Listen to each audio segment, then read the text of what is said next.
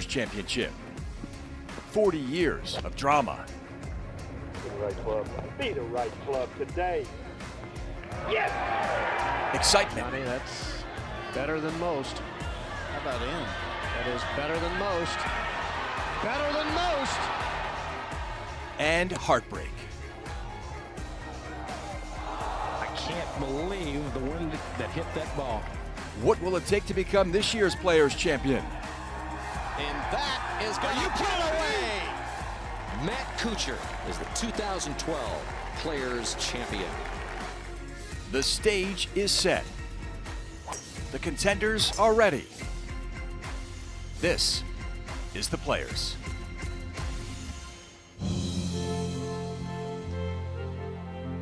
PGA TOUR.com welcomes you to the continuing race for the FedEx Cup. This is Live At. From TPC Sawgrass, it's the Players Championship. Brought to you by proud partner PwC. Day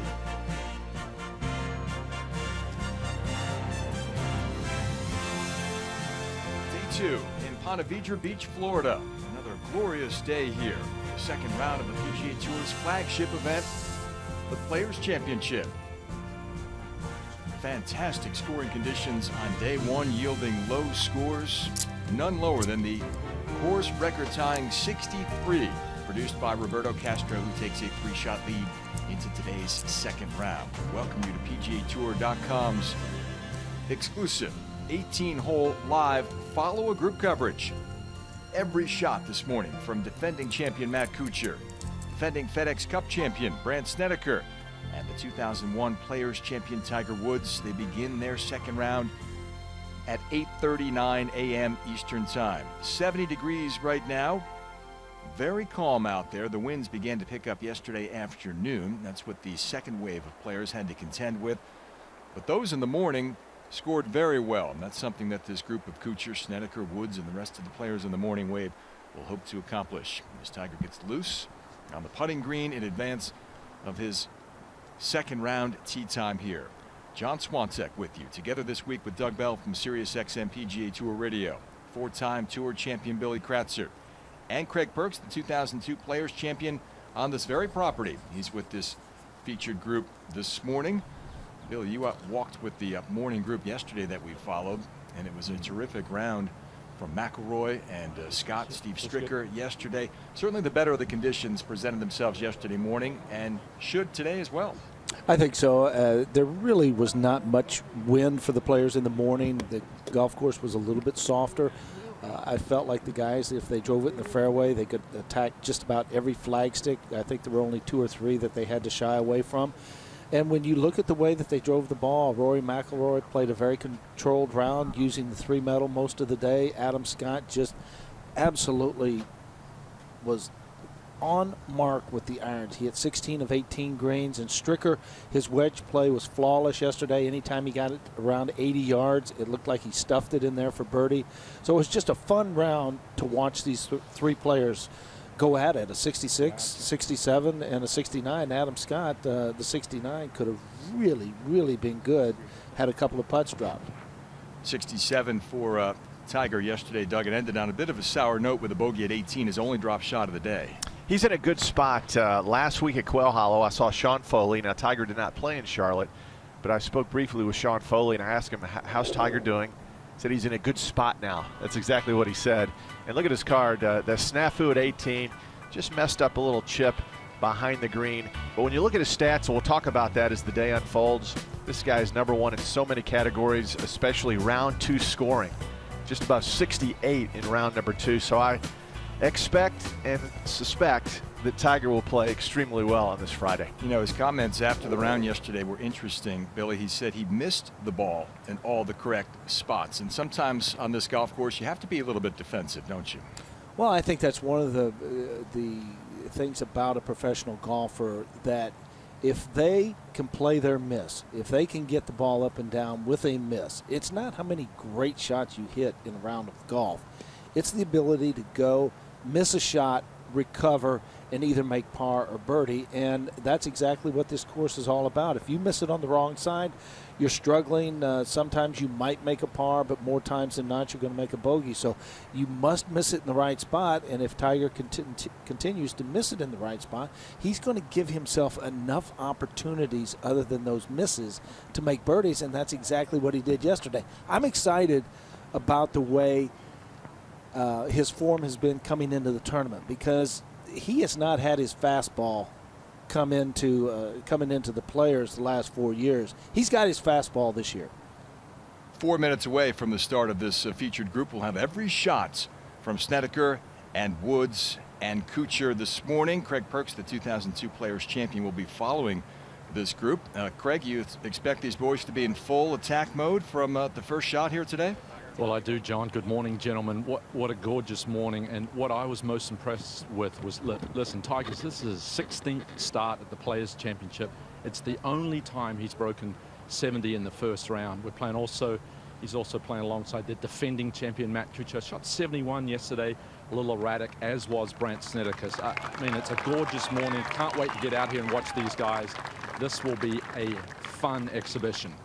Craig, thank you. We'll check back with you very shortly here as they put the peg in the ground at the par 4 10th. 55 rounds for Tiger through the years at the Stadium course. It's his highest stroke average in his career as a professional, 71.44. His other 4 toughest events on tour are all major championships. Just one top 10 for Woods here since the victory in 2001.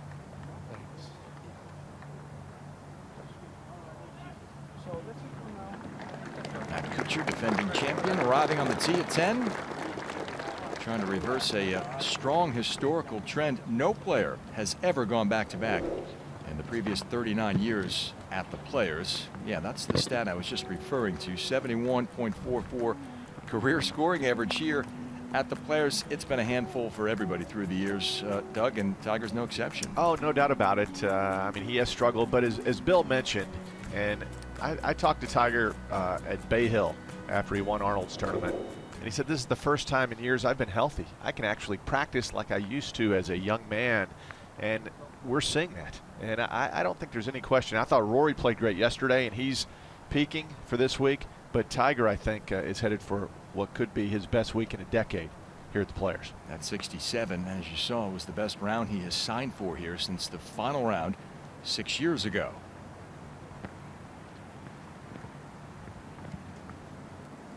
It was a 71 for Snedeker and Kuchar yesterday. Matt in particular spent a lot of time in preparation for that opening round. Bill Kratzer noticed Kuchar on the range for about 2.5 hours before the start of his opening round tee time yesterday, just grinding, and produced a 1 under par round.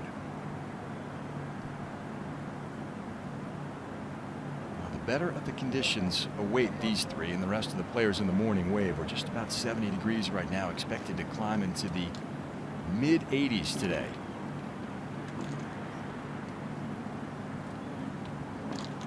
A bit of an afternoon breeze usually kicks up as we're less than a half a mile from the Atlantic Ocean.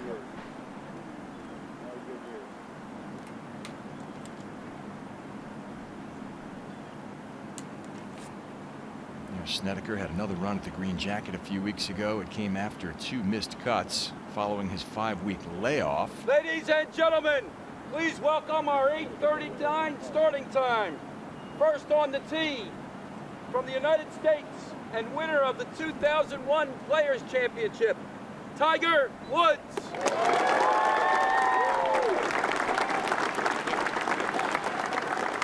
Ten of 14 fairways for Woods on day one. 12 of 18 greens, 24 putts to get around the golf course yesterday, and he begins his day here at the 10th with a 3-wood. Ideally, John, you'd like to shape it from right to left. Really only want to hit it about 280 yards. The fairway starts to a downslope where it runs out about 315, so certainly won't need everything here. A little low bullet starts down the center of the fairway. This is dead straight, beautiful opening shot from Tiger. Next on the tee from the United States and winner of the 2012 Players Championship, Matt Kuchar.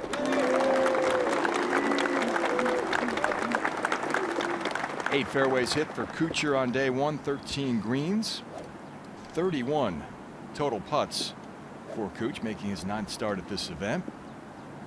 He has unlocked the secret to success here at the Stadium course in recent years. 3-wood.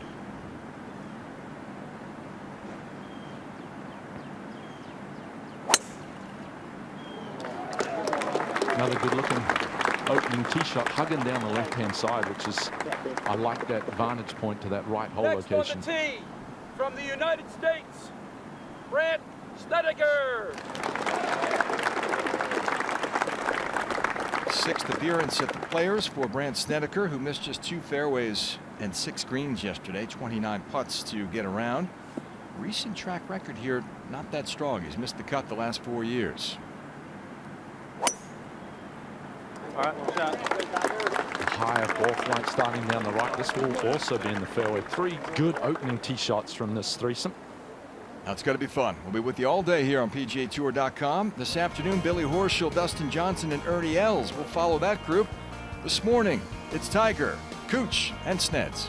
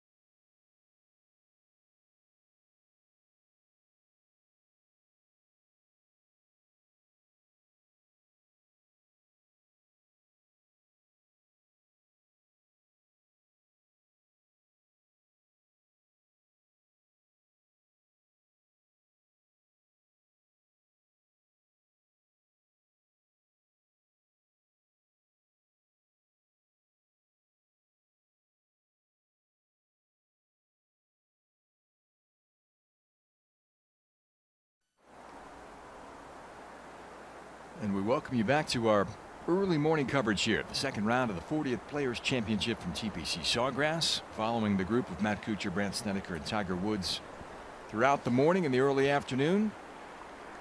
We'll do it again this afternoon, tracking Billy Horschel, Dustin Johnson, and Ernie Els. Our morning featured group begins their second round here at the 10th.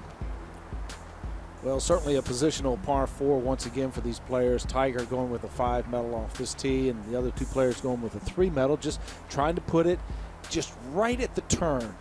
And as you heard Craig Perks say, that if you can keep it on this left-hand side of the fairway, it gives you a better view of the flagstick. Back right. Now this green kind of sits diagonally to the player, so that carry on the right-hand side over the bunker just a little bit longer, but there's a little bit of a ridge here, and the whole location in this area right there. So that's where the players are looking to try to fit this in a little left of the hole and let it sift down.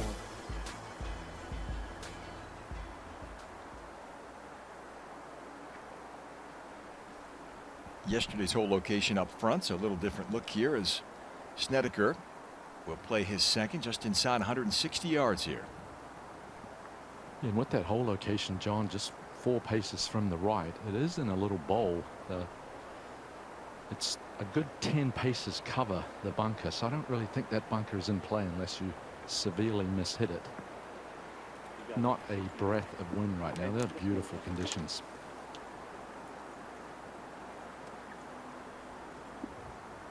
It's the 9-iron for Brent.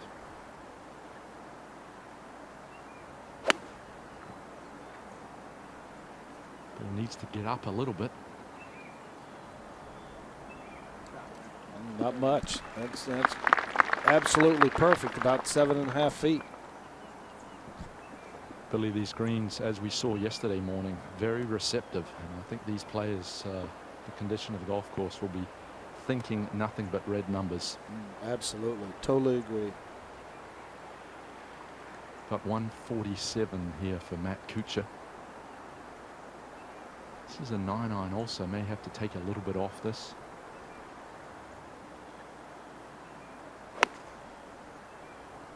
Ball comes in a little bit low and a little bit left of the flagstick.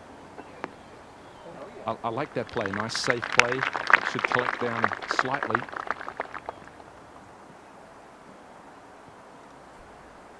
Now Woods a couple yards closer than Kuchar. We talked yesterday about how far the ball was flying. Obviously it does in the afternoon, but this is a wedge for Tiger. Should be right in his wheelhouse. Can just take it at the flag, not having any concern that the ball will take a huge bounce. Good looking shot.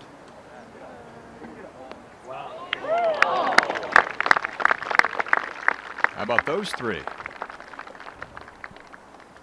Pretty fancy start from our featured group this morning.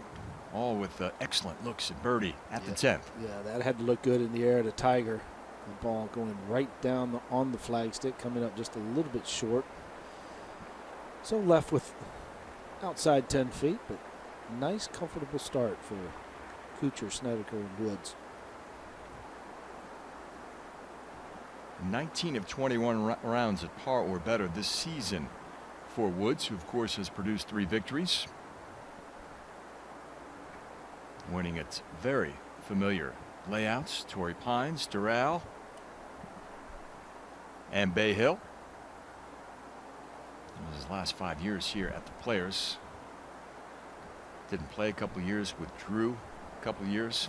Very sort of checkered history here, hasn't it been, Doug? Yeah, he was injured. There's no question. You can just tell by the way he walks.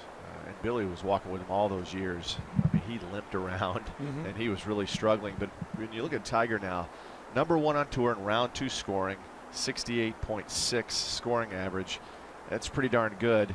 #1 in strokes gained putting. This guy's #1 in so many categories. He's peaking again. Many players can't get it back, and I think Tiger has certainly got it back. And the miss to the left pretty much is non-existent for him anymore. He used to fear that. I don't think he fears it anymore. He can work the ball right to left comfortably now. His go-to shot is left to right. But I think right now, coming into the Players, this is a different guy than we've seen the last 4 or 5 years. Matt Kuchar attempting to do not only what no one has ever done here at the Players, but only 6 defending champions have even finished in the top 10 the following year. No one finishing higher than a tie for 5th.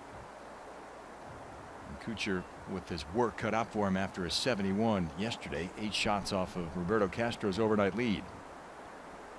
And Swanee, Kuch unveils this new putter this week. It looks just like the old one, but Bettinardi Golf has come out with a Kuchar Model 1, a signature putter. It's 45.5 inches long. Now, they have standard length 33, 34, 35, but for Kuch, it's 45.5 inches. He anchors that on his arm, 7 degrees aloft. You can see the bend right down by the face of the putter.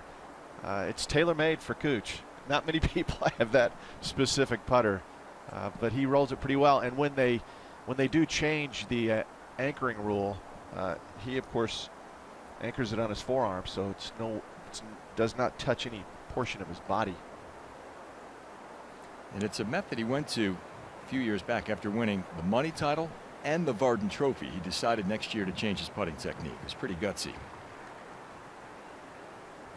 It's a quick putt here. John down the hill should break from right to left. Just get it started on your line. Just let it trundle down there. Good looking putt. Nice way to start for our defending champion. Sure is. From 15 feet, Kuchar is on the board with a birdie at 10.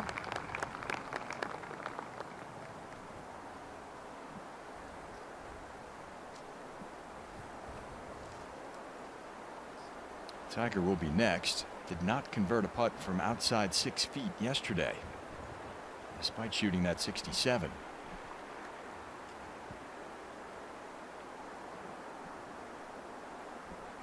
This one about 11.5 feet as he studies it from the other side of the hole. Yeah, John, he did make a comment that they got a little bumpy and a little spiked up yesterday afternoon. Obviously, with all that rain, 10.5 inches late last week. They're in pristine condition, but late in the day they got a little suspect. But right now they're just absolutely ideal. This putt should move slightly to his right, a little disconcerting with a shadow right across the hole. He certainly knows these greens and just has to trust the read. And the longest putt he converted yesterday, a 6-footer, was right here at the 10th.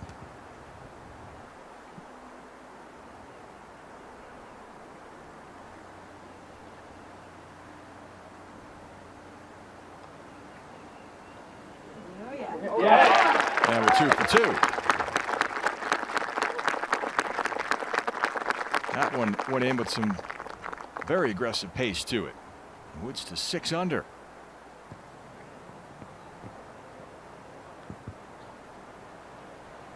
Snedeker inside 8 feet. Perksy, I think we're going to get a hat trick here. Absolutely. Easiest part of the threesome.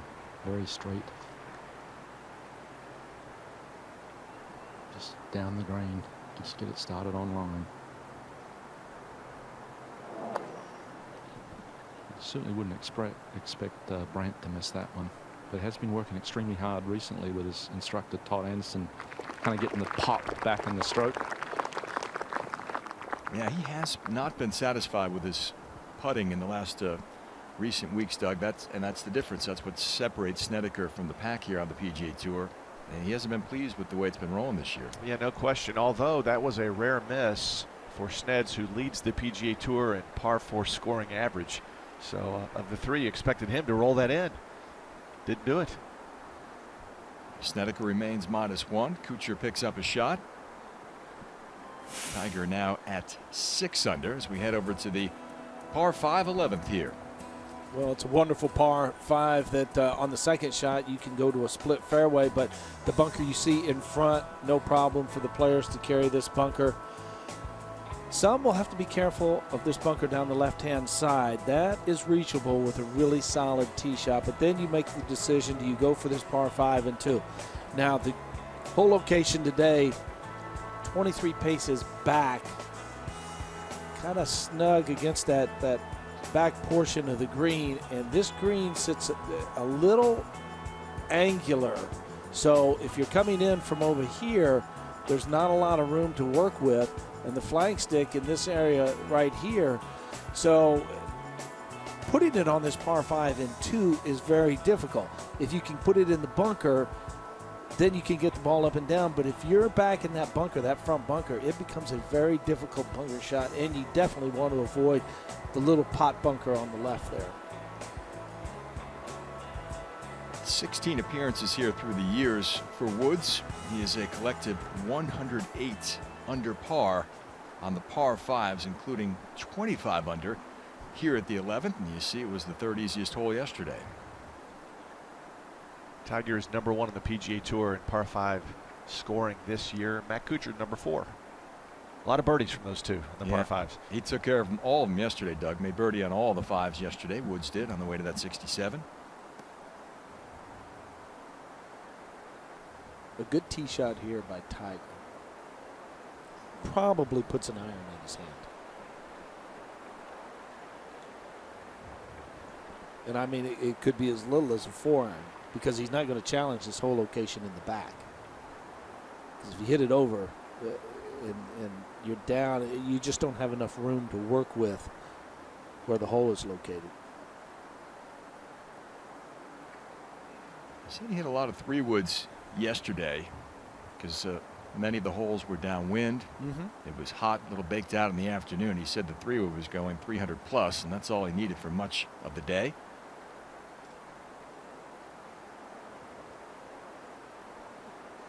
As Woods looks this year to have reclaimed the mojo that made him the most dominant player in the game for more than a decade.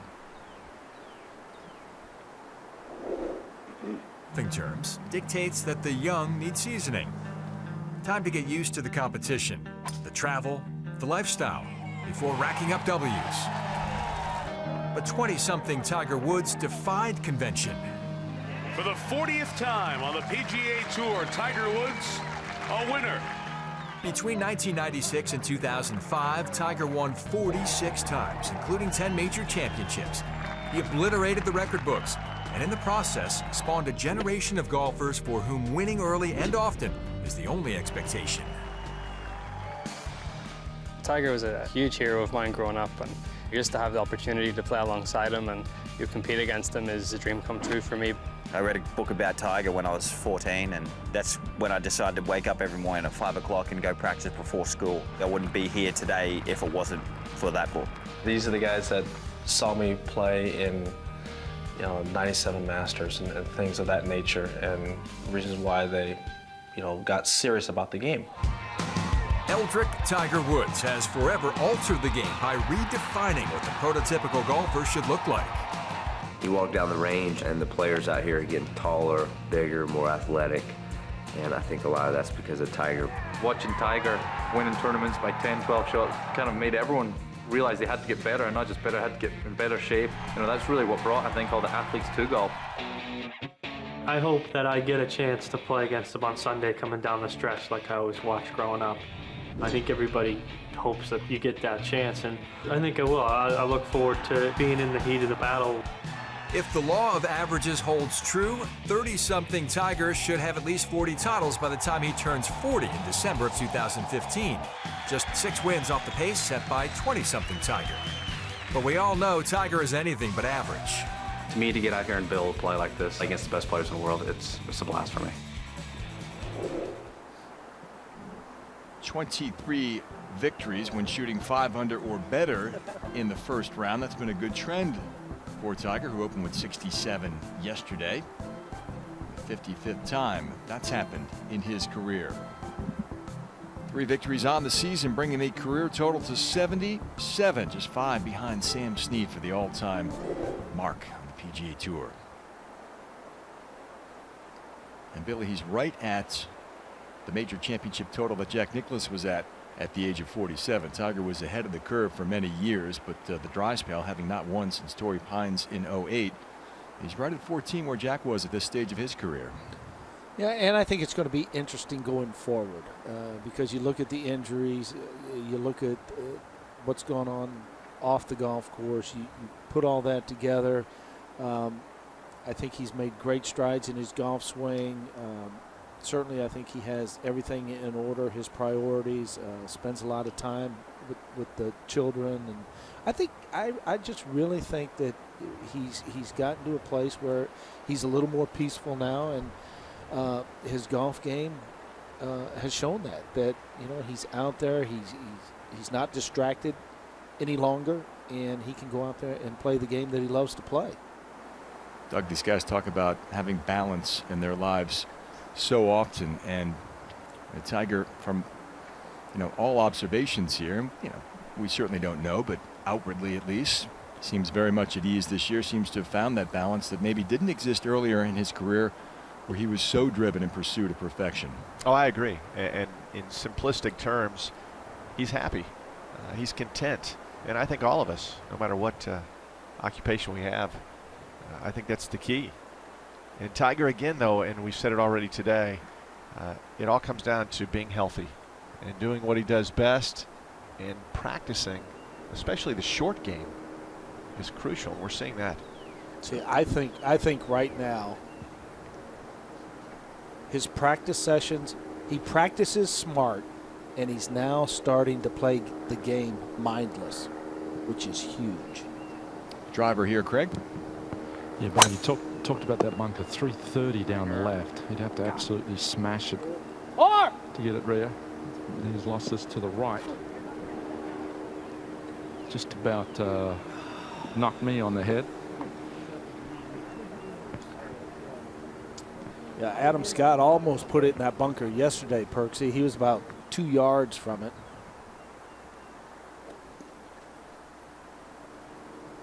And Kuchar will be next here. Yeah, there's a gentle camber of this fairway from left to right, but generally it's pretty straight. It's a tee shot that you have to get it in the fairway and hit it solid to have any chance to go at this green. This ball starts right down the center of the fairway and just absolutely piped. Beautiful tee shot from Matt. Kuchar said he was a little anxious in the run-up to his title defense here this week, but was excited to play with Tiger. Said he loves the energy of being in a group with Woods.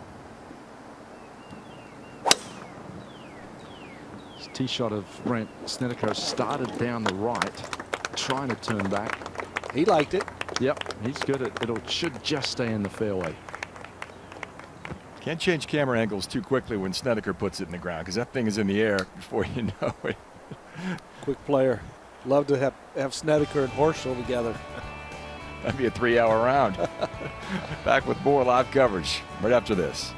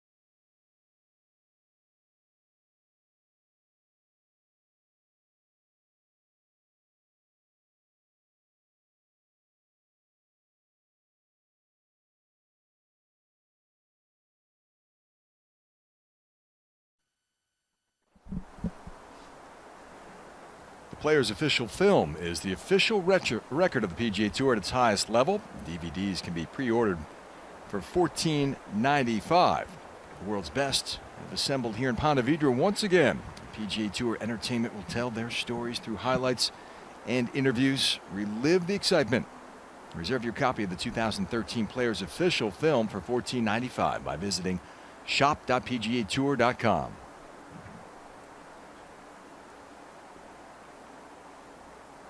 Careful there. That's the live Tiger here at 11. Were you good at pickup sticks? Not that good. All right. And there's the look. John, you better have some calm hands removing those pine straw.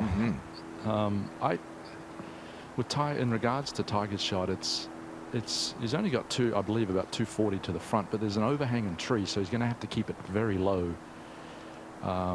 Mere mortals would definitely lay this up. I'm not sure if Tiger will do the same thing, but it's a very risky shot. Cannot go straight at the flag. We'll have to go left and hit a big cut.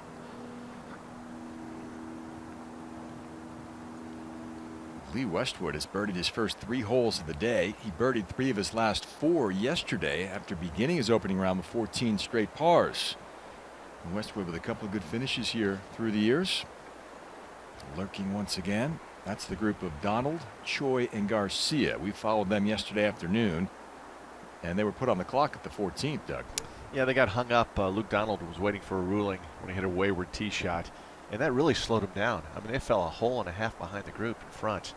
And at one point, when they were put on the clock, the caddies were literally sprinting with the bags.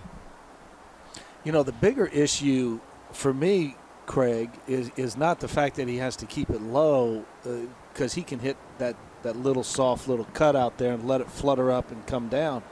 I'm just wondering about the footing standing on the pine straw, Craig. Yeah, I agree with you. Actually, Brandt Snedeker's getting ready to lay it up down the left-hand side. He had close to 280 yards. But with regards to Tiger, I agree with you. The footing is imperative to have good balance and good structure in the lower half. But it's a very risky shot. And I agree. It's a risky shot. I'm more concerned about the footing than I am that branch that I see in front of him.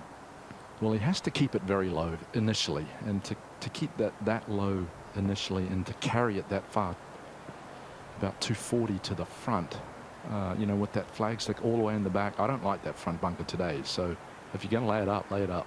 Yeah, he's not going to lay it up. I can promise you that. He's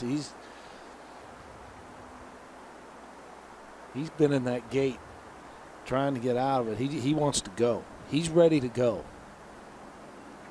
Snedeker laid up, which he would rather do than wait. Branch is moving along.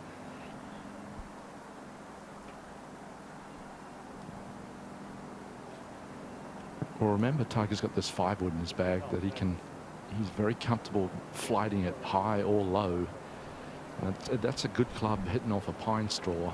I just think if you hit it at all and it comes high out of the face, it's going to pop up, hit that tree, got water and all sorts of trouble.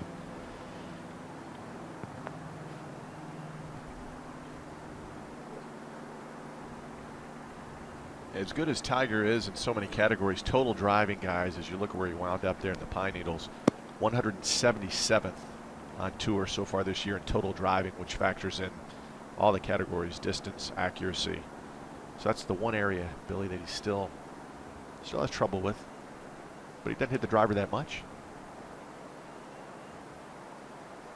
Okay, now he's going for a different club, and you can see he's trying to figure out if there's any roots or shadows or, let's get everything out of the way. There's another shadow. Okay, now we've got all the shadows cleared. But there's right there is what Craig Perks is talking about, trying to keep it underneath the tree, and he's going to have to do it for about 20 or 25 yards. So trying to keep it underneath the canopy of that, and then have this ball get up in the air. Down over there, please. Thank you. It's all about adjusting. And if he's impatient, he's going to have to wait on his fellow competitor, Matt Kuchar. It's got about 278 yards all the way back to that flagstick, 255 front. There you go. You see that flagstick just kind of hanging over there on that right-hand side.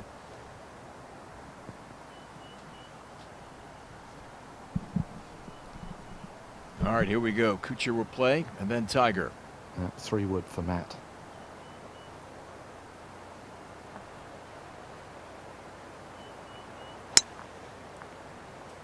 This ball starts left-hand side and is actually turning over. Will certainly miss the green well to the left.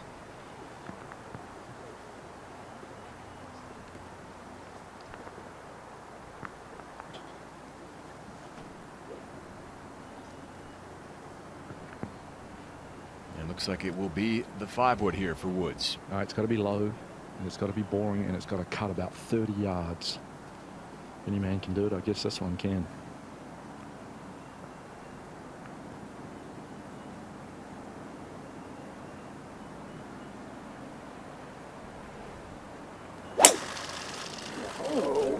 It starts in the middle of the green and is cutting. If it gets up, it's on line with a flag.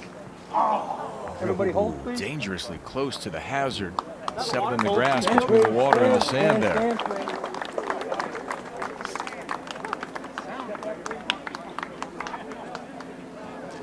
Guys, that was inches from being a disaster, and that water didn't have to come all the way back. I was just about to say, Craig said it was risky, and it was inches from being wet. But okay now. 11 is where Luke Donald found the water with his second yesterday. Woods more fortunate today. That'll leave a tricky third shot there. Not a lot of green to operate with. Take another look here. Look at where this ball lands, and just kind of right, just over the bulkhead. Actually, that ball did not move forward more than 2 or 3 inches. But it's now from there, it's all how he negotiates this Bermuda rough. What kind of lie he has. And the angle, I don't think, is all that good from that position. He hasn't had back-to-back rounds in the 60s here at the Players since 2004 in the second and third rounds, finishing tied for 16th that year. Also did it in 2001 on the way to victory. 3 straight rounds in the 60s that year.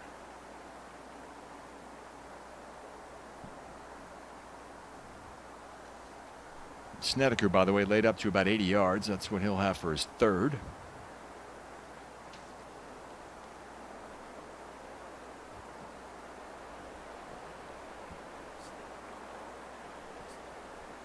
And he has just played his third. So Snedeker's on the green, going full throttle as usual.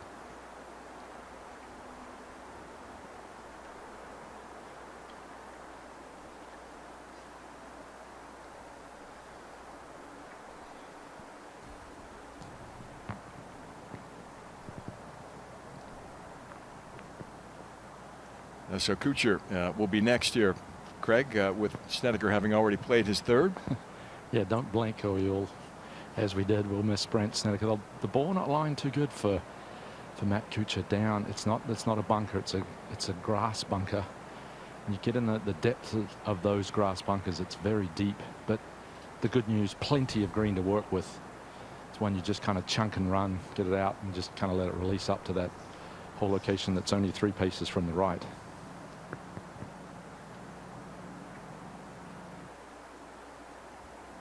Yeah, it looks like, to me, it looks like Tiger has a difficult angle for his third. Yeah, absolutely no green to work with. Coming up and over the slope, and didn't get over there to see the lie, but I cannot see the ball, so it's certainly sitting down.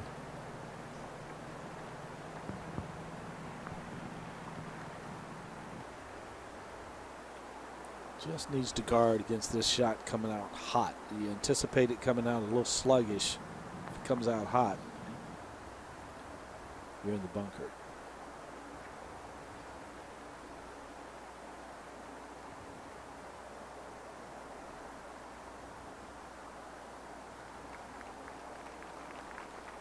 Yeah, he did a fine job with that one. Birdie chance for Kuchar, who had one back at the 10th to begin his round.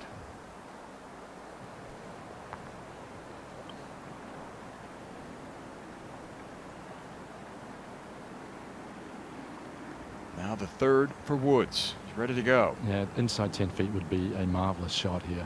Just a big, and he's chunked it into the bunker. You know, hindsight's 20/20, guys. I just think that was a poor decision going after it from that lie over there with the second.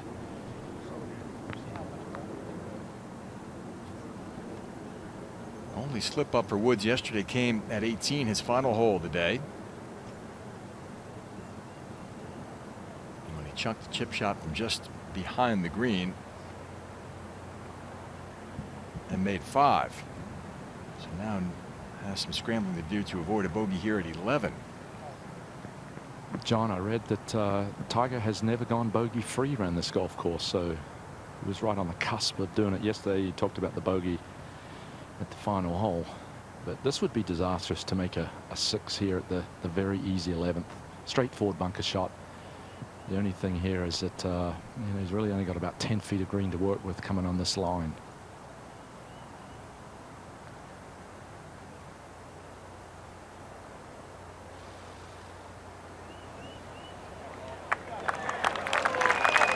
Very well done. Make it out of here with a 5. So Woods minimizing the damage for now.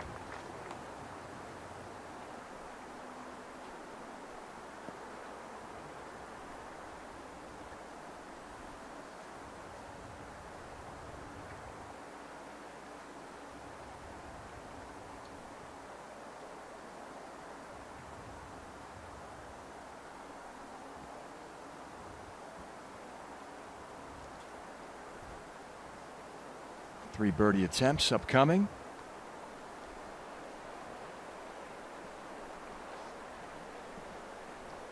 The Tigers for par. Snedeker's in there about 7 feet. Kuchar will be next here. It's amazing. You can watch players and you watch the way they go about their business. It's just not in Tiger's makeup sometimes to lay up. He just can't do it. Now Kuch for birdie. Just on that top shelf, just the green may pull it slightly.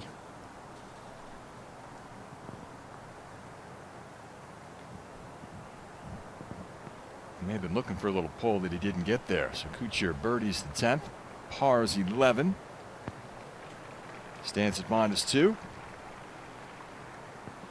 Now, I talked about it yesterday, guys, and Steve Stricker reiterated this with all the rain that we had late last week. There is a lot more grain in these greens since they did the renovation into the mini Verde Bermuda in 2007, and players are taking a little bit of time to adjust. They know these greens, they know the breaks, but now they've got to play a little less or a little more when you consider the grain. About 6.5 feet here for Snedeker to move to -2. Makes this 47% of the time. 167th on tour from 7 feet. There you go. Should go up the percentage after that make. Joins Kuchar, tied for 38th at 2 under.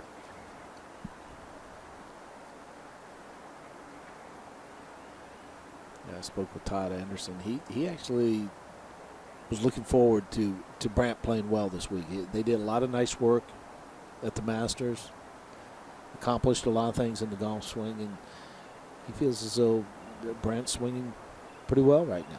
Just make a few putts and everything's going to be fine. As usual, big galleries following the Woods group today.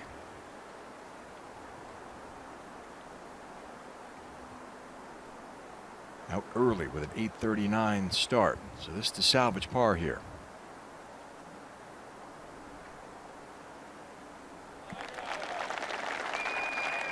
Got the par. Got a bug on his arm as well. Multitasking. Woods at 6 under, 3 off the lead. Kevin Chappell 5 under through 8 holes today. He moves to 8 under within 1. Lee Westwood 4 under through 4. 7 under, 2 back. Those are easily the 2 best rounds of the day as our featured group heads over to the short par 4-12. I like this little short par 4. Players will hit either an iron, a hybrid, fairway metal, just something less than a driver, just to position the tee shot about right here in the fairway. You want to get it past the mound so you get a clear view of where the hole is located in the green. But this was a green that was designed when they came in and changed the greens and sand-capped the golf course. But today's hole location, 23 paces back, kind of over here on this edge. You have a little low area here, it's high here, and it does work its way that way. So I think you put the ball in the fairway, I think this is a hole location that we're going to see plenty of birdies by the field today. And if we get all 3 players in the fairway here, I bet we see 2 out of 3 birdies. 50 of them made during the opening round, as you see, at the 5th easiest hole on the golf course yesterday. 3.82 was the stroke average.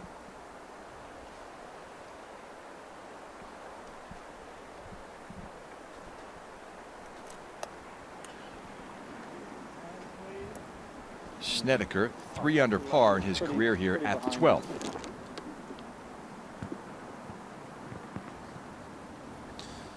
Snedeker going with the 3 metal. Good choice. Yeah, you want to hit it about 265, 270. Billy, it's a pretty narrow fairway with a 3-wood. He's looking anxiously left. Oh, fortuitous bounce. This will get back in the fairway. Nicely done.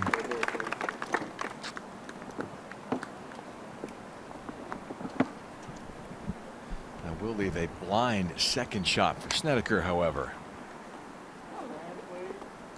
Yeah, ideally with that hole location, just 4 from the left. You'd want to be all the way on the right-hand side of the fairway, take the mounds out, get a really good look, kind of straight up that green. Yeah, Tiger going with the 5 metal. See if he goes with the abbreviated follow-through or just hates it. Yeah, this is a big hook left. This, no. Carried it actually beyond the mounds and kicked back in the fairway. It's gone a long way, and that's going to be an awkward yardage. That's kind of that over-the-top launch 5 metal. He's hit that about close to 295 yards, Billy. Yeah, well, he's going through a little bit of a rehearsal here right next to the bag, and Joe LaCava simulating what he did. But now Kuchar, 3 across, all players going with less than driver.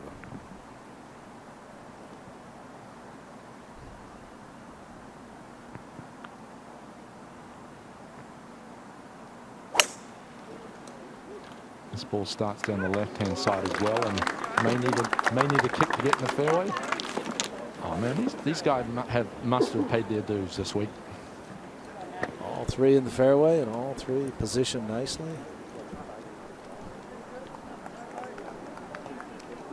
But right now it is ideal scoring conditions, and these guys need to take advantage of it.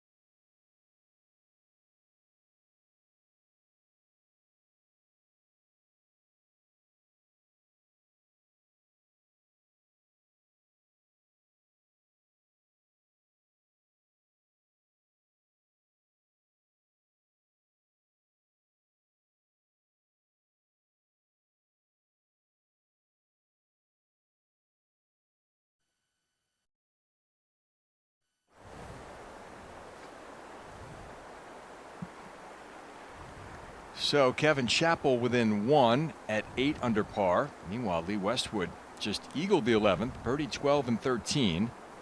So Westwood at -7. He's 2 back. McIlroy plays this afternoon. Dustin Johnson as well. That's impressive. Last 8 holes, last 4 yesterday, and the first 4 today. He's 7 under on the last 8 holes he's played. Westwood has been trending upwards last ball strikers golf course. He puts the ball in play. He doesn't make a lot of mental mistakes. If he putts decently, he's fine. His short game is much better this year. I would have thought that this was a guy that you've got to give very low odds on winning. I mean, he's got to be like if Tiger is 4-1, Westwood 6-1.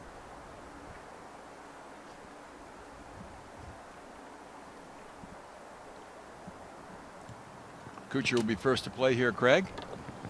Yeah, I got him right around 100 yards. This whole location really only about 4 paces from the back. And there's kind of a little valley to the right, so you must be very precise with your distance and your line. Long is absolutely dead. Well, I think this is a great yardage for him, Craig. 100. Yeah, just a full L wedge. Yeah, I Maybe agree. Carried about 92, one big bounce and stop.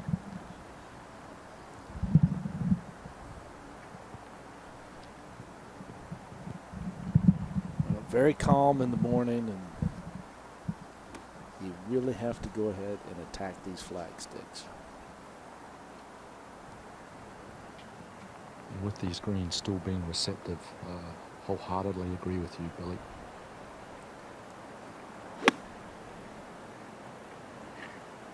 Good looking shot flying all the way back there. Very nice.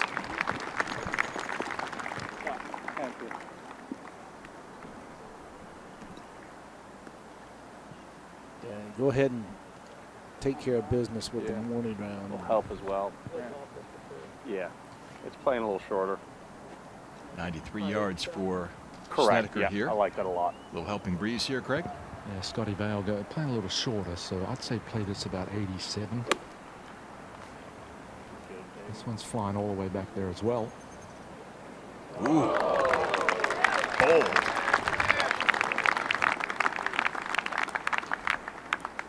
It'll be a little cooler in the afternoon for the players with that ocean breeze. I think when you're out here tomorrow, this afternoon, the humidity is going to get up dreadfully, I believe, Billy. Oh, thank you. 85 yards for Tiger. Certainly have to take something off his highest lofted wedge. But he can fly them if he so chooses, or if he's seen those previous 2 shots fly all the way back there and stop. So I think he may just bring this up in the air a little bit more and fly it all the way back there. His wedge play much better this year. It's carrying. It's all the way back there.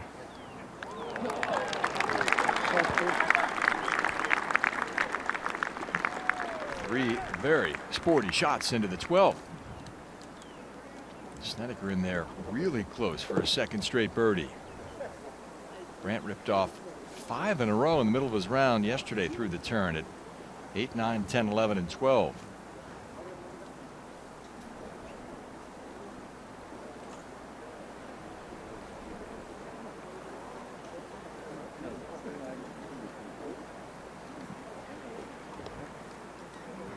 Snedeker looking to get to the weekend here for the first time in 5 years alongside Tiger. And through the years here, it's been hit or miss, as we've discussed the first couple of days. From 97 to 04, 3 top 10s, but just 1 in the last 8 years here, Doug, and that includes the change from March to May beginning in 07. A little bit of a different golf course from that point forward. Yeah, and injuries took its toll. And remember, he won a U.S. Amateur here back in '94, I believe. I remember how skinny he was, and he wore the straw hat and the shorts, the oversized shirt. Lots changed for Tiger's body-wise. There's no question his physique has changed dramatically. Yeah, good call there on the U.S. Am. Trip Keeney was who he took down that year. Yeah. First of 3 in a row, 6 straight USGA titles in those years. That was the extremely animated Tiger. Remember we hit the putt at 17? And which could have gone in the water, by the way, the tee shot.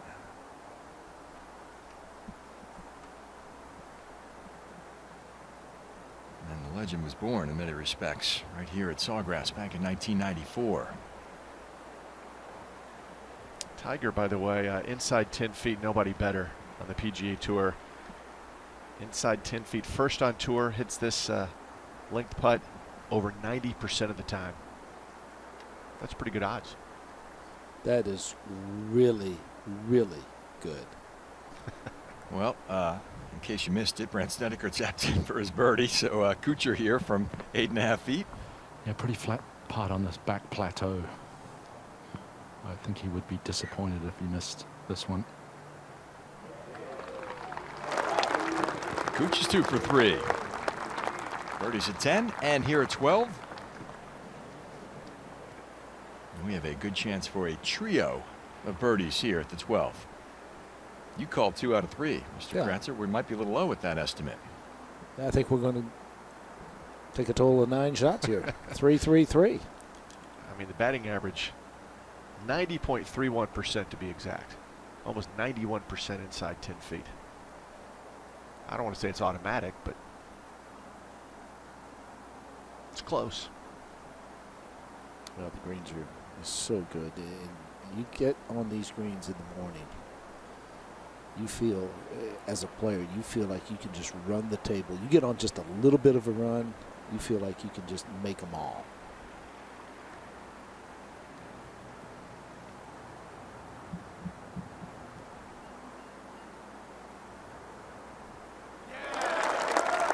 Six birdies for our featured group through 3 holes. Woods to 7 under, 2 off the lead.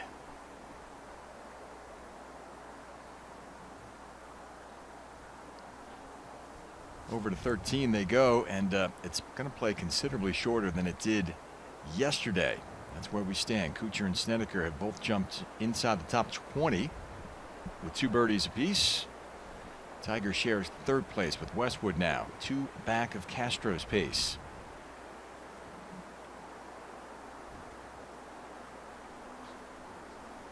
And we're seeing a similar pattern that we saw yesterday during the opening round. Nearly flawless play from Scott and McIlroy and Stricker yesterday. Looks like a carbon copy today as we head to 13. Yeah, I was just about to say that. And you said that the 13th hole playing considerably shorter, just 149 yards today. What's really neat about today, the hole location down to the left, 4 paces from the left. You have this little bit of a ridge right here. Everything works its way down this way. And the hole is located down in here, just 4 paces from the edge of the green on the left. You're going to see a bundle of birdies today. You're going to see a bucket full. Doug, with this whole location, you could hit less than a perfect shot and still get it in there close. Yeah, a year ago, following Matt Kuchar in his victorious run through the Players, he actually pulled his shot here. And it was dangerously close to the water, but survived, but made the birdie putt. That was on Saturday. Wouldn't surprise me to see a 1 today. That'd be cool. We'll take that. 21 birdies yesterday. Played closer to 180 yards. Inside 150 today. I mean, this is the whole location that you just kind of send it out to the right. You get a little hook spin. You race it down the hill. They're going to dance all over this whole location today. They're going to undress this flagstick. The last ace, round 2, this whole location was Robert Garrigus back in 2008. Justin Leonard did it in 2006. You like this whole location, Perksy? I absolutely do, Billy.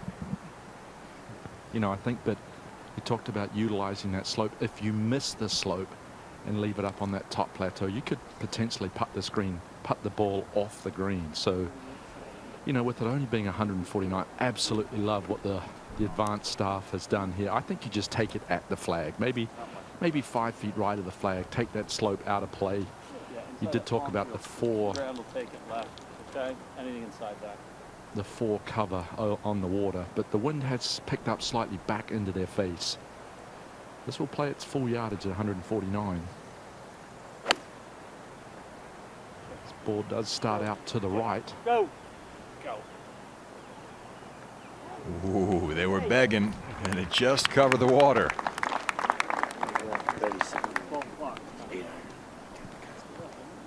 Yeah, it's the first shot of the day, gentlemen, that they're going to have to take into consideration the wind.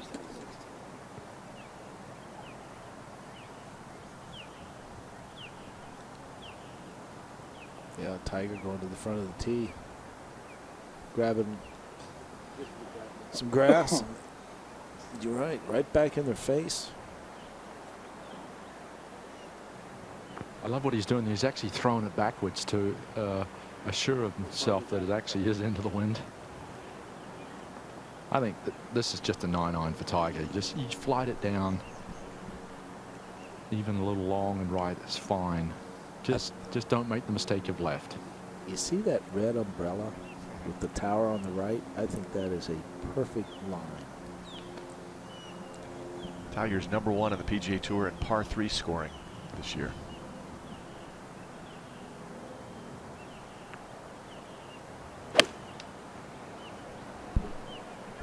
This ball out to the right. Will it catch the slope? Yeah, good ball. And it will. Here it comes. I promise you that's precisely where he was aiming. Beautiful golf shot. That's the blueprint right there, isn't it? Mm-hmm. Absolutely. Out to the right, hit it in the slope, let it work its way down.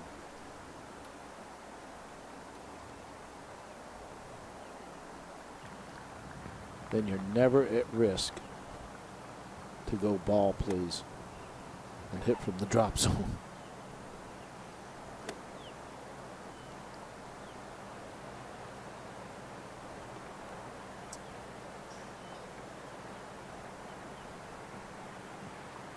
Lower ball flight for Kuchar here, Craig. Might be one club more. Could be the 8.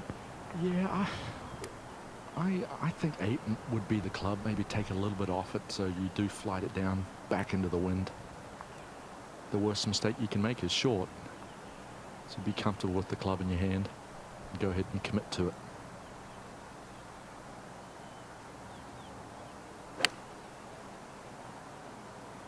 This one is not even using the slope, going right at it.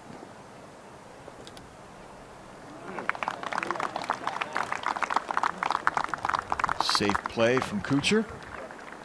All 3 aboard with birdie chances again. They've put 6 on the scorecard collectively through the first 3 holes of the morning. Live coverage on day 2 of the Players continues on PGATour.com.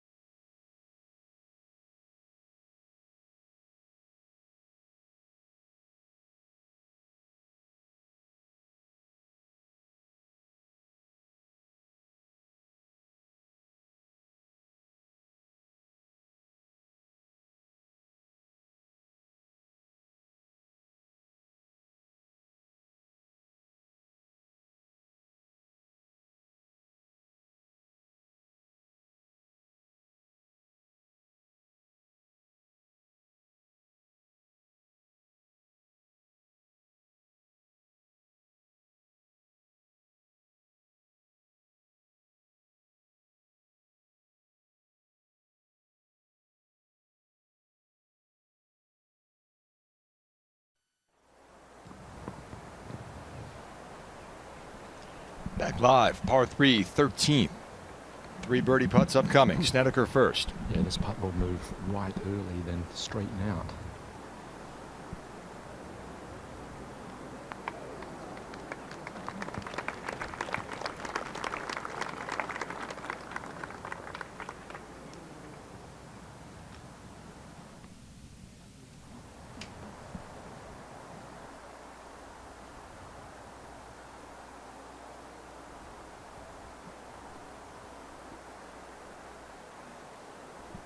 Woods 11.5 feet away.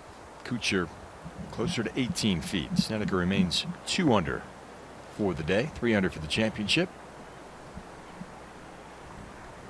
Yeah, Tiger gave Kuchar a little pat on the back and said, "Thanks, mate. I'm going to get a great read from you." Basically, both on exactly the same line. This will definitely move to the right throughout the entirety of the putt. But it's a fast one, straight down green.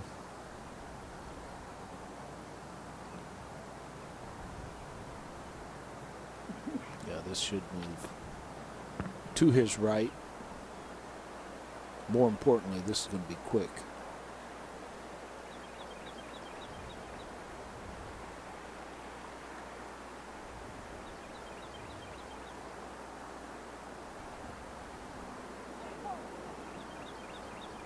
Slides by on the low side. So Kuchar pars 13. And along with Snedeker, 2 under on the day, 3 under for the championship. See if Tiger gained any knowledge of that one in his bid to move within 1 of the lead here. Since 2003, guys, the last decade, Tiger, this will be the 33rd time he's played this hole. Currently is scoring, he's 4 under par over the last decade at this hole. Birdied it yesterday. This will move him to 5 under par. Nobody's done any better on this par 3 than Tiger Woods over the last 10 years.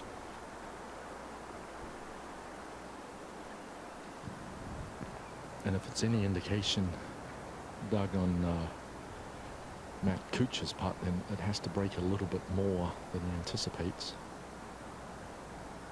I think you just kind of play it out there and just let it die to the right. Let the slope and the green bring it towards the hole.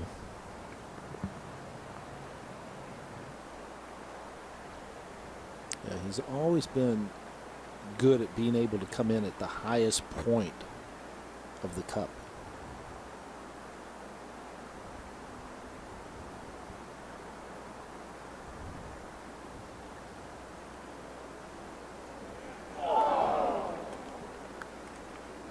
So no birdies from this group here at 13. Woods remains 2 back of Castro.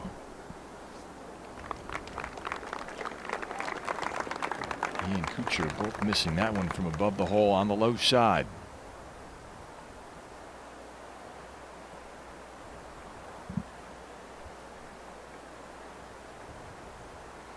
There's the lake there next to the green at 13. Charlie Hoffman's putter found that lake a few years ago, didn't it? In a fit of frustration, I believe. Charlie finishing the round without his putter that day. Over to 14 we go, second toughest hole on the course yesterday. Yeah, very demanding par 4, 486 yards. Now the fairway is 40 yards wide, but it is visually intimidating with the mounds down the right-hand side, the bunker and the water to the left. But if you can position yourself with a nice tee shot here, then you can go ahead and attack this hole location. But the hole location 32 paces back, 4 from that right-hand side. You must put the ball in the fairway. Driver for Snedeker. Ball starts down the right center and is turning. Just be lucky to catch the fairway. Hugging the left side. It's just fine. Well, he's lucky. 10th on tour driving accuracy, Brandt Snedeker. Reaches the short grass 70% of the time. Big improvement in that part of his game for sure. Well, breaking his driver last year down in Miami, down at Doral, cracking the face, and then searching for a new driver. It's been a longer process than he anticipated. Now Tiger. Remember, he lost one way to the right here yesterday. This ball starts in the middle, but is peeling to the right. This is going to miss the fairway in those mounds. I don't know what it hit, but it took a sharp bounce to the left, and it is okay now. Well, it carried those mounds, which is a huge carry. And then that big bounce left. What a great break. Yeah, it looked to be perched up there as well. We'll get a closer look when Woods arrives. You got to be good around this track, but you also have to get some lucky breaks, and Tiger's kind of getting them. Certainly with the one where he missed the water at the 11th fractionally. Kuchar. Boy, look how far he's setting this down the right-hand side. It's where it starts. Billy, it's kind of hanging out to the right. May miss the fairway as well. Well, he too got a favorable kick, and it just eases its way down into that right-hand side of the fairway. So 3 pretty good bounces for the guys. You notice Kuchar, every shot he does it, but it's really evident there on the driver. Lifts the driver just off the ground and holds it. Learned that from Greg Norman as a kid growing up. Said he copied his favorite player.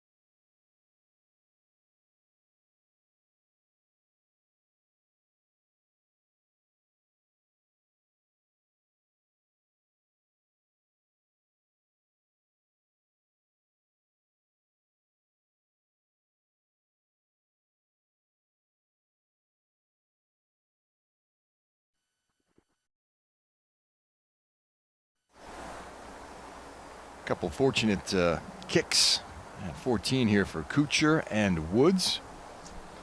Tiger in particular, his drive was headed well right. Caught the mounds, kicked into the rough, but looks to have drawn a decent lie for his second into this long, tough par 4. There it is. Ball will be above his feet there. Sergio on the green, just walked through the shot there along with KJ Choi and Luke Donald, a couple of Players Champions in that group. We followed them yesterday afternoon. Later today, the 139 group, Billy Horschel, Dustin Johnson, Ernie Els, that will be our featured afternoon grouping. We'll be on with you all day long here on PGATour.com. 2 live streams going for the first time ever. Also have featured holes coverage of 17 and 13, the 2 back 9 par 3s here at the stadium course.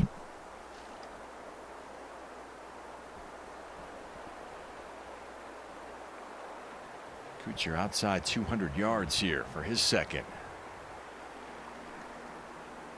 Swanee, Matt is 9th on the PGA Tour from this distance. Really pretty good. Averages getting it close to about 38 feet every time he hits one in between 200 and 225 yards. There's Rex Hoggard of the Golf Channel. Needs to get out of the way. Yeah, I got Matt at 213 yards, going with the hybrid club. This whole location, 32 paces on. With this club in your hand, anywhere on the green is a good shot. This ball starts well left. Trying to cut it back. Go. Ooh, and it just eases down. May stay on the bank of the bunker. Couldn't tell from that angle.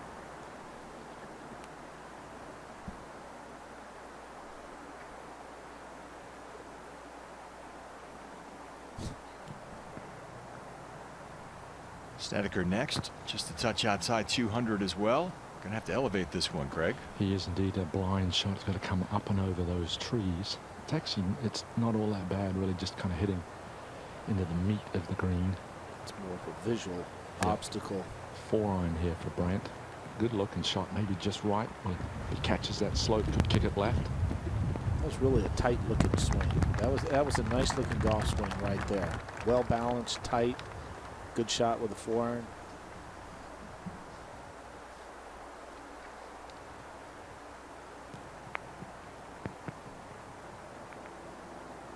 .193 for Woods. Yeah, awful lie. Above his feet and on a downslope. Take all his strength to get this one to the green. Going well left. And another fortunate break. It rattled around in the trees, came to rest between those two bunkers there. Yeah, that could have been in the foliage that's underneath the trees there, and that could have That's really jail in there. Been disastrous.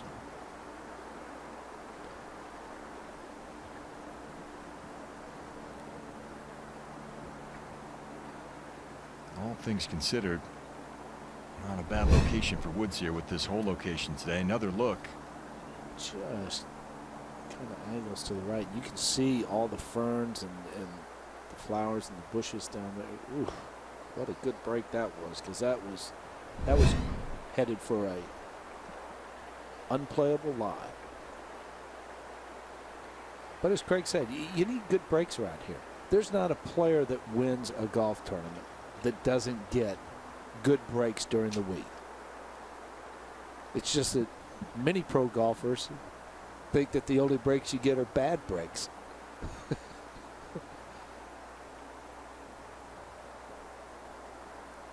18 of Woods' 20 rounds this year have been at par or better. 8 of his last 9 have been under par, including yesterday's 67. There's the numbers on the day. Woods first on tour in scoring average. Justin Rose is second. Garcia is third this year. Hey, and I think Tiger looks at the 14th hole. You talk about the best player in the world, the #1 player in the world. I think this is a hole that he really is uncomfortable on. He's especially uncomfortable with the tee shot. We noted yesterday, or documented yesterday, that he's actually hit it into the hazard to the right of the mounds where Garcia was yesterday. So it's a tee shot that he really has never had that comfort zone where he's going to hit it in the fairway every single time. And I think there's probably 3 or 4 holes on this golf course, Craig Perks, that he has that feeling. I think the next hole fits him perfectly.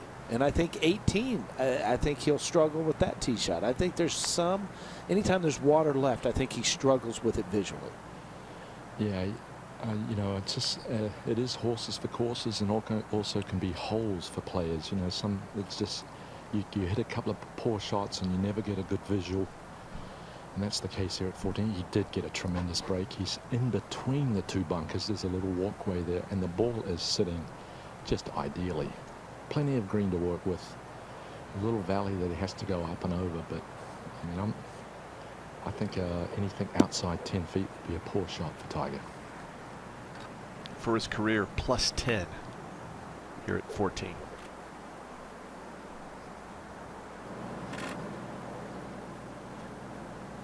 Kind of backs up what we're saying.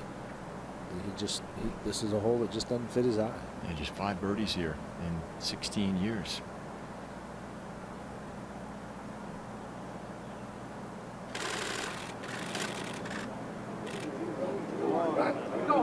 Trying to get going a little bit. Yeah, the contact was good. It just didn't carry it nearly far enough.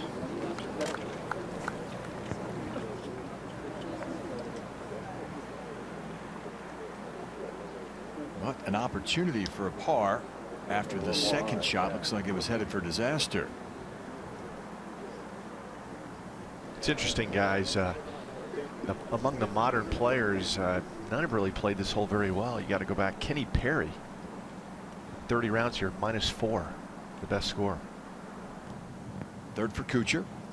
Coming out of the deep Bermuda rough from the upslope is always tough to get it all the way to the flag.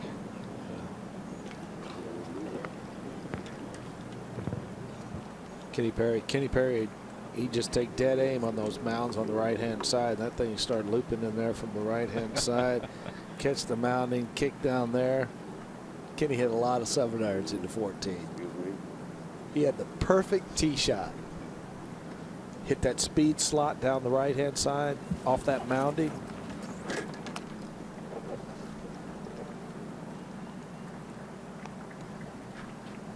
I don't know if he's ever made a right-hand turn. Snedeker just inside 30 feet here. Tough one to read, John, coming up the hill, and the slope to the right will influence this early. One that you probably wouldn't anticipate making. Just knock it up there close for a stress-free 4. Great effort. We're trying to stuff one in there.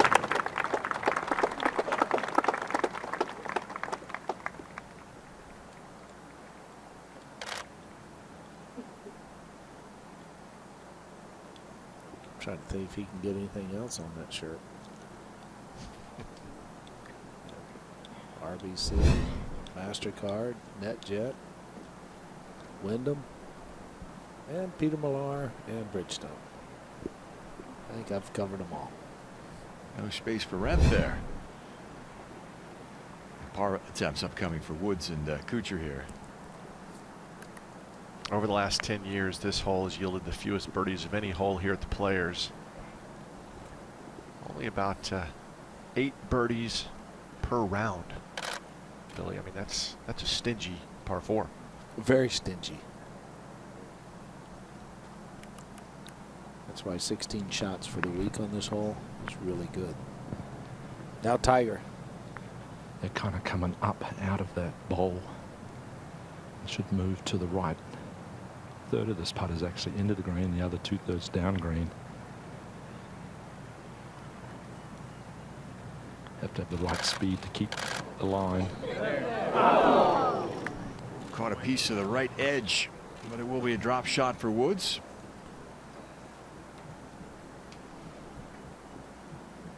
Was out of position after the first and second shot. And 5 is what you get here at 14 when that happens.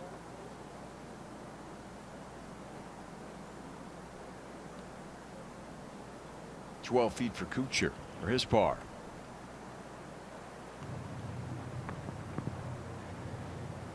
The slope, with the feeling in his feet, feels like it should go to the right, but the green is actually up by the hole going to the left, so it may just be a reasonably straight putt.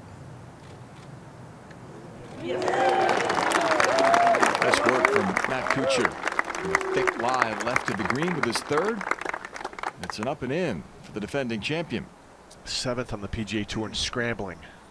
Matt Kuchar gets up and down around 67% of the time. Snedeker cleaning up for his par to remain -3. He and Kuchar tied for 22nd on the leaderboard.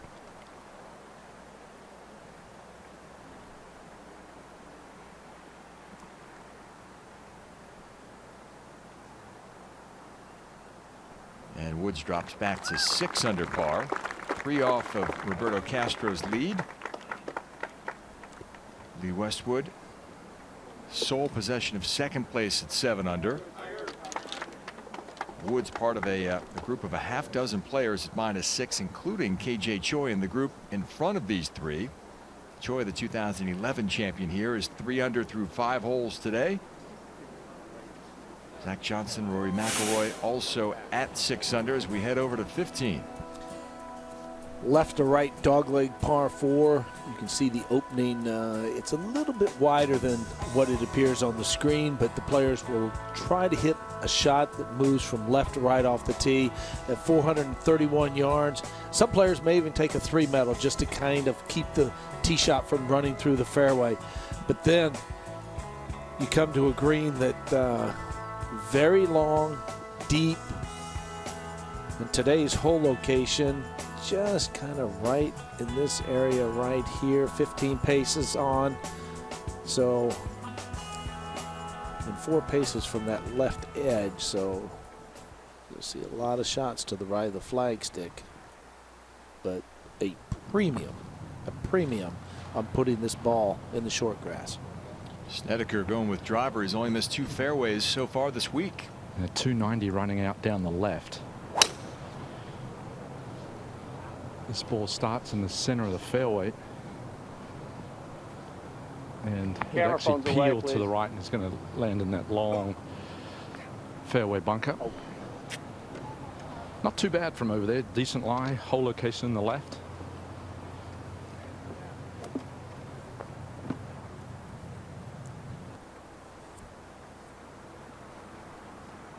Three-wood for Kuchar here. I like this play. Takes long and left out of play. Just have to carry it about 275 if you hug the right-hand side. This ball starts down the left-hand side. May miss the fairway. That's why you hit 3-wood. It's probably just in that first cut of rough. Awkward angle, though.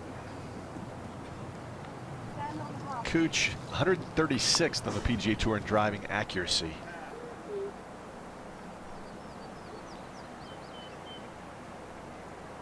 Now Tiger going with 3-metal.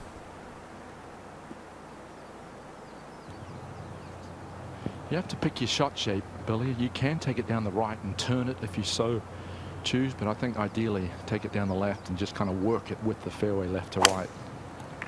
And that's what he's done. Yeah. Just hit a bullet down the left, turning back. That looked like the swing like he made on number 10. Very confident, went down, picked the tee up quickly.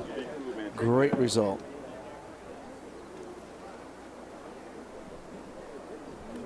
So Tiger Woods 3 shots off the lead, finds the fairway here at 15. And our live coverage continues after this.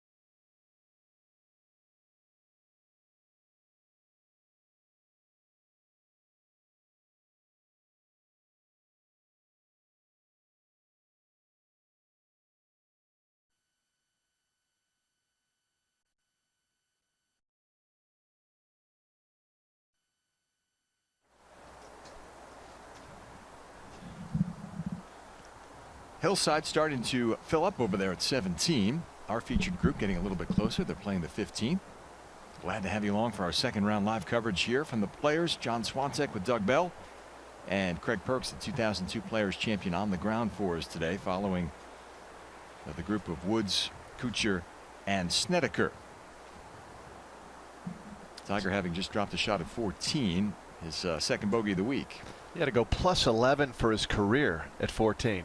I mean, that's mind-boggling. And then at 15, he's plus 3 for his career here at the Players. Now it all turns around at 16, where he's an incredible 43 under par. But 14 and 15 just aren't holes that, as Billy says, just does not meet his eye. Snedeker drove it into the long, slender bunker right of the fairway here. That's why he and caddy Scott Vail have the rake out there and ready to go. Up ahead, there's KJ Choi in the purple shirt. He's made a little bit of a run here today. We featured KJ along with Sergio Garcia and Luke Donald yesterday in our afternoon coverage. He just birdied 12, 13, and 14. But denied here at the 15th. Flag stick goes back in. Green will be cleared momentarily. And it looks like Woods will be first to play his second shot here. 162 yards, wind trailing, so I think this should just be a comfortable 9-iron for Tiger. Hole location just 4 from the left, and that's a deep bunker left, so maybe just 10 feet right of the flagstick would be ideal. Just try and get the right distance, get it up on that little plateau. Second on tour from this distance, inside 19 feet. That's the average. Ball is launched way up in there and well to the right. This is a very, very poor shot from Tiger. He'll have to compose himself. Some consecutive bad swings. He just catches a piece of the right-hand portion of the green there.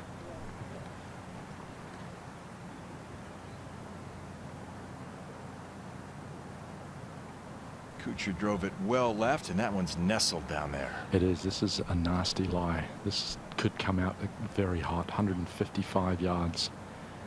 9-iron as well for Matt. Conservatively going right of the flagstick. He thought it was going to jump a little bit more than that. Not a bad miss. Plenty of green to work with there. Chipping from an upslope. Matt Kuchar 109th on tour this season, even with a victory, greens in regulation. Numbers are well down in a lot of categories for Kuch. Snedeker from the bunker. Yeah, great lie. 140 yards, straight angle at the flag, and this is a good looking shot if it can get up going online. Down there. Shot right. Oh, beauty. Snedeker's thrown a few darts today. And with a chance for another birdie here at 15.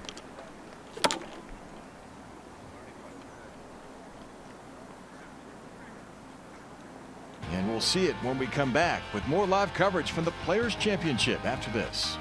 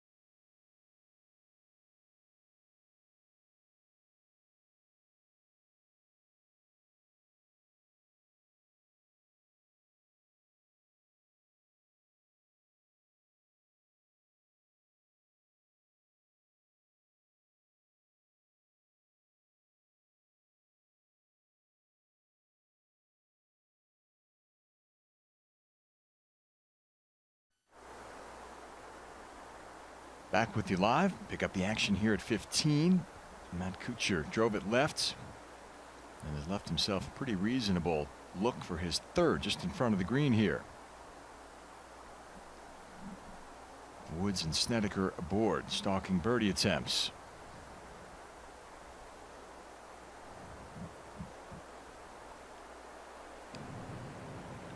John's Tiger's got about a 40-foot putt and very flat, really, and straight down grain.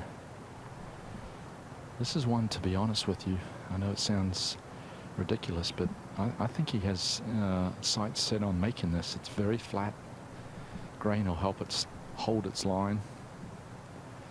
Really all about the correct speed. Would not be surprised if he gave it a great go.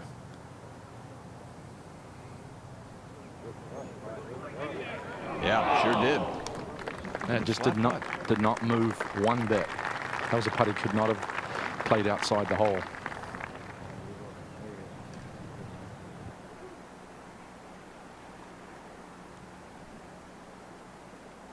Woods will mark. Short one left to stay 6 under. Kuchar, having already played his third, played it beautifully too, to about 1.5 feet. Clearing the stage for Snedeker here. Birdie attempt from about 13 feet. Back into the grain, and I think you have to hit this one solid. Keep it on line. If anything, it should just kind of tail to the right. I believe the mentality is to not play this outside the hole, maybe just inside left.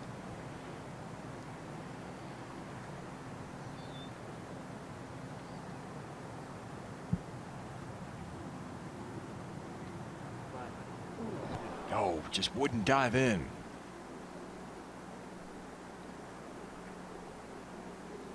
Well, the stroke looks very good, and it seems like an understatement with a great putter like Snedeker, but he has been less than satisfied with the way he's been rolling it this year. Has worked very hard on reclaiming the tempo, the rhythm of that little pop stroke.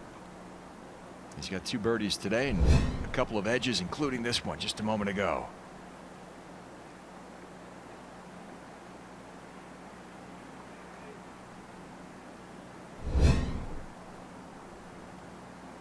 Tiger in for his par, stays 3 off the lead.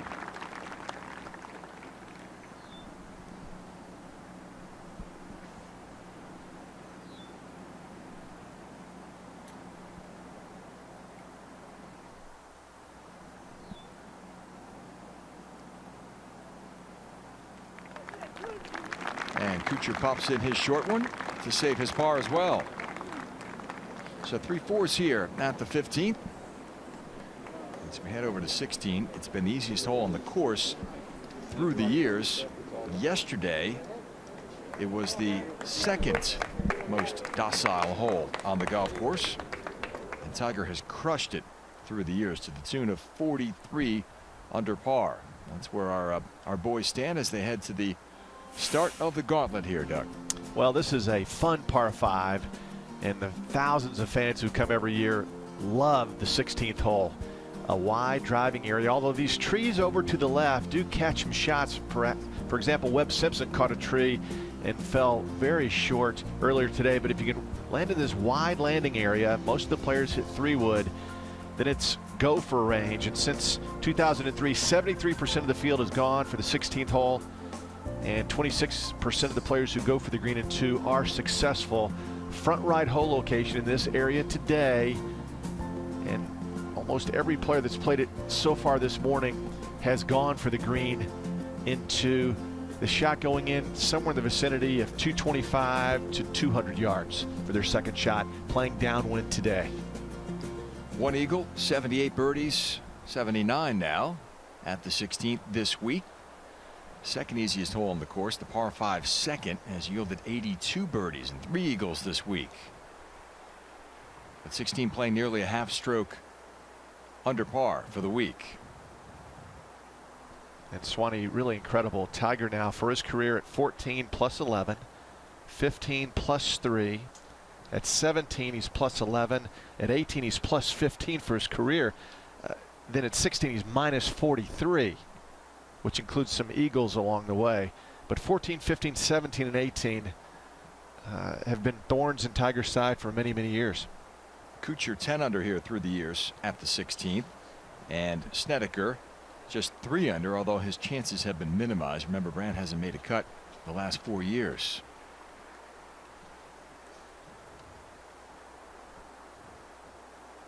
Camera guys hustling over there to get in position. They're about 4, 5, 6 deep behind the tee box here at 16.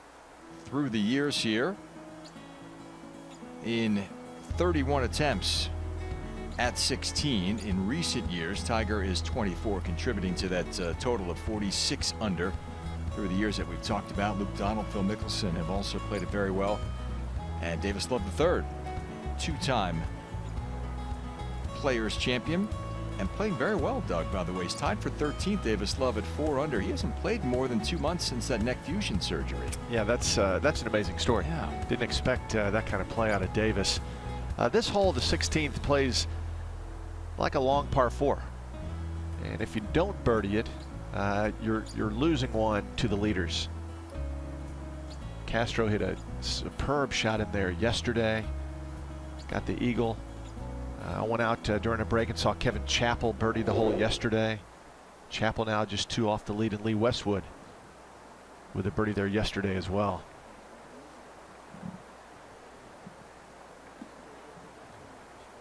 And Roberto Castro, the championship leader, begins at 12:46 this afternoon, along with Jason Bone and Jimmy Walker.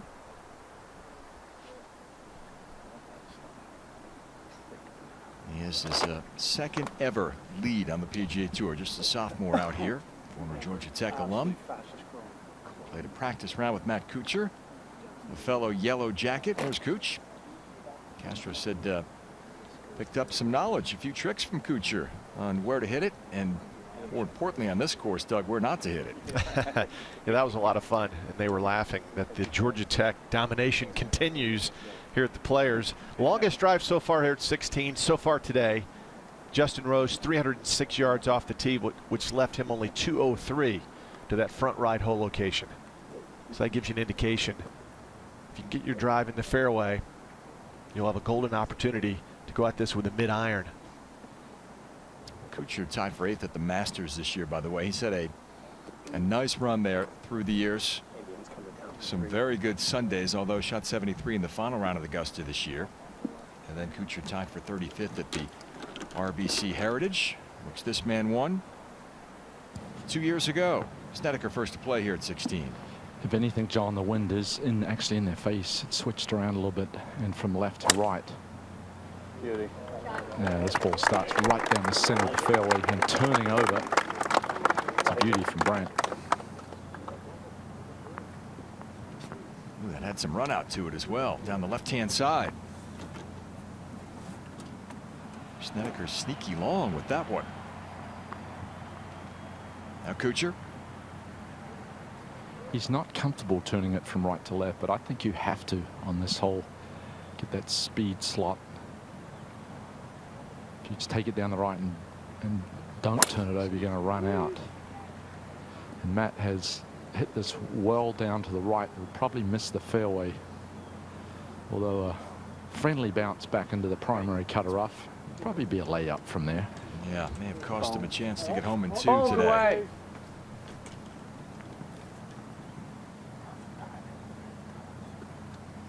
Leaves defending champion shaking his head a little bit. Woods now. Well, I think we'll get a good gauge on how comfortable he is. If he's still going to go to his go-to shot, then he has to take these huge pine trees on down the left. But if he's comfortable turning it from right to left, then he's certainly in command. There it is, That's what he's done. Right down the center, tight little draw.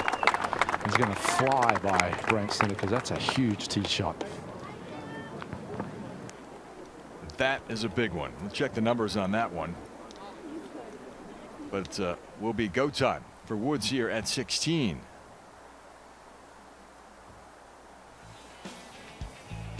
Looking to attack at the second easiest hole on the golf course when we come back.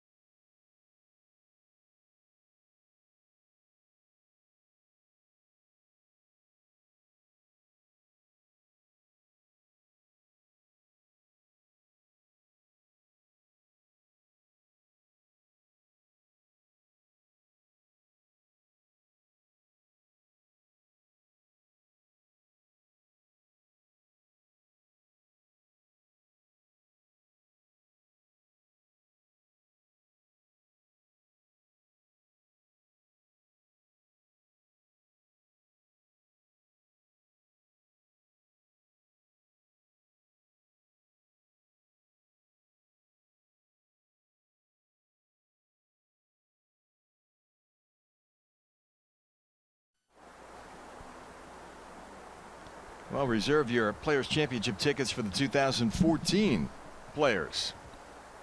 Week of May 5th next year. Log on to PGATour.com. Get your tickets ahead of time and avoid the sellout, which we had earlier this week. A lot of scalpers along A1A on the way in this morning, huh? Yeah, look at the crowd on the hill to the left of 17. I thought yesterday was a huge crowd. It maybe twice as big today on a Friday. People taking off work early. Does anyone work this week down in Jacksonville? Virtually what we're doing is not even considered work. No. This is a fun, enjoyable way to spend a Friday. No question about it. It's a great spectacle. All left of 16, all the way around to the back of the 16th, all the way to the back of 17T, and then all the way around. I mean, there's a tremendous amount of people. How far is Kuchar trying to hit this one, do you think? Well, he's got it at 254 total, 242. I think he wants to probably hit this, I would say, about 175 yards. The lie's not good. It's not good at all. It's sitting.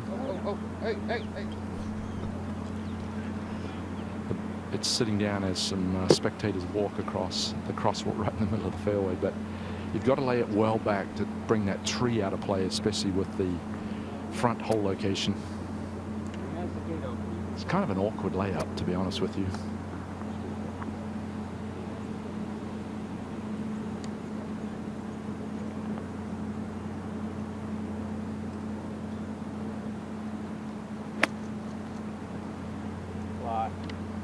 Trying to carry it over that little piece of peninsula of rough, and he's done it. He hadn't hit that more than about 150 yards. That lie was horrific. So Kuchar back in business. Snedeker has 211 to the hole and just about 202 to the front here.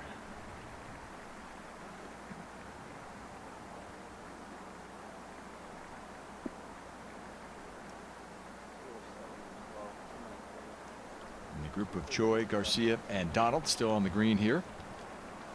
And there's KJ.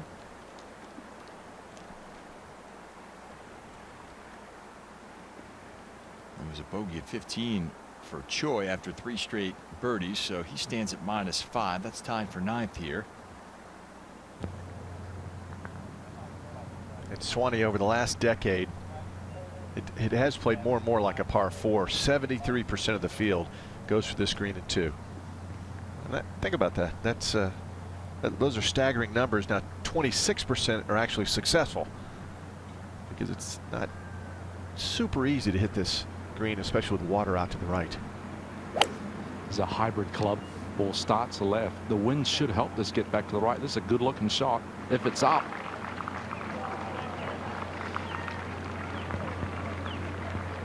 Just off the right edge of the green. It was tracking toward the flag for much of its flight there.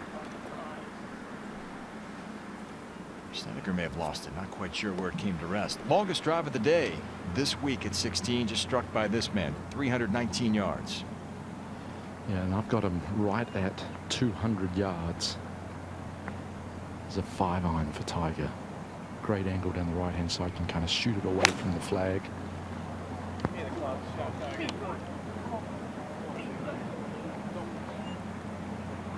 Beautiful shot. Dropped it right up the top of the flagstick. And an eagle chance for Woods at 16.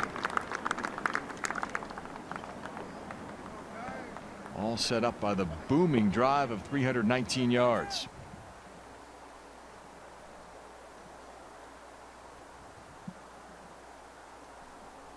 Kuchar had to lay back, so he'll play his 3rd here.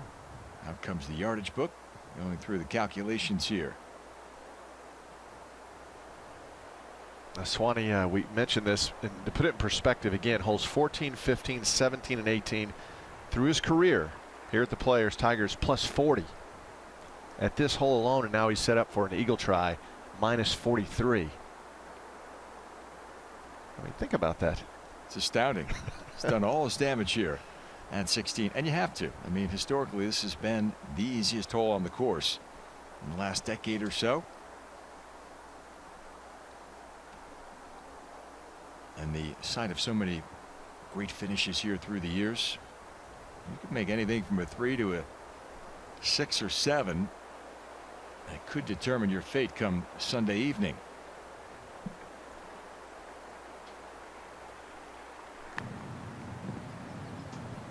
.104 for Matt Kuchar. That's to the hole. Yeah, the aggressive line, Doug, has left him a straight shot. Doesn't have to play with that tree. Flighting it in low. A little bit left to the flag, so it needs to come down.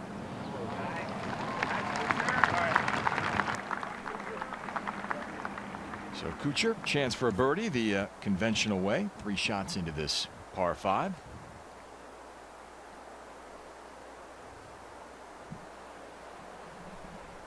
Again, you see that putter that is made especially for Matt Kuchar, and it's the only one like it because he anchors it on his left forearm. 45.5 inches long. A Bettinardi golf. It's called a Kuchar Model 1, a signature Matt Kuchar. And it is an unusual instrument. It really is. No one has one anywhere close to that. Matt Kuchar, although I guess it's available if you want to order a Kuchar Model 1. And the method that Kuchar uses, as you pointed out earlier, Doug, would be safe under the proposed ban.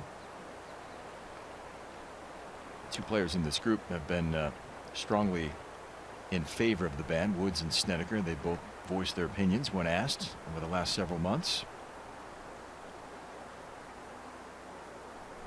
And perhaps a decision will be made within the next couple of weeks, and we can put all this behind us, move forward here. Yeah, Kuch and Tiger, standard length, 35 inches. Sneds has been using that same mallet head putter for many, many years. And Doug, very surprised he's using it here. The ball is not sitting that great, but it is on an upslope. I thought you could chip this one in very simply, just pitch it on the fringe and let it release. So this will all depend on how it comes through the Bermuda fringe.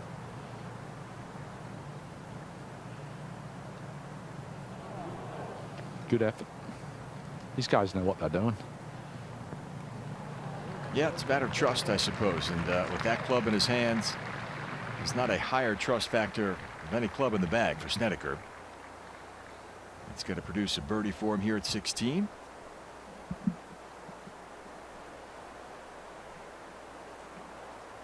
A chance to move to -4. Early cut line, by the way, 1 under par. 73 players at -1 or better. We'll see what happens to that number if the winds kick up this afternoon.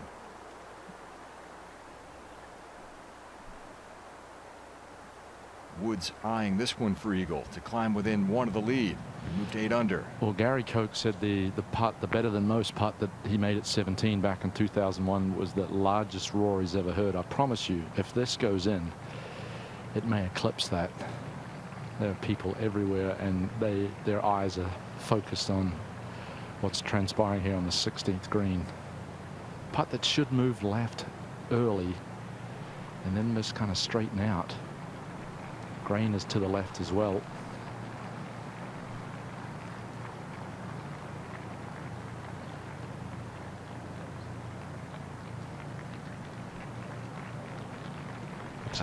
Tiger's first on tour from this distance. Yeah, playing this maybe about 3 cups out on the right. Don't think it's going to turn that much. Stayed right there, didn't it? Beautifully played hole, though. Tremendous drive, aggressive iron shot to this right hole location, and rewarded with a birdie. Yeah, that's what you want out of 16. An easy 4, and Woods climbs back within 2 of the lead.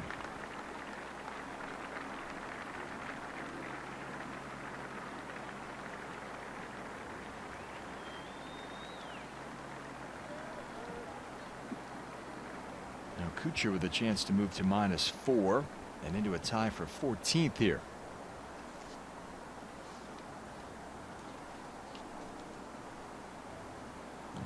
Well, it's another one that the grain will influence. Grain is going from where he is standing down to the front right-hand corner of this green. Be a speedy one. the help of the grain, and then there's a little bit of a slope down.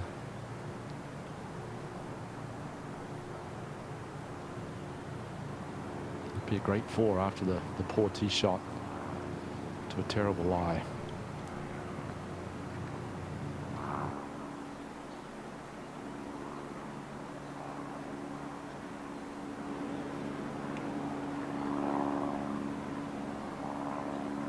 Over red, perhaps, so just a par for Kuchar here at 16. And the defending champ remains at 3 under.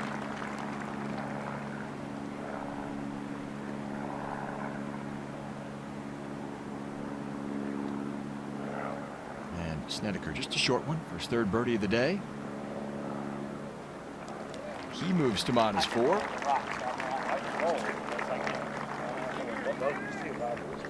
And inside the top 25 on the board.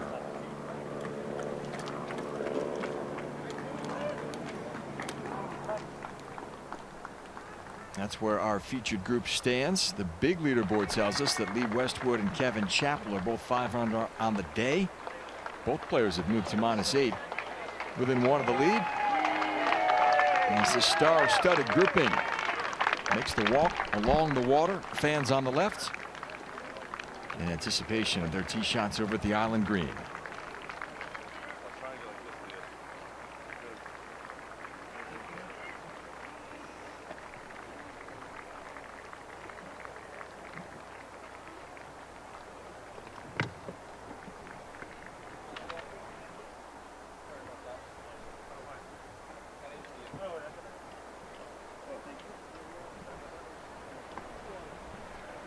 Snedeker made a par here at 17 yesterday. Kuchar, par as well, and Tiger. And this massive crowd here around this great amphitheater shows its approval and appreciation for this group as it arrives at the tee.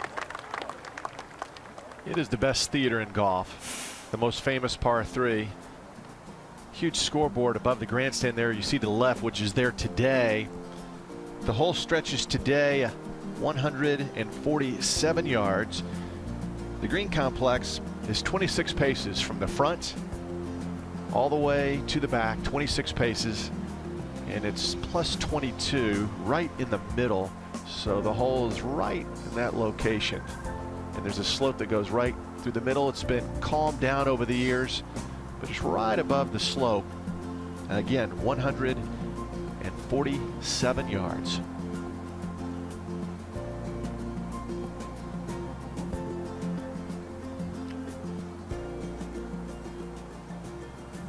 Whole different look today with the thousands of fans surrounding it, Swanee. This is really terrific, especially with the grandstands. And then behind the tee box, you have the double deck grandstand, if you will. I mean, it is stadium golf at its very best. I mean, this is, I wish Bobby Jones had lived to see this because he has great vantage points at Augusta National, but nothing quite like this. 147 yards. It's probably the longest number it will play all week. We've talked about Tiger's struggles here at 17 through the years. Not one of his favorite holes at 11 over par. The 18th has also given him fits through the years, including his lone bogey yesterday. Saw a few of the flags up by the grandstands fluttering a bit, Craig Perks. What are they dealing with Yeah, there? downwind and from the right. I was just talking to Dennis Paulson, who's here for the live out coverage, and told me Phil has hit it the closest today, hit it inside 3 feet. But the scary thing about this shot, 147 flag, but there's only 4 paces beyond it. So you'd be absolutely crazy to get it all the way back to this flag because of right here where we're standing. Once we feel that, then you're fine. Just kind of kicking around. There it is. 40s are target. Yeah, Craig, that's exactly what Scott Vail is telling Brandt Snedeker. 140 is your target. Don't mess with anything behind that. Yeah, this green is generally firmer than the other greens, and we've seen a lot of balls land up on that top plateau and jump over the green. Just a wedge for Brandt. Good looking shot. Going online. Wow. Very nice. Snedeker going right at it and leaving it underneath the hole properly. Yeah, what did he hit that? 100, maybe 142. These guys are so precise. Tiger next. Yeah, I think why Tiger's had trouble here is in the past he's had difficulty controlling his short irons. Just talked to Sean Foley's walking around with Tiger, and he had a big smile on his face. They like where they are, really in complete control. Can't be it. Oh. Not showing that way. Yeah, that's what it should be. Looks like it may have just flipped on him here. Well, there's a huge crane that's back and right of the 17th green that has an American flag on it, and that's showing. That's the highest point around here. That's showing down and from the right. 147, and I think just a smooth wedge for Tiger. Just a 3/4 swing, flighted it down, ball going well left of the flag, and a safe play. He'll probably be very happy with that. Up on the top shelf, it's just fine.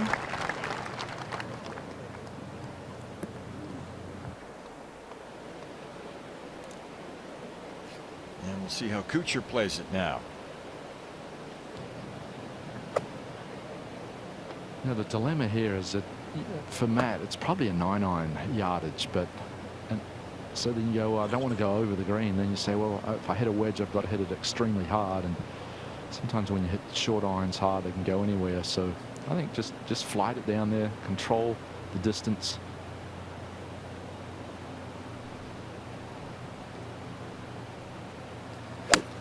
This is a wedge as well for Matt, turning a little from right to left towards Tiger's ball.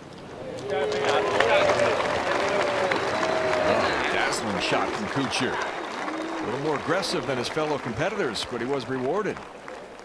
Flirting with the back edge, but he'll have the best look at birdie here at 17. When we come back, it's day 2 of the 40th Players Championship.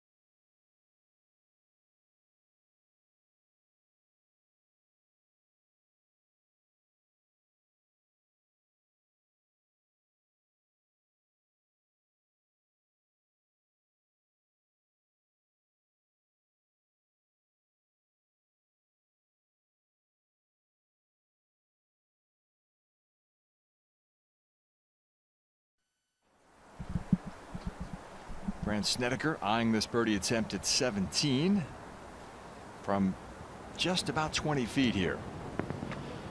Yeah, that was a good shot. Just got it up on that top plateau. Took the flagstick and back beyond in the water out of play. But you get up top here, it's generally pretty flat. A little bit of grain to deal with, and it's back into them. This putt generally moves to the left.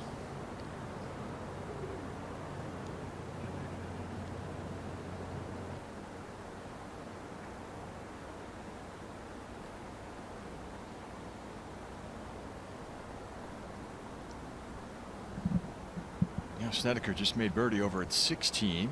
Not this time, though, but a 3-under par, bogey-free round thus far through 8 holes.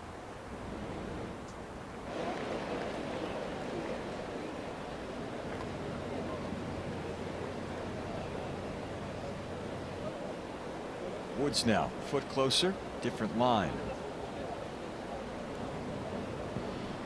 Yeah, it is a different line. Certainly will still go to the left. Now on the big board, 19 feet 3 inches, and his make percentage from this distance is 36.67%. That would be first. Tour average is about 17%, so he's better than double what everyone else does. Amazing. Yeah, it is. It's tremendous.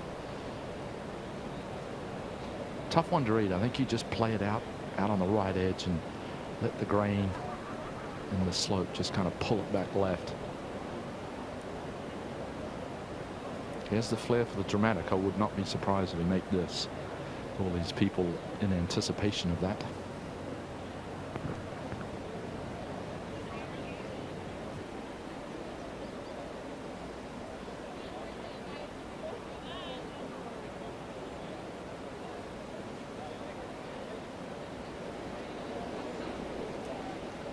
Woods cannot connect here at 17. Shaking his head. I don't know if he was a little bit fooled by the read or just a mishit, but it's a par for Tiger. 3 birdies and a bogey through 8 holes today. It's 2 off the lead.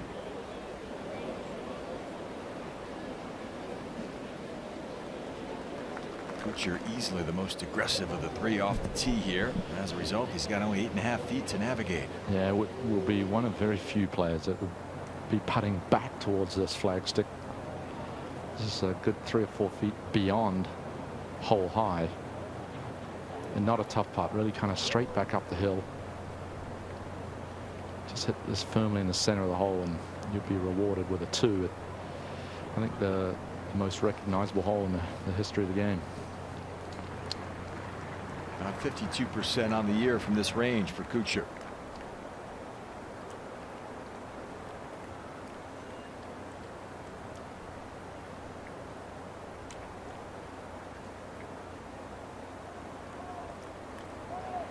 There it is.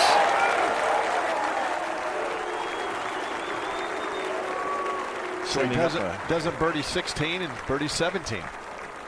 Setting up a chorus of Cooch. Moves to -4. And Swanee, the last ace at 17. Miguel Angel Jimenez, 2002. It's been a long time. Wow, yeah, more than a decade here. We had the hole in 3 from Freddie Couples the one year. And that big crowd, when the ace does happen, and it will happen eventually, maybe this week, they're going to go crazy. Yeah, we're still waiting on that front left hole location at 17 this week. But for now, they've got the 18th to deal with. Well, it is a intimidating drive off the tee with water to the left, a narrow landing area. The rough on the right side catches so many tee shots, and then that sets you up for a very difficult second shot. You see the moguls off here, off to the right, which does catch quite a few shots. And that little bunker you see right there catches quite a few shots as well. The green slopes drastically down towards the water. It is a very intimidating and difficult finishing hole. The hole is cut 18 paces on and 5 to the right. So a lot of 3 woods here yesterday when it played downwind.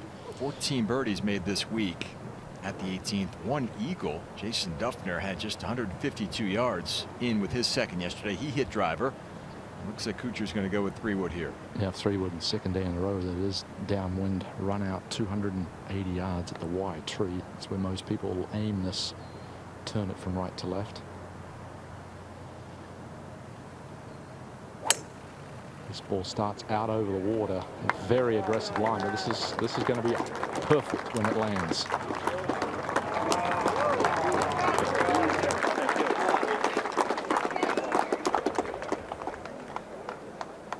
Boldly struck from Kuchar, hugging the left side of the fairway. That'll send the heart rate up for probably about 2 minutes.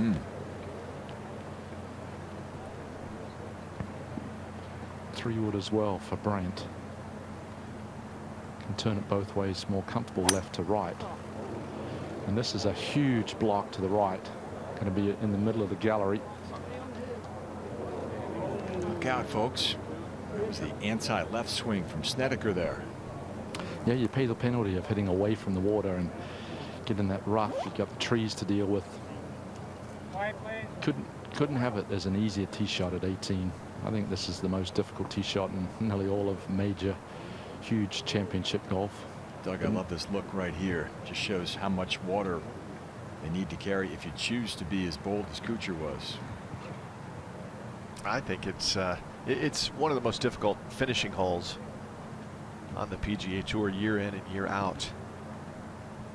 This ball starts out over the water and is just cutting back on line with Matt Kuchar's beautiful tee shot. That's aggressive. Boy, you have to have a lot of trust in your swing and your club of choice in particular if you choose to start it over the water and cut it back as Woods just did, but it settled up there close to Kuchar's. Little trampoline effect down there closer to the water. Tiger and Kuch both hit that and it catapulted forward. And see how they handle their second shots when we come back here to the Players.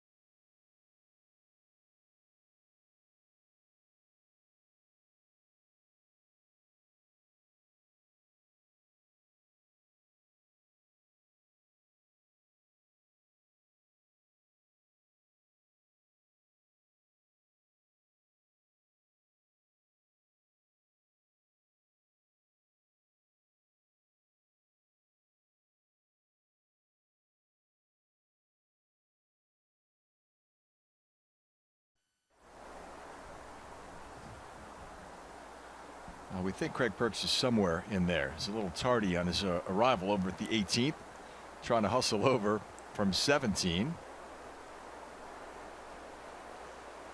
Friday afternoon is usually the big turnout here when productivity here in Northeast Florida at offices around the area is usually reduced, but they're showing up a little bit earlier this year.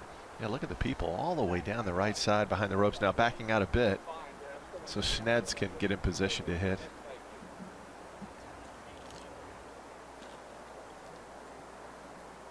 Going to be well back. There's the lie.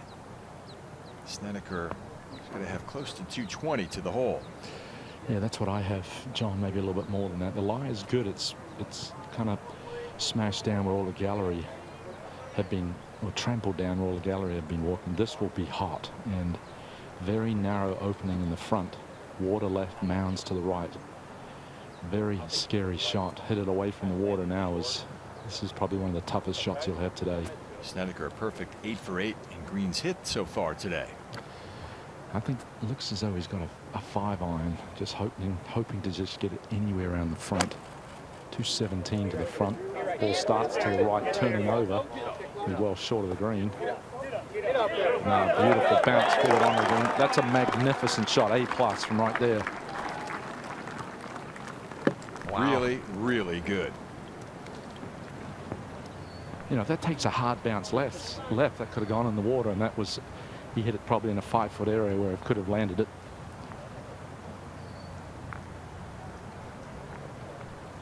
Tee shots of Kuchar and Wood separated by just a yard or so here. Tiger will be first to play from 187.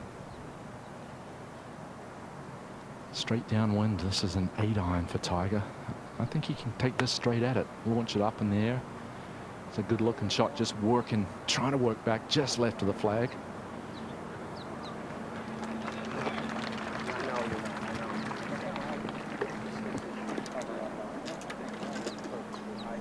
Woods aboard. Kuchar a yard closer here.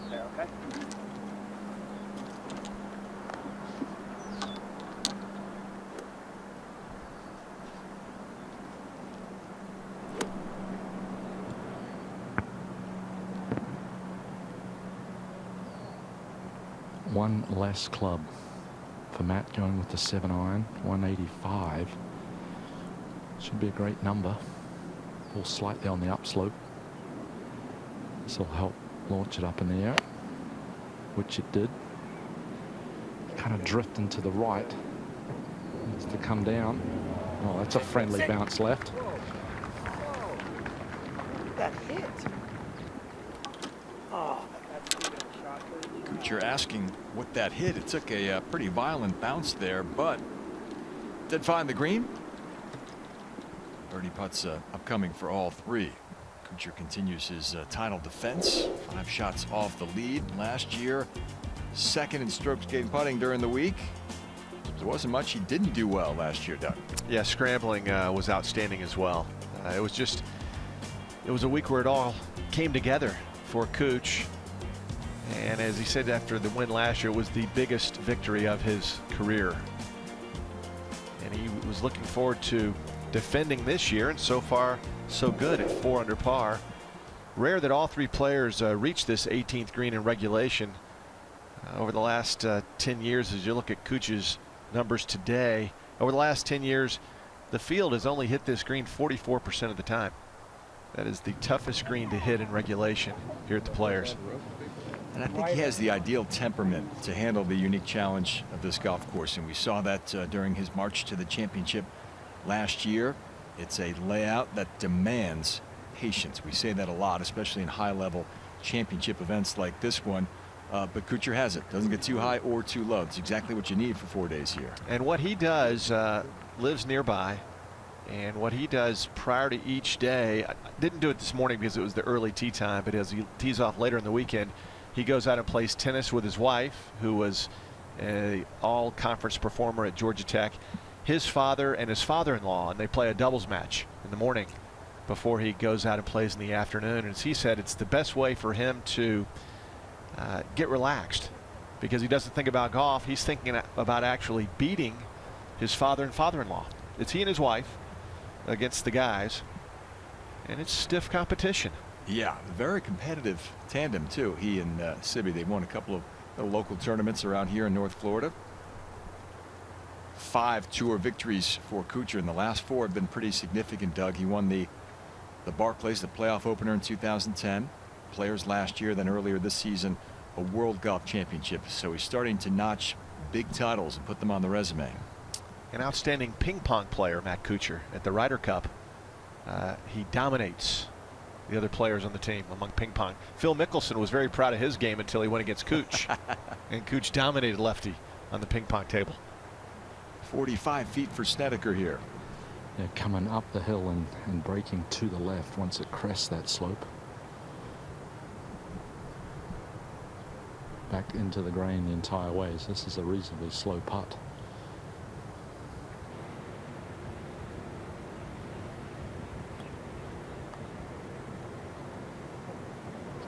Judged it beautifully.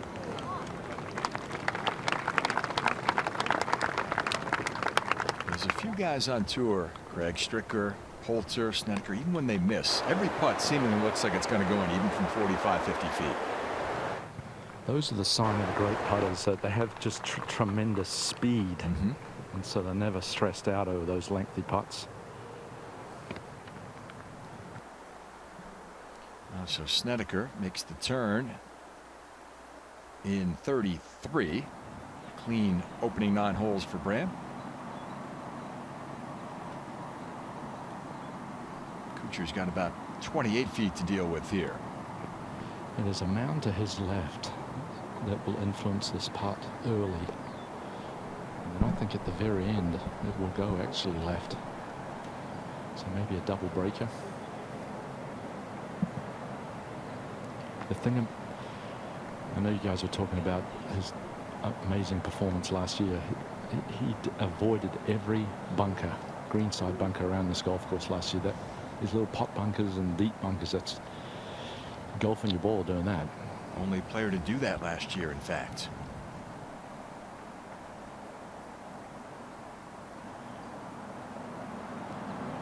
Here it comes. Oh, didn't turn enough though.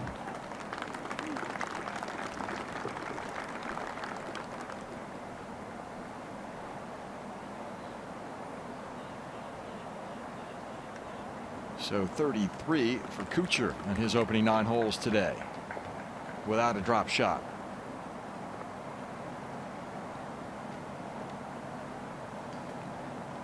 Only bogey of the threesome, in fact, came from Tiger back at 14.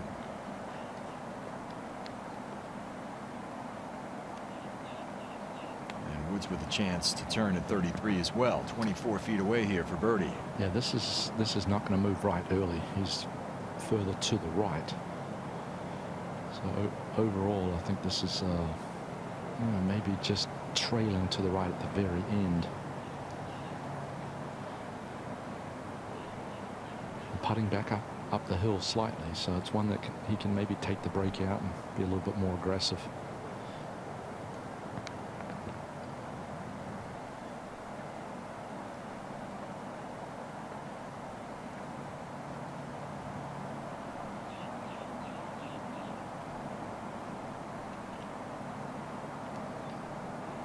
Well, never high enough. The quick walk after it.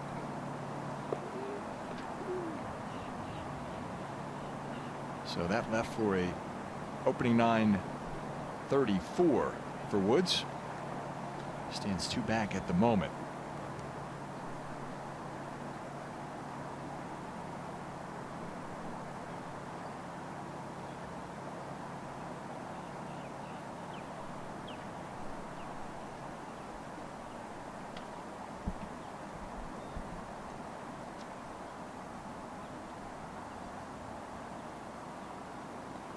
Three birdies, 1 bogey in his opening 9 holes for Tiger Woods after an opening round 67 yesterday. And he makes the turn at 7 under.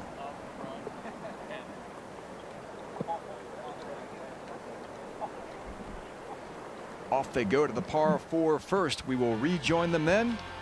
Bill Kratzer rejoins us next when we come back with more live coverage from the players.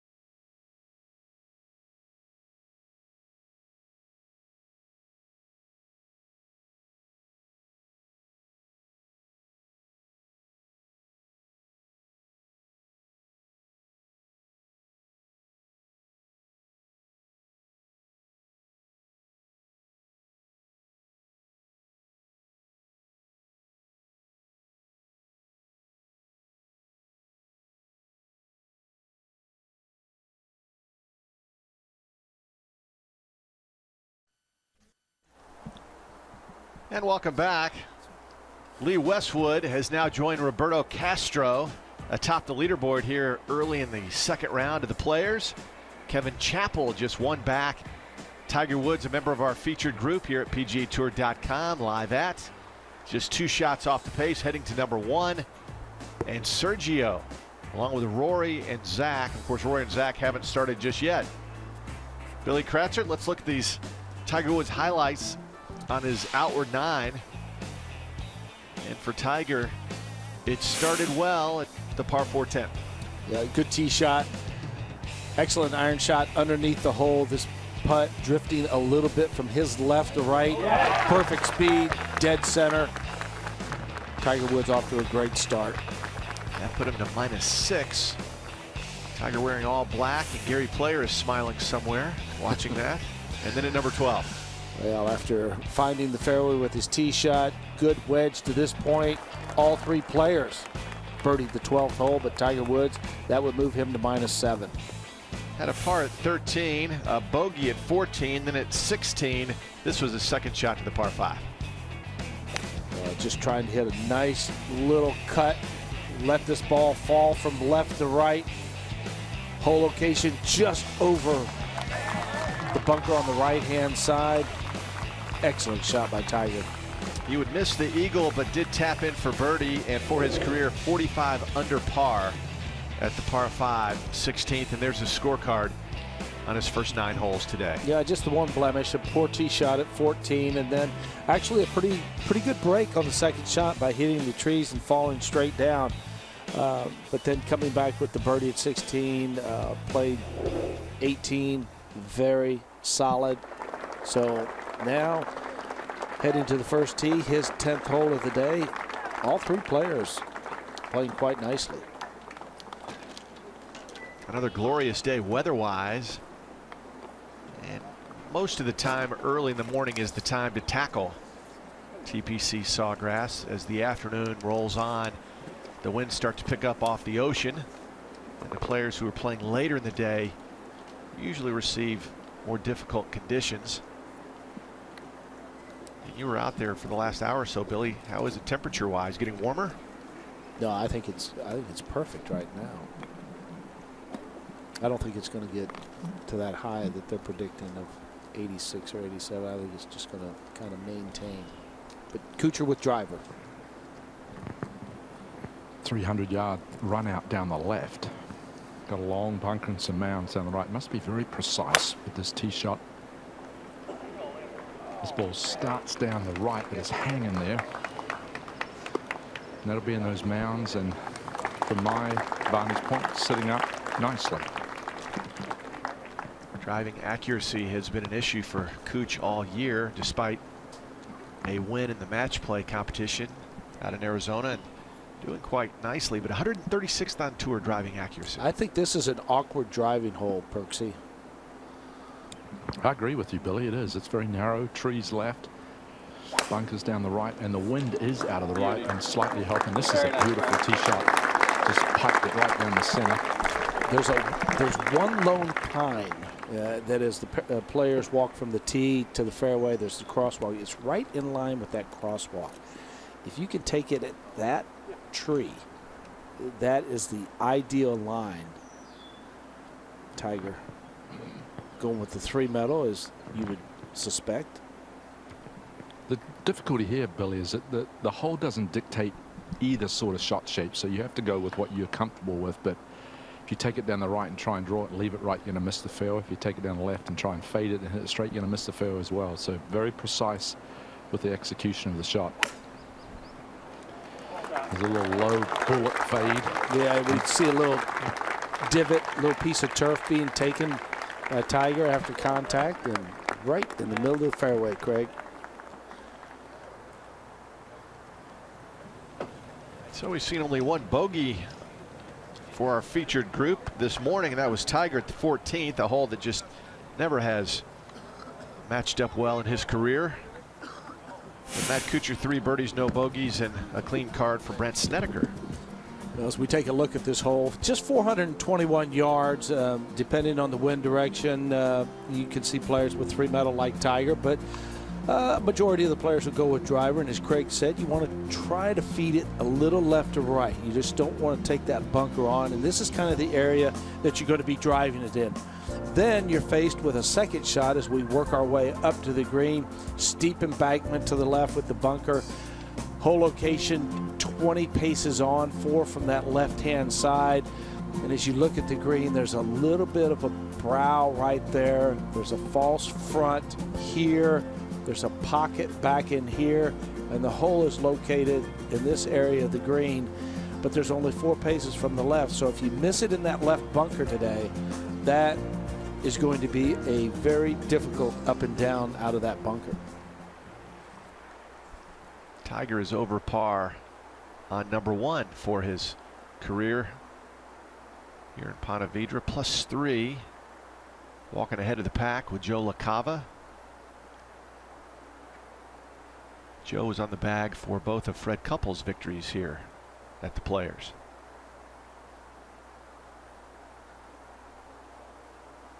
It's just a perfect time to go out there and capture the stadium golf course. Very little wind.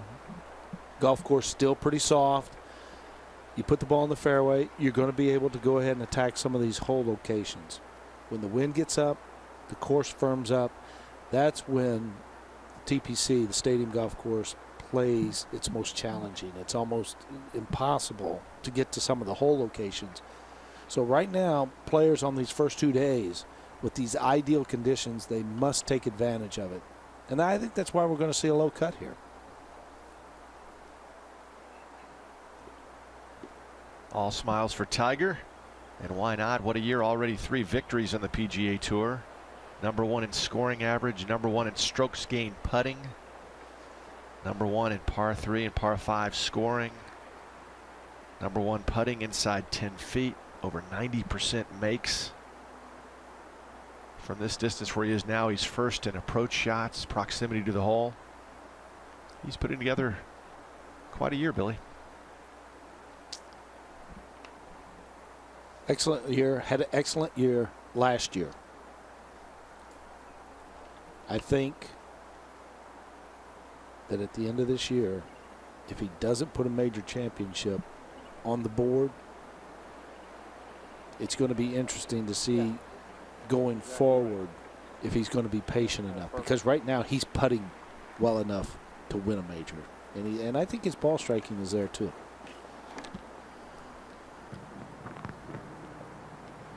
Good look at the whole location and what Tiger sees.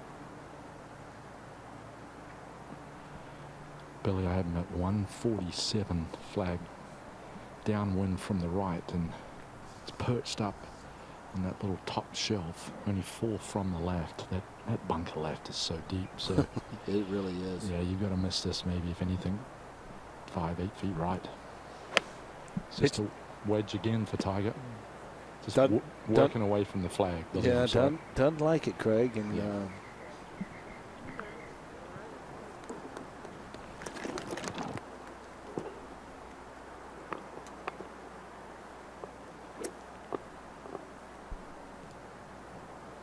Going through a little bit of a rehearsal here, trying to figure out what's going on. But now Kuchar with his second.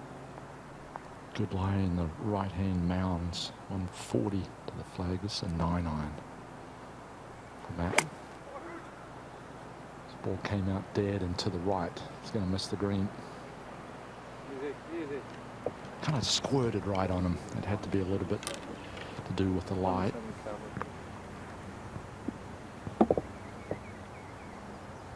I think that's where it becomes difficult to make a score here at the stadium golf course, is when you start missing greens like that.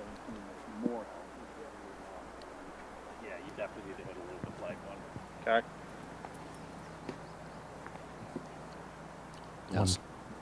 Now Snedeker. 133, just his gap wedge. This one's coming in lower. Gotta get down. Just a little right of the flag. May need to come down. Oh, don't go down. And that's that little pocket, that little collection area. There's enough slope there that it's just going to work away from the hole. What? Yeah, the difference between stopping Brandt talking to Scott Vail. They really wanted to just stop right there on that little mound. Yeah, right on the crest of the slope right there. If you could have been right on the top there, that would have been ideal. That would have given him a pretty level putt. Brent Snedeker, not a great history here at the Players. Made only 1 of 5 cuts. Still has yet to shoot around in the 60s. He's headed in that direction today if he keeps it going. And his best finish a tie for 12th 6 years ago.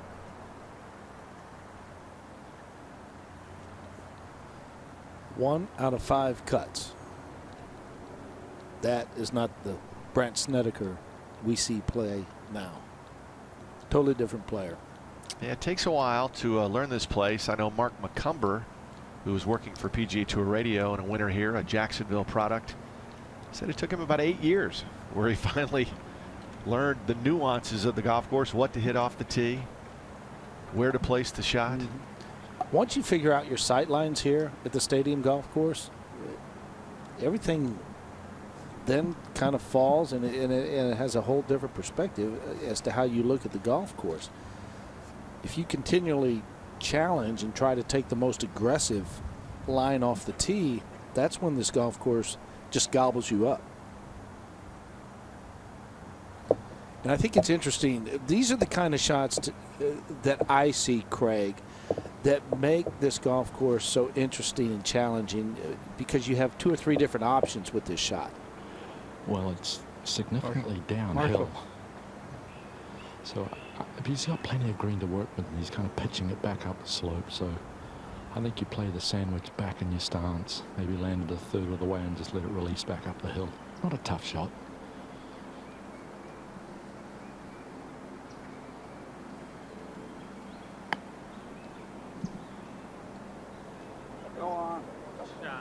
Did it very nicely. Put a lot of spin on that as it checked up the hill and kept it underneath the hole. All in all, very well done. Top 10 on the tour in scrambling. We saw it earlier in the day, and we saw it continuously last year during his victorious march through the Players. Yeah, you get those shots around the green. You know, you see players with a putter. You'll see players with a 3 metal. You'll see the shot played just like Kuchar just played it. A variety of shots.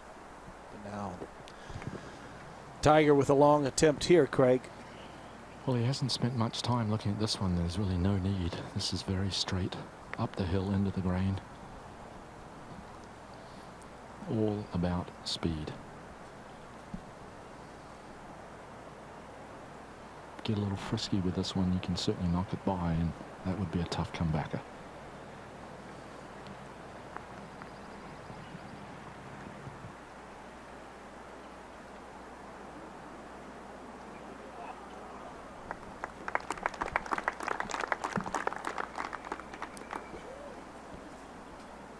So Tiger will walk up and tap in to stay at -7, and that's 2 behind Lee Westwood and Roberto Castro.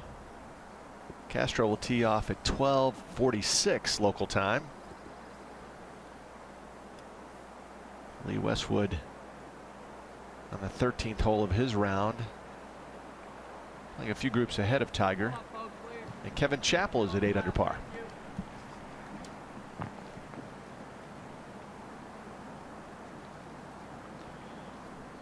Well, Brandt has been burning the edges all day. He's had a lot of good putts that haven't gone in.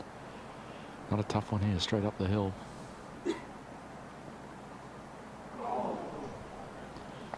At some point, I know he made 5 birdies yesterday. At some point, these are all going to start dropping, and he could catapult himself all the way to the top of the leaderboard. He's in a nice position right now. You have the second hole, par 5, second easiest, so maybe get a birdie there, get it to 5. I think if he gets it in that 5 to 7 range, he's not going to be too far off. At least I don't think so. And Kuchar with a successful up and down from behind the green. Never an easy task. But the Cooch, like Brent Snedeker, moves to the par 5 at 4 under par, and Tiger again 7 under, 2 off the pace. Ryan Palmer is now 8 under par. Played well yesterday. Shot 5 under. Playing well again. But you take a look at the second hole, the par 5, 542 yards. Players want to gently work it right to left.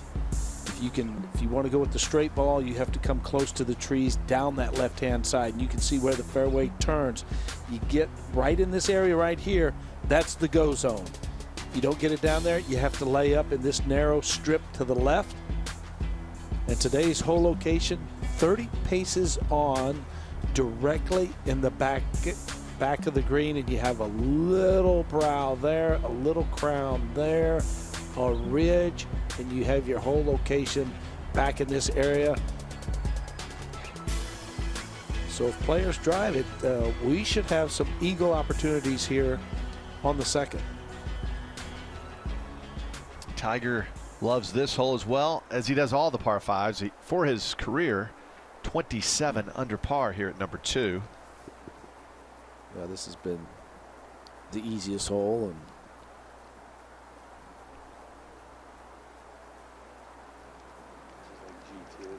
I mean, still, just it's pretty still out there. There's just not a lot of movement in the trees that we can see. Brent Snedeker making sure the scorecard is just right. And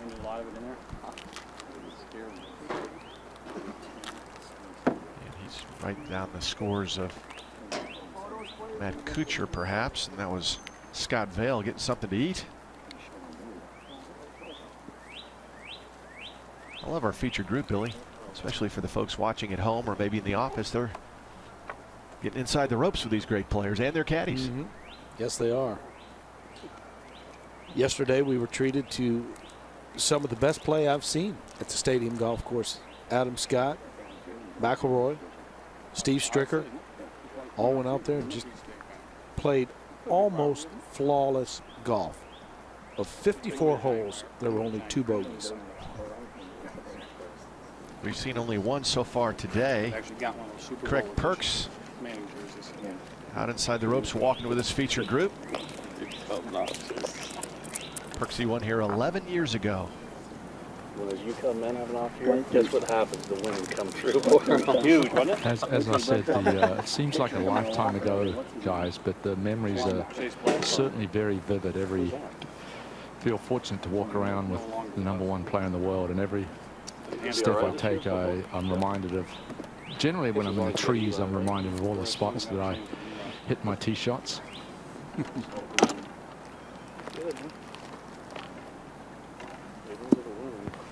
Billy, you talked about the wind. It's probably max blowing 5-8 mile an hour right now. It's very calm. It's humid. It's comfortable playing conditions, but the ball is flying. Greens are receptive. Certainly see why all these players are in red numbers today. Tiger just trying to stay loose, doing a little stretching. Perksy outdueled Tiger back in 2002 with that incredible finish. And I'll never forget Tiger telling the world, Perksy, you are incredible. Well, Cooch going with driver, Craig. Yeah, I think I like it. It's about 300 yards run out down the right. He's been hitting everything left to right, so he'll have to keep this very close to these pine trees down the left to keep it in play. But he's tried to draw that one. The ball has started down the right and is actually turning. Yeah, this kind of releases down the fairway. This is large. Let's go there. I always thought this was a very difficult tee shot. You kind of feel like you have to turn it from right to left, and inevitably you kind of leave it out to the right because you don't want to hit it in those trees left. Well, Snedeker also with driver.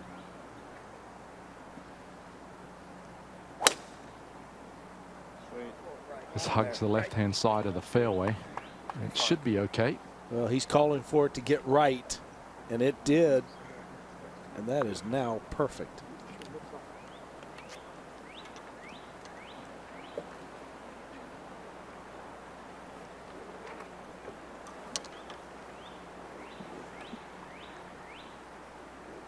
Tiger will be the last to hit as the fairway medal.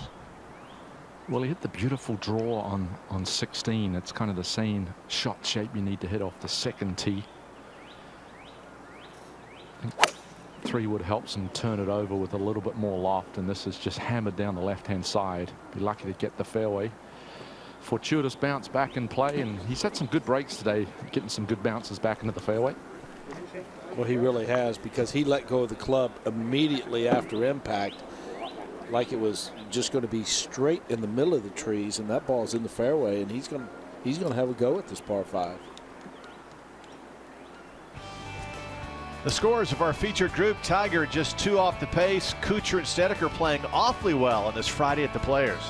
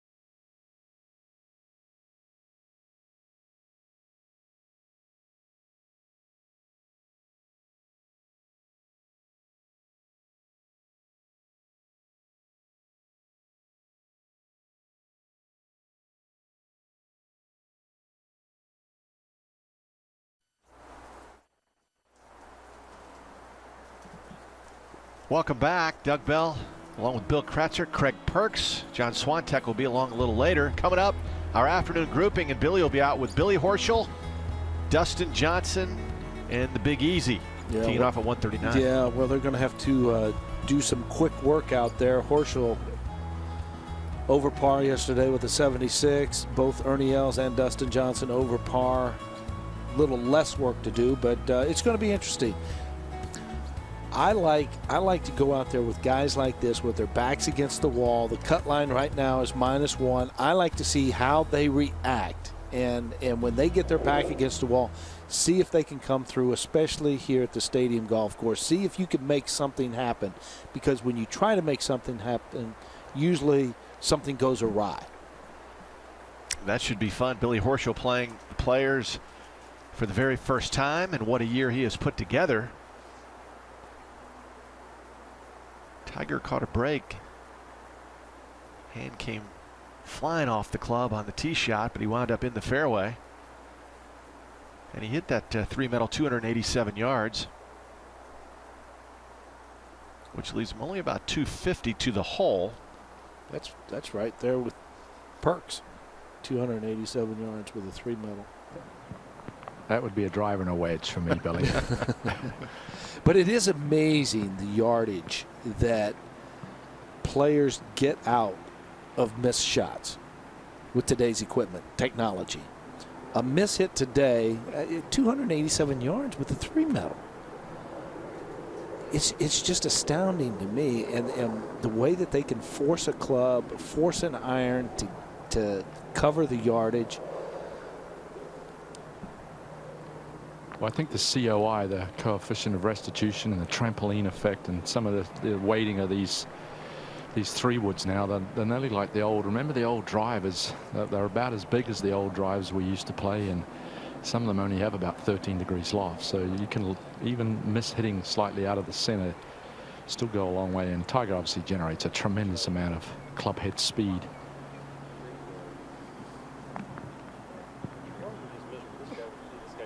So we'll take a look at Tiger's scorecard. That opening 9, the back 9, the 14th hole, the only blemish, 3 birdies, a couple under. Do you think he gets to? You think he gets the 10 under today, Craig? Think he backs up the 67 that he shot yesterday? I bet that's the number he has in mind. Knowing that Roberto Castro may be tough to follow up that 63, but there are a lot of good players shot good numbers. Would be out in the afternoon. So I think in his mind, if he can, you know, birdie the second and the ninth, the 2 par 5s, and squeeze another one in there, should be all good. I've got to believe Tiger's going to play a cut into this whole location. Doug talked about it. I have him at 253. And sitting on an upslope as well. The wind is back into his face. So I think, you know, got that new chipping area over this green long. So you don't want to go there. So maybe take a little off the 3-wood and just kind of cut it up into the wind, hit it in the middle of the green. That's exactly what he's tried to do. The ball has started left. And flew it all the way back there. That's a gorgeous shot from Tiger.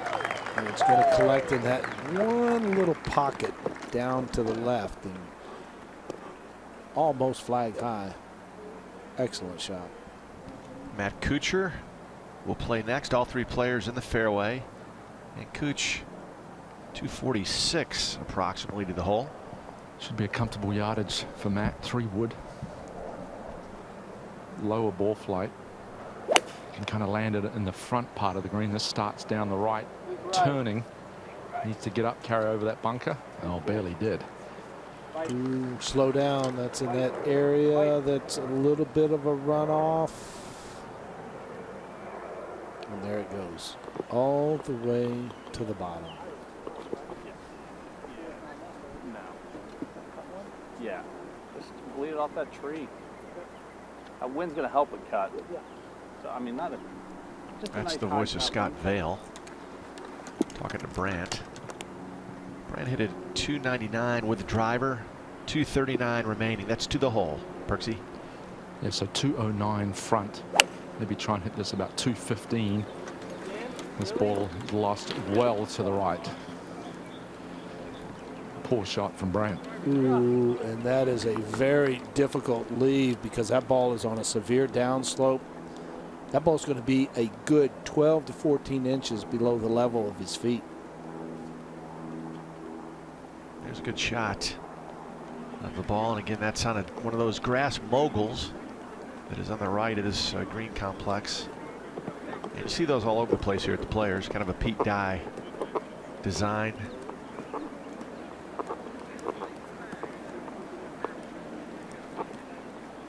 Here comes Tiger, all smiles. Saw the beautiful shot that he hit. Hit this par 5 and 2. We're going to take a closer look at his swing. You can see that he's set up well left. You can also see that he's actually gripping down on the club just slightly, but he takes it back. You can see the club well outside the hands. As he gets it to the top, that toe is hanging straight down. He leads with the left knee. Watch this go towards the target and then left and out of the way. Start the club down and then delivers the club from the inside, and you can just see how stabilized the face is, that right foot on the ground. I love that position right there. And then as he goes through, you can see the turf fly, and you can see that left arm lead and the cupped left hand producing a nice little cut shot. And now he has a chance for eagle and a chance to get to -9 and be in that top position with Castro and Westwood. He can really move the ball. That's the thing with the new golf ball, the new equipment, and you talk about it all the time, Billy. It's hard to move the ball, but he does. He moves the ball. He probably plays a ball that spins more than most of the players play on the PGA Tour. But the velocity that he pushes the ball through the air is unbelievable. Dustin Johnson, all these guys, the long hitters.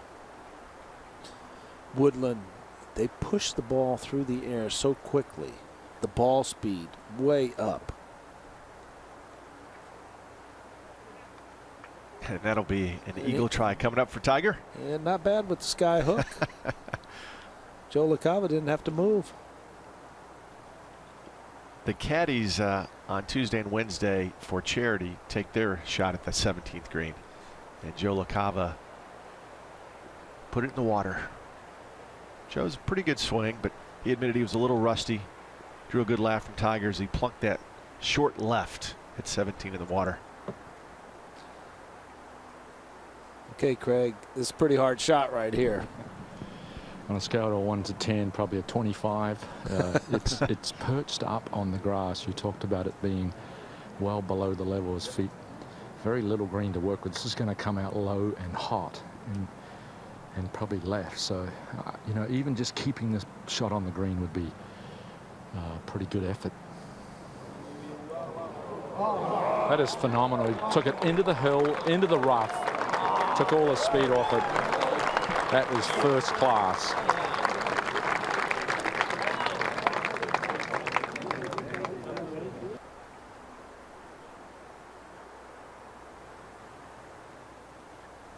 That was an excellent shot. I bet he's good at darts too. And now Cooch in that collection area that's mowed down. Going with the major flop here, which is surprising. Not a lot of green to work with from a very tight lie. Risky shot, face wide open.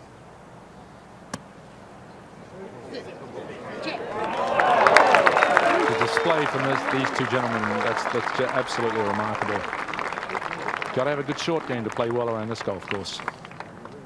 Well, a lot has to do with the nerves. A lot has to do with the commitment to the shot.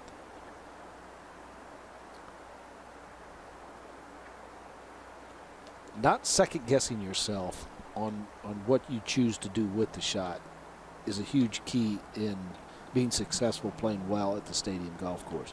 If you're waffling between two shots and you're really not sure and you're not committed to it, chances are you're not going to hit a good shot. But you could just see that Kuchar, he made his mind up. He was going to go for the flop. Craig said, put plenty of spin on it. Now, great opportunity to make another birdie and get to -5. Tiger with an eagle opportunity. #1 on the PGA Tour in par 5 scoring at 4.39. And he is 27 under par for his career here at the par 5 second. Just outside 20 feet here, Doug. And coming up the slope, and it's into the green, and then once it crests that slope, straight down green. This is a very difficult one to read and to get the right speed. Not one that I think you can give it a go. I think does the grain kind of work towards the back? It does, right? Yeah. You know, it's only about, this flag is only about 4 paces from the back of the green, and it works that way. That's what that lighter color. You can see the dark color here, but that means the grain is kind of going right to left with Tiger the second half of the putt. There it is. He's tied for the lead. Tiger Woods, 9 under par with the eagle at #2.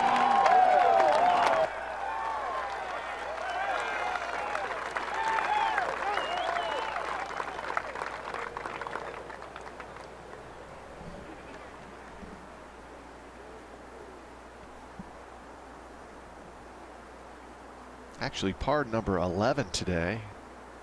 Birdied 16, and now the eagle at #2 has it back to 3 under in the par 5s on this Friday. I think I just lost my hearing. That was a tremendously loud roar. I tell you what, this would be a phenomenal 4 from Brandt Snedeker, just outside right edge. Tiger's shaking his head. He's going, there's no possible way you can get that up and down. And Scott Vail has a big smile on his face, as does Snedeker. Sneds moves to -5. That 4 was as good as the 3 by Tiger. I would say even better, to be honest with you. I mean, I know it's one shot more, but Tiger's still looking at him, shaking his head. Well, this is what you want in a pairing. You want everyone playing well, smiling, having fun. Now Cooch has this little one to get to -5. Yeah, 4.5 feet. Not much in it. Maybe just moving slightly from his left to right. Certainly don't give the hole away.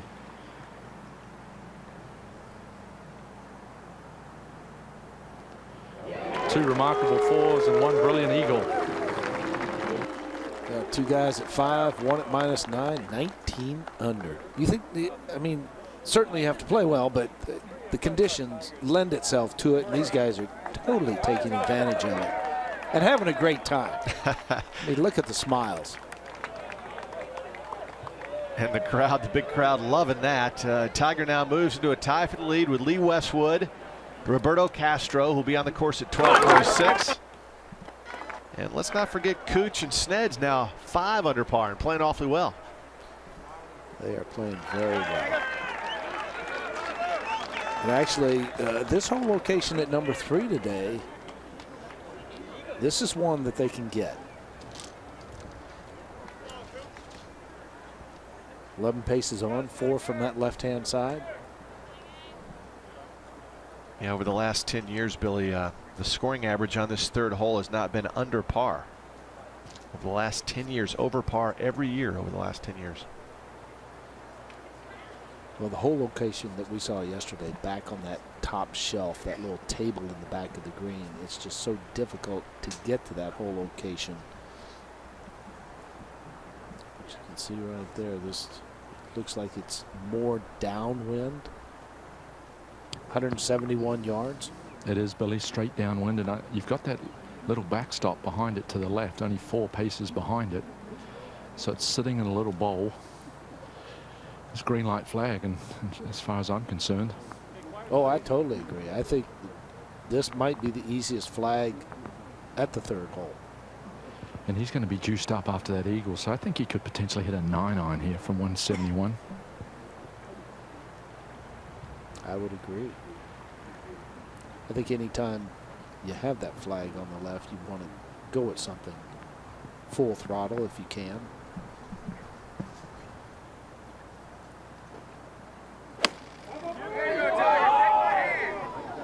This ball a good looking shot, maybe just slightly right of the flag.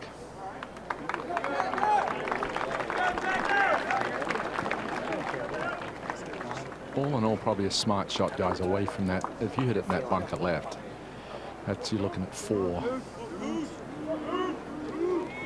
Tiger number 1 on tour in par 3 scoring in 2013.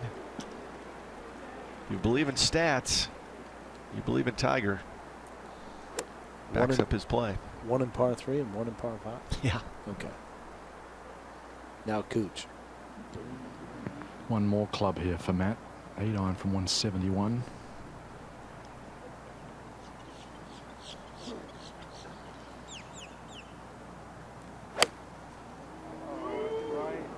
This ball high and further right, and this needs to get up. Dismal shot there from our defending champion. He's right next to the circle of champions. The American flag is flying, but he'd be disgusted in that one.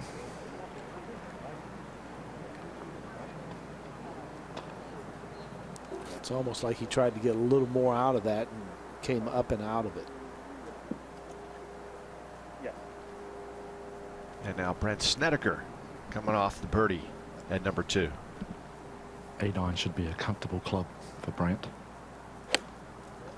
Just a smooth swing. And he's made the mistake left. And he'll have to have his short game on display again. Well, you could just see him kind of hang back on that just ever so slightly. I think when Brandt gets in trouble, that's what he does. He kind of hangs back on it, and then the club kind of flips over. There you see it, Woods and Westwood. At 9 under, Castro will tee off here momentarily. This par 3, 171 yards today, and the green looks pretty calm, but in the back portion of the green, there's a lot of movement to this green. Whole location today in this area. That's why this bunker shot of Snedeker in this bunker, it's very hard, very little room to work with here. Only 4 paces from here to the flagstick, that little shelf right there. So all in all, Snedeker has a very difficult up and down. Kuchar on the right has plenty of green to work with, and Tiger Woods about 20 feet away for his birdie. Very difficult par 3. A lot of fans out there. Only 3 aces on this hole in the history of the Players, and Chris DeMarco was the last one back in 2001, and Russ Cochran, the lefty, 1994, and Jim Gallagher Jr. did it back in 1986.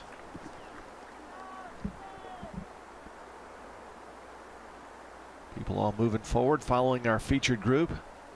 And that hill over to the left of the hole is a great vantage point for thousands of fans watching this hole. And then you can go right the other side of the hill and watch some of the guys warm up.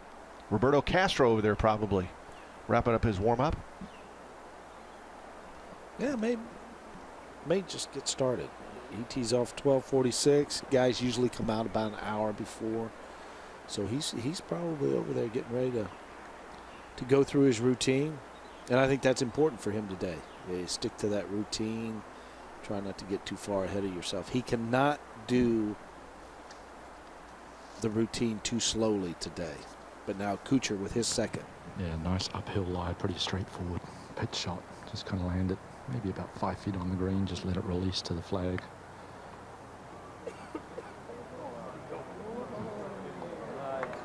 Yeah, good touch. That's 3 in a row on 1, 2, and 3 where he's been pretty efficient around the greens, Greg. Yeah, you want to, I know on the second was for birdie, but then you need to start hitting some greens. He's hit some poor iron shots of late. Snedeker, this is so difficult. Hardly any green to work with, pitching on a down slope. Great shot. Very nice over there. And you take what it gives you, and he's going to have about 7 feet left for his par. That's such a hard thing to understand, why tour players really never make that big number. They understand the severity of the shot, the difficulty of the shot. They define where I can put this ball, what I can do. And that bunker shot by Snedeker, he says, hey, I just want a 6 or 7 footer, and I'll take it. Tiger now putting for the outright lead on this Friday. Just inside 24.5 feet. Doug's not really a tough putt. I continued to say this, but it's straight down green, very little slope. If anything, I think it kind of may wander to the right at the end. It's one that is eminently makeable. Get to double digits under par. Yeah. Typically, when players miss this putt, they usually miss it on the right-hand side because of that grain.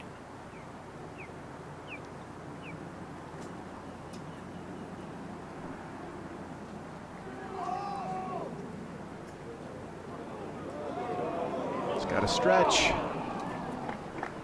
Well, that looked like a great line right there if it would have been hard enough. So Tiger will go ahead and finish to stay at 9 under par. That's tied with Lee Westwood. Kevin Chappell now is 9 under par. Urging it. Knew it was there. Knew it was the perfect line.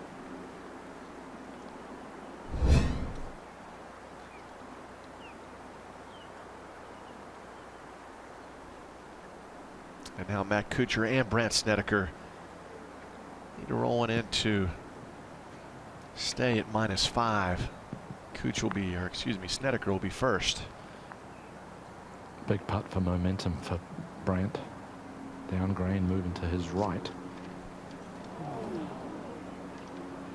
That'll hurt. That was a very untimely error with the iron shot. Short-sighting himself and then paid the penalty. First bogey of the day for Brandt Snedeker, who falls back to 4 under par.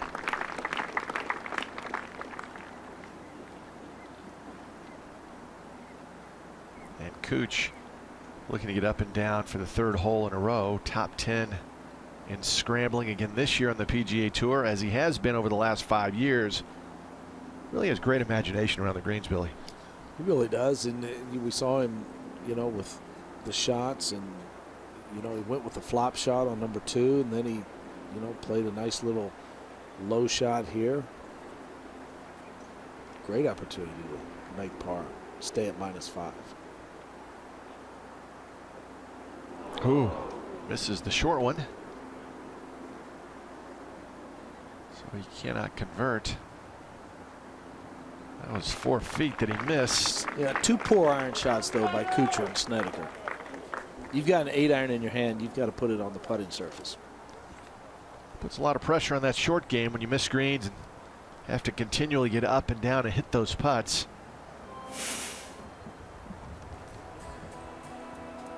Fourth hole, once again, just a par 4 that you want to position the tee shot. Just 382 yards. See the bunker down the right-hand side. Actually, the bunker you can play out of. That left-hand rough, that Bermuda rough, very difficult to control the ball out there. I think that's the more difficult shot. But this is what's interesting. Today's hole location. 16 paces on, 4 from the left. So you're kind of in this area right here. You have a little bit of a slope here, a slope here. Everything goes down that way towards the hole. Very much like the par 3 13th, where if you can play it to the right of the flagstick, it'll just release down the hill and towards the hole. And through the years, we've seen plenty of 2s on this par 4. Yeah, very exciting par 4. The ball always seemingly comes spinning back, roaring back down that slope. Tiger doesn't like this hole so much. Again, through his career, +6 here at number 4. Does that surprise you a little bit? It does, because it's a hole that he can easily put the ball in the fairway with a 3 metal or even less than that. And usually when you put a wedge in his hand, he's pretty much spot on. Tiger will be the first to play after the bogeys by Snedeker and Kuchar. Fans still moving, getting in position to catch a glimpse of the world's #1 ranked player.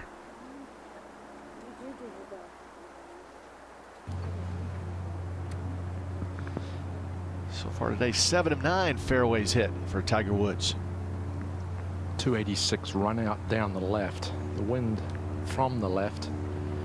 And I agree with you, Billy. I think with that hole location, just 4 from the left, I think keep it as close as you can to that bunker down the right. Even if you're in the bunker, it's fine. Tiger, it's a beautiful little tight fade. Starts in the middle, working down the right-hand side.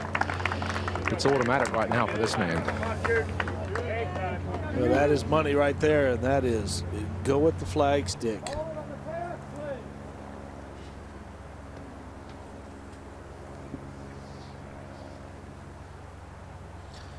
Now Kuchar, he's going with driver. Oh, I don't like this play at all, because if he misses it left, he's going to go through the fairway. Has to be very tight on that line down the right. This ball starts right and going way right. It's going to be right of the bunker. Lucky to carry over that hazard, and all depending on the lie. It looks like a good lie from what we can see, Craig. So that would be a great break. Yeah, come over those pine trees and the palm trees. That ball started 50 yards right of the center of the fairway. Snedeker with driver. Maybe they're just trying to force something. You can't do that around here. This is a high launch ball starting right in the middle of the fairway and will finish in that vicinity. And just a little past Tiger's 3 medal. So Snedeker and Woods find the fairway at 4. Kuchar misses the fairway to the right. Well, we'll see if Tiger can get it close or perhaps grab the lead here at the Players when we return here at Live At.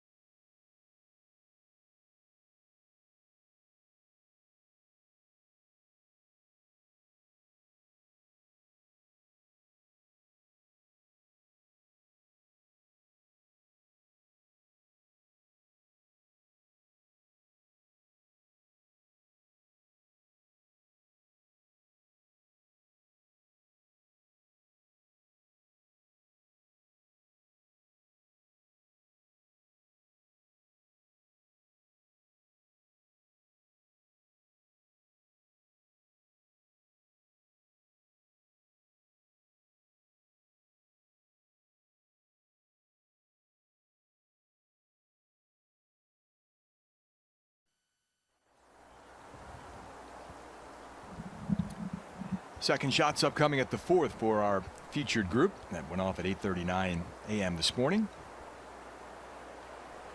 John Swantek with Bill Kratzer. Craig Perks on the ground following Woods, Snedeker, and Kuchar. Remember, there'll be a short break between the morning wave and the afternoon wave.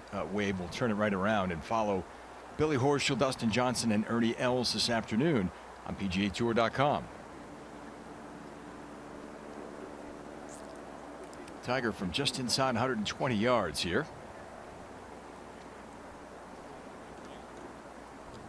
It's a scary shot, John, just 5 paces over the water if he intends to take it straight at the flag. There is a ridge about 10 feet right of this flag that he potentially could use. Wind has switched slightly now, it's kind of back into this face. There is a backstop long and right that he flies it there and put a little spin on it. Certainly could help working it back towards the flag.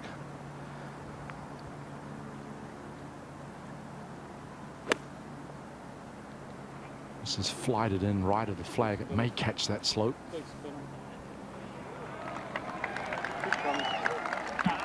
A sensational shot from Woods into the 4th. And that for the outright lead.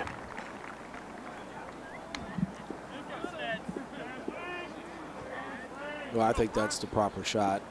Obviously a great result with Tiger, but I think it's a shot you need to take in a little bit lower. You can't toss it way up in the air and let it get caught up there and just hope you land it. You better bring the ball flight down so you have a really good idea as to where it's going to land. Anything high and in the air too long, it's too hard. Kuchar next to play from the right rough. Yeah, about 120. Beautiful lie. Scary thing is he's hitting right at the water. Smart thing here, just take it way right of the flag, and even if it's up on that top plateau, should be fine.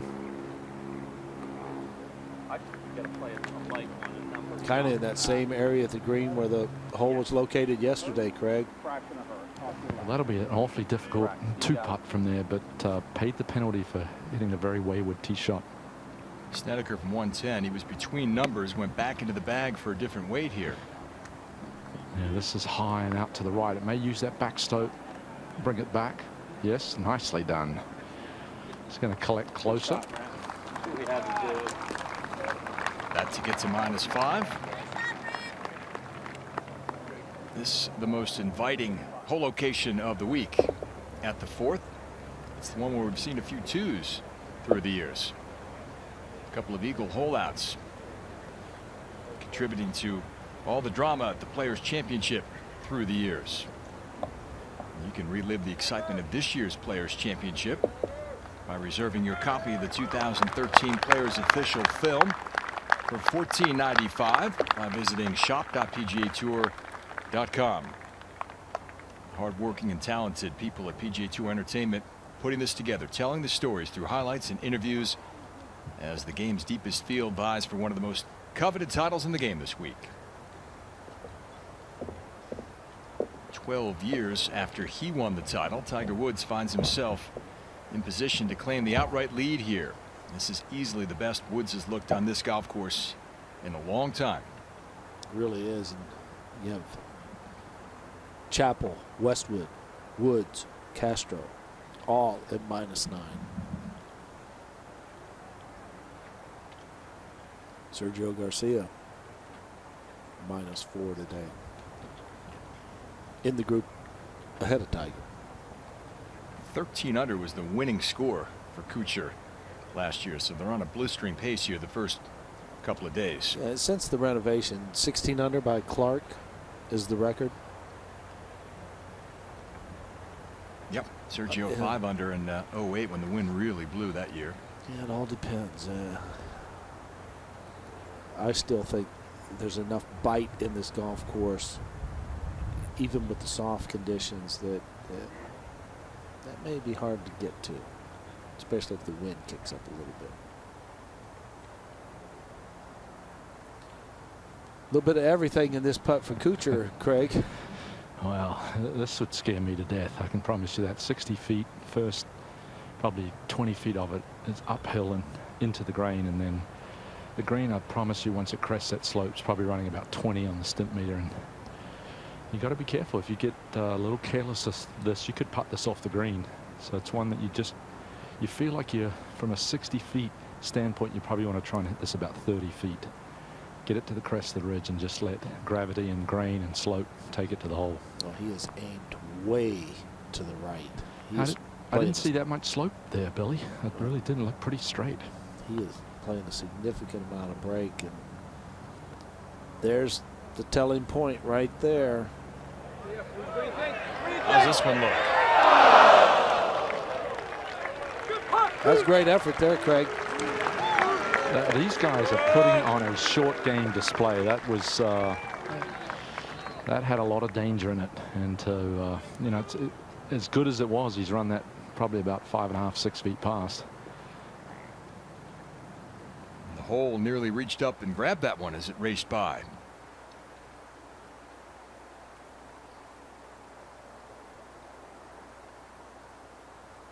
Now Snedeker, 12 feet to move to 5 under. Well, this would be a great bounce back birdie after the sloppy bogey at the last. Not a tough putt here, not much in it. And a back up the hill as well.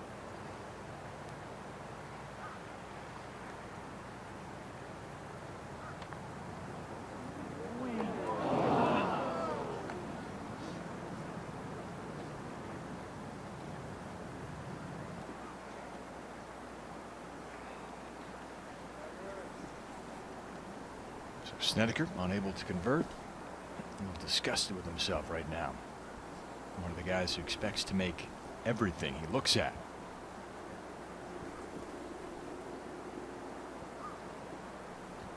Now Woods. Outright lead, 5.5 feet away. Speaking of expecting to make everything he looks at, here's another guy thinks exactly the same way. Well, obviously with 77 wins, he's so composed and calm, you know, in the lead or tied for lead in a golf tournament. And it's really, he's on automatic. He's hit a beautiful iron in here and controlled the distance with his short iron. And I think this just outside left edge. Look how small that stroke is. I mean, that is just a mini stroke.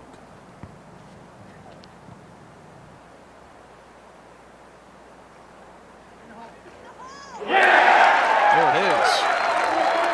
Fourth birdie of the day to go along with an eagle back at the second. It's a 5-under par round for the championship leader at 10 under.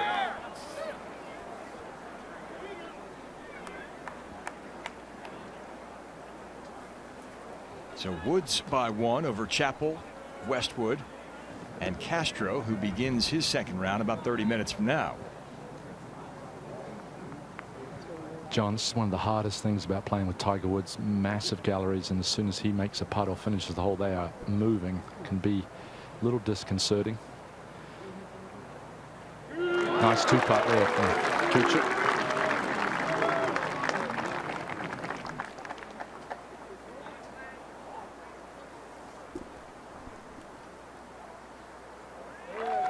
And Snedeker in for his par as well. So he and Kuchar tied for 18 at 4 under. And Woods has seized the lead here with a birdie at the 4th. Good to meet you. And he will be first to play over at the par 4 5th hole. Left to right shot favored off the tee. See how Tiger chooses to play it and what he goes with off the tee. We'll take a look from above here at this difficult par 4. Water down the right-hand side along with the bunker. Ideally, you'd like to hit a left to right tee shot on this 474-yard par 4. This would get you in this area right at the top of the hill. Then you're going to have about 180 yards left. You're going to hit from a plateau to a green that sits below. Relatively flat green.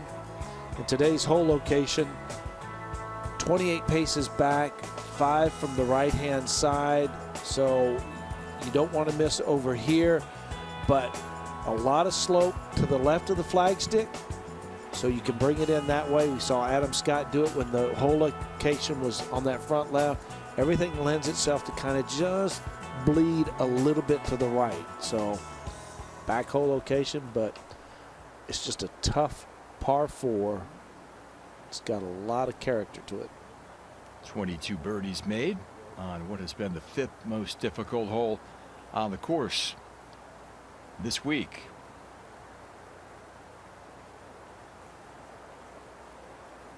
Just one ball on the hazard today. That was a tee shot of Stuart Sink. There's the new leaderboard with Woods at the top. It looks like the wind's starting to pick up a little bit. It is. It's right back into their face. And wasn't it 3 holes ago that we were talking about, can he get to 10 under? Well, he's there already, Billy. It didn't take him long. Well, 5, 7, 8. Those are the 3 critical holes he has coming in. And I believe if you went and asked him on the tee right now, he said you can sign for being 10 under, he would probably take it, because we talked about it. 5 is a very difficult hole. 7 and 8 and even 9 can create some problems. Well, this is going to, you're going to get a good test of how trusting he is of his swing. This is a driver. This ball starts down the left-hand side and is cutting, but is going to be in the left-hand rough. A solid tee shot just didn't move as much as he wanted it to. Oh, and actually has drawn a pretty nice slide down here, Craig. He has, yep, sitting up.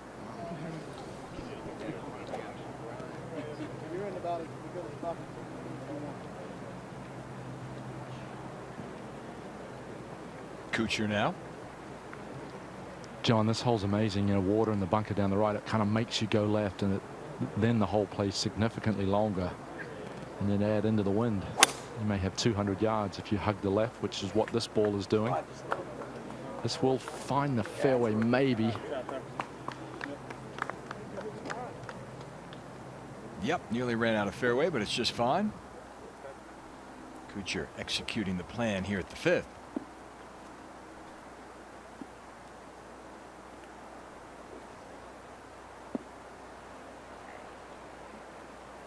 Now Snedeker. Aiming more down the right and trying to turn it from right to left. This is very similar to Matt Kuchar's ball, but will find the rough. Ooh, hit a little sprinkler head right there. It kind of popped up and came back into that first cut. It did, and the ball sitting up very nicely, Billy. So Tiger Woods has found the rough here at the 5th. He's also found the lead after a birdie back at 4.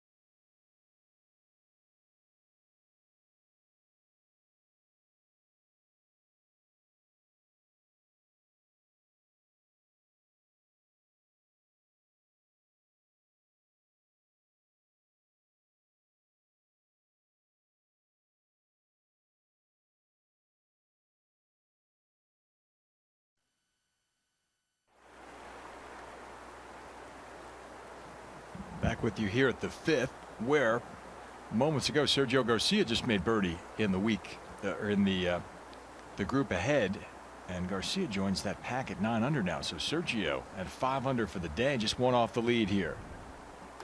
Chappell, Westwood, Garcia, Castro at -9, one back of Woods.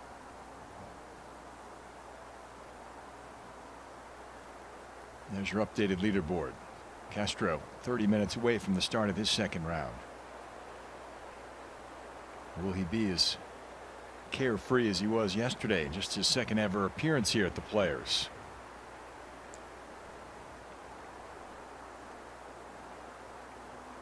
It's going to be interesting. I think if he goes out and he shoots somewhere around par, I'll take it. Job well done. It's tough to have a 3-shot lead overnight in the opening round and come right back and try to back up that great round with a solid round. Now Kuchar. Billy, a shot of close to 220 yards.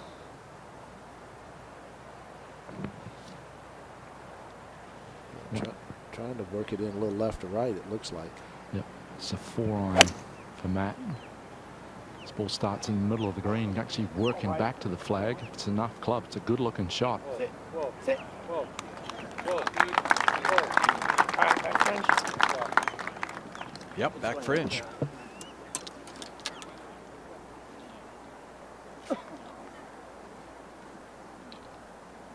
Snedeker 3 yards closer. It's just a normal one. You don't have to step on it. Yeah, 205 pitches. So maybe just a soft one, a fraction of it. Okay? 212 hole. They're looking to carry this 205, Craig. Yeah, I think maybe even less than that, to be honest with you. It looked like it may jump out of that first cutter off.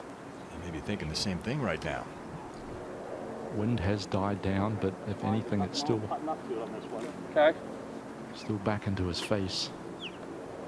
One less club than that 5-iron. Solid iron shot, but turning to the left. Should catch the front left-hand side.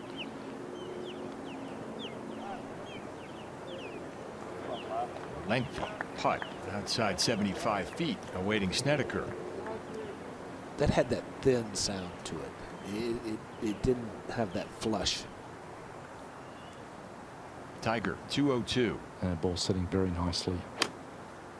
Just a smooth 6-iron for Tiger, and it's kind of come out soft. He'll be lucky to get to the front of the green. Just crawls onto the front edge by a yard or two.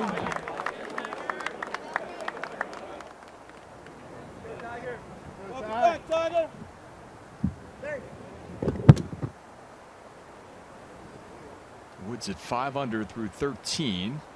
Kevin Chappell in the clubhouse with that 66. Lee Westwood also 6 under on the day. Martin Laird 6 under through 13 holes today. He's moved to 7 under. There's Tiger's history here at the Players.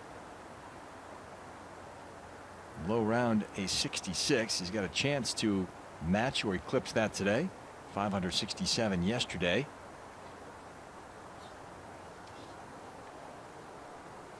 And that 71.44 scoring average is his highest at any event he's played in his career.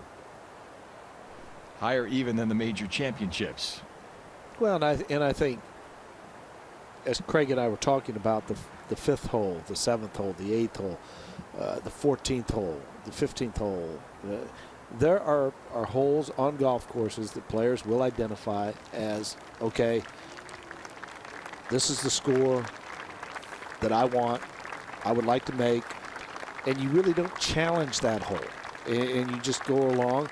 And then you have others like the par 5s here that you just try to attack. But I think 5, 7, and 8 are the key holes coming in for Tiger. And if he can par those 3 holes, he's gonna stay at 10, or maybe get one better with the 9th hole, the par 5, playing downwind. Well, he's clobbered the par 5s on this course through the years. 108 under coming into the week. 7 under on the par 5s this week after the eagle back at the 2nd.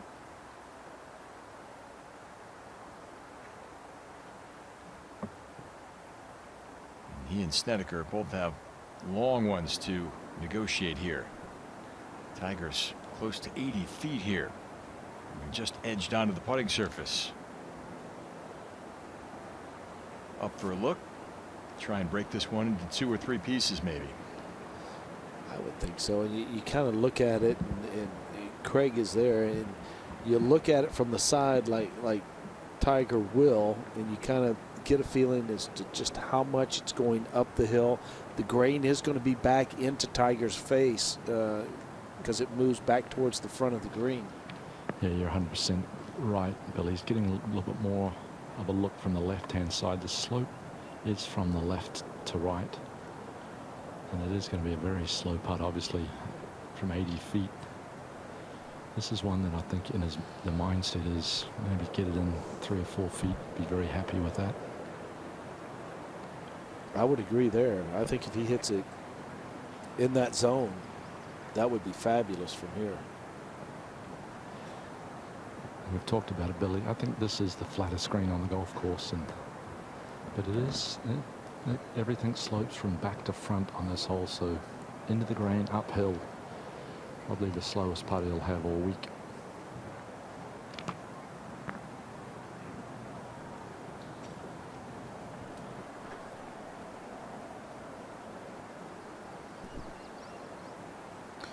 You're really not looking at a real defined line.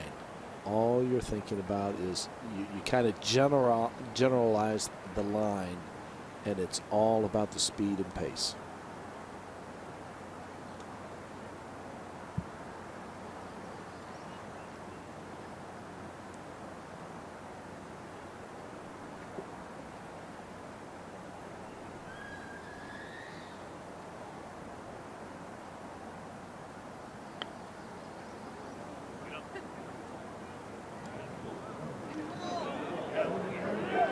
broke a little bit more than anticipated, but got it in that circle, Billy. Yep, that's a job well done. Yep, absolutely. Accomplished what he was trying to do. And we'll have that to remain at -10.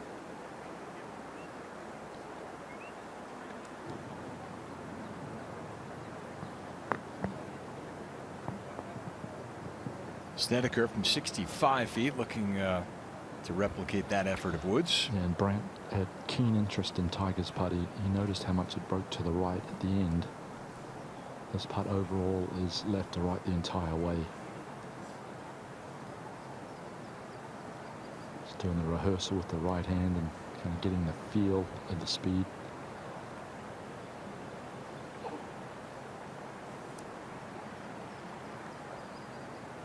I like that routine. I do too, looking at the hole while he's stroking it. Yeah. His ball on a good line. It just needs a little bit more speed. Good effort. Really good. Dead weight.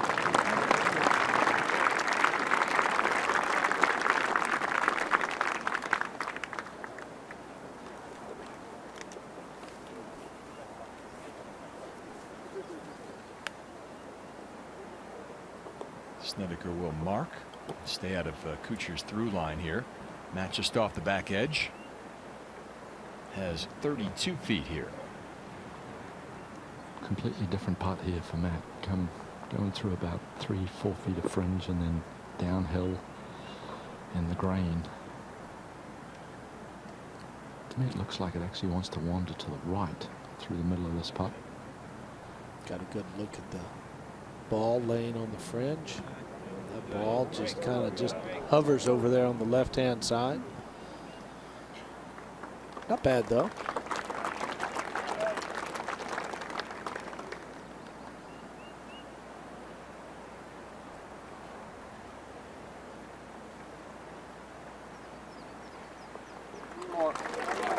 So just one drop shot for Kuchar on the day, back at the third. 3 under par round in his title defense.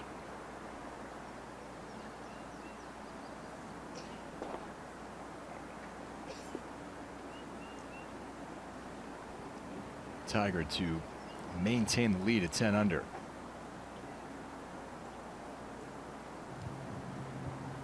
We're certainly all in on this one.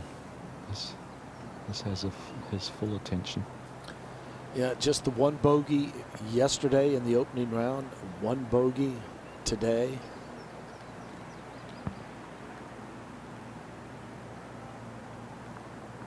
He's looking pretty hard to see if he can find anything in this putt. Well, it looks like the slope of the hole is actually kind of falling or tipping a little bit to the left, but the grain goes left. Maybe you have to commit to the speed more so than the line on this one. Hit a little bit firmer, take the break out of it.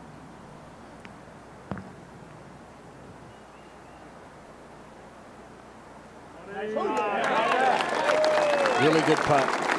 And that's exactly what he did, Craig. Ball went in with some speed. That's a 2-putt par from 80 feet for Woods. Snedeker in for his par as well to remain -4.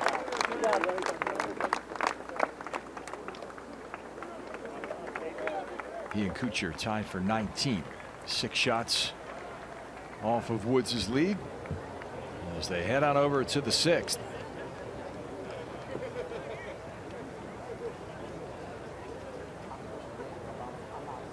Another one of those tricky little par 4s under 400 yards here at the Players Stadium course. And a big crowd ambles over to follow the action as well. Thanks, Mario. Thanks, buddy. Every shot of this group we've brought you since 8:39 this morning, and we'll stay with them until the final putt drops over at the par 5 9. Then we'll turn it around for Horschel, Dustin Johnson, and Els. Really a nice little short hole, 396 yards. There's the Perks tree, the one with the overhanging branch. But players will go with either a 3 metal or an iron, depending on the wind. Gets very narrow with the bunker. But the green complex, really a lot of good variation with hole locations here today. You have a little bit of a low area here. You have a false front here, but the hole location pretty much right in the center of the green, deep in the green. So a little bit of a fall off there. Again, you just want to keep it directly at the flagstick. Anything left may catch that slope and get down into that low area on the left-hand side. There's a good look at the tree that Craig Perks notices every time he's on this golf course. I have nightmares about this tree, and I'm standing right under it. Iron for Tiger. Wind down and from the left. I think you just hit this about 250. Should be just perfect. Yeah, just hit that little bullet. And that's what he has, his bullet right down the center, right of the fairway. This is a clinic, absolute clinic. It's a pleasure to be out here watching this. Up ahead at the green, Sergio Garcia just made his 5th straight birdie to join Woods at 10 under par. Wouldn't that be a fun final pairing tomorrow? Kuchar next to play. That would be game on.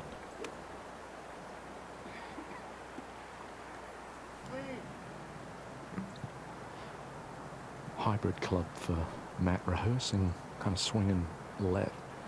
Club coming left through impact, so it looks like he wants to hit the cut. He's actually been aimed to the right a pretty good bit of the day, Craig. He has. He's aiming right and coming over it, so kind of hitting a trap cut, and that's right down the center as well.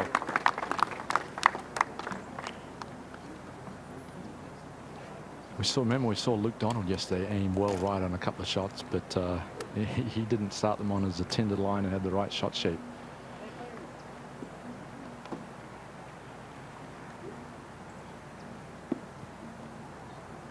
Steneker 8 of 11 fairways today. A hybrid club as well, hitting a low little bullet down the left-hand side. We'll need a favorable bounce to stay in the fairway, and it got one. Nice, Brent. Nice, Brent.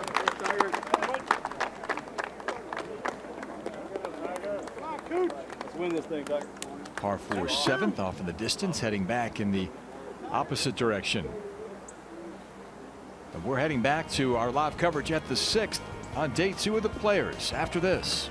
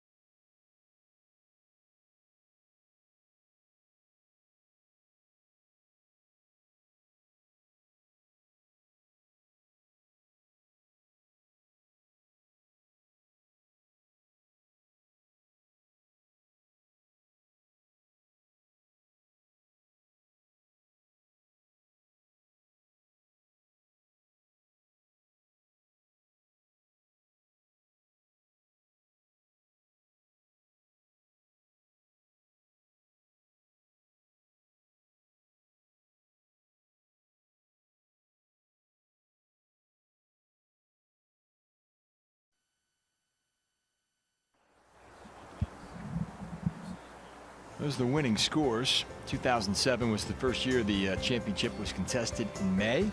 Mickelson with an 11 under total. By the way, Phil just made bogey over at 7, so he's even par. And one shot outside the cut line. 72 players at 1 under or better. Back to the 6th we go. Kuchar will be first to play here. 156 is the number. Yeah, 156. John, the scary thing is this whole location only 3 paces from the back. You certainly can't go long. Wind now is kind of switched and a little bit more down. Still out of the left. Talked about the number. I think you have to take at least 10 off it and just land it there and kind of hope for that one big bounce forward and take back out of play. A 9-iron for Matt.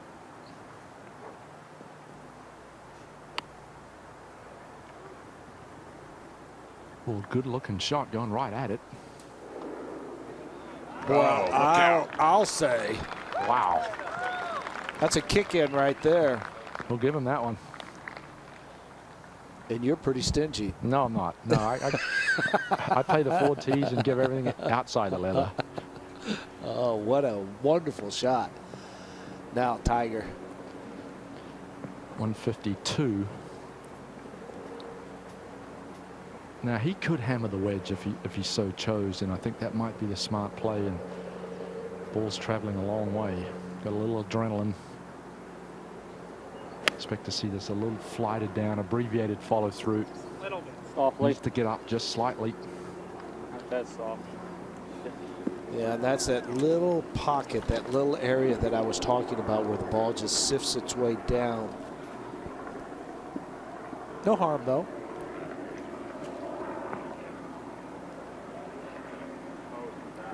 Snedeker, 137. I was going to say Tiger's one of the most intelligent players out here, and he knew that you couldn't go long. Yeah, right in between clubs for Brian. I think this is just a gap wedge. From this angle, a little bit more down from the left.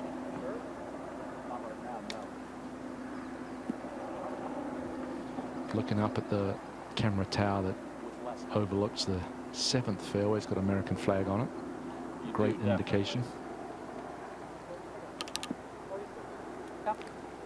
I think when you're indecisive, I think you have to take one less and come up about 12, 15 feet short of the flag. Yeah, you want to make sure you're going at it aggressively. Yeah, that was an aggressive swing with an abbreviated follow through, and he has pulled that long and left, and another mistake, another poor iron shot for Brant. Yeah, that bunker shot's going to be a little chewy down there.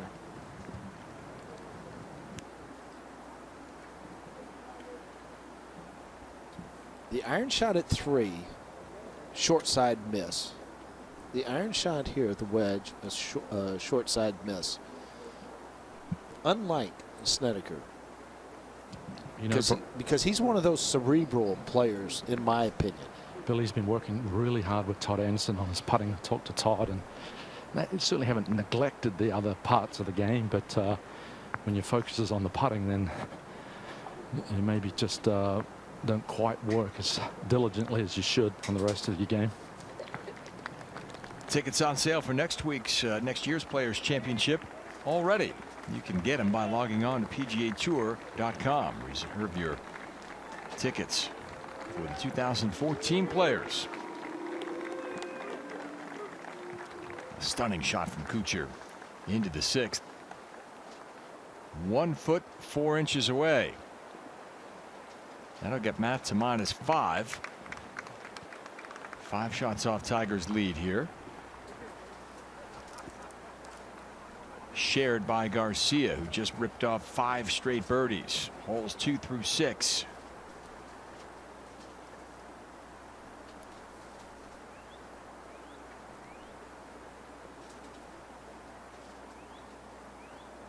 There it is. Kuchar in for a 3.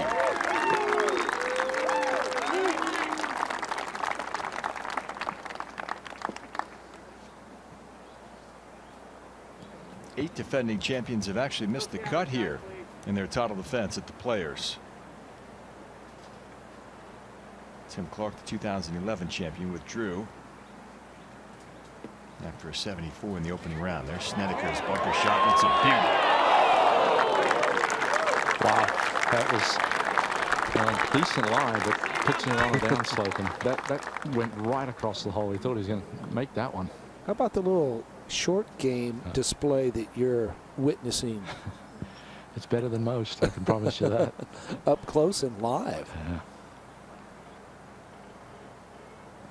The sand here is so powdery, and you can really spin it. And the lies that he's had, that one was on the upslope and sitting just beautifully. And you still have to execute the shot, and he did it in excellent form.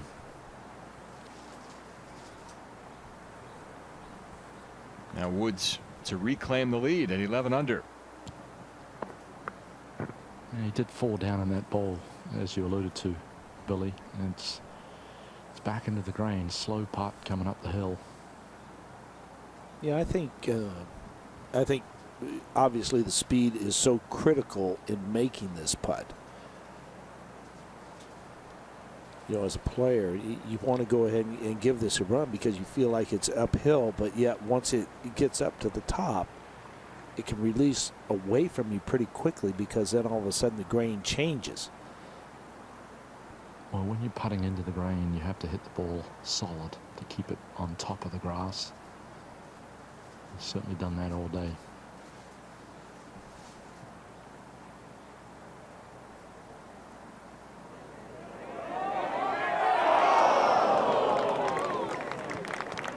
Just melts over the left edge. So Woods and Garcia remain tied at 10 under.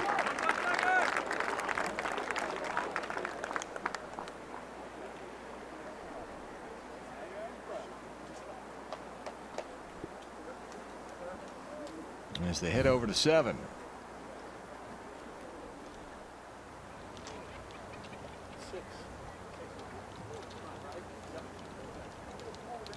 Kuchar, Snedeker tied for 15th on the leaderboard.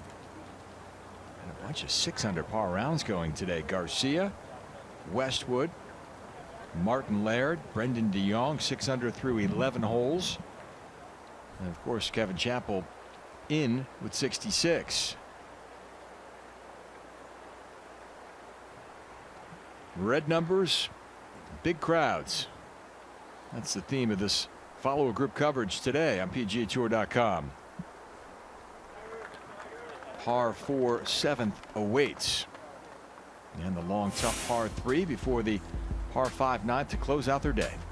Well, the 7th hole, 427 yards. But the 3 bunkers down the right-hand side, that's what the players need to avoid. Obviously, the water down the left. You can play out the bunker down the left. The right bunker right there, we saw Sergio in it yesterday. Very difficult to play out of. But today's hole location, just 7 paces on. Now they have a little bit of a backstop, but the hole location kind of in here, you have a little bit of a brow that sticks out there. So I think it's a hole location. You drive in the fairway, great opportunity for birdie. Kuchar hits first here. Yeah, I like those staggered bunkers down the right as well, Billy. Matt Kuchar ball starts right in the middle of the fairway and is absolutely hammered. That looked like one of the better swings he's made today, in my opinion. Yeah, you have to be committed on this tee shot. Water left, bunkers left and right, and it's back into the wind.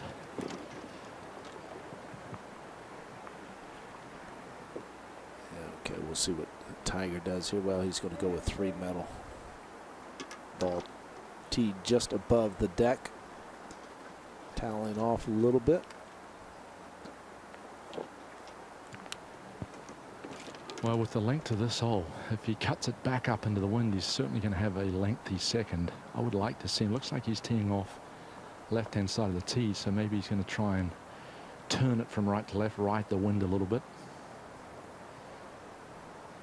He's been spot on with every shot shape. Well, he tried to hook it. He did, and he's lost it right at the first bunker. Ooh, and that's Well, that's up against the front of the bunker, front lip, green side, and I don't know if he can get there from there. Hold up, folks, please. Yeah, that shot would be probably close to 180 yards. Billy. It's not a huge lip, but it's enough that I don't think he can get to the green. Now Snedeker with driver.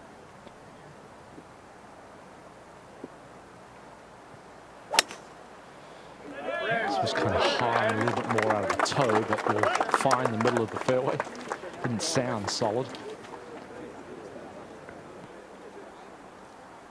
Out there with Kuchars is Snedeker. And Woods will face a challenging second here.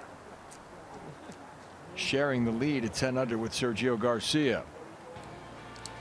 Final 3 holes of our follow group coverage this morning.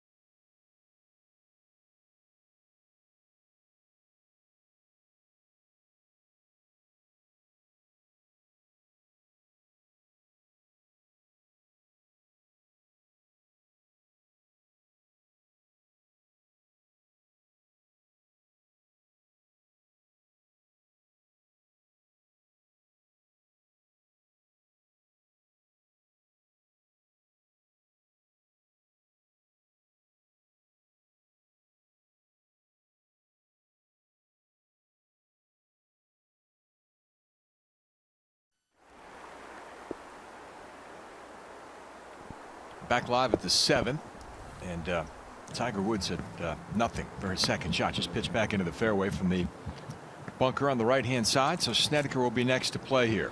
Yeah, he had one. Tiger had 165 and up against the lip, and he probably only advanced it 60 yards. But Brandt Snedeker 148 to a front left hole location. Wind out of the right. This should be a comfortable shot for Brandt. Starting to the right, working back. That's a good looking shot if it gets up. Oh, beautiful shot. Fantastic shot from Snedeker. Just like Kuchar on the last hole, Snedeker with a kick in here at the 7th. That'll get Brandt to 5 under.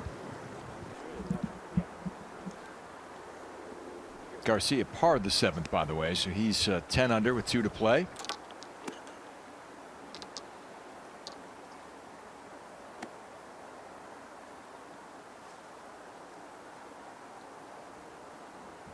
Kuchar now. Basically exactly the same yardage.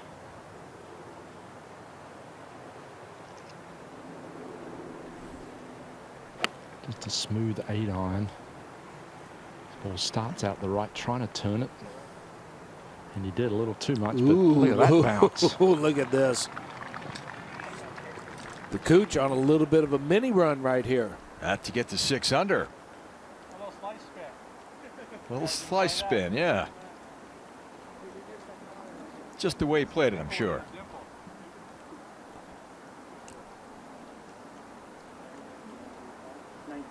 So the third upcoming for Woods now. About 119.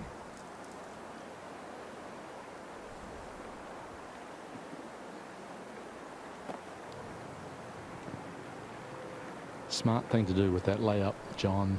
You know, if he tried to go at this green with the second, there's water to the right and all sorts of trouble. Deep No question about that. You think it's too much?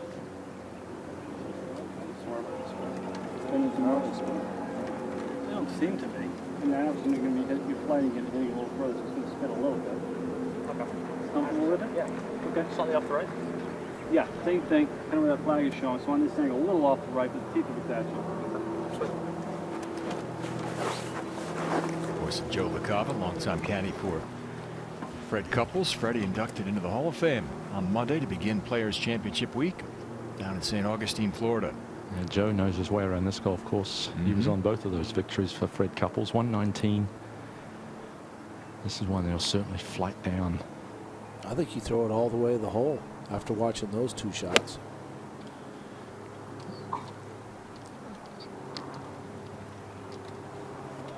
And got a chance to save that 4. Absolutely. You have to be smart. And that's what Tiger Woods is. If he hits it in trouble, plays the next shot smart, makes par available to him. Now he has a chance to stay in that tie for the lead with Sergio Garcia.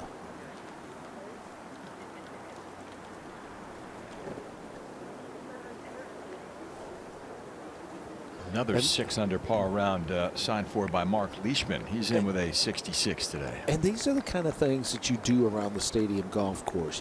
You make that par like Tiger Woods has a chance to do here at the 7th. You make that par, that keeps the momentum going. Sometimes those are equally as good as a birdie to keep that momentum going for a player. And Tiger has 3 holes left. You make a par here, you par the tough 8th, and then you birdie 9. All of a sudden, you turn what could have been a finish at 9 under to 11 under. That's the way the leaderboard is shaping up here today, midway through our second round coverage. Harris English 5 under through 12 holes. Martin Laird 6 under through 14.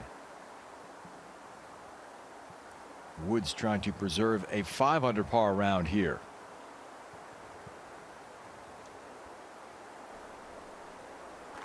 Snedeker taps in for his birdie 3. He moves to 5 under. He and Kuchar keeping the lead within their sights here.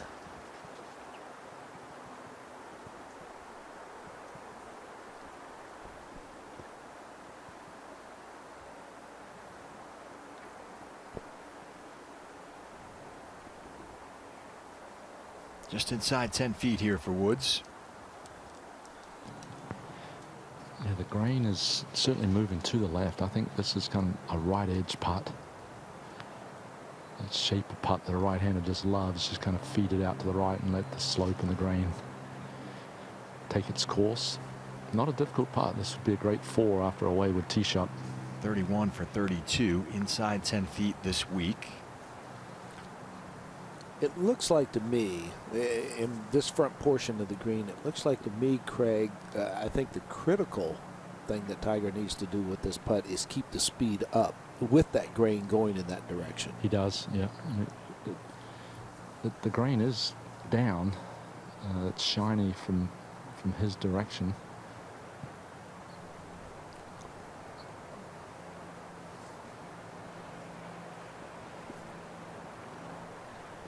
13 attempts on the season. In this 9 to 10 foot range for Woods, he's made 10.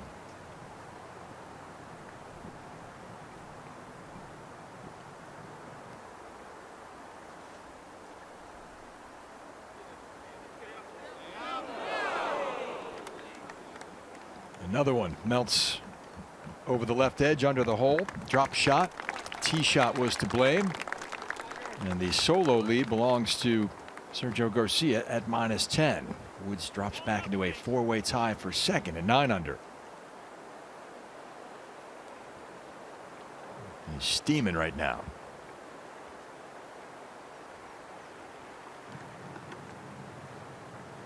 And I just talked to Ron Sarek from Golf World, and he said that's what he used to do. He used to make all of those putts to kind of keep the momentum going, and I agree with that.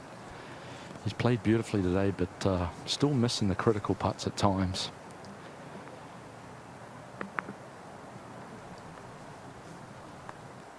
Kuchar now for his 6th birdie of the day, and he gets a -6.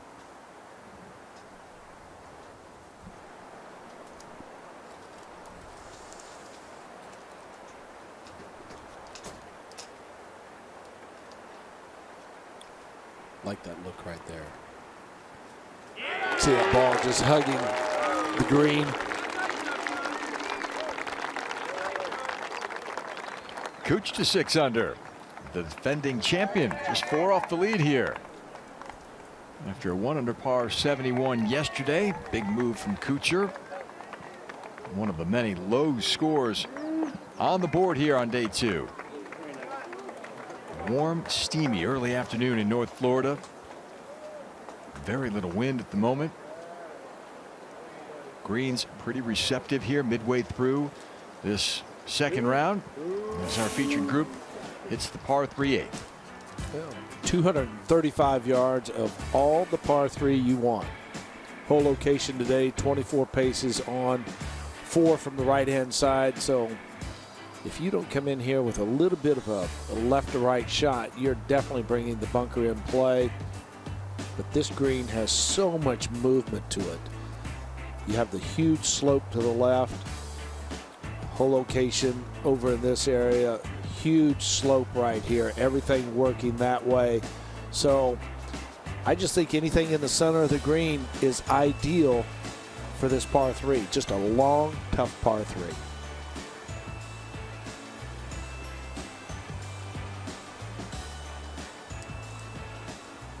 Haven't been many close today. Jason Bone hit one inside 3 feet yesterday.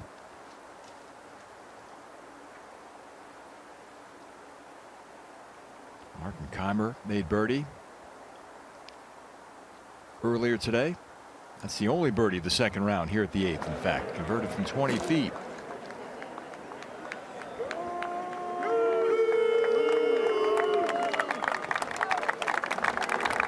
Guess who's coming to the tee? Very popular player, Matt Kuchar, on the PGA Tour, especially since winning this championship last year. Lived in the area for some time before moving up to Sea Island a few years back. Just about an hour's drive north of here in Ponte Vedrea Beach. This is a big boys par 3 right here. Stroke average 3.16, 235. Trying to fit it in there to the hole location.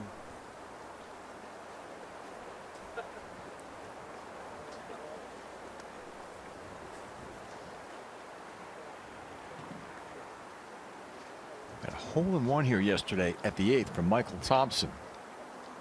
So Jason Bones was inside 3 feet. Thompson's went in. Meanwhile, over at the 9th, a birdie for Sergio Garcia. That is a round of 65. Garcia at 11 under leads by 2.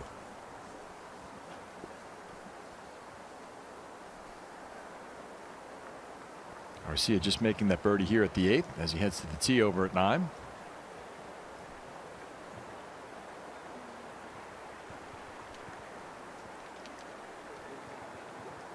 Six birdies in a 7-hole stretch for Garcia. 8 on the day.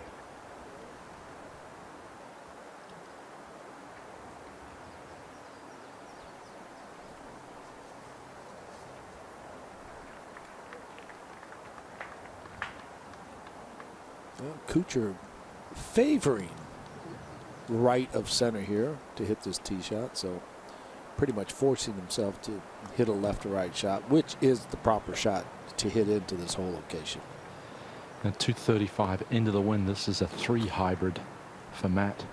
A couple of kick-ins on the last couple of holes, and he would take another 3 right here.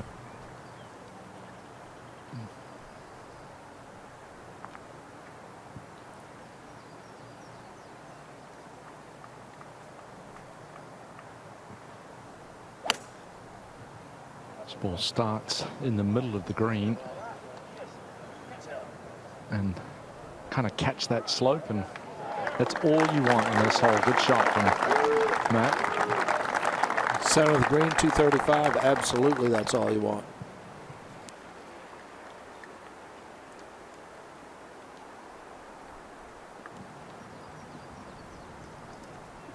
Snedeker off the birdie back at 7. One more, a 2 hybrid for Brandt.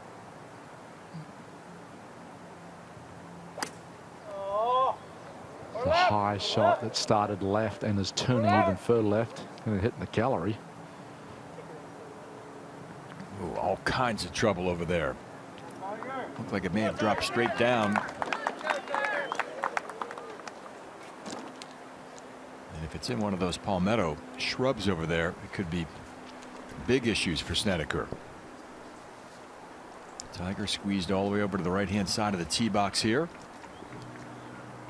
Yeah, this could be a pretty big cut shot, pretty big fade right here. And the wind is helping that way. It's into his face, but it is out of the left. 3 iron for Tiger. Can't be too much of a cut. You got some overhanging pine trees, Billy. Ball starts at that left-hand green side bunker, is working back.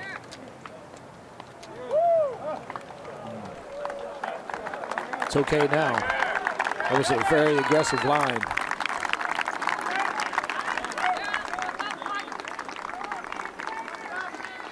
So Woods and Kuchar aboard here. Snedeker could have a mess on his hands. Say so long to Bill Kratzert. He'll be out on the course today with Horschel, Dustin Johnson, and Els.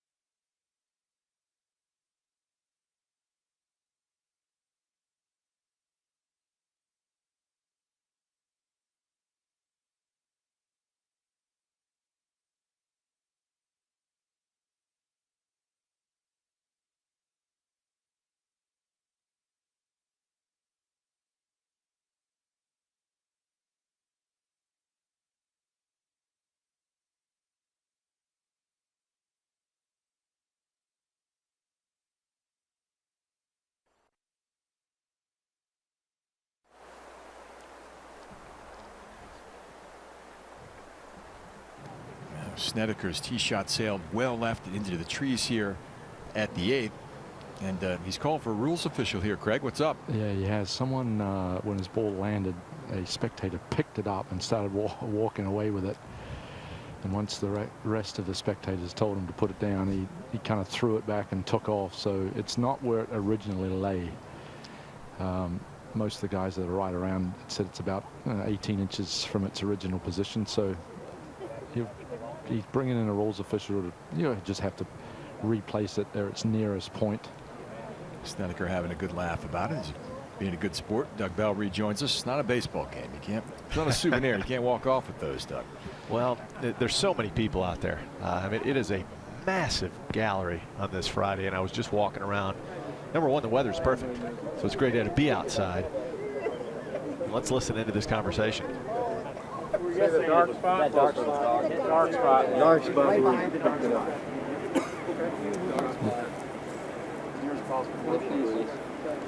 Everybody said it's coming right here, right? Yeah, right on the dark. Actually, to the right. He grabbed a handful. To the right if you were. Yeah, right in front of the Bit of a tee. Let's get the rink out, Brent. Let's get the rink out. Can we rink it out for you? Just go ahead and rink it. A little bit to the right. There you go. That's where The tour official was over there. He just dropped at the nearest point and it actually kicked back. He has nothing over here, guys. He's got low overhanging trees and he's got some pretty deep bunkers in front. I think anything inside 10 or 15 feet, just actually getting it on the green, getting it trundling towards the flag would be a good shot.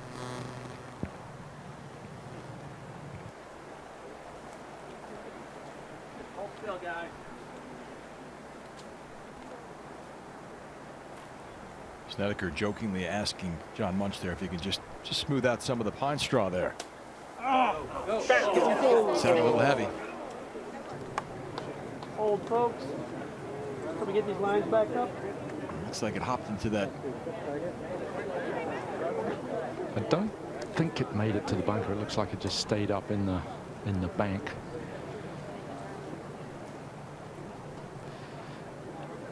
And this is the trouble at the stadium course, TPC Sawgrass. You get out of position on any hole, you're going to pay the penalty. And now he's struggling just to save the bogey.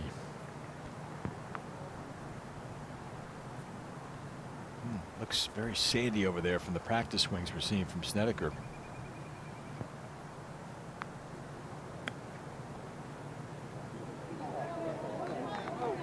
Easy. Not left for a 4. Needs to be careful. Sned's one of the best scramblers in the PGA Tour in the all-around scramble category from all distances. He's ranked 3rd. Obviously that drop he took in the pine straw was difficult. Left him a precarious position and now has to hit a putt just to avoid a double bogey.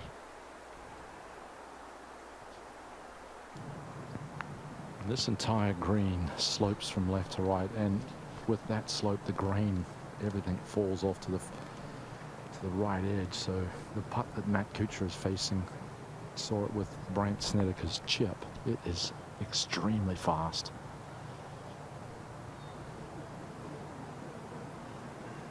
Kuchar to move to 7 under.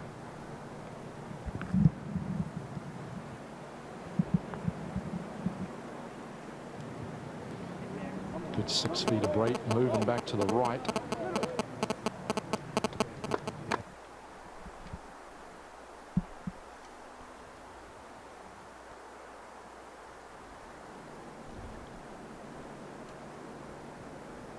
Birdies at 6 and 7 from Kuchar.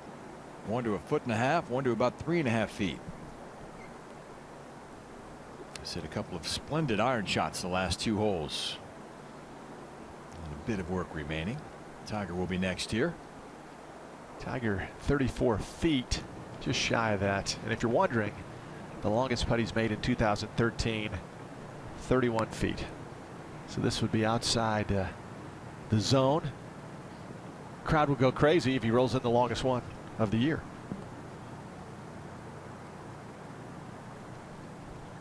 It's a difficult putt, dug up the hill, and once it crests that slope, it will certainly be moving to the right.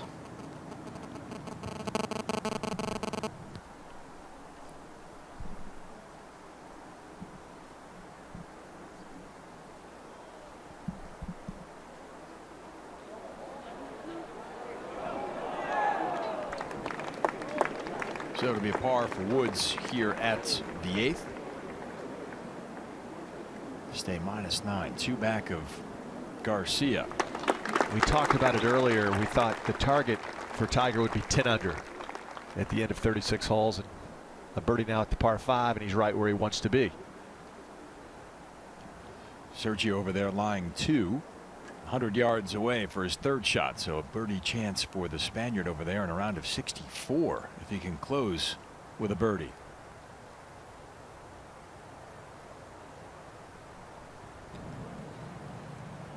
Snedeker, important putt here for a bogey. Yeah, just trying to minimize the damage, Swanee. If you can avoid going around this golf course without making a double bogey, you're going to hit it in some tough spots, and it's a big putt to try and do that.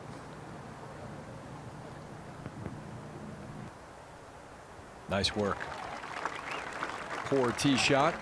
Second wasn't the greatest either, but the tour's best scrambler does it again. Drops just 1 shot.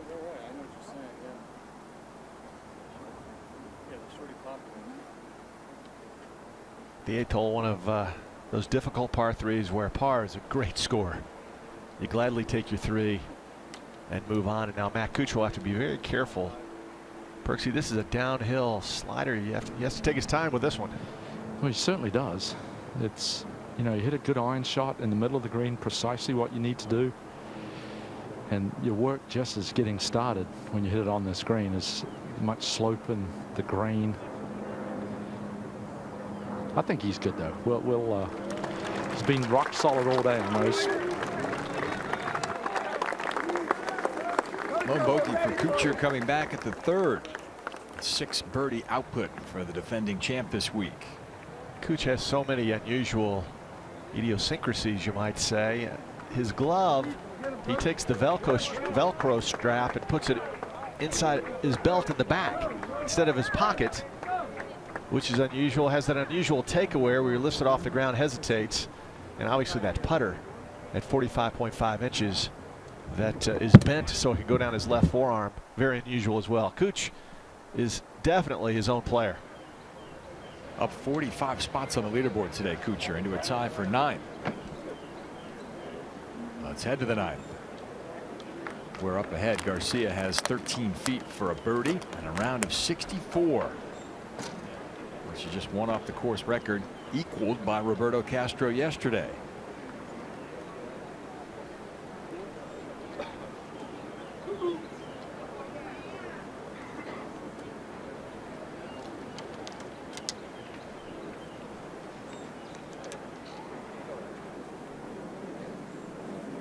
Kuchar has the honor here. Final hole of the day. He's missed 10 fairways, 17 to 27 up to this point. That's 63%, tied for 80th. Dug straight downwind, run out down the right hand side, 315. So you, with the driver, you have to kind of hug the left. He's just smashed it right down the left-hand center. Beautiful tee shot. He may have a go at it from there. It's caught the downslope and gone down to the lower level.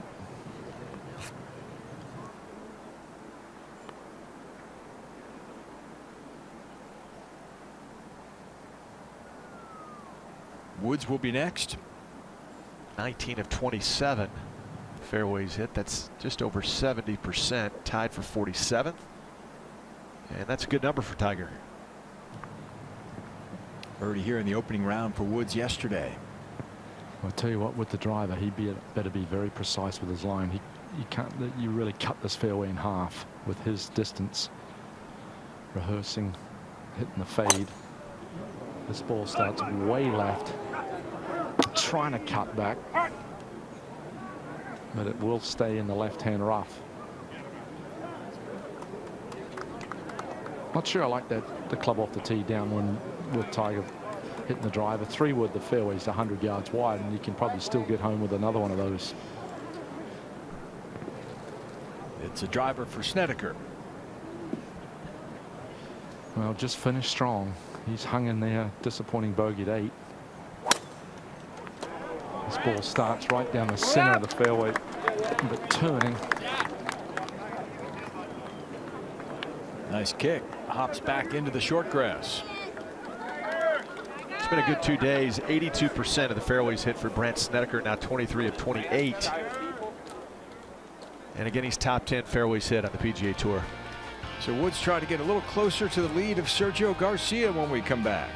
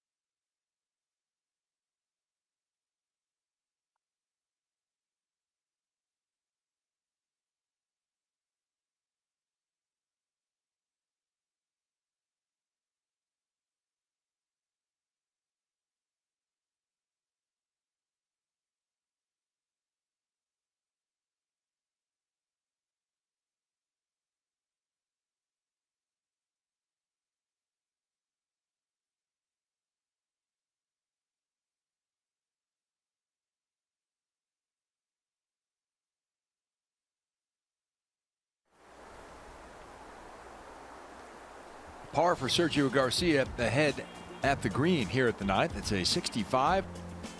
His best ever score here at the Players Championship for the winner back in 2008. And Sergio has the lead by 2. Yeah, Sergio has always said his 2 favorite tournaments, the Players and the British Open. Won the Players, still hunting for that Clare Jug. Kevin Chappell first in for a 66. So as it stands now,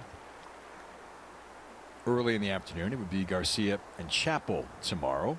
Tiger with a birdie can get to -10, setting up a potential Woods Garcia final pairing tomorrow. Of course, Roberto Castro at -9. Just 1 hole into his second round. But the conditions expected to be tougher this afternoon than they were this morning when these guys teed off at 8:39. It's already starting to pick up here. Wind gusting at the 9th as Snedeker plays his second at the par 5. They're gone, aren't they, Cooch? He asked if the green was clear. It is. 273 for Brandt. Straight downwind, and with that hole location just 7 paces on, any bunker that he can find, whether it's the right-hand side or left-hand side, would be good. If he takes it at the flag, he's going to launch it extremely high over that huge oak tree that guards the left-hand side of this fairway. This ball starts out to the right, not turning. It's going to go in the mounds or all the bunkers. And that'll be a difficult up and down for his birdie. Oh, and that's just buried down there, Perks. You can't even see it, in fact.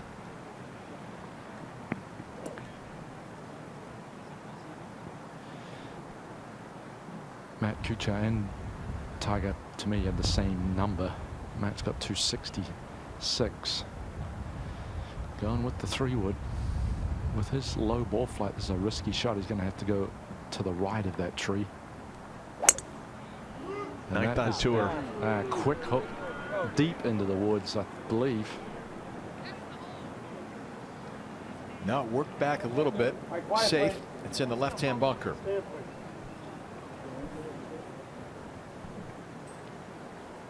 Should be just a layup for Tiger. Nasty lie. He'll be trying to advance this about 120 yards. And that's what he's done. It's a smart play. Really had no chance to do anything else than that.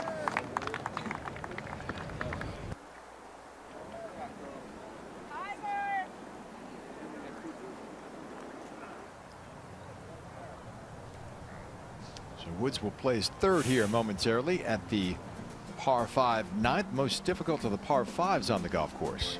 Well, it's a fun par 5 to say the very least, especially for the gallery, because the tee shot, as you saw, Tiger went left in that rough, and the gallery's right up close to the rough line. And of course, you put yourself in a position to perhaps go for this green in 2. You have the trees that you might carry, like Adam Scott did yesterday with a 4-iron. Sergio yesterday used a 3-wood and wound up in that back bunker. Matt Kuchar's in the bunker on the left side. There you see a swale in the middle of the green right there. Of course, everything slopes this direction, and especially down here filters down, which won't be too much of a factor for these players. And it's front left hole location, so right in this area. 7 on and 3 from the left side. This exciting par 5, and Tiger will be hitting his third shot coming up. The numbers at the 9th this week. Cut line is at 173 players at -1 or better. Among those outside the cut line, Phil Mickelson at +1 after a 73 earlier today.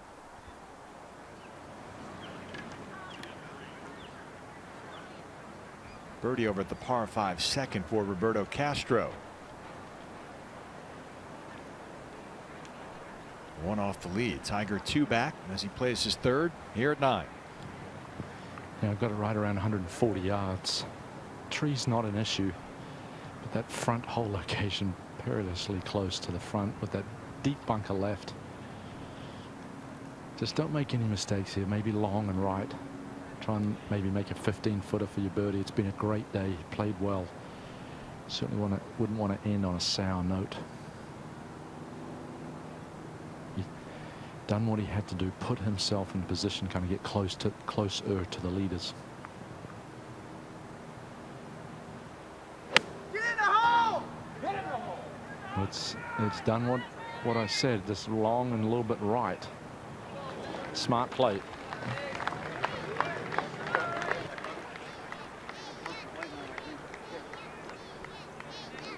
That was a 140-yard shot, Swanee. Stats really don't lie on the PGA Tour. From that distance, Tiger's 73rd on tour and averages about 30 feet. That's what he wound up there. Another look from above here. Played smartly after a poor drive, just to put it back in play. Didn't take on too much of the trees with his third either. Hole high, chance for a birdie.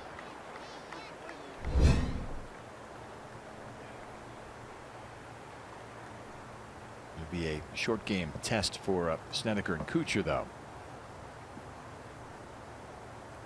Especially Snedeker, who's got a gnarly lie over there in between the mounds.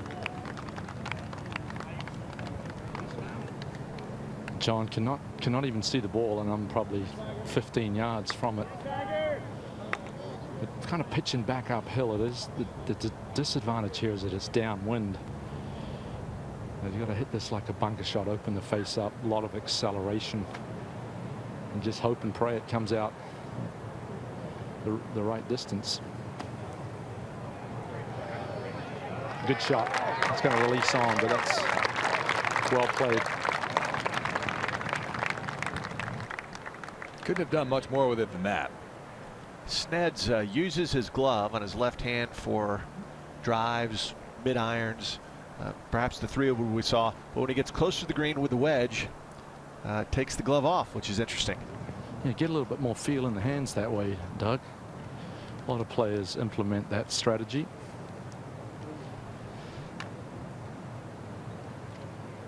I think Matt Kuchar was very fortunate. That ball was well left of where it ended up.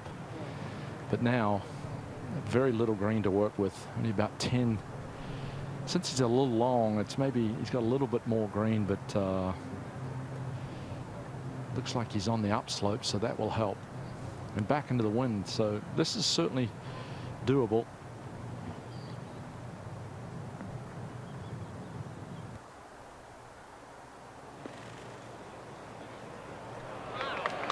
Oh, great look there at the contact, which was very clean. Club sliding underneath the ball, sand carrying it out, and Kuchar's within 3 feet. And a chance to close with a birdie here.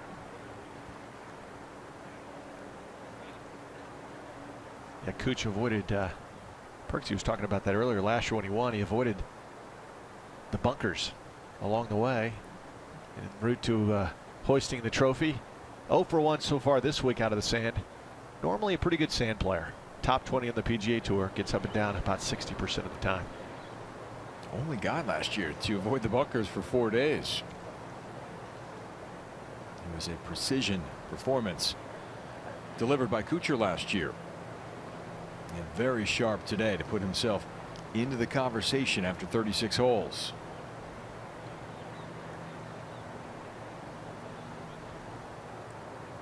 So Tiger for a birdie and a round of 67, which would match yesterday's number. Yeah, 20 feet, just inside 20 feet up the hill. So into the green, so it's a slow putt, and it's one that he can be very aggressive with. He's first on tour. I see this big board, 15 to 20 feet, a little over 36%. He's first, so I anticipate him giving this a great run and wouldn't be surprised if he made it.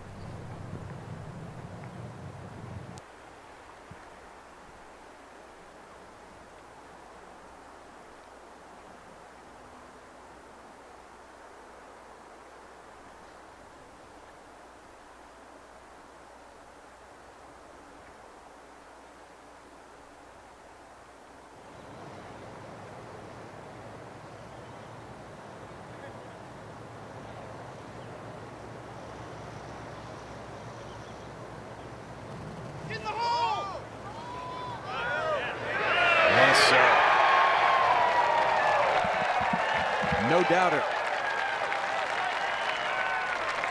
Just hugging the green the entire trip. It's a birdie at the 9th for Tiger Woods. And 2 rounds of 67 in the books. He's 1 off the lead.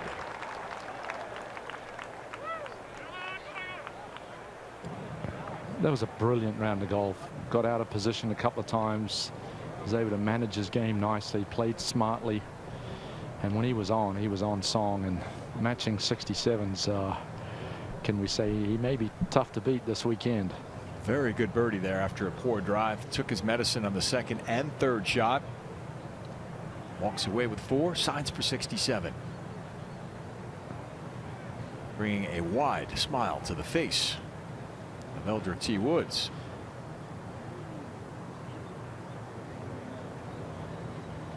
Well, this for 68 for Brandt Snedeker. He's due, and that did not start online at all.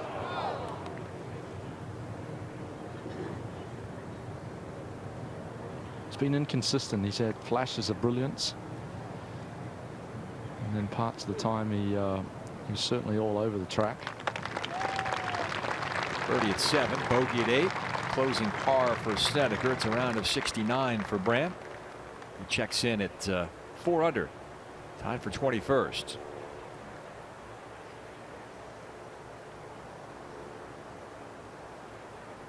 (29 putts each of the first 2 days for Snedeker. Kuchar, meanwhile, can jump to 7 under here. This would be 3 birdies in his final 4 holes. and lift Kuchar, who began the day tied for 54th, into a tie for 7th. Well, remember, no man has ever defended his title, and if he can make this shoot 66 playing alongside Tiger after the 71 yesterday, extremely good round of golf.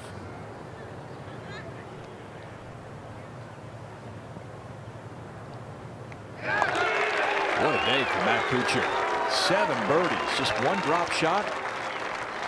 66, the best number in this threesome. And what a show Kuchar and Woods and Snedeker put on for us today. Yeah, the featured groups we've had the last 2 mornings have really put on a show.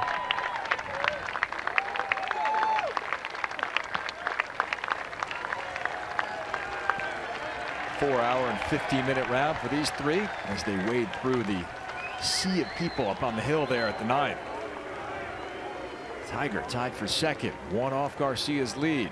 Kuchar, a sizzling day, jumps inside the top 10. Snedeker at 4 under, tied for 21st right now. Less than 10 minutes away from our afternoon featured group of Billy Horschel, Dustin Johnson, and Ernie Els.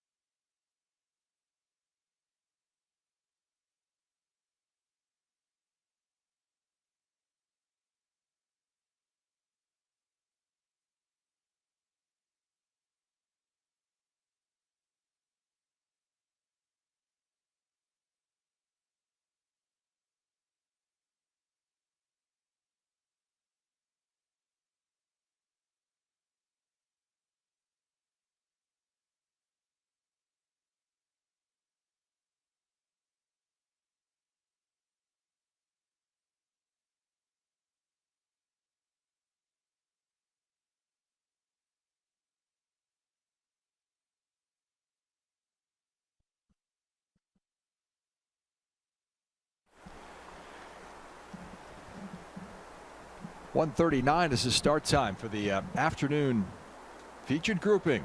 Follow a group here on PGATour.com. Jacksonville resident Billy Horschel, the champion in New Orleans this year, the Zurich Classic. One of the hottest players in the game coming into the week.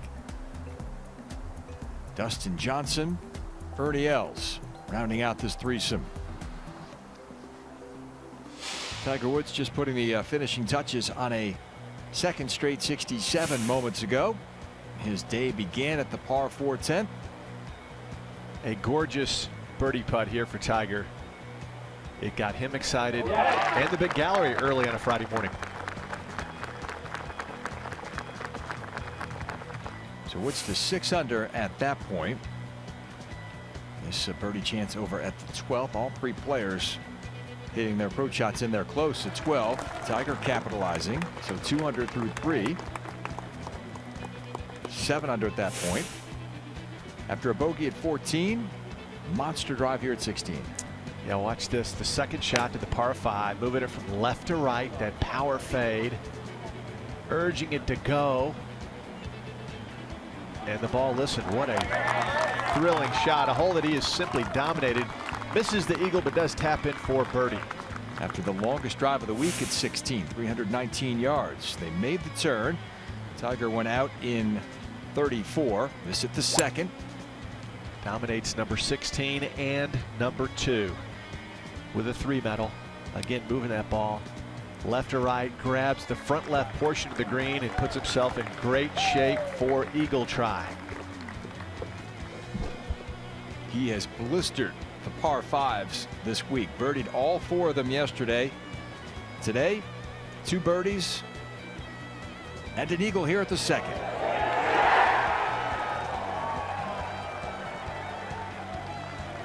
So 9 under par at that point.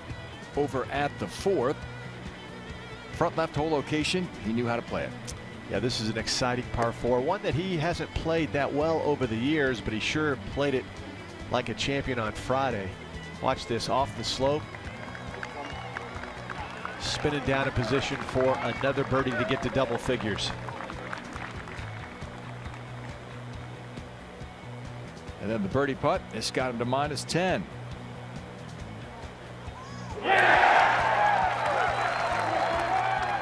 Was the outright leader at that point in his round.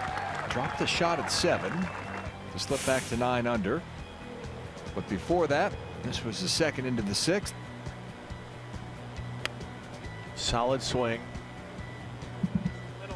Giving it some body English. Again, moving that left to right. It does catch that swale and goes down to the left front portion of the green.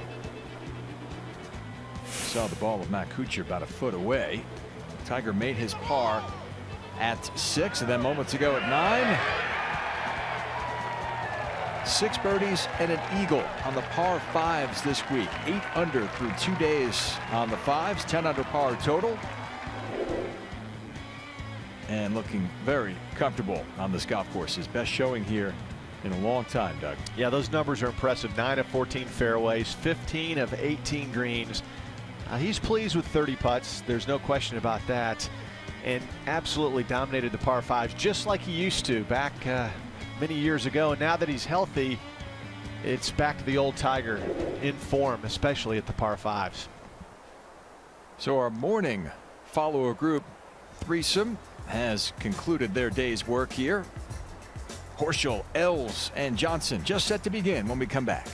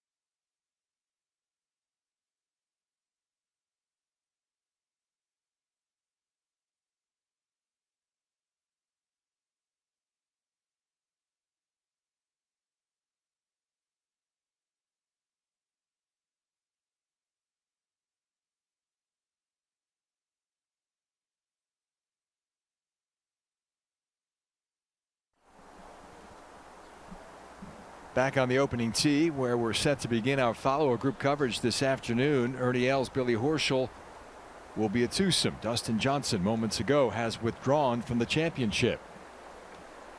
The second time DJ has WD'd in the last few weeks. Been battling a bit of a wrist issue.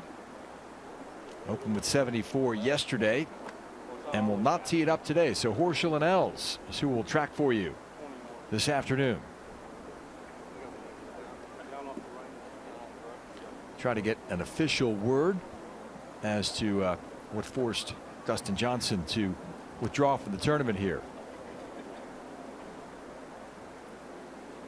As Horschel in the blue shirt, Ernie in the background get set to begin their day's work here.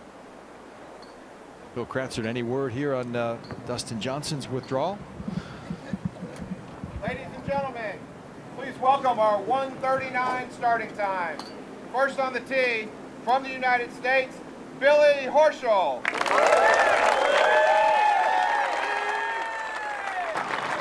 Well, certainly disappointing for the fans that DJ's not going to play, but there's still the excitement here at the first tee with Billy Horschel teeing off.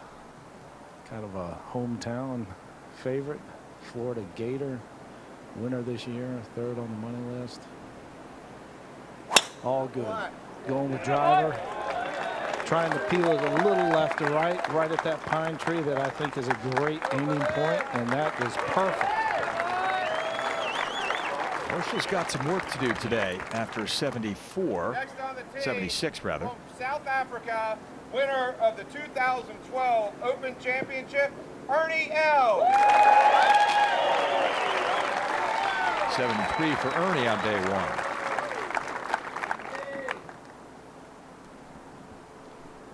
Well, Ernie also going with driver. And I think you just, certainly if you're in Horschel's shoes, you have to push the envelope and you have to be very aggressive. Ernie, I think, is of the same mindset right now.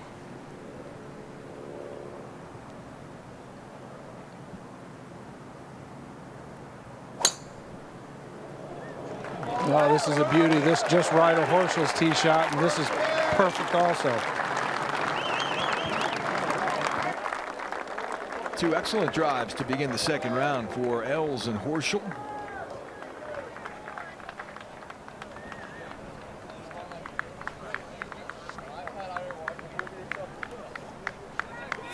Par 4 first is where they begin their day.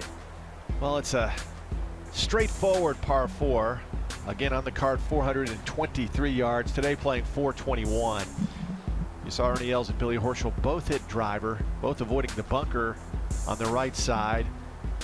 Landing left center of the fairway would set you up for a short iron into this tricky green. The first hole at the Players was the 13th hardest opening hole in the PGA Tour. And there's the swale that catches so many. Right here is the false front. There's another swale that catches balls. Then the back side, it also goes down to that collection area. And our whole location today on the first is 20 on. Actually, it's more like this, 20 on and 4 to the left. So right in this location is where these players will be tackling this first hole, the par 4.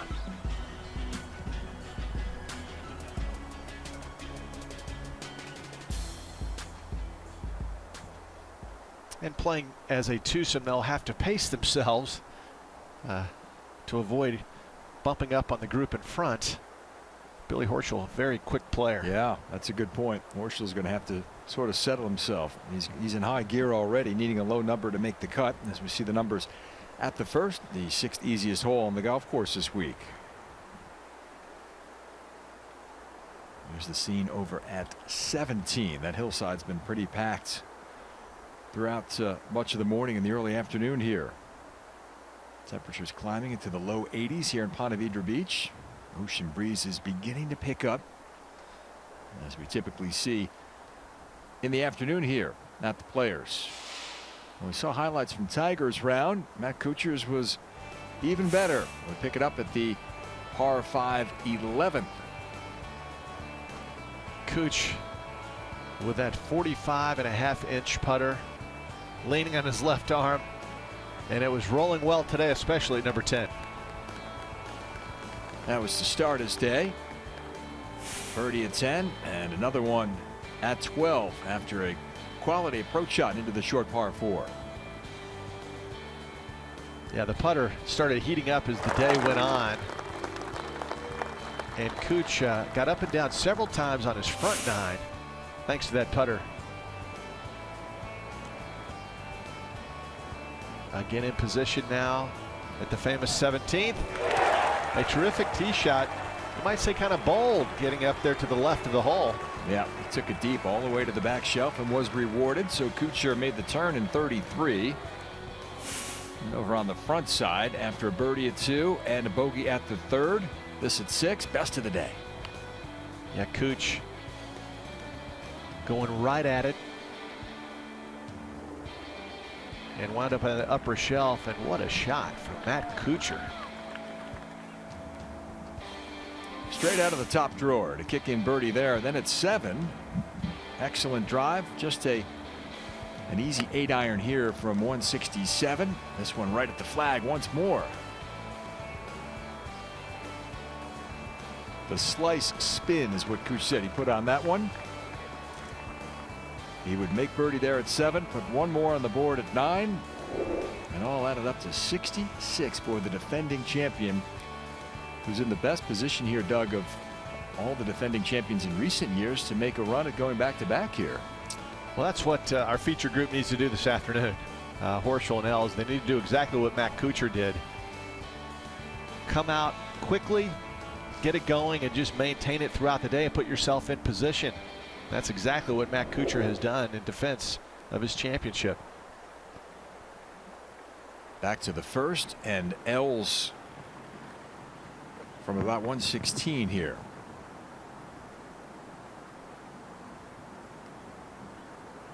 Well, I actually have it for just maybe a few yards less than that, but Horschel already with a nice shot here at the first hole. But now Ernie, just a little bit of a trailing breeze sand wedge.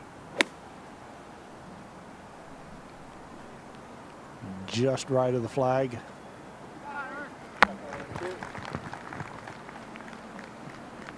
Other ball belongs to Billy Horschel. There's how it got there just a moment ago. Horschel in need of a lot of birdies today. He's put himself in position to grab one early here off this shot. That was from 117 yards just moments ago. Beautifully played shot, settles underneath the hole, about 10 feet away.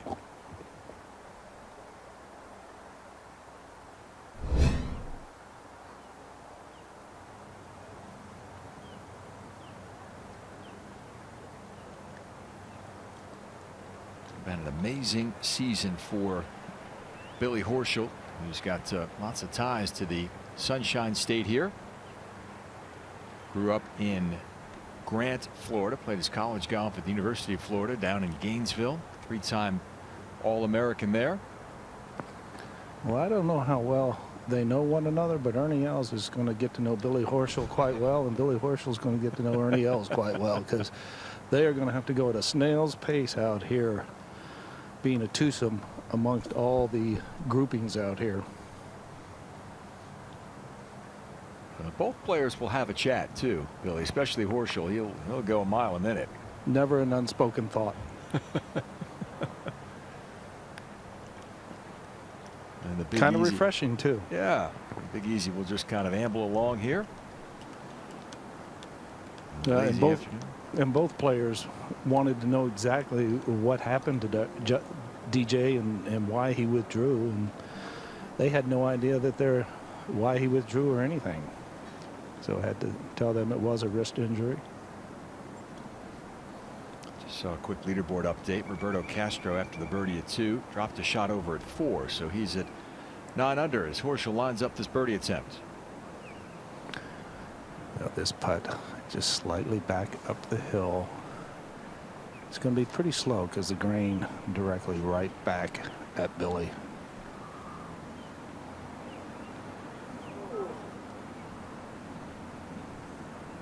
That was a good looking putt for a long time.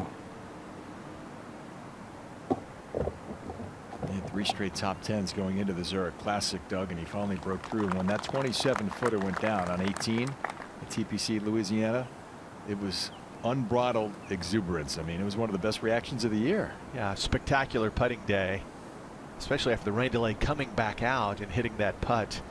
And his numbers are on the climb. Speaking of Billy Horschel, 5th all around, ball striking 9th, total driving 8th. It's just, it really has been a remarkable year for the young man. 7 feet for Ernie here for an opening birdie.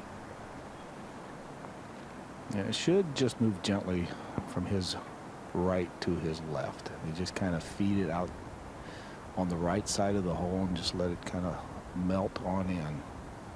Be a nice way to start, especially with number 2, the par 5, as one of the easiest holes here at the stadium course coming up next.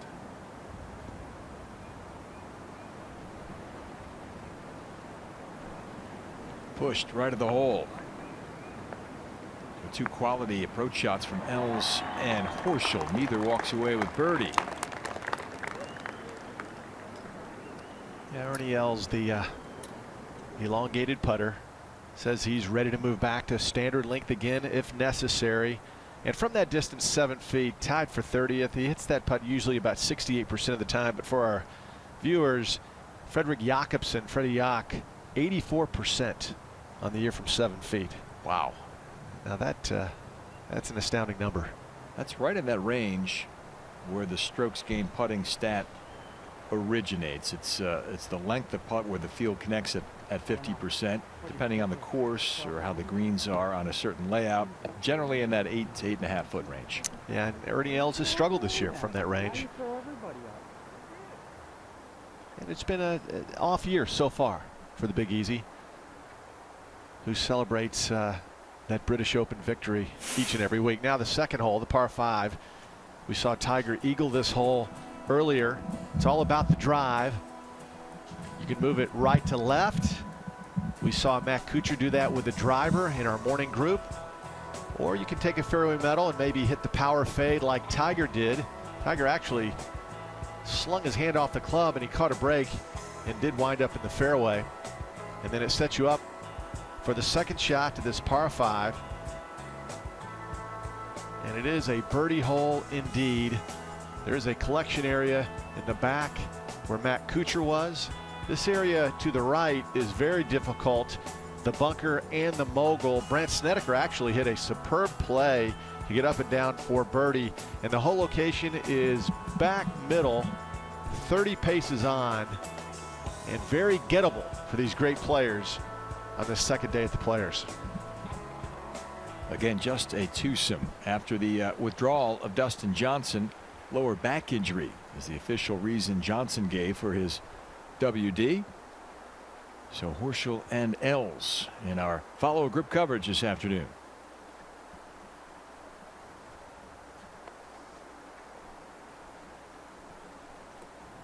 Both players making par here at the second during their opening round yesterday. Easiest hole on the course, 4.60 stroke average.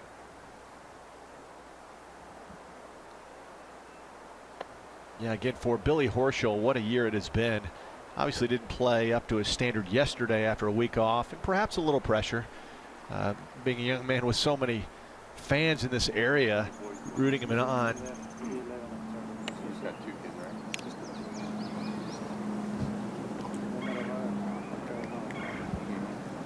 First time he's ever played with Ernie Els. Asking Ernie how many kids he has. They're going to cover a lot of ground today over the next 4 hours or so.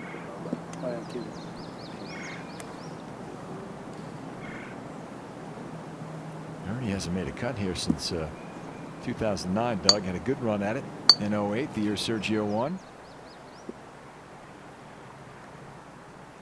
Again, for Billy Horschel now, he's climbed to 49th in the world. That top 50 is a big mark, especially for a young player like Billy Horschel. But again, if you look at his statistics, Swanee, he's good in virtually every category. A major increase from a year ago. Whatever he's doing is working. Works with Todd Anderson, who's Brant Snedeker's coach as well. Snedeker part of our morning grouping. Well, with the wind direction left to right, maybe just a slight bit in, but left to right, you are really going to have to be cautious of that right-hand side. That one working left quickly. And hits the pine tree, actually kicks back towards the fairway, so actually okay, a pretty good break. Boy, a lot of speed and rotation in that golf swing, huh, Billy? Very different from the tempo of Ernie Els, isn't it? Yeah, you can't believe how hard Billy Horschel works out. I mean, when he's not on the golf course, he's in the gym. He's doing all kinds of training exercises with Randy Myers, and he's become the complete package. I think now that he's started to putt better, and they've done a lot of nice work around the greens, I think that has made a huge impact on his results, and certainly the win this year is proof of it. 8 out of 15 fairways hit for Ernie on the week.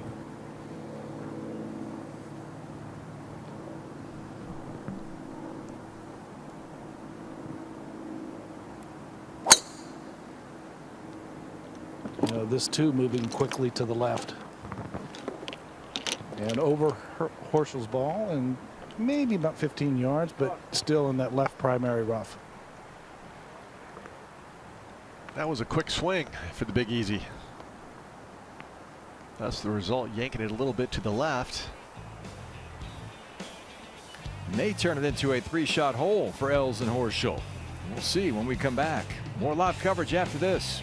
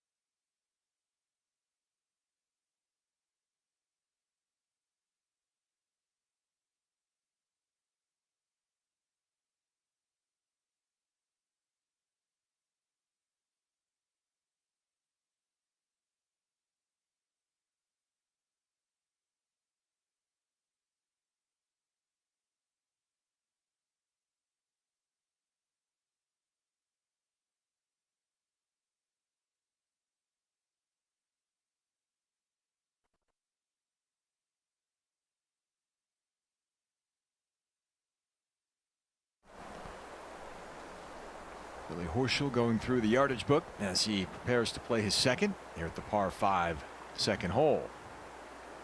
He was headed into the trees, having a quick chat with Bill Kratzert there.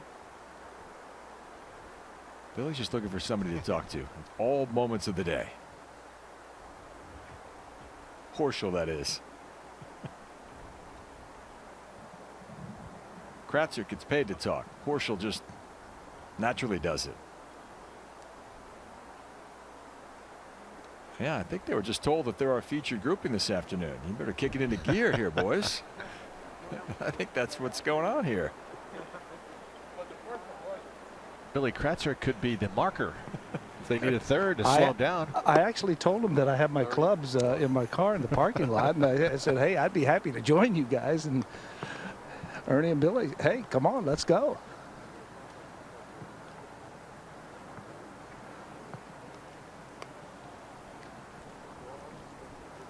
Bradley, McDowell, and Bubba Watson up ahead. Yeah, this pace of play would not be suitable to you, Bill Kratzer. Well, I don't know just exactly how many miles you're going to walk on the stadium golf course, but I would think in a twosome, Billy Horschel may double that today, walking in circles. So your all-speed threesome would be Horschel, Snedeker, I'm guessing, and who else? I'm going to go with Cabrera. Or Matt Jones. Matt Jones might be the quickest player on the PGA Tour. Yeah, they could get around sub 3 hours, I bet, those three. Yeah, 240. About $120 for each 9.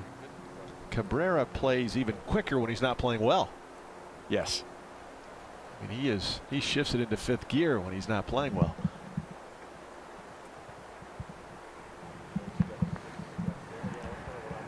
Well, and just like yesterday, the wind started to pick up in the afternoon.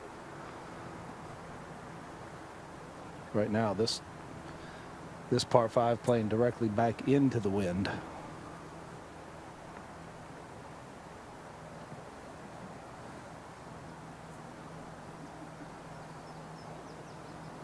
Yeah, plenty of time for that today. Lots of rehearsals, pre-shot. Yeah, Billy has right at 290 yards to the hole, which puts him only about 260 to the front. Yeah, and Doug, as you look at that, you certainly don't want to flight one that hits up near the green when a guy has a 3 or 4 footer, and all of a sudden you get that unexpected thud. So it's more of a courtesy. I don't think he can get there. Certainly can't get back to the hole location, but I think it's more of a courtesy. But a really decent lie in this primary rough. Oh, come on, baby. Boy, he just slaughtered this one too. He likes it, doesn't he? Good strike. There you go, Grant, Florida. Line looks just fine too. Lots of green to deal with. Horschel looking to grab an early birdie here. Needs a bunch of them today. Ernie has 243 to the front. Yeah, I've got it for 273 hole. Mm-hmm. He's 2 shots outside the cut line here.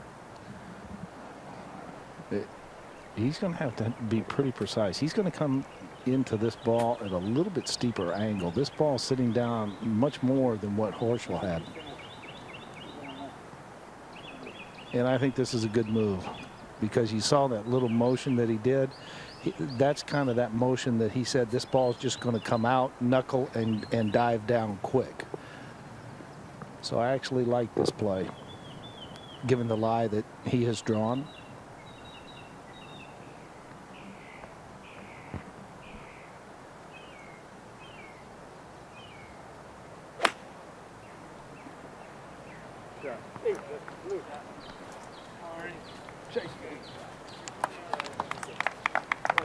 That's a pretty decent chase on it.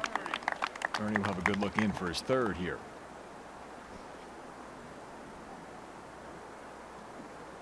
Not much happening for Els thus far in 2013. Tied for 15th at the Zurich Classic. That was the last time he teed it up. Was back in the Masters this year, Doug, after missing it for the first time in gosh, 17, 18 years last season. Yeah, earned his way back in, and he was excited about that. That's what he's done so far, Swanee. The scoring average, again, for the guys who are on the top of the tour right now, their scoring average is 68 point something, 69 point something. So for Ernie Els, it has been just an off year so far. He does have those top 15 finishes at the Northern Trust, the Masters, and the Zurich Classic. And perhaps he's getting it together now for the second half of the season, getting ready for the trip to Marion at the U.S. Open and Muirfield at the British Open. Had the pleasure of following him that final day at Royal Lytham a year ago. And that last putt that was going 100 miles an hour into the hole was terribly exciting. Unfortunately for Adam Scott, he faltered. But the Big Easy, what a comeback. A career that appeared his chances of winning another major were gone, long gone. And lo and behold, he cashed in at Royal Lytham. Yeah, crowning achievement at the age of 43 in the World Golf Hall of Fame career of Ernie Els, 19 times champion on the US PGA Tour, 2 US Open championships, 2 British Opens as well. And the conversation, I mean, we're just on the second hole, and Billy and Ernie have been chatting it up, along with Billy Kratzert. Well, I'm pretty sure that my word percentage is going to be minimized from here on out. I need these guys to get a little serious. I told them, hey, look, guys, I'm out here. I'm willing to call a bunch of birdies. And I'm sure you're willing and able, so let's get it on. 82 yards here for Ernie. Tied for 127th on the PGA Tour from this distance. And proximity only 18 feet 7 inches. Yeah, and throughout his career, Doug, I've always thought that he has been one of the best at pitching the ball, especially from 85 yards in. Now, he does have a little wind that's hard from left to right, but kind of a mid-flight shot here. Let it take one hop and stop. Go. There you go. Golf shot, Golf shot there from Ernie Els. Underneath the hole. And a very good look at birdie.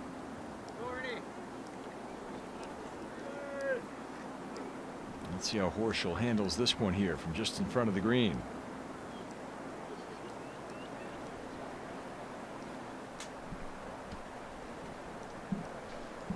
Took a walk all the way up to the putting surface just to see how deep into the green he wants to land this one.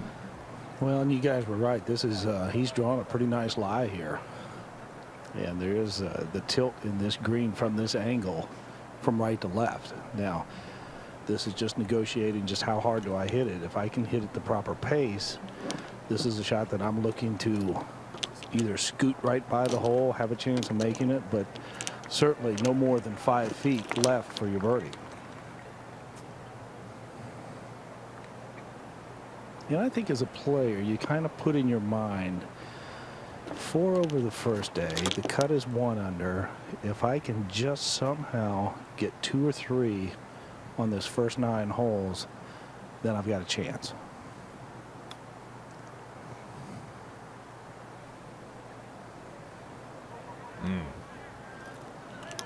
Not his best. And very poor shot, in fact, off the back of the green from Horschel. Not what he was looking for at all. Yeah, change clubs. But, I think with one that caused a little lower trajectory. It just shot over the green again from 20 to 30 yards. Scrambling for Billy. 157th on tour. Gets up and down 43% of the time. So perhaps that's one area, although you see the drop off there in the back of the green.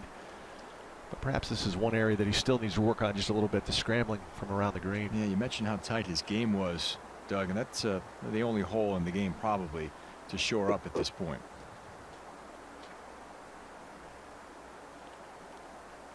Now, you certainly don't want to walk away with anything more than 5 here. Yeah, and I think he's going with the safe play here, Swanee. You go with the putter, you try to work it up the slope.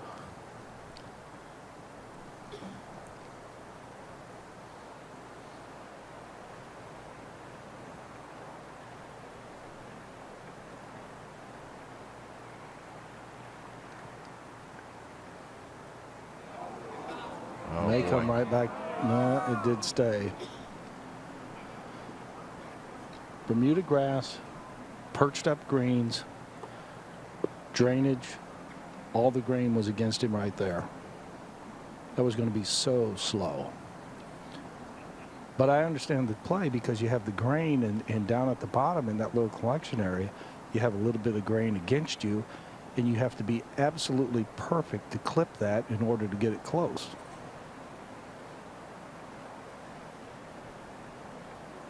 It's a very critical juncture of Horschel's round, I would say, early here. He's a very fidgety kind of player, always fast motion, very kind of twitchy. That's fine when you're playing well, but he's in need of a lot of birdies. And he's staring at a bogey here at the second.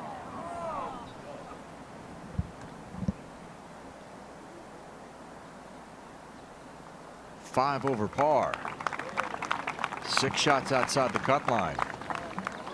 Right in front of the green after 2 big shots here into the second. Well, it's a big week for him because he came in here, a lot of high expectations. As you said earlier, Florida Gator, a lot of fans pulling for him, a lot of orange and blue out here. First tee had plenty of people there urging him on. Kind of had that up feeling. And then to start like this, not what you wanted. Now Ernie. Pretty straight from here. Just not a lot in this putt.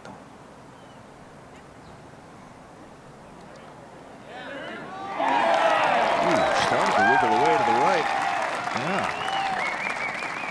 That was Ernie's reaction, but down it went. So L's to even par. Saunters over to the tee at the par 3 third.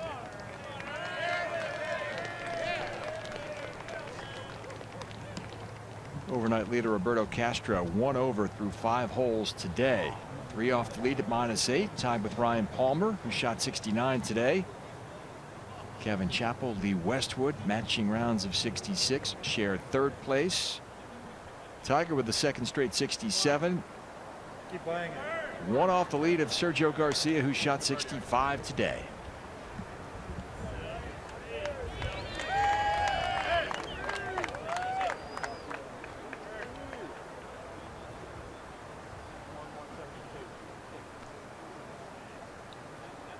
Again, playing as a twosome, they will be waiting on almost every shot now. Graham McDowell is putting out up the green.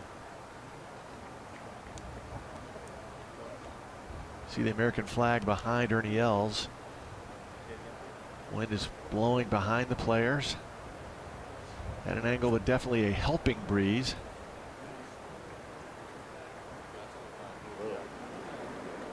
And the wind really whips off that mound on the left side.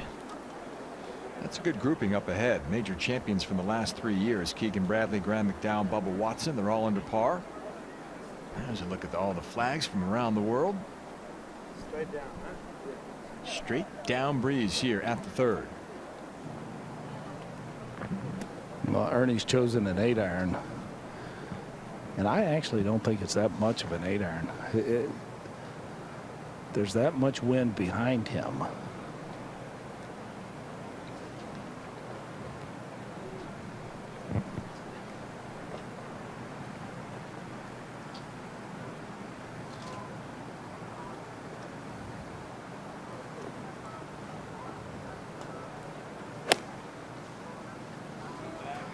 Well, this out to the right. This is going to miss the green right. Ooh, took a hard kick into the spectators there over on the pine straw. That's a good club. Just smooth, nice, smooth, solid one, okay?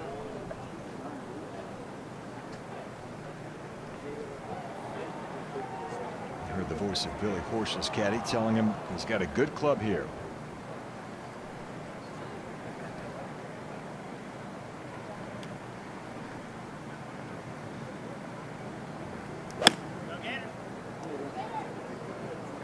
Well, he put a good swing on it. It's a good line.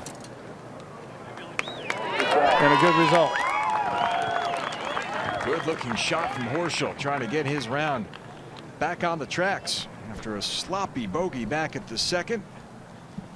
Needs a big day 2 rally to make the cut here at his hometown.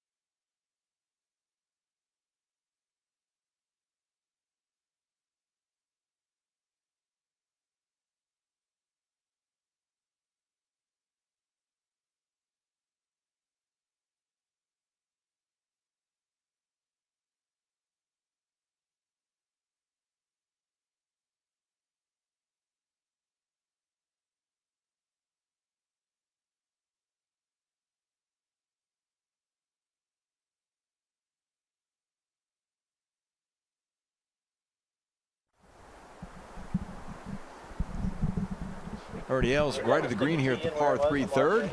I don't think so. Looks like it was resting on the lap of that spectator. Yeah, it sure is. It's so cute. I am a golfer. It could go right in my pocket. All right. They're waiting for a rules official, and she's doing the proper thing. Now she is going to have to get up from her chair here. But for the time being, just helping out. Doug, what's Ernie's conversion rate on getting up and down from the left thigh of spectators? But that may be a hard one to find. Yeah, Billy Horschel will play while Ernie awaits a ruling. Now this putt should move a little bit to the right. Oh, and it stayed right there. Did not move. Of course, it had a lot of pace to it.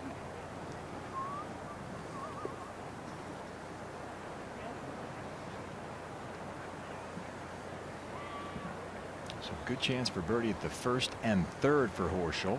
Second as well. He was right in front of the green in 2. Made bogey over there, so it's a 1 over par start to his first 3 holes. He's fit to be tied.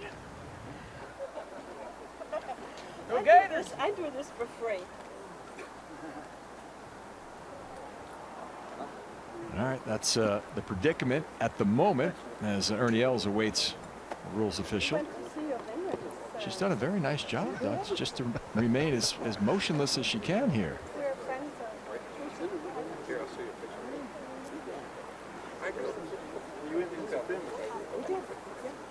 Nice place. He's PGA Tour rules official. She said play where it lies. Yeah. He tried. We're going to mark underneath where the ball is. All right. Okay, now you can shake it up. Thank you, man. You're welcome.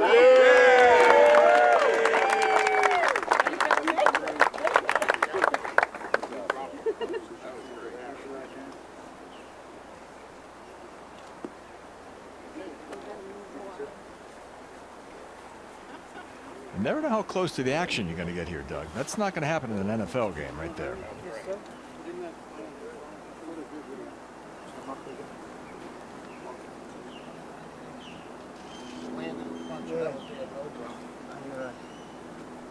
He bounded backwards, so he's getting another drop.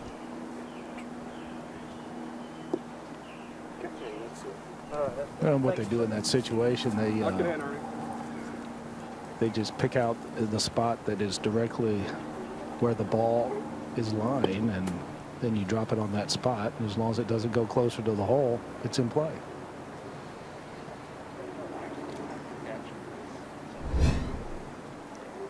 This was a little earlier. Ernie's just having a little fun, thinking about playing it where it lies. No, can't do that.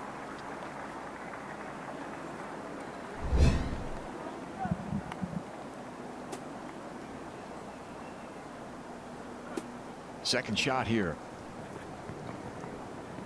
A lot of green to work with, just a little bit uphill about the first third, then it kind of levels out a little bit. Right.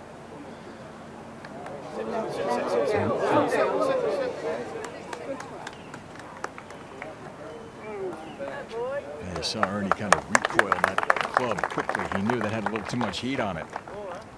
Again, Ernie scrambling this year on the PGA Tour, 59th. Gets up and down from awkward situations 62% of the time. Graham McDowell again gets up 73% of the time scrambling, and from the rough, Graham McDowell gets up 79% of the time. McDowell with great imagination and great touch around the greens, and Ernie Els usually too, but not so much this year in 2013.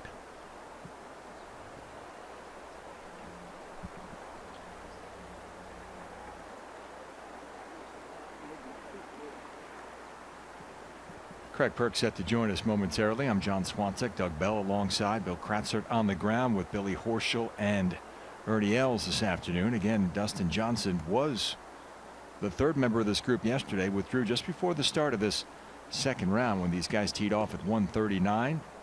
It was a wrist injury last week for Dustin Johnson as he withdrew from the Wells Fargo Championship. Lower back injury is what he cited today.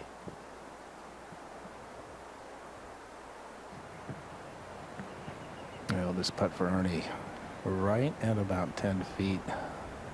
Coming back up the hill, grain working to the right, but a little bit of slope right to left. So after a birdie back at the second, Ernie gives it right back. I can do it.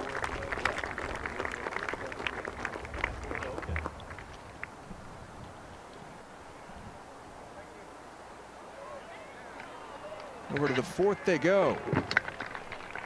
Number of players in the clubhouse with rounds of 66 today.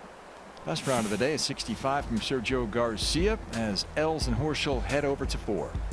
An exciting par 4, especially when these players hit their second shots to this short par 4. Today playing 382 yards. The bunker stretches all the way down the right side. Matt Kuchar was actually right of that bunker earlier today. We just flew past the optimal landing area. As you can see, the swale in front of the green, a swale in this area and back area. So that's how this green complex is divided. And today at the fourth hole, it's 16 on and 4 from the left edge. So it's in this area for the players today at this exciting par 4. Yeah, you'll see the occasional 2 here. Eagle holeouts at the fourth with that hole location right there. It's been very gettable today. 59 birdies on the week here at the fourth.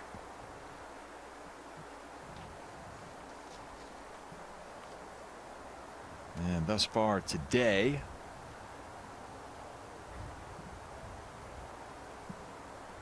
we see the stroke average for the week just over par. 7th easiest hole on the course. A little bit easier than that today with this hole location. We were back right yesterday. Tough to get to. Not the case today, as Horschel has the tee here after the par back at the third.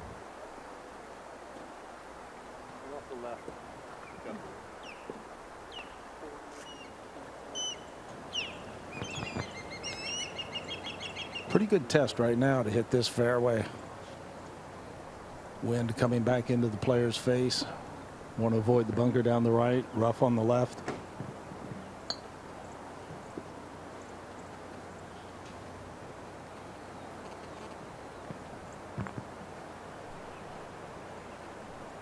Just 8 out of 16 fairways hit this week for Horschel.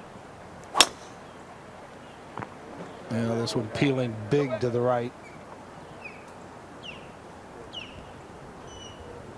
Oh, it's right at the bunkers there, Billy, on the upslope of the mound over there. Yeah, much like where Kuchar was earlier. I don't know. Can't see it. They said bunker, so. Quick, wasn't it? Yeah. Post swing analysis from Horschel there. A little quick, he said. Got to find his tempo, rhythm, like this man possesses. And this will kind of give you a good indication as to how this course is changing with this wind back into the player's face. And Ernie going with driver. You have to try to put either a sand wedge or a pitching wedge in your hands here with a good tee shot.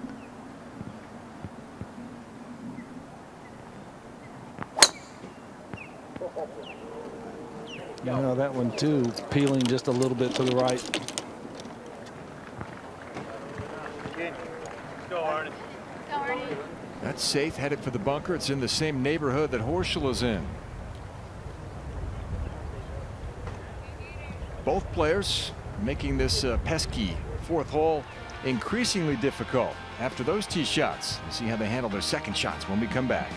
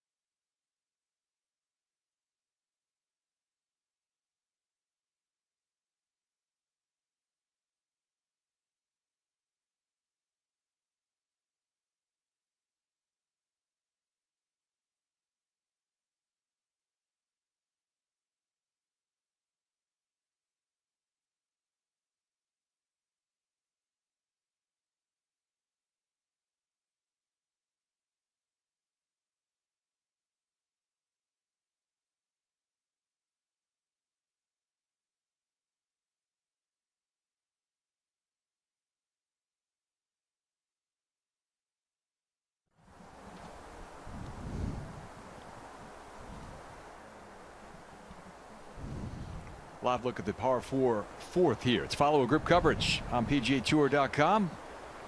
John Swansek alongside Craig Burks, Doug Bell, Bill Kratzert's on the ground for us. Horschel and Els is who we're tracking in the afternoon. Dustin Johnson withdrew just before the start of this afternoon round. This morning we saw a splendid display of golf from Tiger Woods, Matt Kuchar, Brandt Snedeker. Woods has himself positioned one shot off the lead after a 67. Sergio at 11 under par. As Horschel and Els get set to play their second here. Craig Perks is back with us after being on the ground with those boys this morning. Man, it was an honor being out there with those guys. What, 14 under par for the group, and I was impressed with what Matt Kuchar did. Shot 66 alongside Tiger. Was, that birdie that he made on his 18th hole, which was the 9th, after driving it well left. It just summed up the day. He was in complete control. If he ever got out of position, he got back very quickly. That eagle that he made at number 2, that was one of the loudest roars I've ever heard. But they'll put themselves back in position. I said it on the 9th green that a defending champion has never come out the next year and won the tournament. And Matt Kuchar is right there, looking in a great position going the weekend. You saw McIlroy at 7 under there, Doug. He grabbed a birdie back at the second. Yeah, they are playing in the group right behind our featured group. And it was interesting. Steve Stricker had fun playing with Rory McIlroy yesterday and Adam Scott, and was making jokes about all the young ladies that were following the group. And he said, none were here to follow me. I can't understand it.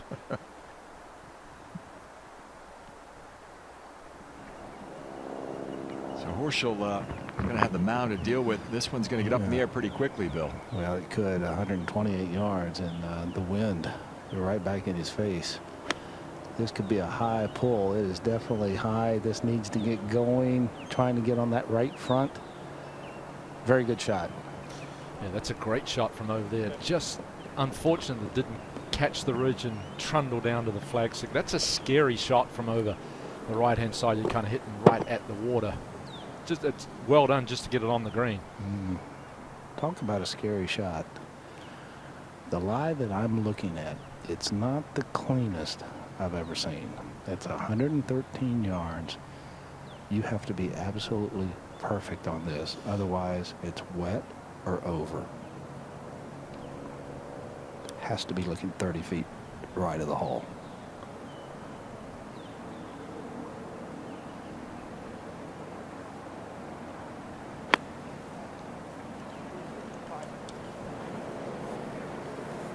We got ball contact first. He hit it away from the water. That's all he could do there, Craig. I mean, if you try to go with that flag stick, it'd have been maybe a 1 in 10 you pull it off. Well, he's making his 20th start here at the Players Championship, so he knows his way around this golf course, and he knows when he gets out of position not to do anything foolish. He's got the same putt that Matt Kuchar had this morning back in the area where yesterday's hole location was. Well, the scary thing is the first part of that is uphill into the green, and then once it crests that ridge, it is extremely fast. Matt nearly made that putt. What did it go by? 6.5 feet. And if you get a little frisky with that one, you can putt that off the green in a hurry. For Ernie, you look at the numbers. You look at what he's done here at Sawgrass, but this year 151st on tour in driving accuracy. And we've seen that so far in the first few holes. A lot of experience through the years, as Craig pointed out. 20 goes at it here. I have a good stat for you. He's played 67 rounds, 26 over par, 26 under par. So, yeah, he's, 4 top 10s, and you'd think that Ernie would have played a little bit better here. He certainly has the discipline, the composure, the mentality, never to get flustered. That's what you need around TPC Sawgrass. The experience has been an important component through the years here. The guys who have won, it has been on average their 7th starts on this course. It takes a while to understand all the tricks of the trade here to navigate this difficult design. That's what makes Roberto Castro's 63 in his second ever appearance here pretty remarkable yesterday. You know, if you throw Henrik Stenson, who won in his 4th start, Garcia was 9th, Tim Clark 8th, KJ Choi 10th, and Kuchar 8th start. So Very few rookies. I know what was Hal Sutton and hate to bang my own drum, but myself get winning in their first start. So bang away. Oh, I can do it just this week. That's about it. And we talked a lot about Kuchar's bid to go back-to-back. I think you were 17th in 2003 in your title defense? I did. I was third to last group and playing with Darren Clark. That's when Davis Love shot 64. And I was only 2 shots back. And at that point, I realized how the magnitude of this event, how difficult it was to win. And I shot 76 that Sunday in some brutally tough conditions. That 64 that Davis Love could be the round of his career. Hats off to Davis for as well as he's played this week. His first appearance back since neck fusion surgery. He's at 2 under. He's going to get to the weekend here. 28th start at the Players. The longevity to me is frightening. That's amazing. All right, here's Ernie now, and he's got 60 feet. Just trying to hit this one, maybe 30 feet, huh, Bill? Well, the key to this putt is just have it dying once it reaches the crest of the slope right there. Will it turn back? Oh, that pace was outstanding. Yeah, much like the putt we saw from Kuchar, maybe just a little bit outside where Kuchar ended up, but still excellent putt. Look at it wander on by, though. That's what's the great thing about this hole. There's the visual intimidation. The hole just next to the water. If you play away from the flagstick and you miss the ridge, you'll be struggling to 2-putt. Well, earlier today in our follow group coverage, Tiger Woods played the 4th hole as if he was following a blueprint. Drove it right down the middle, played conservatively off the tee, a full second shot in here, and he knew just how to attack this front left hole location. Yeah, just right of the flag, utilized the slope. This was a good shot. He flighted it into the wind. And even though he's got it in there 4.5 feet, that had to get all of his attention. Very quick, just kind of bleeding to the right. This is the one that got him to 10 under par. Grabbed the outright lead with that one. That's right where he would finish after a birdie to close his day over at the 9th to shoot 67. 30 putts for Tiger on the day. Good day hitting greens, just 3 missed throughout the round. #1 on the PGA Tour in second round scoring average. So that held true again today. And now Billy Horschel just outside 42 feet, guys. Yeah, same flavor putt, though. You just have to be so dependent on the speed, so defensive.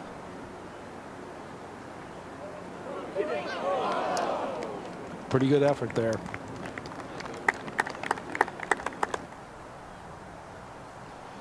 That was just a few moments ago. Now live with Ernie, attempting his par. Trying to avoid back-to-back bogeys. Maybe just inside left. Ball wandered by over 8 feet.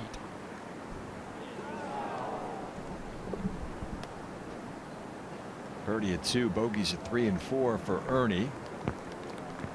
Drops back to +2. That's 3 shots outside the cut line. To me, it's disconcerting. The pace of play in the afternoon is slow, and then with Dustin Johnson withdrawing, it's like you're waiting on every single shot, and it's hard to get in a rhythm. And if you're playing poorly, makes it even more difficult. Especially for a guy like Horschel, who likes to play at a fast clip and is always fighting to stay focused. He's got to get his mind to sort of slow down this afternoon. While playing aggressively, one seems to run counter to the other.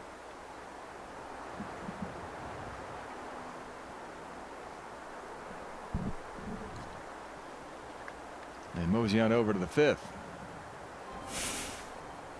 Craig Burks, describe it for us. 474 yards back into the wind today. It is visually intimidating. The water down the right, that very long, thin bunker, but generally it's just a nice little curvature from left to right. And you get up to the crest of the hill and hit down into, I think, the largest and the flattest green on the golf course. And this whole location in this back right-hand corner, 25 paces on, well, excuse me, 28 paces on and 5 from the right. And it's a challenging hole and one that you certainly will garner all of your attention. today is playing is the 6th most difficult.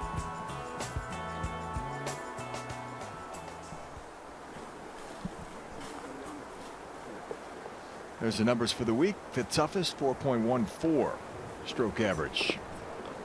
And nearly twice as many bogeys as birdies here at the 5th.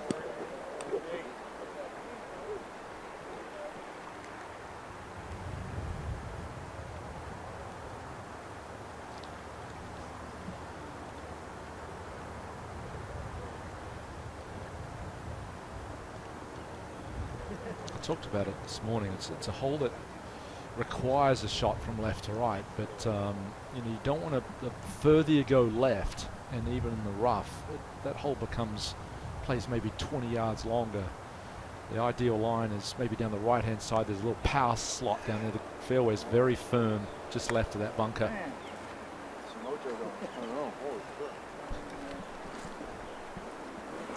Billy Horschel getting some nourishment. Look like some grapes in that bag. Whenever one of us got something going yesterday, we packed it up right away. Back-to-back bogeys for Ernie after capitalizing at the par 5 second. He is among the big names outside the cut line right now. They include Phil Mickelson, who's at 1 over par. Tim Clark, past champion here, but he's still got 12 holes to play. Ricky Fowler outside the number. Jim Furyk, Angel Cabrera, Ian Poulter, Nick Watney, Justin Rose. They're all finished at +2. It's not looking good for those three. We'll see if the number moves. It's been stuck at 1 under for much of the day here. Billy Horschel top 10 in almost every category, 8th in total driving. Driving distance, he's tied for 70th, but length is not his game. But getting it out there about a 288-yard clip, not bad. Driving accuracy 31st. So all in all, solid driver of the golf ball, Billy Horschel. And go with driver here at the 5th. Now you've got to just stand up there and hit a good one. That's all there is to this hole. Yeah, this one clinging to that right-hand side and down into the bunker. And that, I'll tell you what, that was only about 3 yards, but carried it a little bit further to the left. That would have been just beautiful. Maybe a maximum of 3 yards, Craig. Yeah. I mean, that was a lot better than what it turned out. Kind of the cover on that line is about 290, and back into the wind, that's a long carry.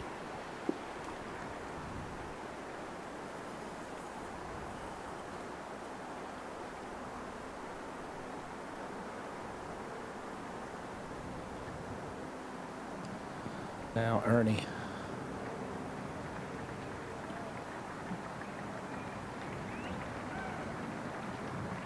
Really kind of tinkering with this golf swing, with this setup. Ball, Ernie. Nice one, man. But that's a good one right there. A nice low piercing drive. Not much roll. Yeah, got a kick, but in the fairway. Yeah, got a kick to the right, Billy. He's a little fidgety at impact, but always has had great tempo in his golf swing. The man with the longest active cut streak on the PGA Tour is the man in the blue shirt, Billy Horschel, with 23 straight. It is very much in jeopardy. He's got 6 shots to make up on day 2 of the Players Championship.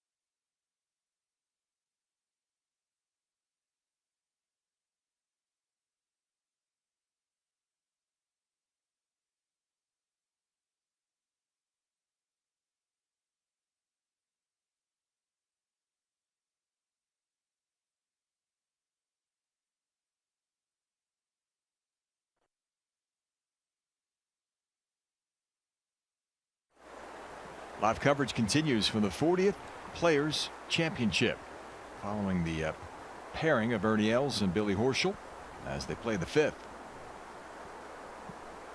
Horschel, badly in need of some birdies, has driven it right at the fairway here. Yeah, the lie he's drawn down there, Swanee, it's actually a pretty clean lie, but he's going to have to be standing outside the bunker, so that's going to put the ball below his feet.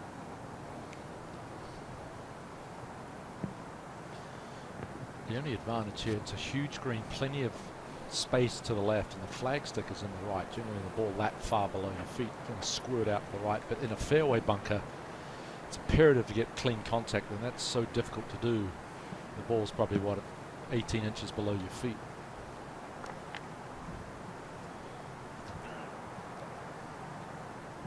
Three straight top tens for Horschel, preceding the victory in New Orleans this year. He was runner-up in Houston to D.A. Points, who he beat at the Zurich Classic in New Orleans with that birdie putt on the 18th hole on Sunday. 3rd in San Antonio, 9th at Harbor Town. And he's flashing the form that we saw at the University of Florida when he was a 3-time All-American.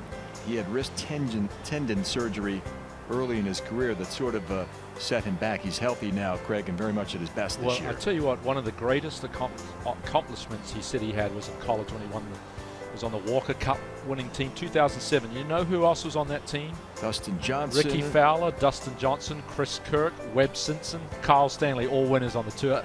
That is a strong, that could be a potential, those guys will be on the Ryder Cup team one year. They better have won with that lineup. No kidding.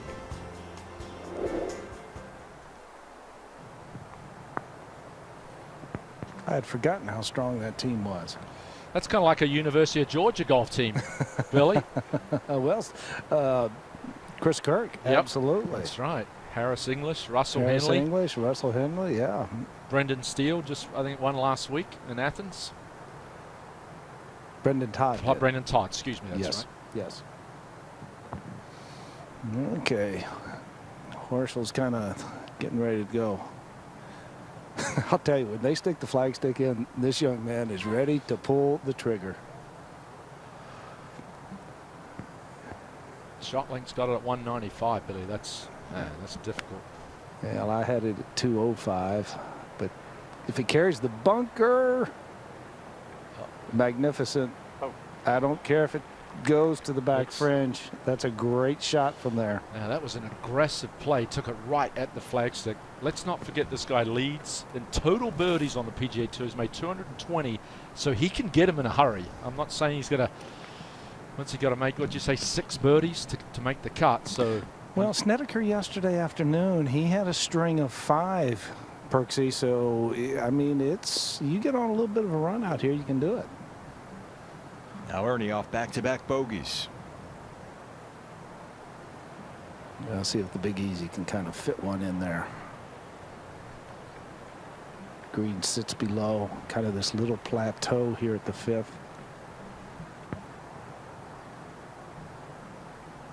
Flag all the way back over to the right. Now all of a sudden the wind's died.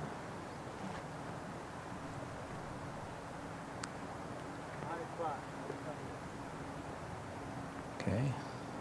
Dan Quinn. Just reaffirming the club selection. Ernie going with 5-iron.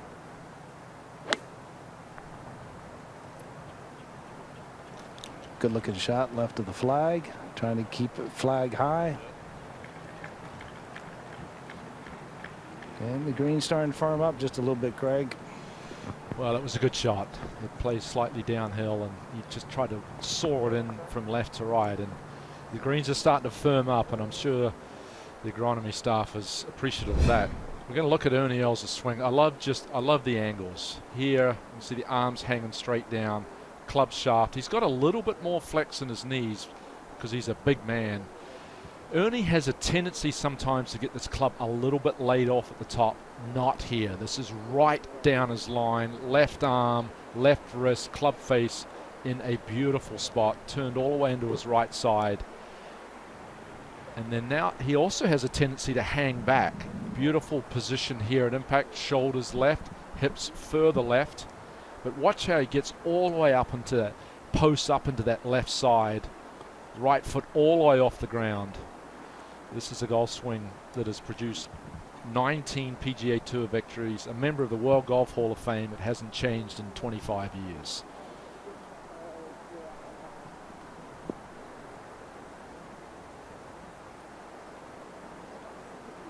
And look how beautifully he holds his balance.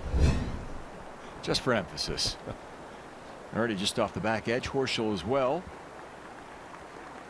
There's Dan Quinn, former National Hockey League star. He's been on and off the bag with Ernie for several years now. You see Ernie's numbers on greens hit, 11 of 18 yesterday.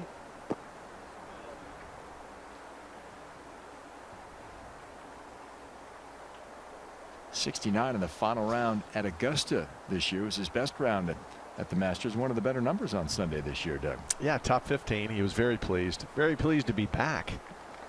And not getting an invitation, special exemption, actually earning his way back to the Masters. Very proud of that with a victory at Royal with them. He wanted no part of a special invitation to the Masters last year.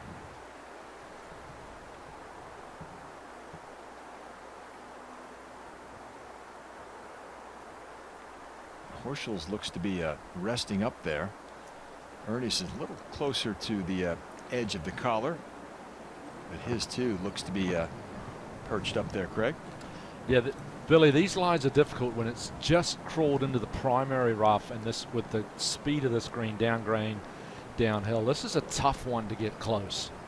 I think so, because you really never know about the contact. It seems like it's always a guess. How clean am I going to catch it? I mean, is it going to dig into the ground, into the grass? I just think the fluffiness of this lie. There's a lot of times the player thinks that the ball might come out quickly, and they hit it on the top of the club and it comes out dead. Well, it's so dry, and we've got a great view of it. It's sitting down, so just kind of the chunk and run. That was well done, well judged. Actually, that ball actually grabbed a little bit right at the beginning. Horschel needs birdies, but this is a very good 4. High degree of difficulty with the second shot. And a nice little chip shot there.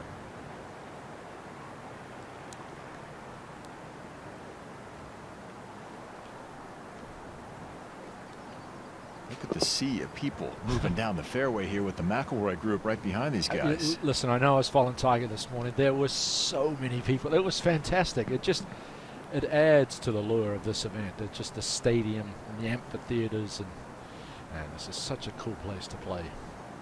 It's like they just opened the doors to a rock concert. Do they cap the numbers here, or they get a certain amount of tickets? I know they do at Augusta, but it seemed like there were 80,000 people out here today. Ernie's third. Looks like he may have stuck it in the ground just a little bit there. Yeah, and that's kind of the shot I was talking about. You know, you feel as though you can kind of get a good grip on the ball with the club, but you stick it in the ground. Gonna take a close look at this. It's nearly looking like a little bit of a fried egg there, and it seemed like the contact was good. Very little grass for that ball sitting down that much. He paid a lot of respect. He thought it would just release down the hill, and it didn't.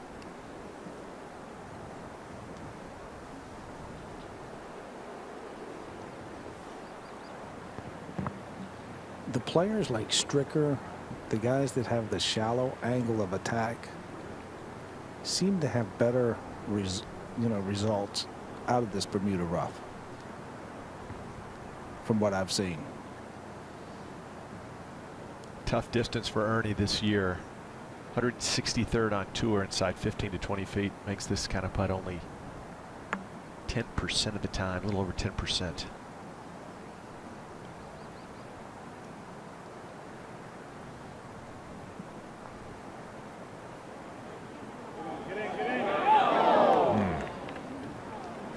So that'll be 3 straight bogeys for the big South African. Tiger's first. Right now. Tiger's first from that distance, Swanee, and he makes it 37% of the time. So that gives you an idea. This looked like this was a good putt. Going to sneak in that right edge, and it just skirted to the right. That was a good putt. Had good speed.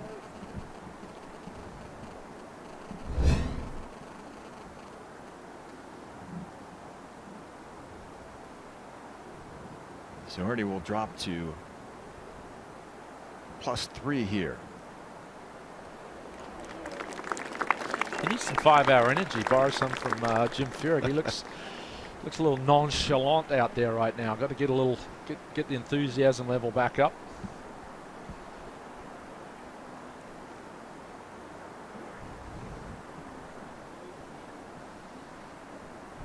And Horschel cleaning up for his par.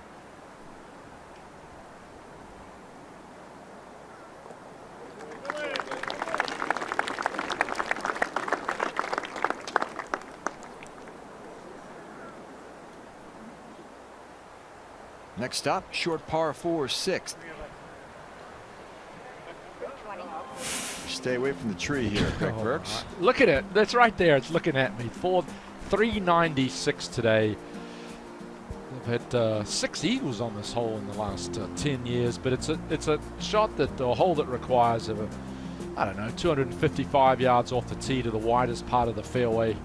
Avoid those huge palm trees to the right on your second. A difficult hole location today, right in the very backhand part of the green, and only 3 paces beyond that is some nasty mounding and Bermuda rough. And they have so many great short holes on this golf course. This could be the best.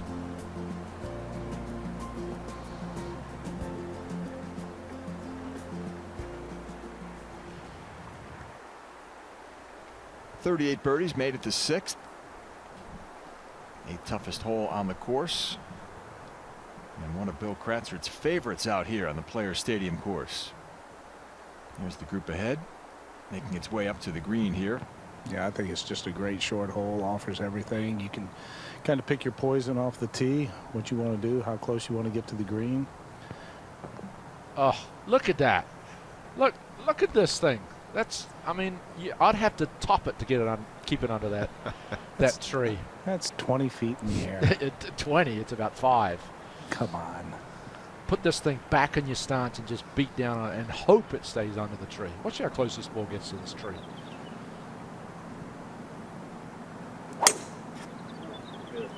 Beautiful tee shot. Tight little draw. Should be hanging on that left-hand side of the fairway. May have just drifted into the first cut, but just fine. And an open look from there.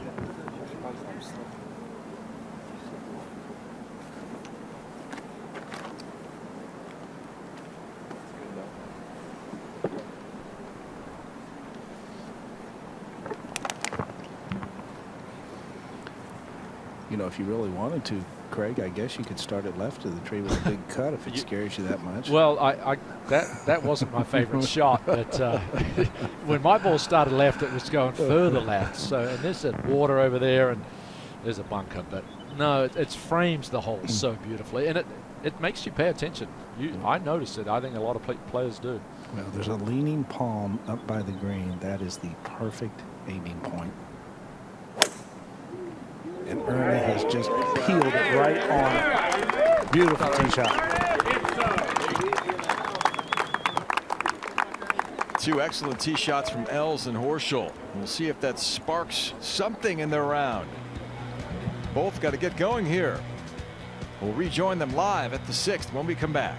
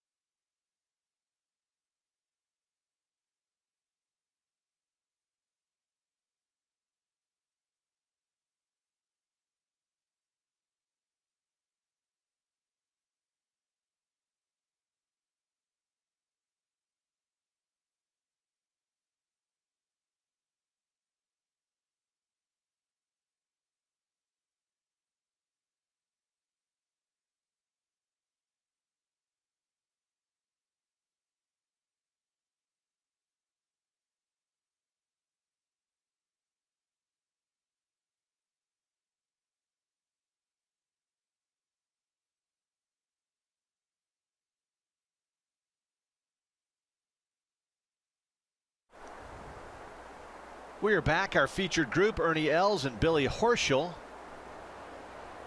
They're scooting along. Dustin Johnson had to withdraw earlier with a back injury, so we're down to 2 players, Doug Bell and Craig Perks. Bill Kratzert on the course. Well, these players have to get a move on the current cut line. 58 players at 1 under or better, and Billy's 5 over, Ernie's 3 over, so maybe a short week if they don't catch fire. Good start here though, Billy. Got both the players able to get the ball in the fairway. Yeah, and it's going to be Billy Horschel will play first, and I've got him down for 135 yards. I've got Ernie for 131. We'll go with it. I know there's 3 paces beyond this flag, so you better be precise with whatever number you have and whatever you club you have in your hand. Yeah, and if you miscue just a little bit short and a little bit left, it'll get in that collection area on the left-hand side of this green. 9-iron. Just trying to tone it down just a little bit, just left of the flag stick. Love the abbreviated follow through. That indicates he's, as Billy said, flighted it down, and it's kind of stayed up on that top tier underneath the flag stick. Good chance for his birdie. Be the first one of the round. Billy Horschel, 5th on the PGA Tour and par 4 scoring average. Perhaps this is where he rolls another one in. Works his way back to playing on the weekend. And now Ernie Els. About 4 yards closer, like I said, 131. Kind of right in that gap wedge range. I think this is a club that Ernie can just go ahead and fly pretty much all the way back to the hole, Craig. Maybe 1 or 2 steps short of the flag stick. Well, they were very receptive this morning, but the couple of shots I've seen, they're starting to firm up. And it was a good shot, just right of the flag stick. A little unlucky it didn't take that one little kick forward. Yeah, it looked like it sat down pretty quickly. It did indeed. 2 solid shots. Billy Horschel just 11 feet for birdie. Much needed birdie for Horschel, who bogeyed the par 5 second. And as he walks along the fairway, there's so many well-wishers for Billy Horschel. And a look at Ernie Els. The South African is a Hall of Famer. 4 major championships on that impressive resume. And hasn't had an awful year, Perksy, but seemingly trying to get something going here midway through the year. Yeah, 13th Northern Trust, 13th at the Masters, 15th in New Orleans. You know, I talked about the 19 victories. You talked about the 4 major championships, 46 international victories for Ernie Els. And in 20th start at the Players Championship, just 4 top 10s. Best finish in his career, 6th in 2008.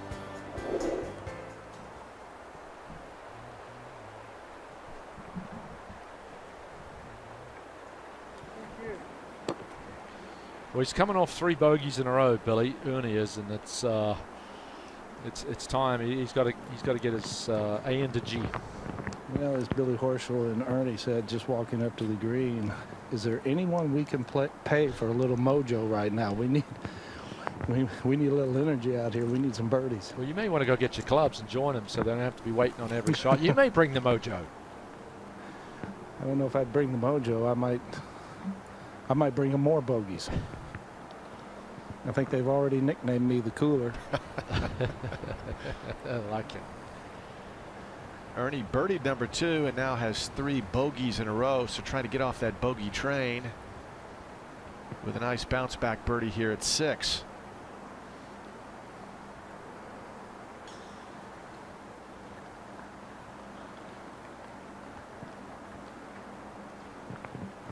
What's this one doing, Billy? The grain actually works a little bit towards the back of the green. I actually think that this putt will be pretty straight right at the beginning, and then may try to wiggle at the end.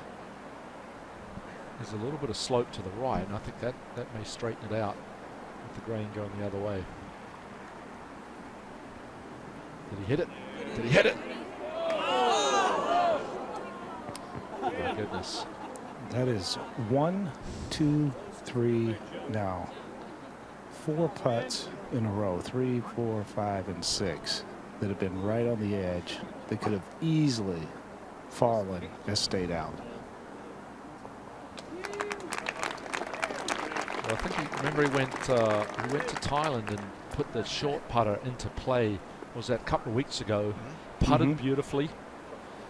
And then at the Masters, or maybe it was at the week before, it was the week in New before the Orleans, Masters, where he led the field in strokes gained with the long putter. So he's toying with going back to the conventional one, but it'll drive you mad when you seem to hit good putts and none of them go in. And now Billy Horschel. Yeah, right at about 11.5 feet. Right down grain. There you go. First birdie of the day. Billy Horschel now back to +4. And needs to claw his way back 5 more shots perhaps to be playing on the weekend. Well, at least he's got one. And that's how you have to start. You have to go about just one. You can't make 4 birdies in one hole. So I know everyone understands that, but the mentality is just one at a time. And it's more than that. It's one shot at a time. But I'll take a seat, relax a little bit. Well, the group of Bubba, McDowell right ahead of them, they are just now leaving the tee. It's just going to be a slow round of golf for them. Yeah, very, very frustrating. As Billy sits back, so will we, and we'll return as he contemplates the hole ahead with a smile on his face.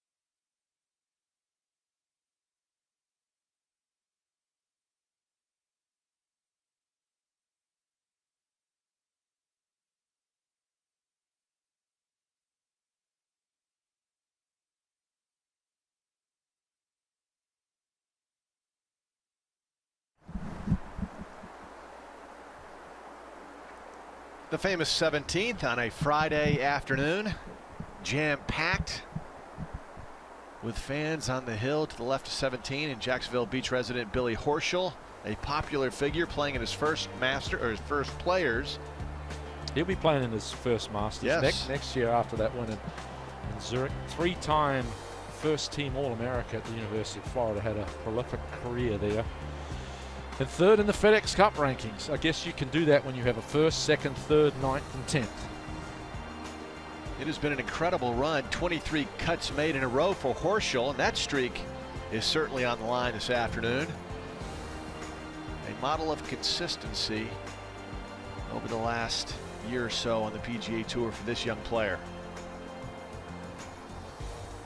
And as we mentioned, he grew up nearby, close-knit family, baseball player early in his career, and then he grew up on a little par 3 not too far from the Players. Hi, I'm Billy Horschel, and this is my story. We're on our way to my hometown of Grant, Florida, where I was born and raised. It's a very small town.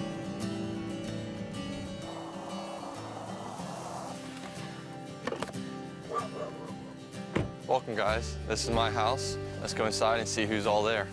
Hey, guys. Hey, what's up? How you doing? Hey, Mom. Nice to see you.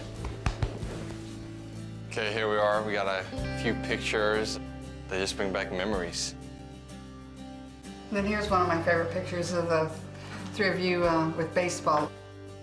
We were very, very big into baseball, and I thought baseball was sort of going to be my way to being a professional athlete. When I was 14, I broke my elbow playing baseball, and I just took it as a sign that baseball may not work out. So I focused on golf, and I really grew more into my game. It sort of just took off from there. He would just hit out back and always wanted to go to the golf course with his dad. And his dad told him that he couldn't go to the golf course until he could hit over the ponds out back. I could go hit wedge shots out there, and we had buckets of cones and just tried to run with it on my own. Put the camera up, Billy. So here we are out in my backyard. Me and my brother are gonna have a little contest here. We're gonna try and see if we can hit that little stump out there. Yeah, short by ways.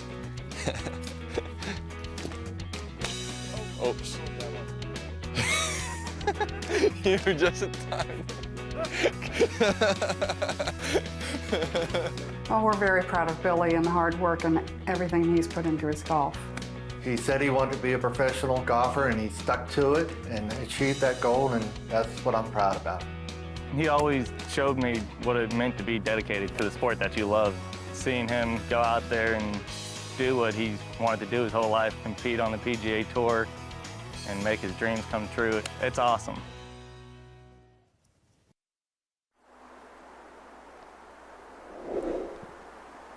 Yeah, I enjoyed that feature on Billy Horschel.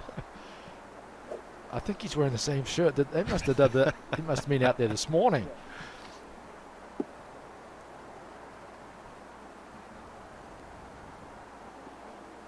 Ernie now with a hybrid. Maybe looks like a 3-wood. Well, Horschel has hit his tee shot down the left-hand side. So now Ernie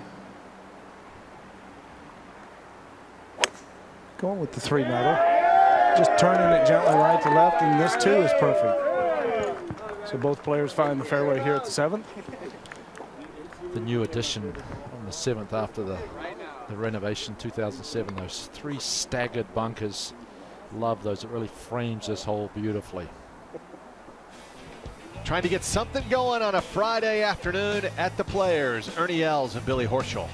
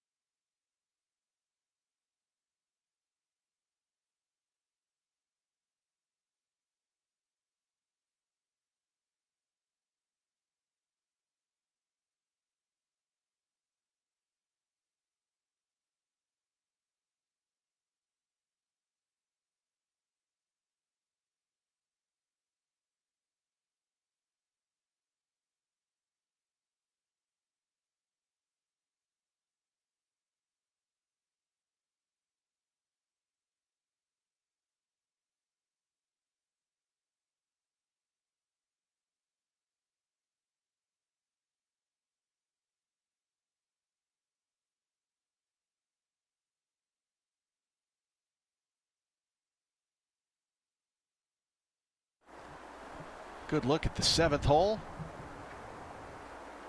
Here at TPC Sawgrass, you see that long bunker that stretches down the left side. Our featured group has Ernie Els, member of the World Golf Hall of Fame, 4-time major champion, and Billy Horschel. Coming into this week was certainly the hottest player on the PGA Tour.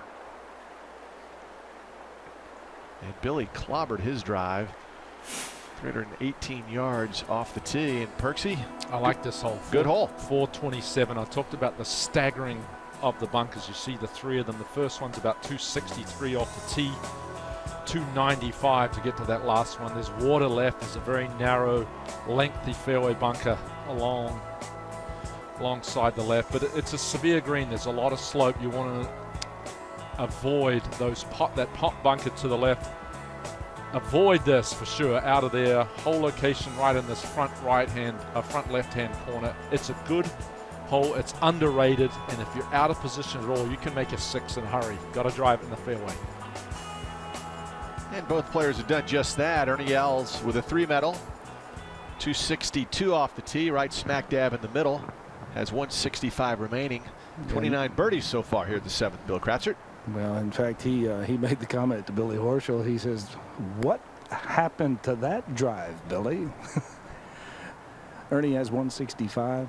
Horschel, I have him at 111. You got it on the button there, Billy. He hit that 320 off the tee.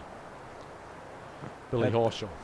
That, with this wind direction, that is a monster hit.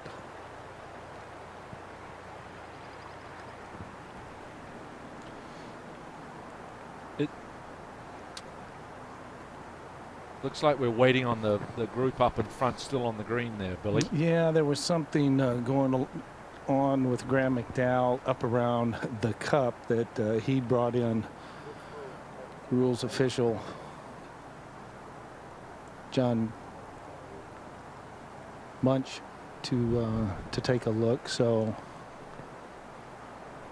all is good now. Continue play. Hey, Billy, we've noticed Ernie Els very fidgety, especially in his setup. Is he physically okay? Is it perhaps a back thing or what? No, he's physically okay.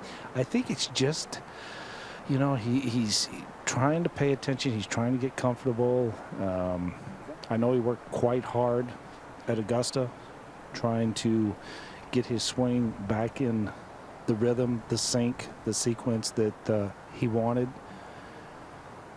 So I think it's just kind of turned into a little bit of a habit from what I've seen in the last 4 or 5 events that I've watched him.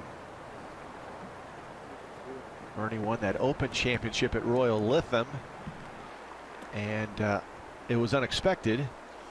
Certainly an exciting finish, and then the very next week had already committed to play. You see the RBC logo on his left sleeve, and he had already committed to play in the RBC Canadian Open and to be a prominent figure in the Pro-Am event, playing with the folks there at RBC. You can certainly see why he's fidgety. Right now, 3 over for the tournament, 106th, and he has missed the last 3 cuts here at the Players' Championship. So maybe just feeling uncomfortable at this venue. But being the world traveler, he crossed the pond back over to Canada, played that week. And at thefries.com last fall, as you see the current cut line is now even par. Ernie brought the Claire Jug to thefries.com for anyone who wanted to take a picture with it. Well, he traveled around with the Claire Jug. That was kind of neat. Perksy? Yeah, that is a great story. Even is tied for 70th. So one player, one shot, it would jump back to 1 under par. And I think at the end of the day, it'll probably be under par. Seems like the wind hasn't got up as forecast. Yeah, the scoreboard, the leaderboard is fabulous. Sergio 11 under, Tiger 10 under, Lee Westwood is at 9 under, Zach Johnson currently 8 under, Matt Kuchar and Rory McIlroy are 7 under. Wow. Let's go to Billy. Well, I just talked with John, and they were discussing the line. What had happened was Graham McDowell was fixing a pitch mark, and when he was fixing it, it flipped his coin over. So he incurred a one-shot penalty, and that's why we've had the hold-up. But now Ernie with his second, 165, back into the breeze. Needs to go big. Yeah, looks just completely out of sorts right now. I was coming off the 3 bogeys at 3, 4, and 5, and from the middle of the fairway, you'd grade that at a D. That really wasn't a tough shot. Turn it from right to left to a left hole location. And now Billy Horschel. Yeah, just 111 yards. I mean, looking right down well, you at better the flagstick. Take advantage of it. He's just birdied the previous hole. He might have done it right here, Perksy. There you go. Get him a run going. Get that mojo going. Yeah. Excellent shot for Billy Horschel, the former Gator. And I tell you, if Billy Cratchit had $1 every time somebody yelled, "Go Gators," you would be a rich man out there. That's the old Bulldog. You'd take that, wouldn't you, Billy? Well, just really an ideal setup. He's worked extremely hard with his instructor Todd Anderson out of Sea Island. Great angles. Club working up pretty abruptly with a short wedge. I love this. A little short of parallel, club shaft in line. The head really hasn't moved. Still a lot of the weight centered or really on his left side. You can get right on top of it. You know, all the best players. Look how much these hips are open, shoulders are open. The target's over this way. And really up into a full finish, even though the shot was only 111 yards. Good balance, good posture, great golf swing.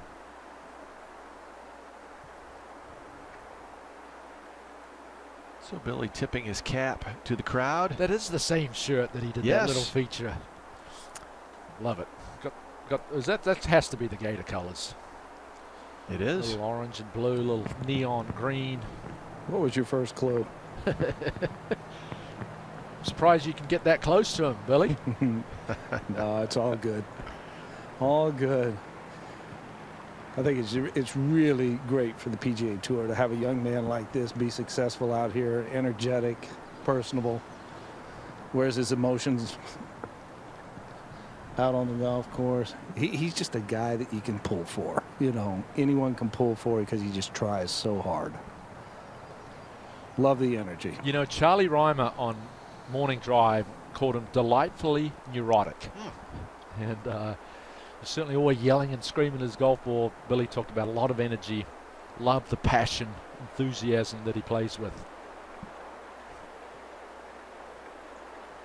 And now Ernie will try to make up for what was a lackluster approach shot.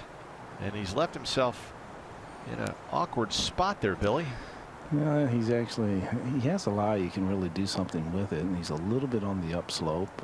He has enough green to work with. Yeah, this is one that you don't want to accelerate a lot, but you just need to keep the club accelerating through this Bermuda grass.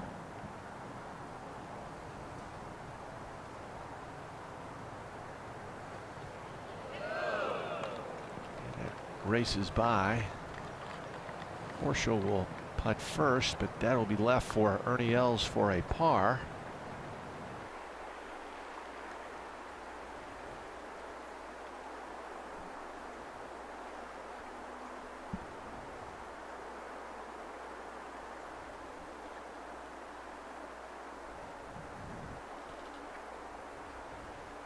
Good look from across the pond.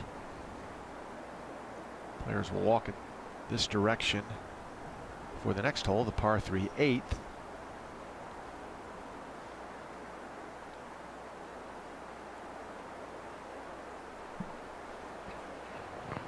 This is kind of that area that this part of the golf course that Snedeker got hot on. He got 7, 8, 9, 10, 11. This is kind of, you can get on a little bit of a run here. You make this one. There you go. So Billy Horschel, yeah, pours it in. Well, he averages 4.5 birdies around. That's second on tour. He made 4 yesterday, and that's the second of the round. So, but he's going to have to make a lot more to get He's got to get under par, I think, to assure himself of making the cut.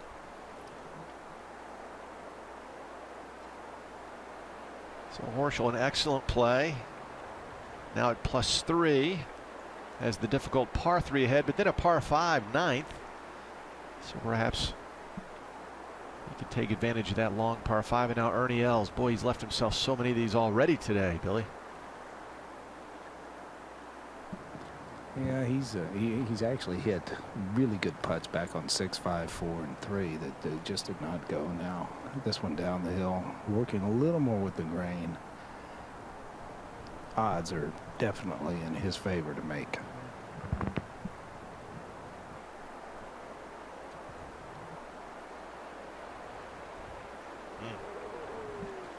Just kind of powered it through the break. That should have just kind of fallen to the right, and that was incorrect speed for that line. So that will be his 4th bogey of this front 9. Did birdie number 2, and then bogeys at 3, 4, 5, and now number 7.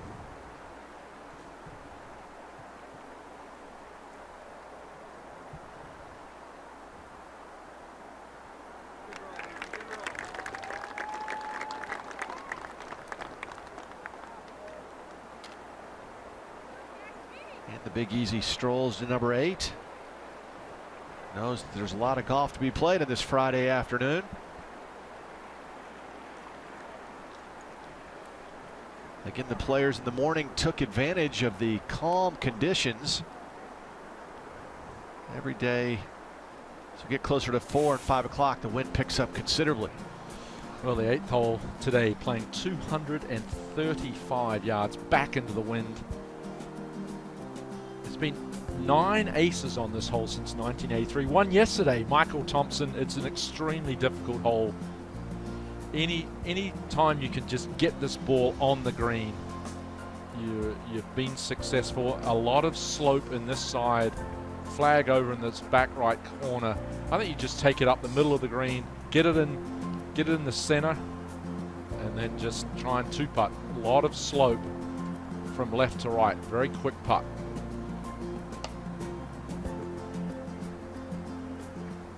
Today playing 235 yards.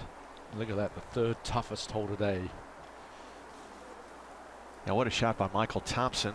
Watch that on the Golf Channel. Well, it's 3rd toughest hole this week, but today it is playing as the 2nd most difficult, and there has only been 3 birdies, so there were 19 birdies and an eagle yesterday. See it playing well over par for the week.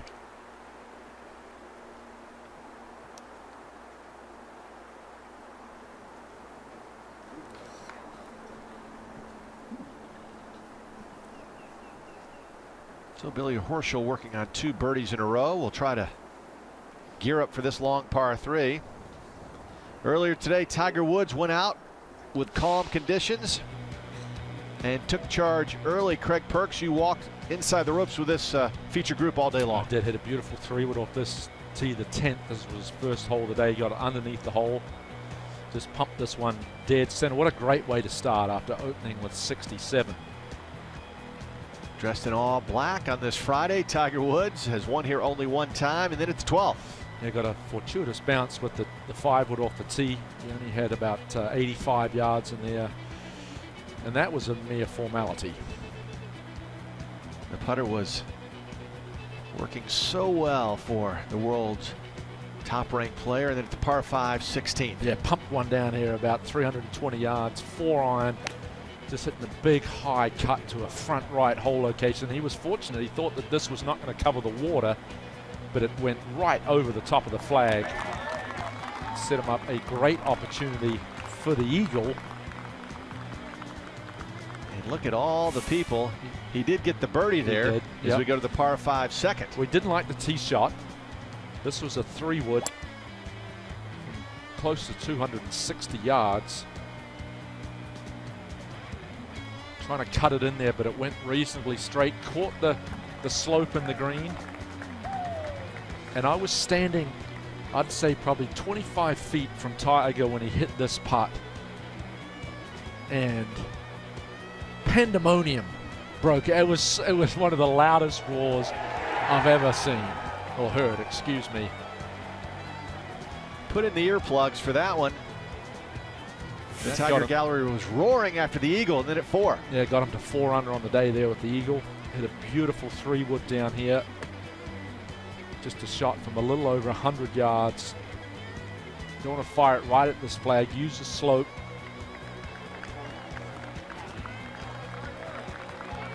And glorious shot. And then the putt follows. This is a fast putt down the hill. Breaking to the right. Poured that one right in the center. And look at the thousands of spectators who walked all along the way. And then the par 5 ninth continues his assault at the par 5. Yeah, drove it in the rough, laid it up. Very smart play with his second. Had about 140 yards for his third. Conservatively to the right, and what a round of golf. Back-to-back 67s, 10 under, and currently 1 back of Sergio's lead. Had 1 bogey on Thursday, 2 bogeys on Friday. The eagle at number 2. And so Tiger currently 1 shot behind Sergio Garcia heading into Saturday's 3rd round. What a day for the world's top-ranked player.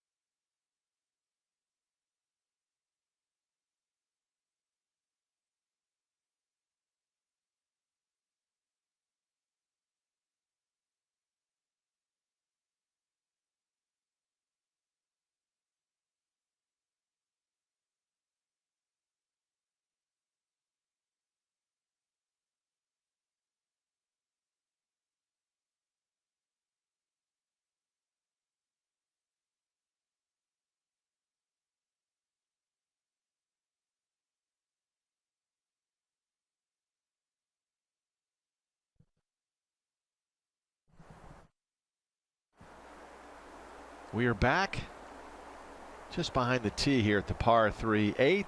You see Billy Horschel and Ernie Els off to the right, waiting for the green to clear. The group in front just reached that putting surface. Ernie Els about 6 feet 4 inches tall, and Billy Horschel a little over 6 feet tall. As you saw Ernie standing, he was considerably taller than Billy. Yeah, yes, and I'm sure Dustin Johnson. Is Ernie gonna leave me?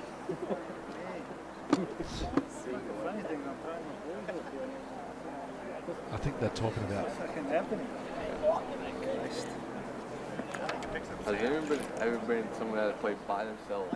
Well, they were joking because Ernie Els does have a stiff back.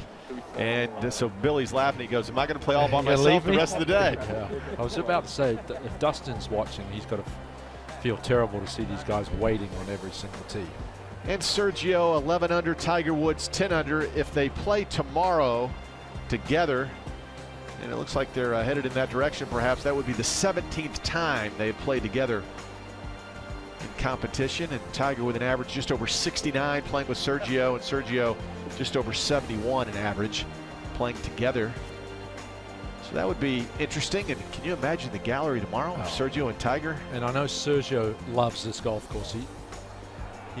He won here in 2008.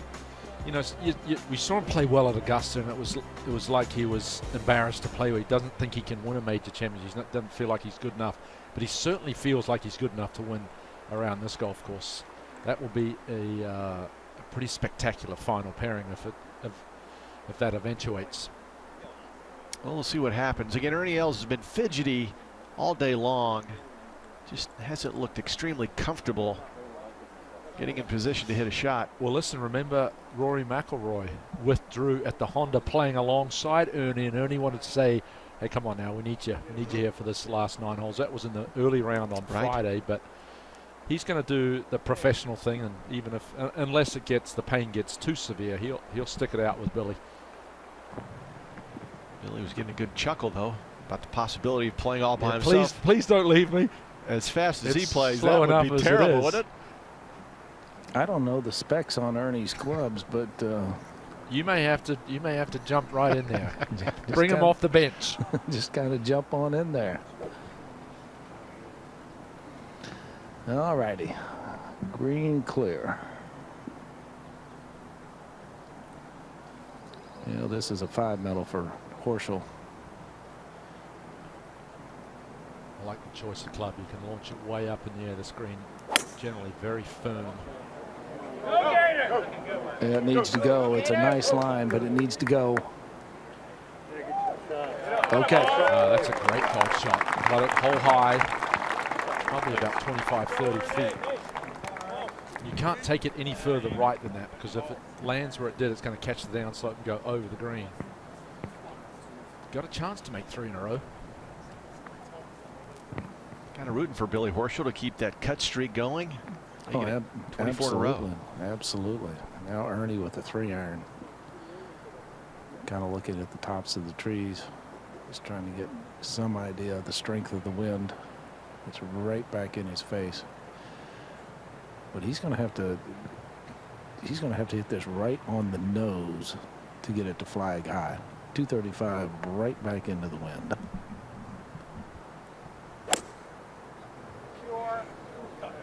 Well, he took it nice and low, right towards the center of the green. Pretty shot, pretty clever. Just took it out of the wind. Well, stay on the green and come back at will. Absolutely, that will collect back, getting closer to Billy Horschel's ball. Veteran maneuver right there. Just took it underneath the wind, right up the chute. We'll have a couple of birdie putts coming up. Here are our featured group. Live ad on PGATour.com.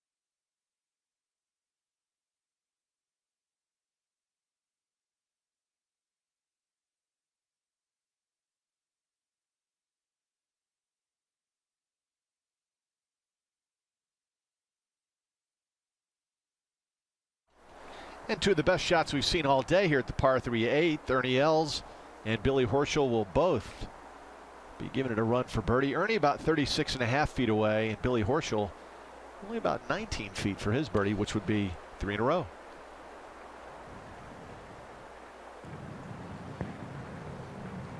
Well, Ernie's going to have a putt that's going to be pretty quick coming down this hill. From the back of the green, everything tilts towards the front. Ernie taking a look at it from behind the hole, and grain kind of moving to the right, kind of towards that front right portion of the green. So once this ball starts losing speed and getting closer to the hole, it should drift a little bit to Ernie's right. It's a similar putt that Matt Kuchar had this morning, and I was standing right behind him, and he played at least 4 or 5 feet of break, because as it starts, as Billy Cratchit says, as it starts losing speed, all the break is this way, and then you add the grain into it. It can be very fast. One you've got to be rather conservative with, not one you're trying to ram in there.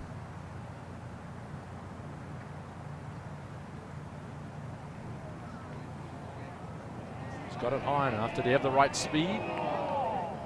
Good putt.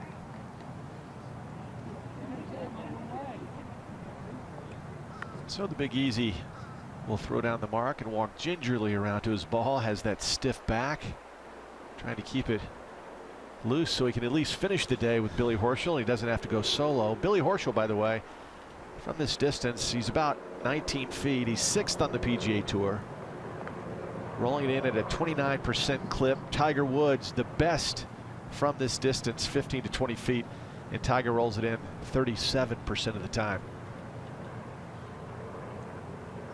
That's a really high percentage, 37%. In fact, I think 29% is a pretty good percentage. This for 3 in a row, not high enough. Not high enough. It's kind of one of those defensive putts you have to hit, Perksy, that you want to get it out there, you want to give it a run, but yet you know that if it has any speed at all, you got that 4 or 5 or 6 footer left. Yeah, I'm quite certain he was happy just making 3. I know trying to get 3 in a row, trying to claw his way back towards the cut, but a 3 at the difficult 8th is a good score any day. Yeah, I think if you put 4 3s on the card on the par 3s, you're just fine. Try to play the other 14 under par here at the stadium. Ernie with the par, as our feature group heads to the par 5 9th. Ernie Els stays at +4 and Billy Horschel at +3. Right now the cut line appears to be even par, but that could change any moment, Craig. Yeah, 68 guys are under par. Excuse me, at even or better. We look at the 9th hole, 588 yards, playing downwind today.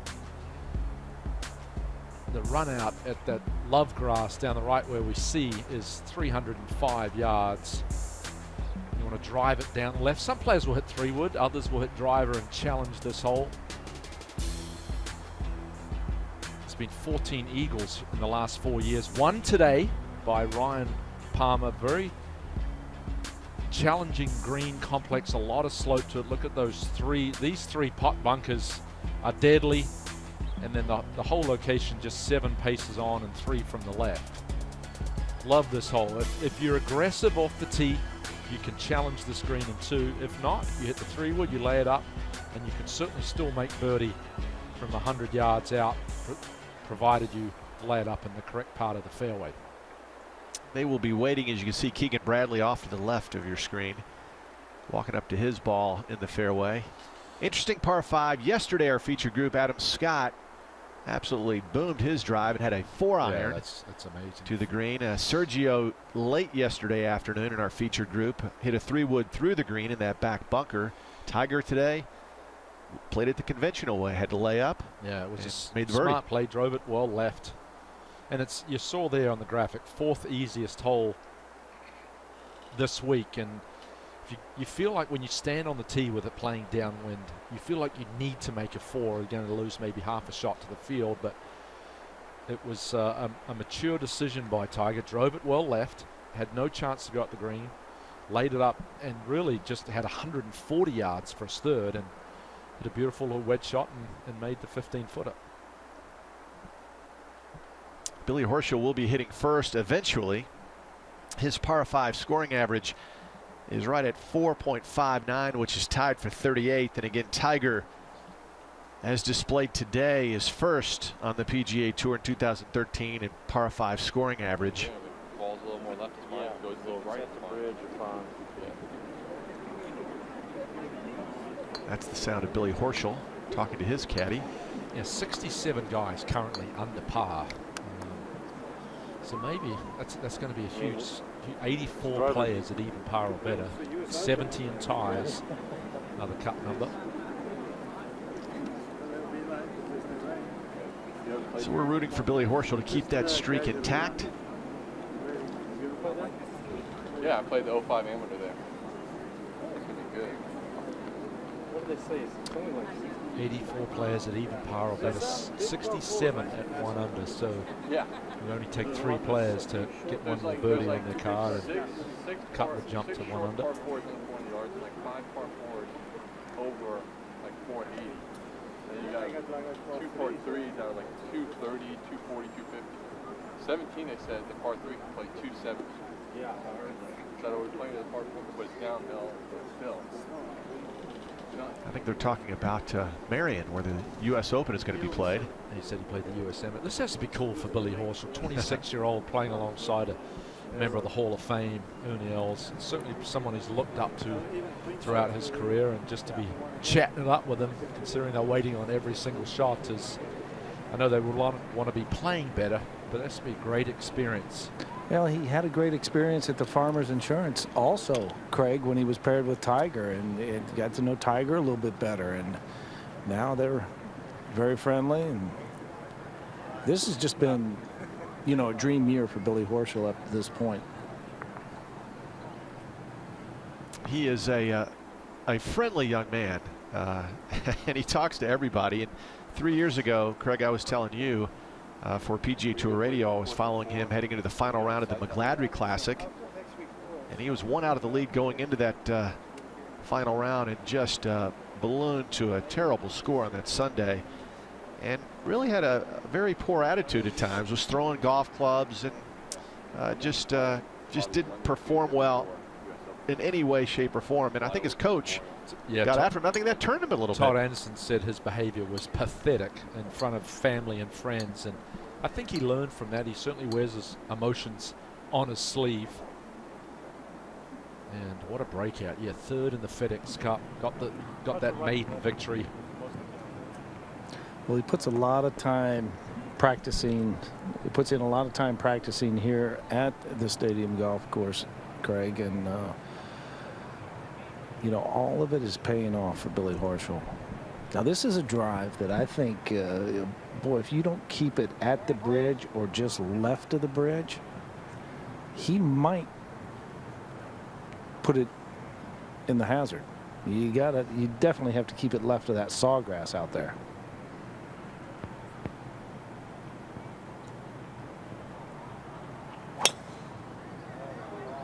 Good ball, Billy. And this is ideal right here. I mean, this is right in the mayor's office.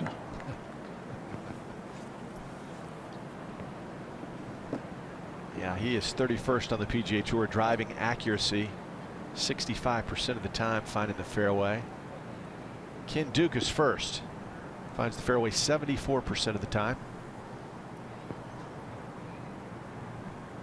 Ken Duke could drive it down I-95. Now Ernie. See if he can stay in the shot. He's just kind of been coming up and out of the shot a little bit with the driver. You know, this is a good one, just a little left of Horschel's ball.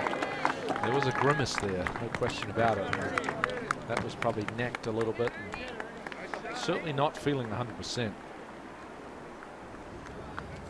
you don't want to do any damage. You don't want to just go out and play and have a detriment to your own career. He's 43 years old now, and the body starts to have a few more aches and pains. But it's a tough.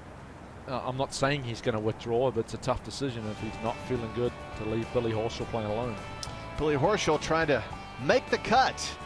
Great drive here at the par 5 ninth.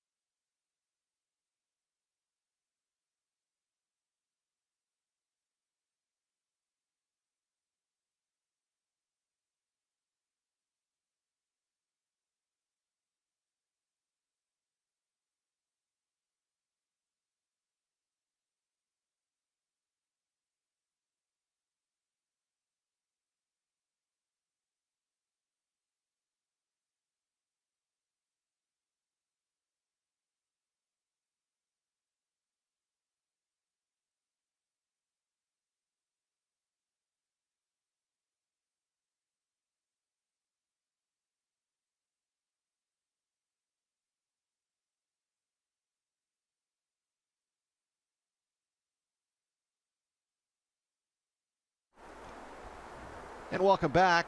Doug Bell along with Craig Perks. And there you see Billy Kretzer walking down the rough line. Billy, you're looking good out there. Wave to us, Billy. Hello, boys. Hello, boys. Well, it's just, it's just kind of a slow day out here, twosome walking along. I just thought I'd shake a few hands, might as well. I'm just going to get closer and closer to you guys. Give us a little on camera.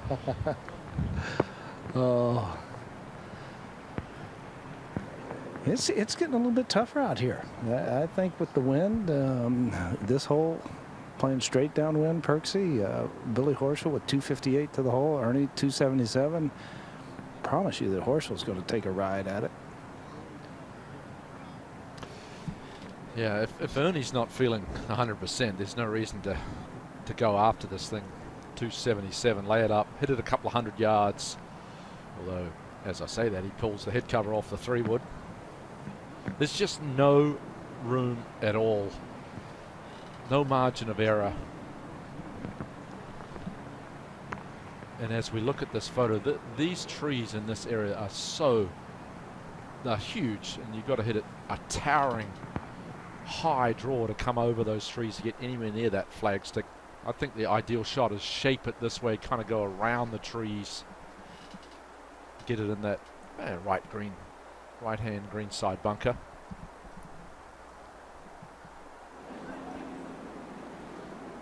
Again, Dustin Johnson was the third member of this group, and he pulled out just before they were scheduled to tee off. He had a tender back and a bad wrist last week in Charlotte that caused him to withdraw. So that's 2 weeks in a row that DJ has pulled out.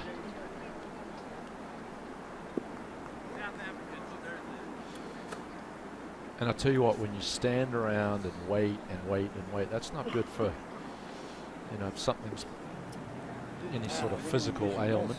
Good man. Good and swing percentage better. Yeah, everything's gonna take just one of these, just like that. But it's sick. I heard you say last year, RBC, I think that shit fucking drains you.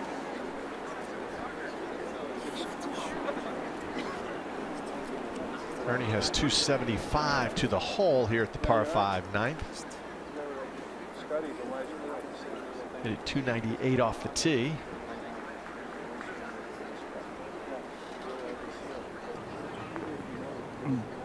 Now I've got Horschel at 258. That's right, Billy. You stepped off yardages before, I guess, huh? Just a few. That's right on, by the way.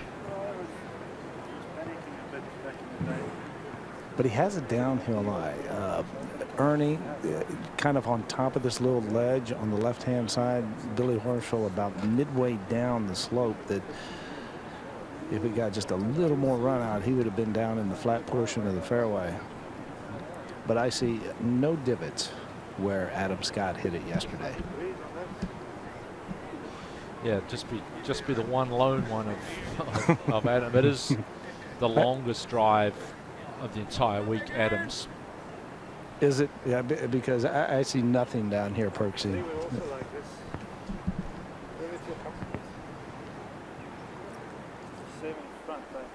Yeah, Adam hit that one 341.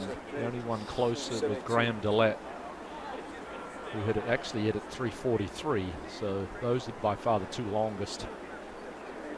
Average for the week driving distance on this hole is 293. Ernie Els actually uses 3 caddies for the year. Ricky Roberts was on the bag at the Open, veteran caddy for several of Ernie's big wins. Dan Quinn, the former hockey player, and Colin Byrne actually was his caddy at the Masters this year. So they divide the year up depending on their schedule. And that's interesting, isn't it? Yeah, it is. But he's comfortable with all 3 of those guys. 71 guys have gone for this green through the first 2 days. 0. I say 0 have hit the green. That would be 0%. So I talked about how severe the green complex was. As firm as that green, you got a 3-wood coming in here. There's no chance, even if you landed on the front of the green. We saw Sergio do that yesterday. Landed on the front of the green, went all the way in the back bunker. Nearly impossible unless you have the 4-iron like Adam had, and he missed it just short right, but in a good spot. Ernie again waiting for the green to clear. And the idiosyncrasy for Ernie Els leaves that glove open until it's time to hit, and then he puts the Velcro over. And that's almost like the ignition switch. He starts his pre-shot routine. You see it's open right now. Water, if you hit it offline, this water was tough to hit. Yeah, exactly. And when the time is right, he'll lock that glove in position and be ready to go. Trying to keep that back loose. And again, if you just joined us, Dustin Johnson withdrew right before they teed off this group, and then on the 8th hole, the par 3, Ernie Els was laughing with Billy Horschel about his stiff back, and Billy said, "Oh no, please don't let me play by myself the rest of the day. Don't leave me now." And Dustin Johnson tweeted this out: "Felt good working out this morning, but something didn't feel right on the range before the round. Hoping to rebound at the HP Byron Nelson Classic. Which is next week." Yep. Hopes to be back. That would be terrible if he had to withdraw 3 weeks in a row. It was a wrist in Charlotte, a tender back here at the Players.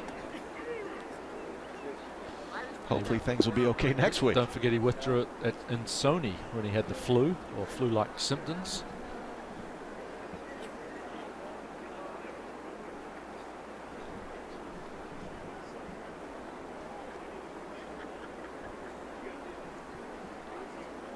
Again, Ernie just waiting around.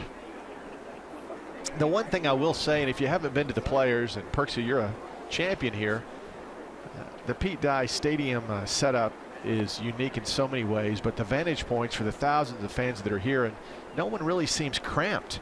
It's just, it really is a unique, ingenious design by the Hall of Famer Pete Dye.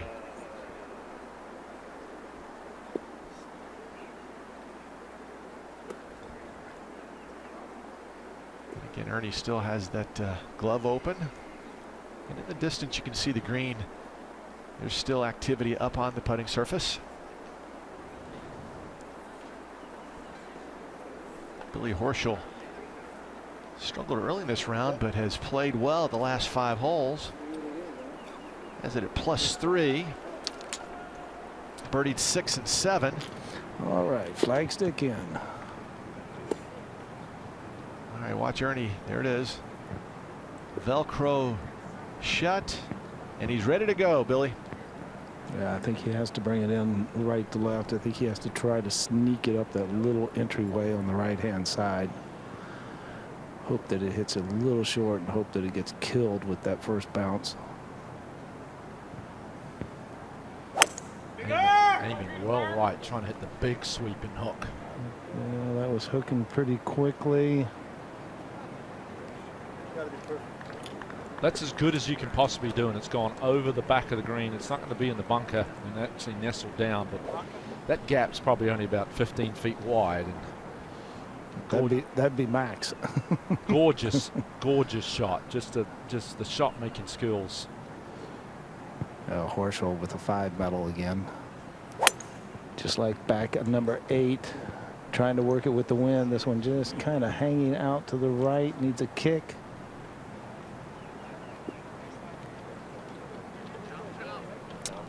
Looks like he's out of those moguls to the right, Billy. Yeah, that's exactly where it is. Hoping for that hop to the left, and it just kind of hung out there and stayed in the primary rough in that mounding to the right of the green. Ernie Els waving at the gallery. Billy Horschel, a fan favorite here in Jacksonville, playing in his first Players, our featured group here at PGATour.com.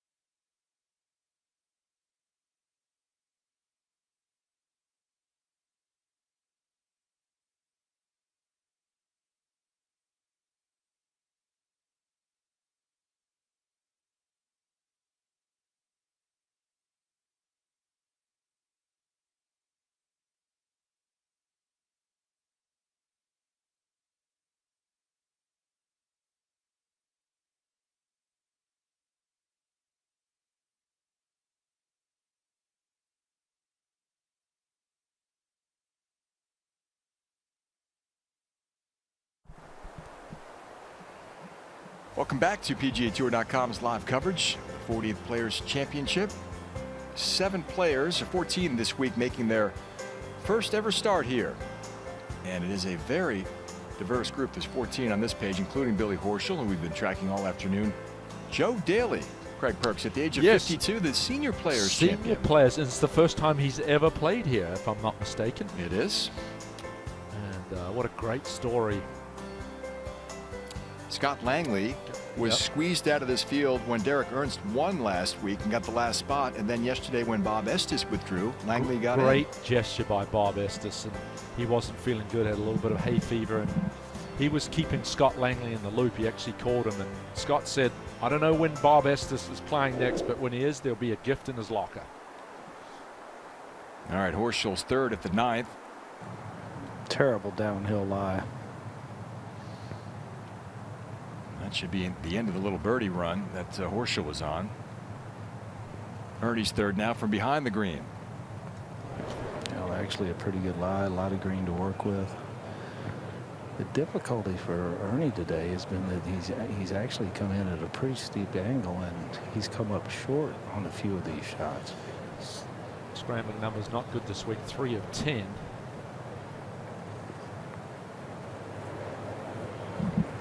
Trying to get that one, and that's a little work left also. Got it hole high, so he judged the spin coming out of that Bermuda rough.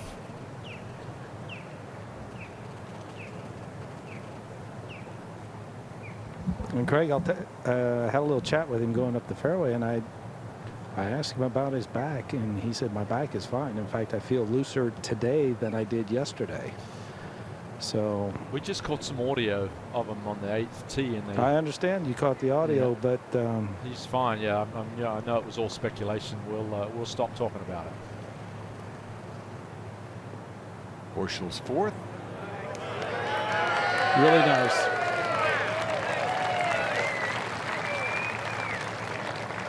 All right, that left to make the turn, +3 for the championship. 3 off the cut line, 79 players at even or better. So a fighting chance for Horschel to keep his cut streak alive this week.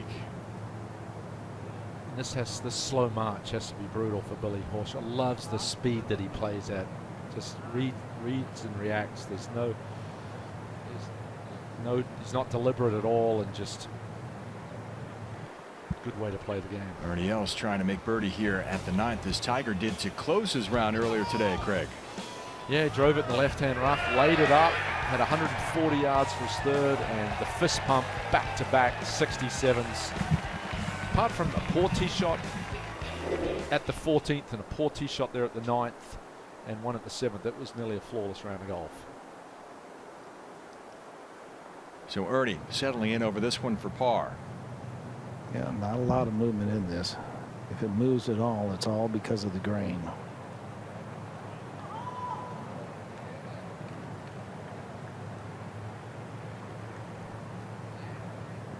Do you see anything with that putting stroke, Craig? It does. He looks like he's cutting across it severely. The ball's never starting on his intended line, putting a lot of side spin on it.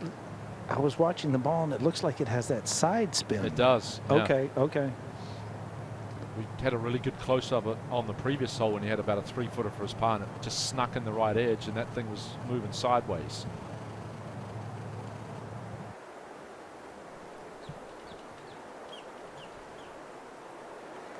All right, Horschel +3, 9 to play. Cut line even at the moment.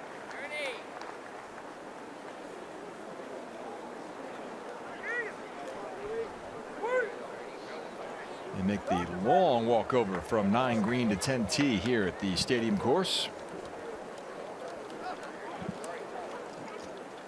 Both players outside the top 100 on the leaderboard, 79 players at even or better. If the number is greater than 78 after the Friday cut, it will necessitate a secondary cut. That would be good. Make the cut to play the play. You got to make it another one to get to Sunday.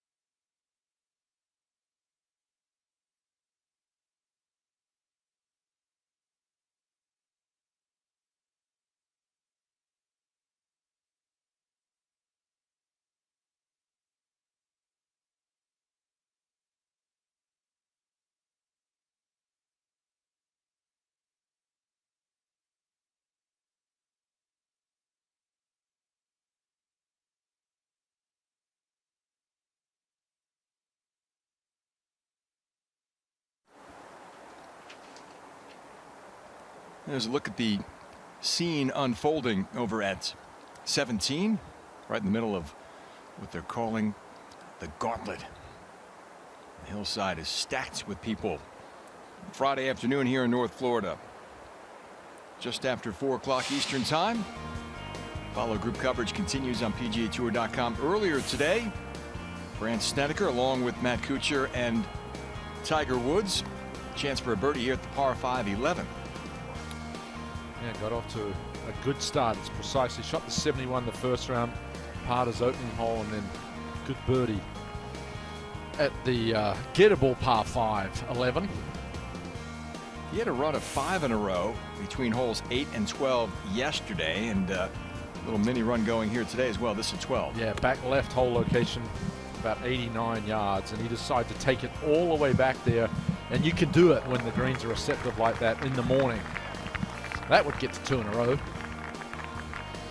Snedeker 3 under at that point. And they made the turn to the front 9. This was the second into the 7th. Yeah, this was just from 141 yards, turning it from right to left with the 9-iron. And just kicked this one in. Gorgeous shot. That was nearly as close as the one Kuchar had just hit back at the 6th. That one got Snedeker to 5 under at that point. Then he made the bogey there at the 8th. It was a good bogey after a really poor tee shot out of position left. Yeah, 5 birdies on the round. Hit some sloppy iron shots. One at the 3rd, which really cost him, and then one at the 7th. Excuse me. Yeah, so the one at the 3rd, and a miraculous up and down there at the 2nd. It was a very poor shot at the 8th. That's what I meant. Well left, and was fortunate enough to get out of there with just a bogey. So Billy Horschel begins his second 9, 3 shots outside the cut line. He's made it to the weekend 23 straight events dating back to last year. Going with 3 metal, right to left wind. Missed it down the right-hand side yesterday.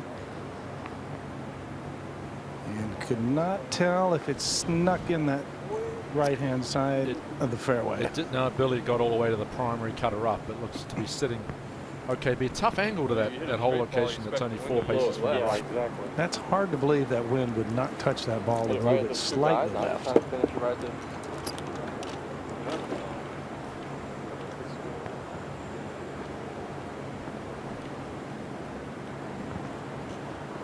Billy's going to grab some shade, maybe a cool drink, as Els puts the peg in the ground.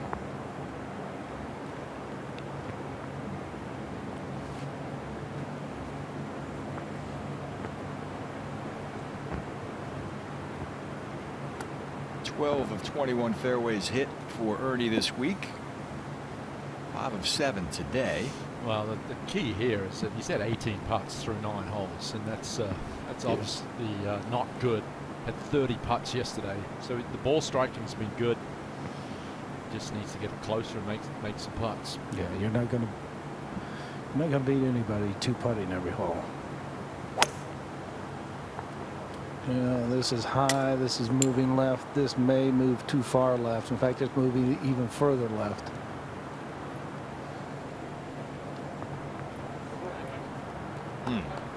Yeah, it looked like he popped that up. Just big high turnover hook. Inward 9 begins with the par 4 here at Sawgrass. Yeah, 415 yards. Just a gentle move from right to left. There's that long, narrow bunker down the left. That's where Ernie has hit it. He's going to be completely blocked out. Take it down the right-hand side. Billy Horschel has done that. He's going to be fine. And there's 3 different levels to the screen. The front left, there's a little valley in the middle, and then that back left-hand corner. Whole location today, 27 on and 4 from the right. It's in this spot here.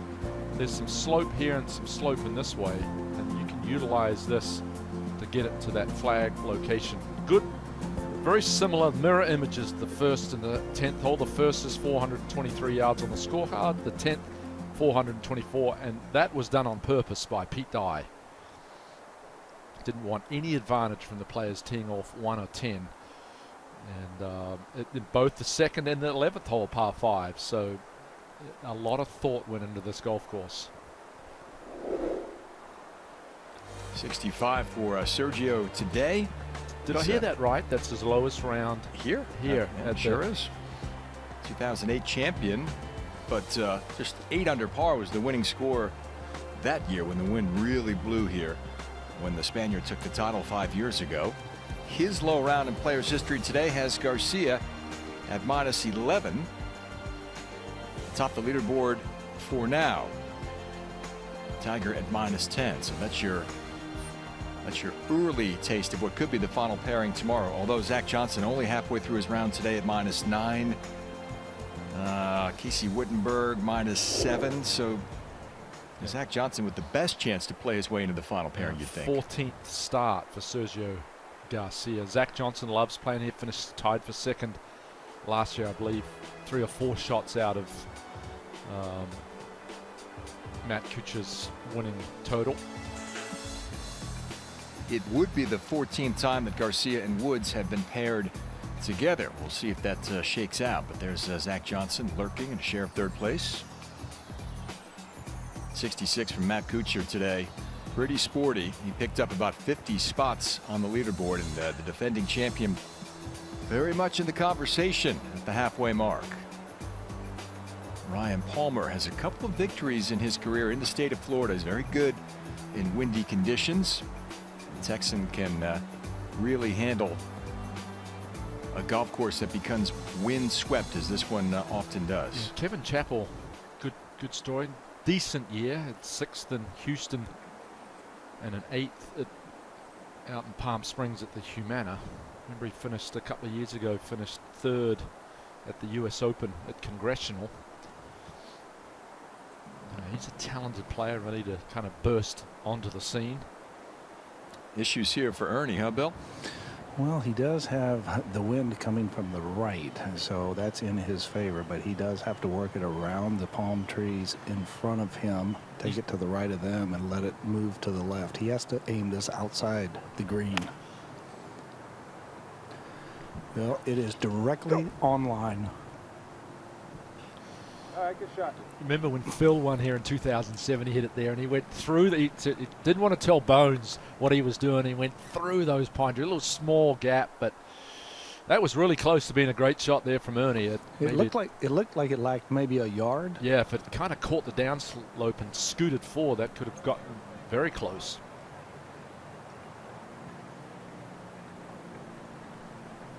Horschel from the right rough, just about 155 yards.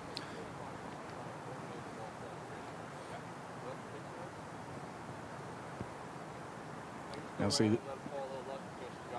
Yeah, I was going to say, if it finishes at him, it's good, okay? Now the guy in the blue is 20 feet left of the hole, and I think that's a good line from this position because this lie is a little bit of a heater from here.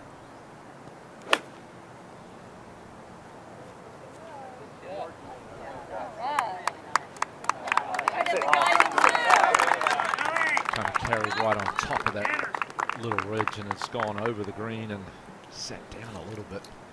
Well, it was executed about as well as you could do it from there. Hit his mark, hit the blue shirt behind the green. There's the penalty you pay, Billy, for missing the fairway on a short hole. You got to be precise with your lines off the tee, and if you are, then you can be a little bit more aggressive with your lines into the flagstick. Horschel hit 82% of his greens in New Orleans this year, on the way to his first title at the Zurich Classic. Now, much earlier this morning, just after 8:45 local time, as Woods and Kuchar and Snedeker began their day here at the 10th. Kuchar, after a strong second shot, had this to begin his day with a birdie. Yeah, straight down the hill, and he read it beautifully. Opened with 71. So never been a back-to-back champion here. Been 20 different winners in the last 20 years. It's hard to imagine. But it was a great 66 today. Was able 7 birdies, just the lone bogey at the 3rd. And missed the green short and to the right. There's been a number of multiple champions through the years. Jack Nicklaus, of course, winning 3 times on 3 different venues before they moved over to the stadium course here in '82. Yeah, well, Davis Love, Hal Sutton, Steve Elkington, and Fred Couples are the 4 players that have won twice. Jack winning across the street there at Sawgrass Country Club. Yep, Jack won the first event 74 at Atlanta Country Club, then at Inverness in 76 and 78 at Sawgrass. And it moved, played 5 years at Sawgrass Country Club and then moved here 1982. And Jerry Pate with the orange golf ball, 5-iron on 18 and threw the commissioner and Pete Dye in the water. They're going to go for a swim today, I believe, were his words. One of the great second shots into 18 we've seen through the years. And I remember Elkington's 3-iron out of the divot on the way to his second title here was fabulous. Yeah, that was in 1997. Hal Sutton, of course, that Monday finish, holding off Tiger. It was the right club that day. Horschel's going to go with putter here. It might be a little tangly. Well, this is the kind of shot that actually, if you pop it a little bit, it'll come out with overspin. Looks like what he did, got it out right on top of the green and just releasing down there. Yeah, that's a nice play. A lot of players have gone to that shot a little bit more frequently than what we're used to seeing in past years. Yeah, in the past, players would have bellied that, but you know, some of the grooves on the putters, it kind of hit it, get it jumping forward and then releasing like a putt. It's a good play. It's a smart play from a tangly lie, as you said. Ernie's shot covered the bunker but didn't hop onto the putting surface. He has to drop this, I think, just over the fringe. Just kind of that little mini backswing.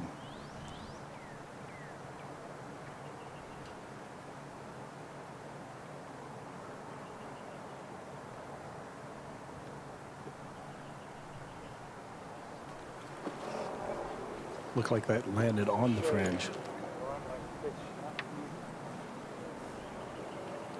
He's had a tough time around the greens today, Craig. Yeah, certainly more so. We talked about the 18 putts on the greens. It's tough, and the stroke doesn't look good. I talked about this yesterday. You look at 6 over on the par 4s this week. The last 10 champions of this event have been under par on the par 4s. Everyone's going to demolish the par 5s. If you're under par on these 10 par 4s, couple that with the birdie opportunities on the par 5, you've got to really, and it's 10 in a row. So it's from a historical perspective, that's what you have to do. Well, I think the guys that played in the afternoon morning split, they had the golf course playing as close as it's going to play conditions wise. I think the guys that played morning yesterday and now this afternoon, they're seeing a totally different golf course than what they played yesterday.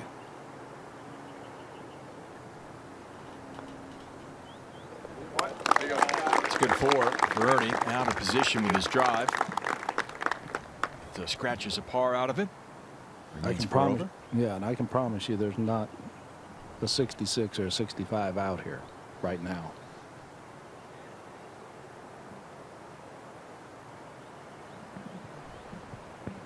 Horschel to stay 3 outside the cut line.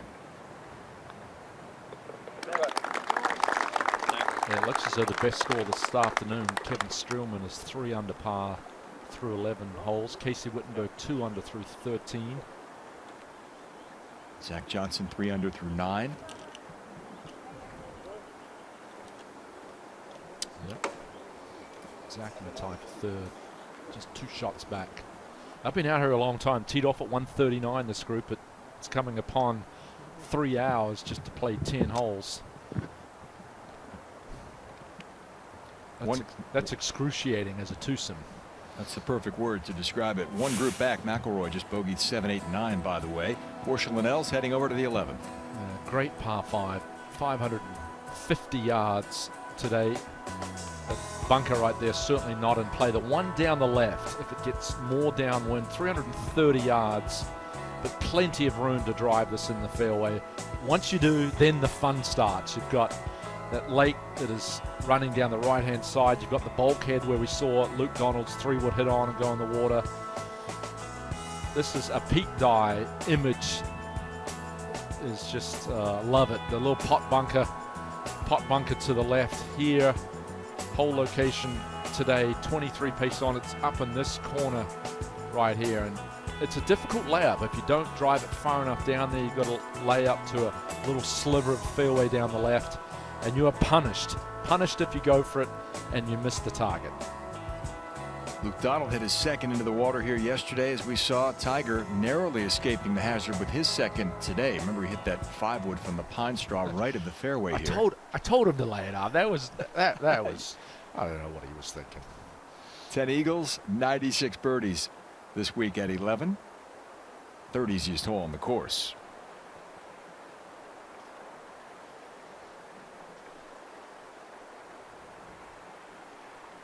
Ernie through the years here at 11 under par cumulatively here at the par 5.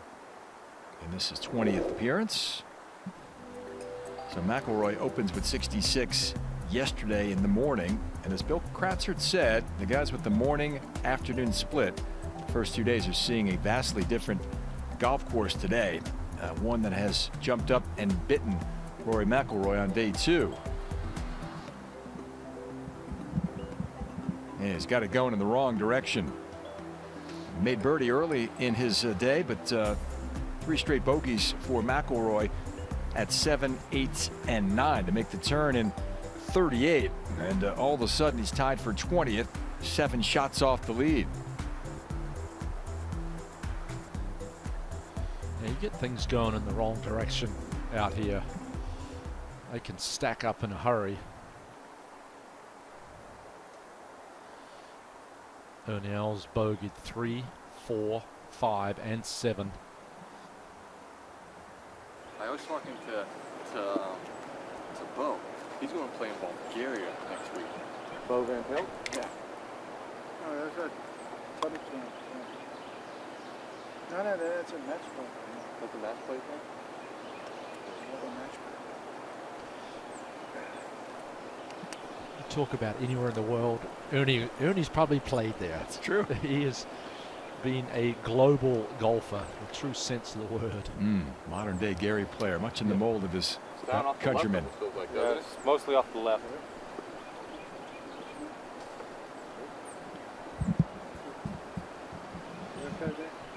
Well, the driving hasn't been good, Billy Kratzer. He's only hit 3 of 8 fairways today. This one, huge fairway, imperative to just get it down there and give him a chance to go up the screen. Well, I think if you can just get something working left to right and kind of going down that left-hand side, you know, you're going to get just a little bit closer, and you may get a little bit of run out there. Well, this is high in the air and down the right-hand side. This needs a bounce forward, but it was so high that just maybe 2 yards a roll. Still might be able to give it a ride, though.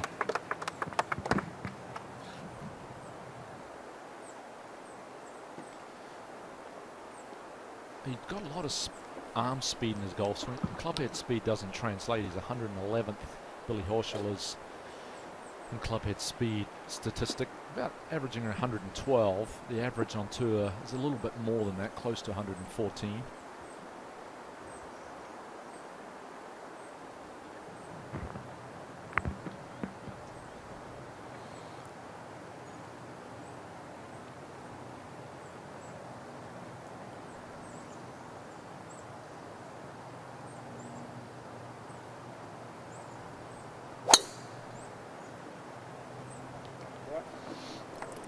This is a really good drive by Ernie. This one carries up a little bit further, a little bit flatter portion of the fairway, and is about 8 yards in front of Horschel.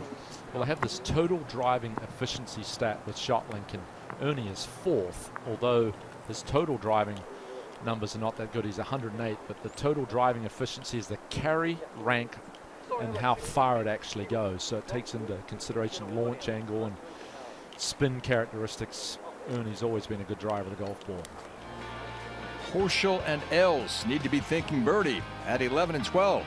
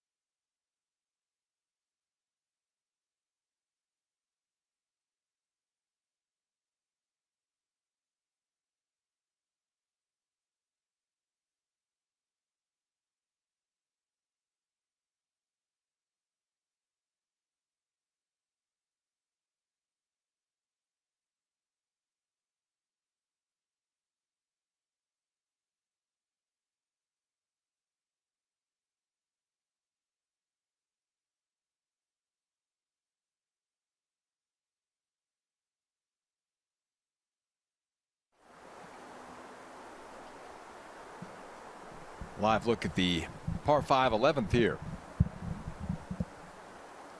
Overnight leader, by the way, Roberto Castro, after that course record tying 63 yesterday.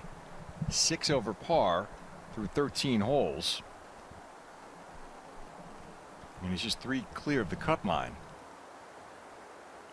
It's a little different story than yesterday. Yeah, it's so hard to follow up a 63, and you know, especially at the Players Championship, an event of this magnitude.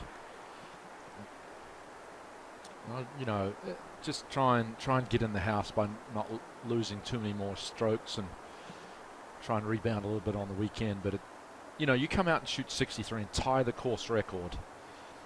It doesn't, to me. I mean, obviously you want to win the golf tournament, finish high up, but it's been a successful week. It really has. Be in the limelight, get some of the media attention, sleep on a lead. It's all a learning process, and it will help Roberto, who's just on his second year on tour, finished 118th, excuse me, on the money list last year.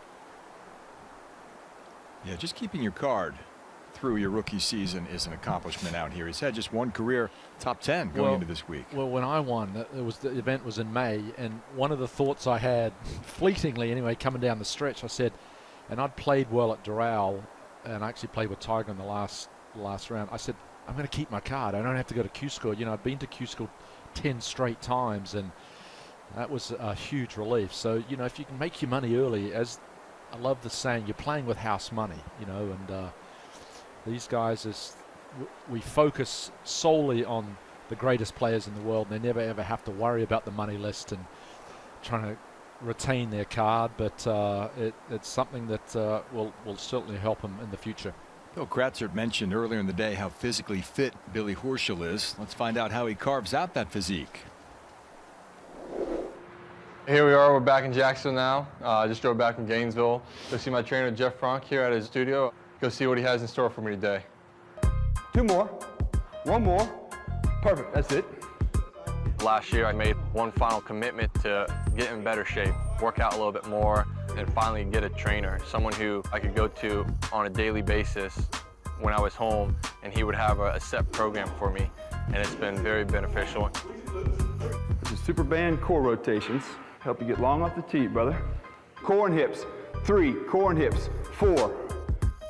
Basically, it's a full body workout. Concentrate on the strength and the power. Help with this distance. We do a lot of mobility work. Medicine ball works the best way to get club head speed up. Billy's one of the most committed athletes I've met. We started off about a year and a half ago, and since then he's made strides on the course and off the course with his strength, and he definitely puts the effort in. There you go, perfect. We pushed it a little bit.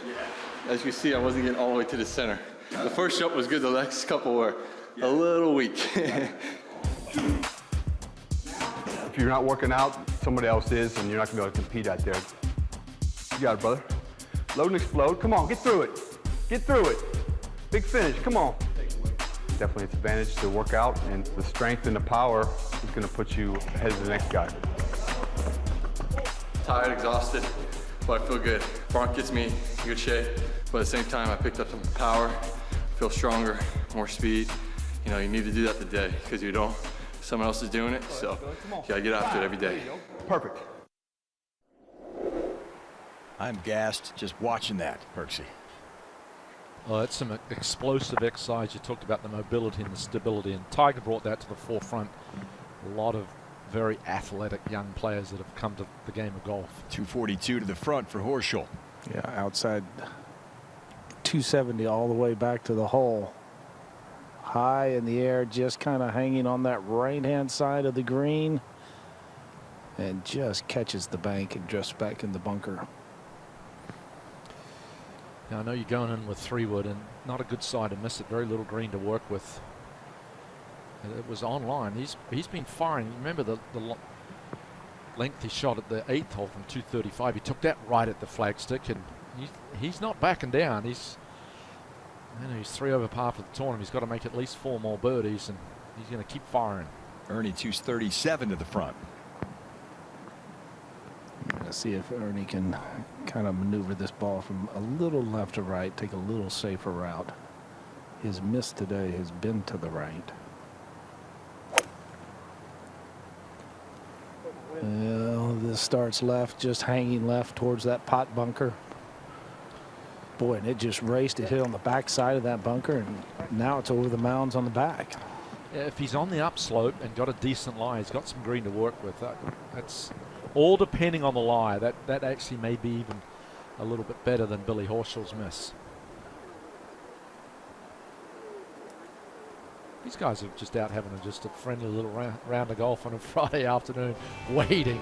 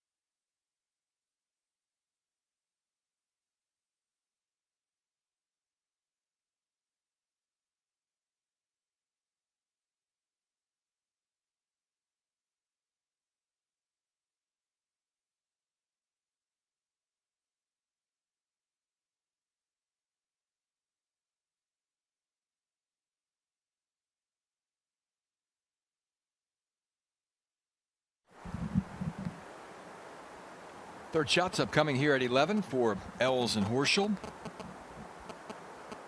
Ernie looks like he could be on the upslope over there. He's going to take a walk up onto the green. Let's see exactly where we're going to try and land this here. Pick out a spot. Lots of green to operate with. That's the upside. You can kind of see him looking at a spot right there. Now, right in there, that's kind of a low area, and right there it starts working up the slope. But I'm in agreement with you, Craig. I think the easier shot is Ernie from this side. Kind of let it run up the slope, whereas Billy from this angle actually sitting a little diagonally. Yeah, coming across the edge of the bunker. Yeah. Anytime you have more green to work with, I think, unless the lie is horrific, it's an advantage. And especially coming from the upslope.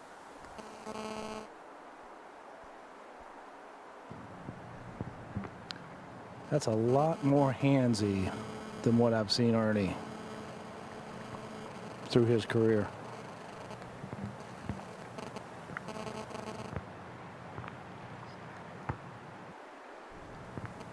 You know, Horschel has to be very precise here. Nice, really good. Had to play a little left of the flag. Smart play. Leave yourself about a 5.5, 6 footer. Yeah, you talked about it yesterday, Billy, with Steve Stricker. Those guys, Luke Donald does the same thing. Very little hinge action, very little rotation of the club face, and those are always the good chippers. And when you start maneuvering the club face, opening and closing it out of Bermuda rough, it's very difficult to control the distance.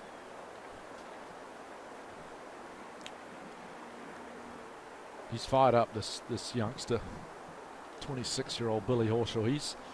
He's not given up on it.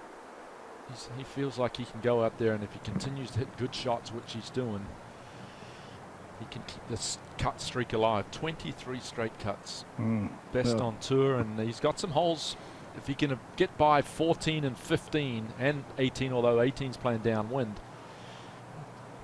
make a birdie here and maybe on the next, he can start moving in the right direction. Yeah, I think here 12 and 16. Those are the key holes for birdie. That gets you back to even. Yep. Then you play clean from there. Yep. In fact, we were walking up to the tee shots, and his father came up to me and said, "Are you going to be able to get him in to make the cut? I know he's talking your ear off, but you need to get him to make some birdies." Now Ernie up the slope, moving left. Just nothing on the green, Craig. Yeah.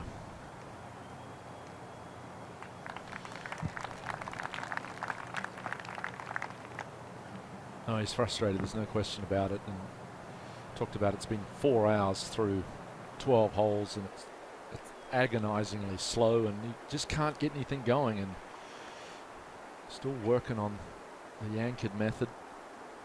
We've seen some close-ups, and he's imparting some spin on that ball, and will never roll true on a Bermuda green if you put side spin on the ball. Horschel for birdie to get back to +2. There's one. Third birdie of the day. He's within 2 of the cut line.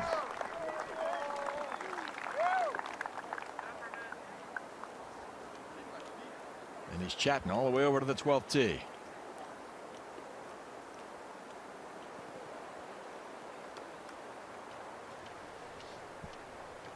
Another good birdie opportunity coming up with the short par 4. It's tricky, but a 3 is well within reach here.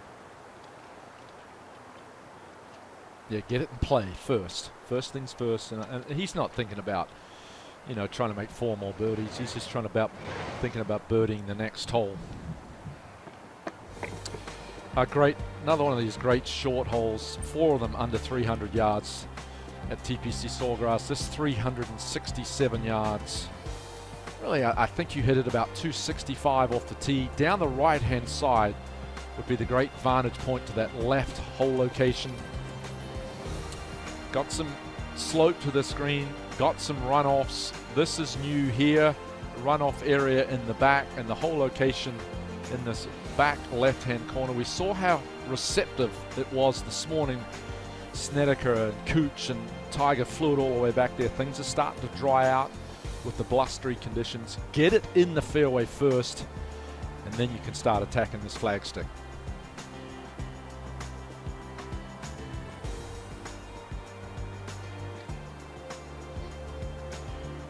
Birdie L's 12 under par in his career here at the 12th. Well, we've seen 5 double bogeys or worse this week at this devilish little par 4. 76 birdies made here.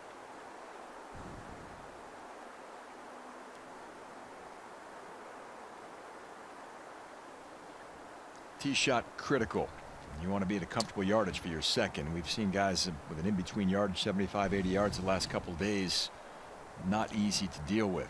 Yeah, and Tiger talked about it yesterday, how far the ball's traveling in the afternoon. You have to take that into consideration. So ordinarily, you've got to try and find a club that you can hit. If it's going 270, back off it a little bit.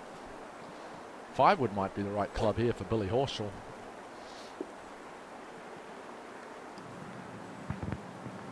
Well, I think either 3 or 5 would be correct, given the whole location in the back. Yeah, smaller looking head here, Billy, so this must be the 5-wood. Well, this one going up the left-hand side. Maybe it'll get that little favorable kick to the right, a little bit better, and that's perfect.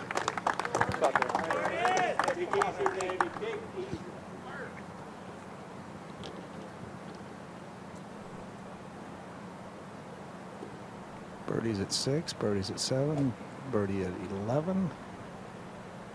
Tell your dad you're doing your job. I will tell him. Yeah, I said, look, I've worked hard for these 3 birdies. That's right. Now, Ernie. Driver here, Billy. Yeah, why not? Challenge yourself. Well, he needs at least 4, maybe 5 birdies. Yeah, and this is where, you know, you have to just kind of put the pedal to the metal right here. Yeah, I don't know why you hit driver. There's no advantage to it. This is great, though. This is absolutely perfect. You may run close to running all the way through the fairway. 314 through the fairway at the 12th.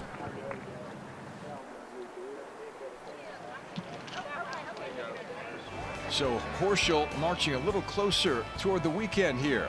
Back with more live coverage from the 12th after this.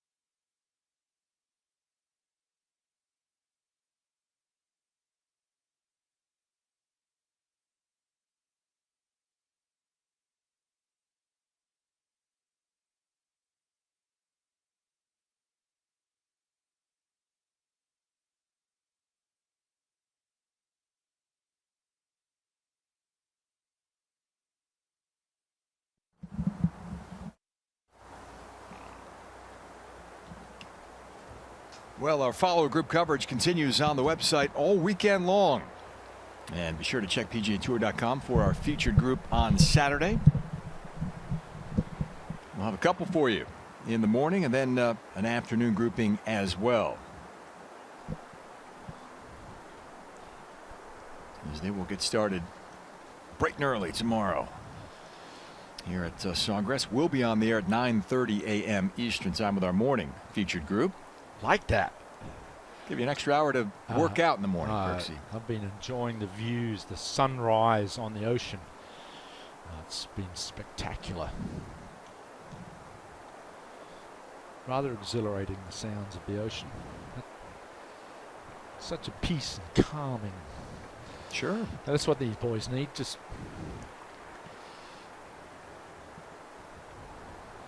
Horschel right at 99 yards there. Ernie just blistered one. He's only got 64 yards.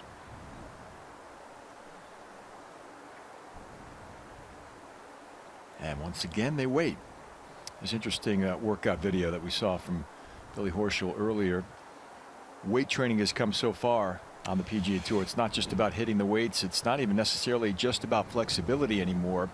Core specific, golf specific exercises is what these guys now engage in. Yeah, it's that rotational velocity, which I call, and you saw him a lot of the medicine ball stuff he was doing and the bands, and you know, the Titleist Performance Institute, Dr. Greg Rose and Dave Phillips, they kind of started that, and you know, with Tiger and everyone else. And you know, a lot of these guys, the golf swing is very taxing on the body, especially the lower back and the lumbar spine, and you got to do these exercises to stay strong. They talked about club head speed, but I think it's to avoid injury. You stay strong, you stay flexible, you have some mobility, avoid the injury. Your career will be a long time. The key to great play in this game is good health. Hard to play when you're injured. And so much of the training that these guys do aids in injury prevention. Just have to be sure that the muscles don't get too tight. Yeah, it's not heavy weights anymore. Mm-hmm. You know, I think, and I worked out early in my career, and I was with an assistant football coach, and we were pushing around some heavy weights, and it got to the point where it's nearly just body weight stuff, and you know, it's just kind of functional movement training. And I would say, I tell a lot of the guys that, and when I used to teach some of the good young and up and coming players, I said a lot of the good, very, very good players on the PGA Tour look like Billy Horschel, look like Nick Watney, look like Dustin Johnson. They're lean, they're strong. There's not too much flab hanging around these boys anymore. Nutrition is a big part of it as well. Yeah, part of a team that most of these players have assembled. Coach, caddy. Some players have a swing coach and a short game coach. A nutritionist, sports psychologist. The entourage is getting bigger. Man, oh man. Social media expert. Well, plenty of time to do some tweeting between shots today, that's for sure.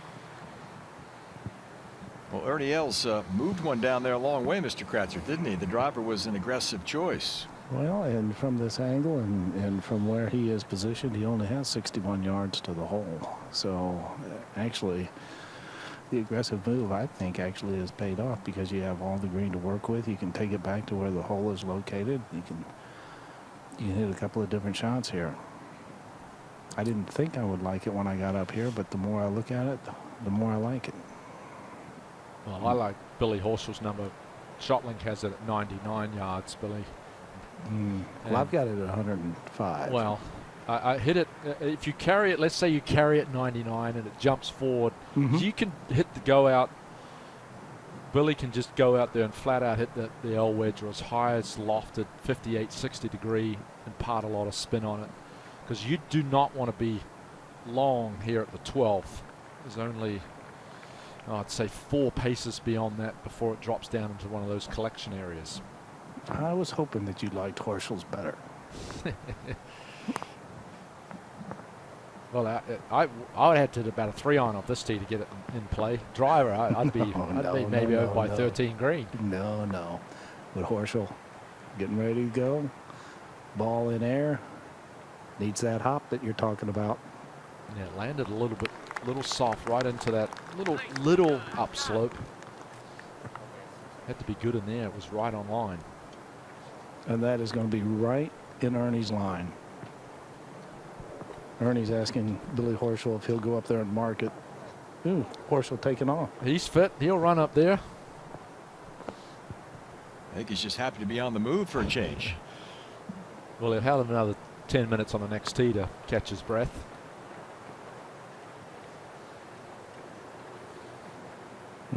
I'm tired now because I watched him run from 100 yards. Didn't take him long. What was his 40 time? 4.3. Could have played cornerback for the Gators. It'd be a nice slot back, you know, kind of run him out there like Welker, peel him off to the outside, been perfect. Coach Kratzer drawing up plays. All right, 61 yards here for Ernie. Yeah. I'm looking at Ernie to put this about 6 feet from the hole.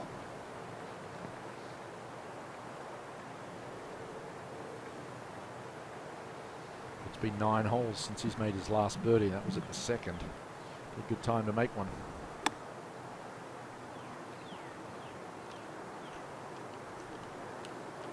Look out.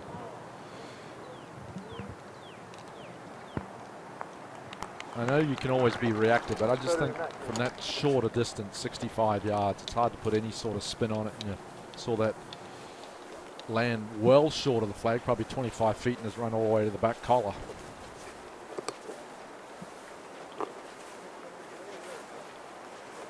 Well, if you're just joining us and wondering why it's only a twosome in our follow group coverage, it's because Dustin Johnson withdrew just before their 1:39 tee time this afternoon. Felt good working out this morning, said DJ in a tweet, but something didn't feel right on the range before the round. Hoping to rebound at the HP Byron Nelson Championship. That's next week's tour stop in Dallas. So 2 straight WDs for DJ.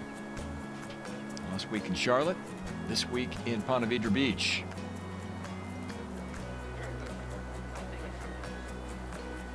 One of the best athletes on the PGA Tour. Seems to be on the DL these days.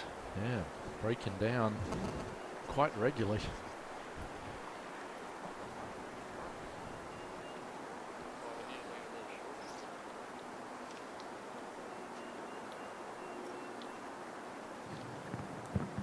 th green. This is a green that totally reconstructed here, Craig. Totally different design from the original design. More of a push-up green now.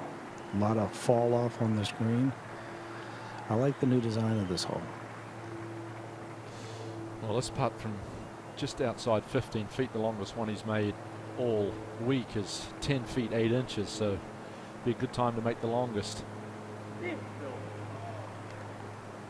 You'll be disappointed with that, walking off this green after driving in play with a 4, especially being 2 or 3 shots outside the cut line. Is the cut, has it moved back to 1 under? No, it's at even par. 79 players currently. How deep does it go? Right now there are 65 at 1 under, so it's an even par cut. Yeah, it's going in the right. It's going the other direction. So I think you're right. Even par will be the cut. Right now, 79 players at even or better. Ernie just trying to scratch out a birdie just to get any hope at all to make the cut. See if this one comes off with a little bit of side spin, Craig.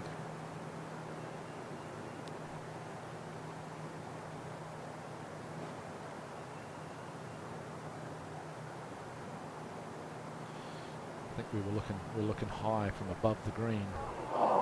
Just wow. See, to me it looks like the ball's hopping right off the club face. So to me he's hitting down on it, or there's not a true roll of the ball, and it's hard to read greens, knowing it's hard, difficulty getting the ball started on your intended line.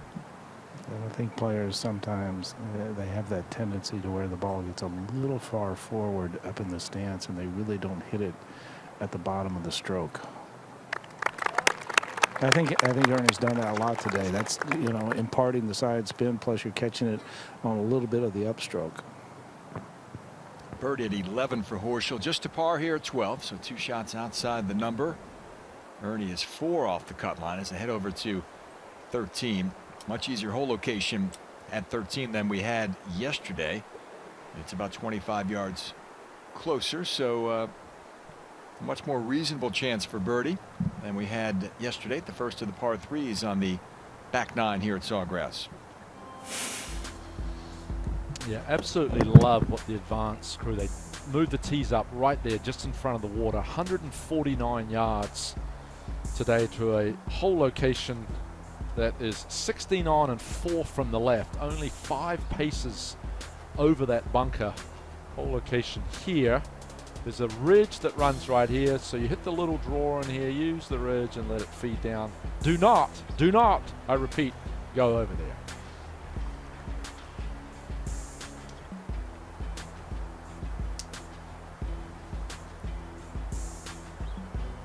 Eight-iron club of choice for most players today. That's what we saw this morning. Wind was hurting when Woods and Kuchar and Snedeker came through here. Closest of the day here at the 13th. Lee Westwood hit it 1 foot. Lee's playing some good golf this week, and I think the scrambling numbers have really helped gain some confidence from Lee. Playing well of late.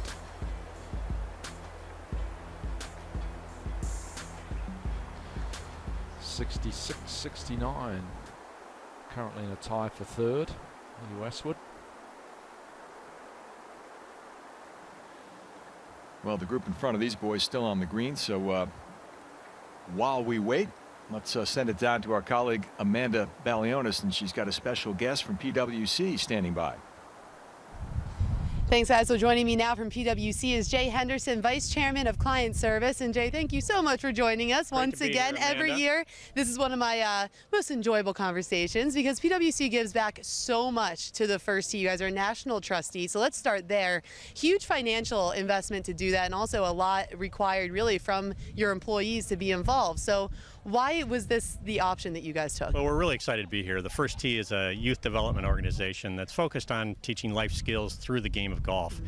And the values that are taught to the participants in the First Tee program are very consistent with the values of PwC, and that's why we're really happy to be a long-term supporter, a national trustee now for 15 years of the First Tee. Tell me about some of the activities that are going on this week with the First Tee. So we're doing a number of things with the First Tee. On Tuesday, we've got 200 kids from the local Jacksonville First Tee chapters having a chance to hit a shot on the replica 17th hole with a program involving several PGA Tour players. And it's really a chance for them to have kind of a fun, up-close and personal experience with the tournament, meet some of the pros, and really have a nice, fun, enjoyable day out here at the Players Championship. One of those players, by the way, that's going out there is Scott Langley, a First Tee graduate, the first First Tee graduate to come out on tour. And that has to be pretty cool for you to see because PwC gives so much and allows so many children to really get involved in the game. It's kind of cool to see the fruits of that effort come into a realization. Yeah, and it's very indicative of the fact that the First Tee programs generate people who have tremendous success in a lot of their chosen fields. Scott happens to be the first one to come out on the PGA Tour, but I'll tell you that the number of kids who really, through their life skills training, have enhanced their success in their professional and personal pursuits is countless. And that's why it's fun to have a chance to support an organization that has such a great track record of success. Well, and talk about support. Mr. Henderson is one of PGATour.com's biggest fans. I do not pay him to say that to me every year, just the first year I did. But something awesome you guys are doing is you're providing iPads in all of your chalets this week. Can you kind of tell me what you're doing? We are. We're a big fan of PGATour.com and enhancing the experience for our guests. So we're actually including iPads in our suites for a chance to not only watch the live action in front of them, but also through some advanced technology, watch the links for live and feature groups and things through the PGATour.com. So it's a nice leverage of that. And we're all about helping to share the story and tell the story. I mean, I think another way to think about how we're leveraging technology is through the TV ads that go on this week. We actually are donating half of our TV ads to the first tee on NBC and the Golf Channel. And it's a chance for us to share and have the first tee story told to many people, thousands of millions of people around the country. We're convinced that the more we can tell the story about the first tee, we're confident that people will get more involved in their local chapter. So we're trying to enhance the experience for our guests, enhance the experience for people around the country, all designed to really help support the first tee and the PGA Tour. Well, it's a great way for you guys to give back, especially give back to PGATour.com. We appreciate that support. Thank you so much for joining us. But before we get out of here, you know what you got to do. You got to make a pick for me this week. Oh boy, I've been 0 for 2, I think, the last 2 years, Amanda. But if you'll no one's counting. If you allow me the chance, can I have 2 picks this year? Just this one. Okay. So if you give me 2 picks, I'll say, and you heard it here first, Matt Kuchar as defending champ, I believe, is in fact got a great shot to win the tournament again. And then the second name I'll give you is Luke Donald.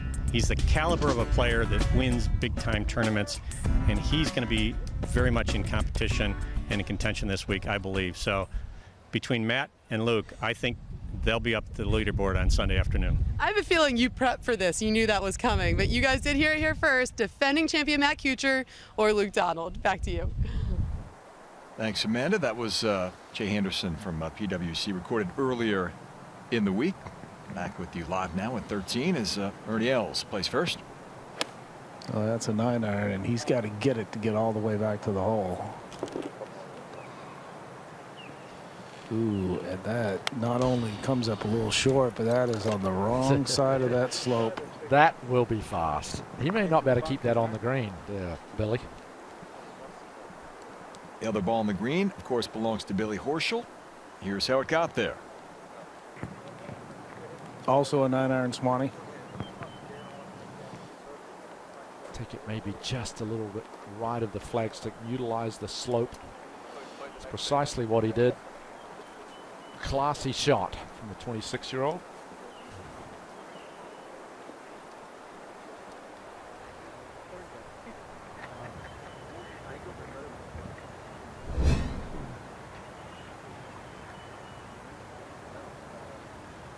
So Horschel, chance to move 1 stroke closer to the cut line when we come back at 13 in a moment.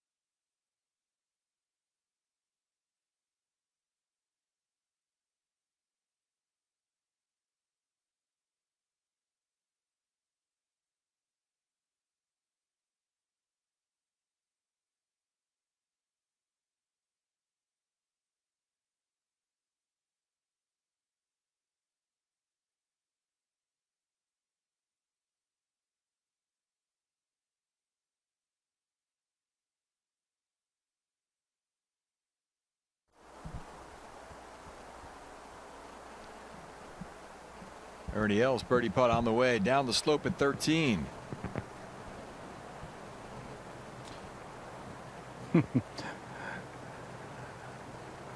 Just takes forever to get down that hill.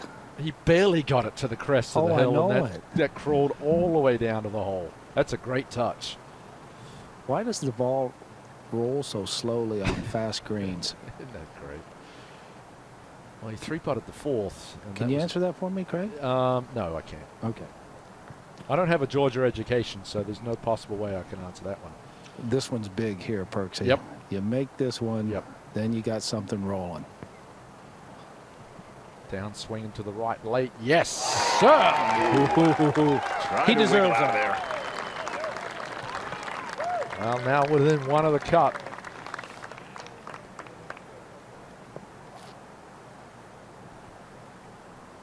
These players all play with a lot of pride, and I'm sure leading the current consecutive cut streak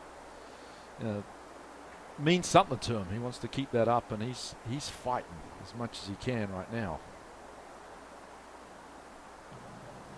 He's got a lot of people pulling for him here in North Florida this week, too. Doesn't want to let him down. Yeah, and he has one of the best rounds on the golf course this afternoon, 3 under par. Ernie is really befuddled with these greens.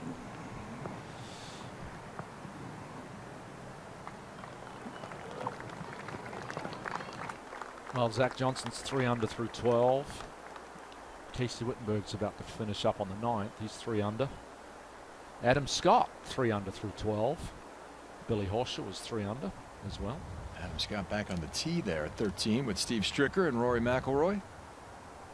That was our featured group yesterday morning. Look at the 14th, tough hole. Well, on the scorecard, this is the longest par 4 on the golf course, 486 yards. Phil Mickelson hit it in the water left. It's generally right out of play. Tiger missed it 100 yards right of that cart path, but it's quite a wide fairway. Get a speed slot down the right-hand side. Very long, undulating green. The whole location today at the 14th is 32 on and 4 from the right, so way back in this right-hand corner. Take it down the right-hand side. A 4 is always a good score here. And if you miss the fairway, you're in all sorts of trouble.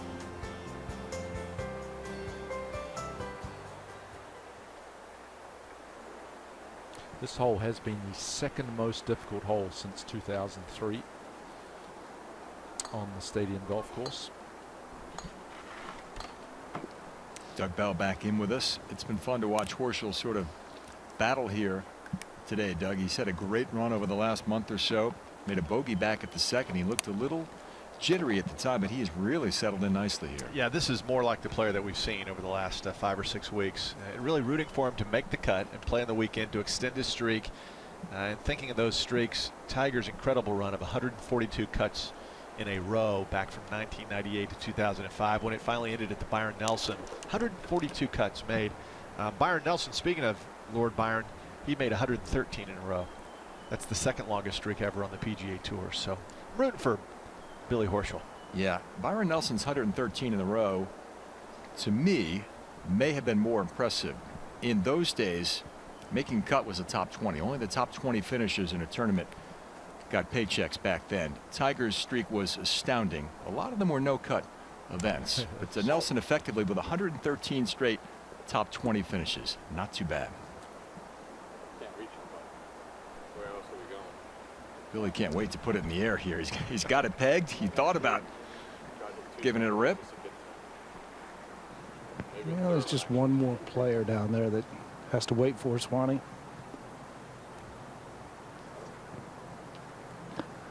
Little left to right wind. Yeah, so you're going to have to start this ball either center or left center if you're going to kind of ride the wind just a little bit.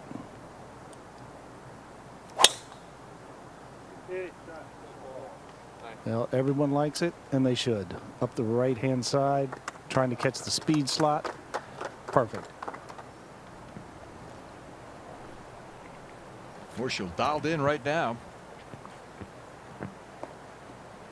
4 is a very good score here at 14. He'll take it and run right about now. Yeah, I can't emphasize enough the difference in the golf course from what they played yesterday morning and what they're playing right now.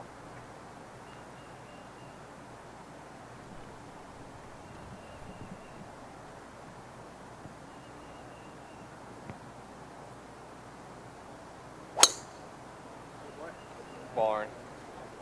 Boy, this is a good one too. I mean, this is right down the avenue.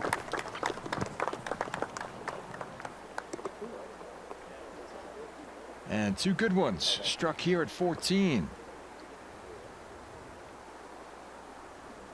Ernie Els simply running out of holes at 5 over par. But Billy Horschel very much in the picture to get to the weekend once again.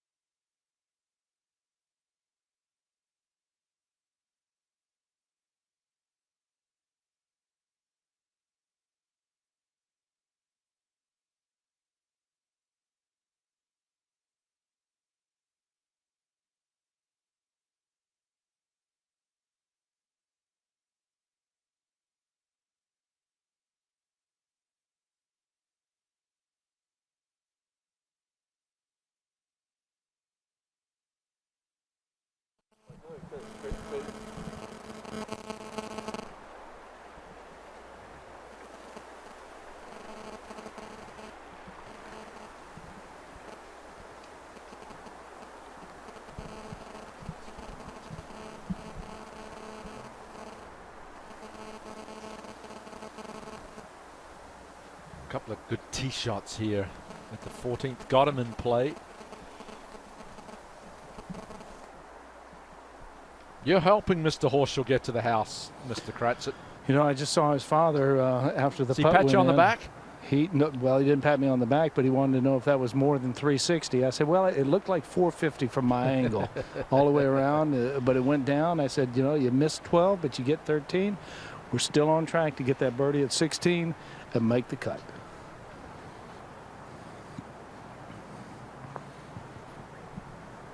But Craig, you look at the way the golf course is played today as opposed to the way that it played yesterday. Castro got out in the morning yesterday. He posted 63. He's finding totally different conditions today, this afternoon. At one point, he was 6 over par for the round, 3 under for the tournament. So it's just, you just can't believe how differently the golf course is playing. There is not a 66 or 65 out here right now for these players in the afternoon. Yeah, Billy, 72 players under par yesterday. The scoring average was 72.007.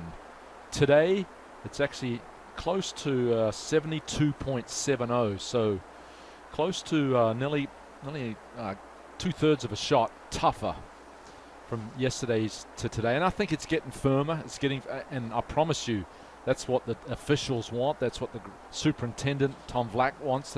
This has to be a challenging test. And they want a little bit of wind, dry this golf course out, and it's starting to show its teeth. The greens have to firm up in order for that to happen.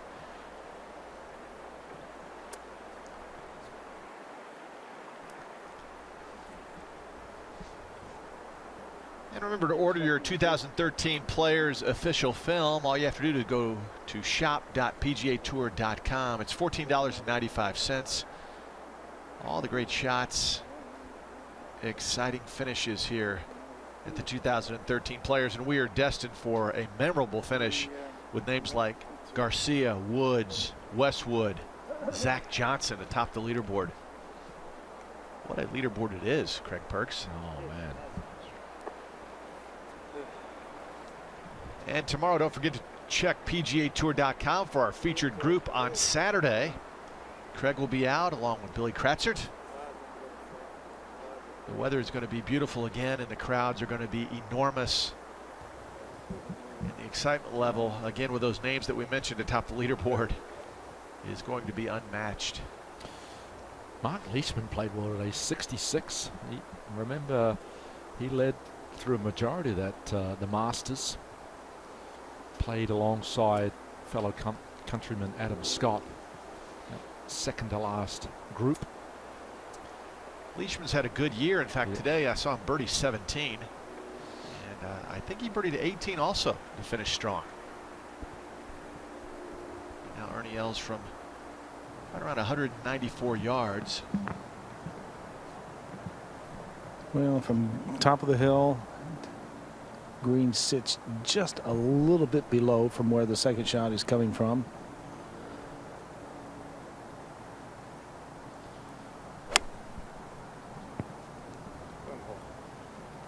Yeah, just a little bit short of the flag, trying to release up the hill. Beautiful shot. Yeah, took a big hop forward, and actually he's going to run off the back collar, but that will be a great opportunity for Ernie's only second birdie of the day. Yeah, much like the shot he hit back on number 5 that released over the green. But now Horschel about 8 yards closer.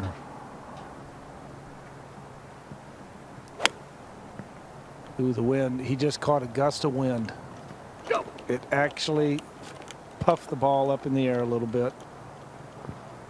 Middle of the green is always was never a bad place to be on the 14th hole and 2, Billy. No, that's okay. But had he not caught that wind, that might have been another close one and gotten him back to even.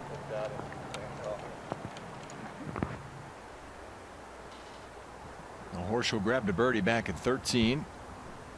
Looking to perhaps put another one on the card here.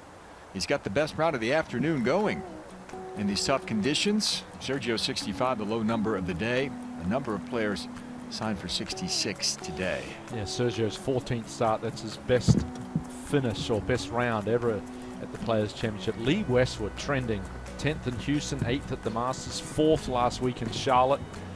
Watch out for that man.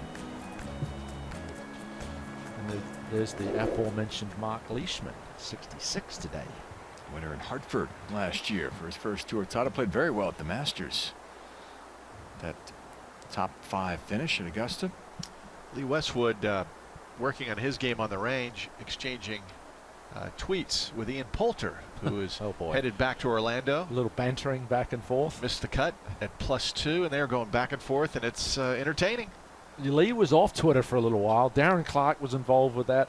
Graham McDowell, they were going back and forth. But you get in under Polt's skin, you may get some barbs fired at you. They are great friends, Westwood and Poulter. In fact, Poulter wanted to borrow Lee Westwood's convertible, I guess a convertible BMW. And Westy, so he could get his hair on fire? Westy told him he wasn't old enough to drive the car. So a short week's work for Poulter. A number of big name players missed the cut. Looks like Phil Mickelson's going to be down the road at +1 as well, the 2007 champion here. Yeah, Nick Watney was playing well last week in Charlotte. I thought he would contend this week. He played extremely poorly yesterday and will miss the cut.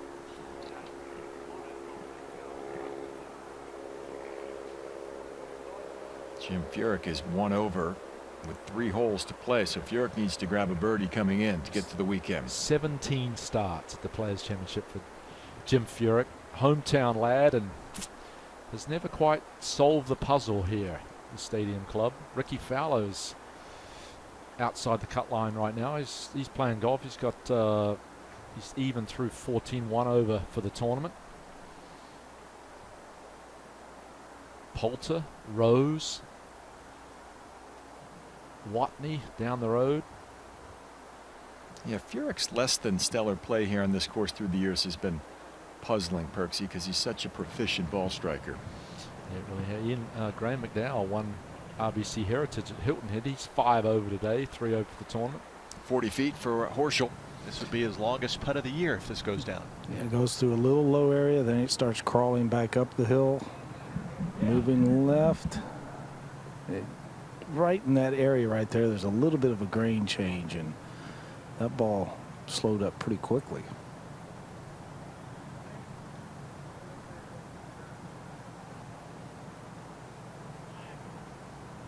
Yeah, 37 feet 6 inches, his longest make of the year. Tiger was 31 feet 1 inch, and I told somebody that earlier, and they were surprised, and I said, well, Tiger never hits it that far away from the cup. Yeah, good point.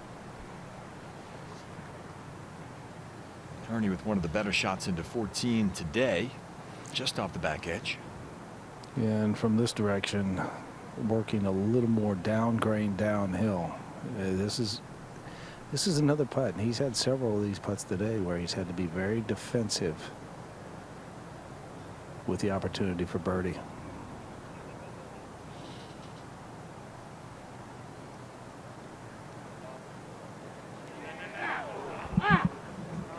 I mean, he is absolutely fooled by the greens. He has not solved the riddle.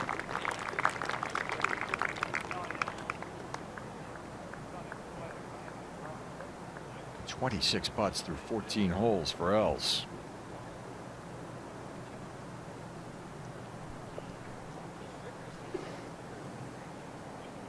Horschel to stay 1 off the cut line. Yeah, he likes to just pour these in with a lot of speed. Just like that.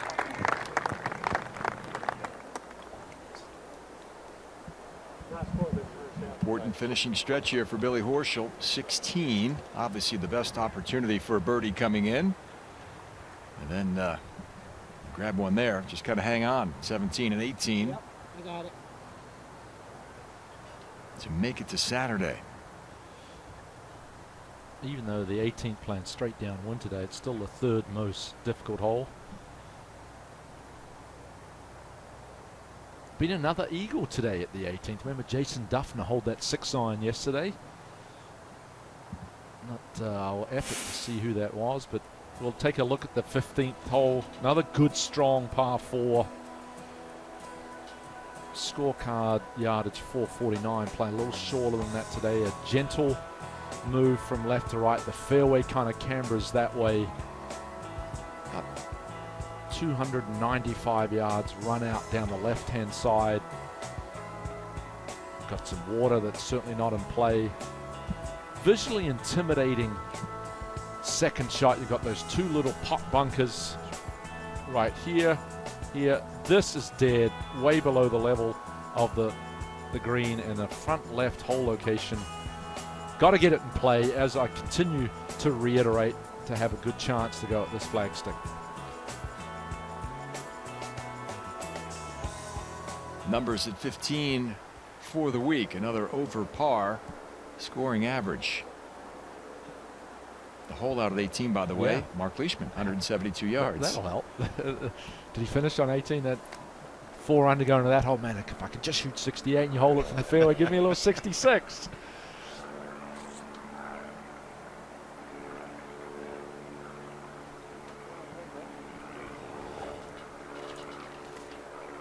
This is one of my favorite holes on this golf course, Billy Cratchit. You've got to be precise with the line. I like it taking it down the right, kind of turning it off the edge of that bunker. Well, and I can certainly understand that. And, you know, you like to draw the ball. I think anything that, you know, your shot shape, there's more room through the gap of the trees than what it appears on TV. You got some room. In fact, if you wanted to go up and over the trees with that shot shape, you certainly could. Yeah, I know you're a fader of the golf ball. All you great drivers are, but we've got a great vantage point here. I like taking it this way and just hitting the nice tight draw over the edge of those pine trees. But we saw Tiger hit it beautiful this morning. A beautiful little power fade with the 3-wood driver here for Billy Horschel. Yeah, I think it's simplified with this wind direction. No, he's just hit just an absolute piercing cut shot. I mean, that is large right there. That looked like it took a tremendous first hop. Yeah, going all the way to the end of the fairway. That's about 325 down there, and he's down the right-hand side, which is good for that whole location. Only 4 paces from the left. Well, he may get Ernie to ask him once again. What are you doing? I remember he ripped that one down number 7. He hit that about 315 dead into the wind. Very frustrating day for Ernie Els on the greens.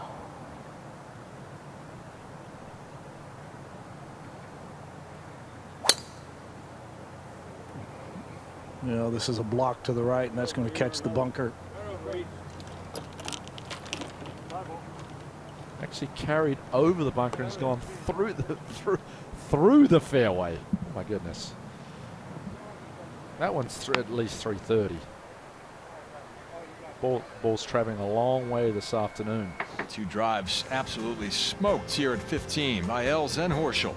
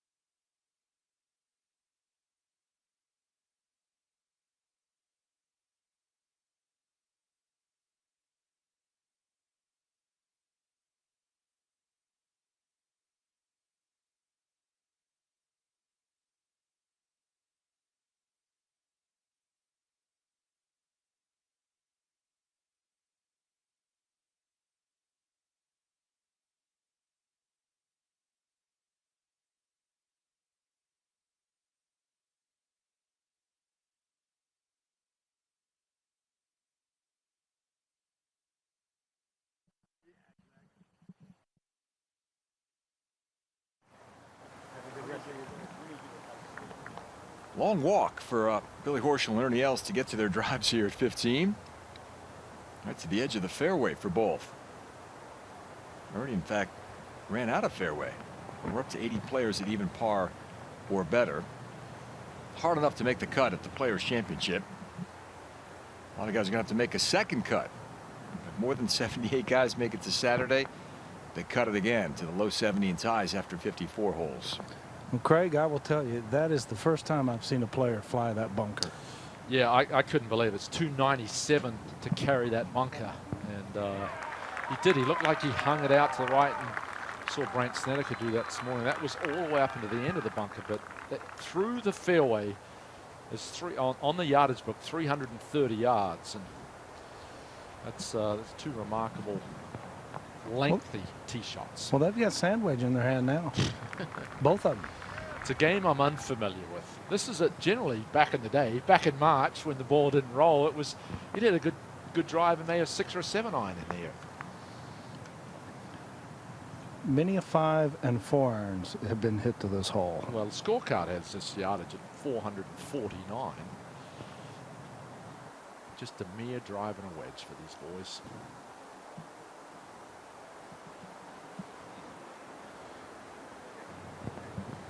Green is clear for Horschel. Yeah, set to go. I mean, this is a really fresh lie right here. Not many divots around here. Billy trying to eye this one down, trying to get it to squeeze left. I like the play. Yeah. He's had a wedge in his hand. You know, he's kind of second guessing himself, but if he goes after that, pulls it slightly and goes down in that bunker, he's going to make bogey in a hurry. I think he was actually looking for the wind and maybe dropped that a little bit to the left, and he didn't get it. Pretty much just straight down, Billy? Yeah, I think it's directly straight down. You get down here this far, you're pretty much on the same line as the tee shot at 18. So, yeah, directly downwind. Ernie with just a lob wedge. Wow, pulled it left to the flagstick, but landed very softly, and he's got about a 5.5 footer for a second birdie of the day. No, it has not been able to buy a putt today. In desperate need of one here with 4 holes to play.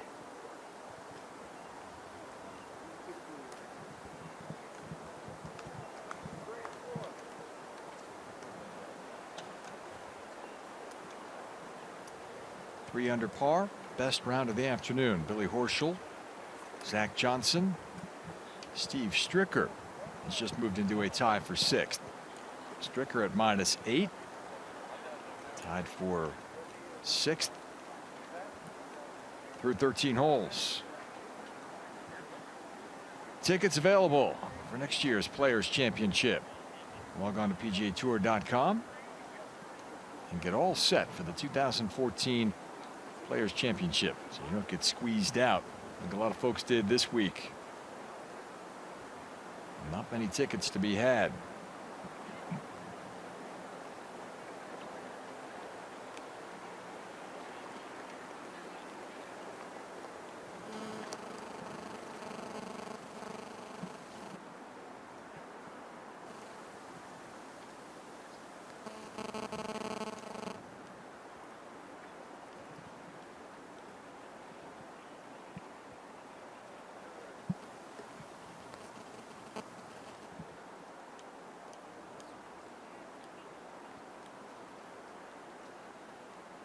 So Billy Horschel will get the first look at birdie here at 15 after 2 booming drives. Let's see if both players can take advantage.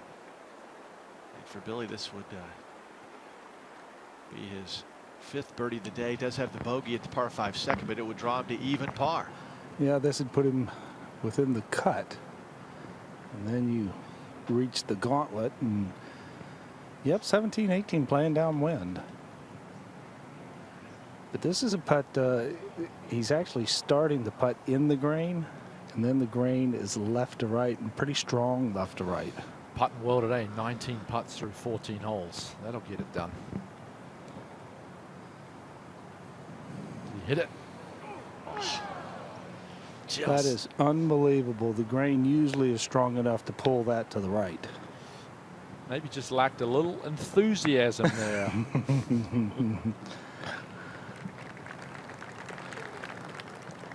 So the par 5 is next for Billy Horschel, but Ernie Els needs a birdie to lift his spirits. It's been a tough day for the Hall of Famer.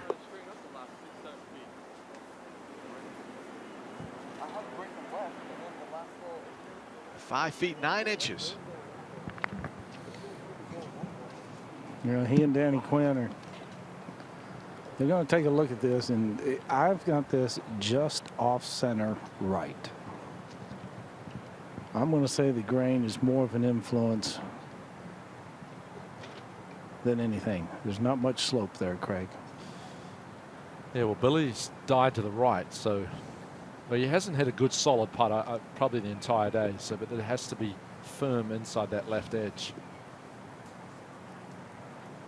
Got a great look here. Yeah, he's got the line on the ball, and it's not rolling over and over. And that gets snuck in the hole. Second birdie of the day for Ernie Els, back to +4. Your ball try to go this way?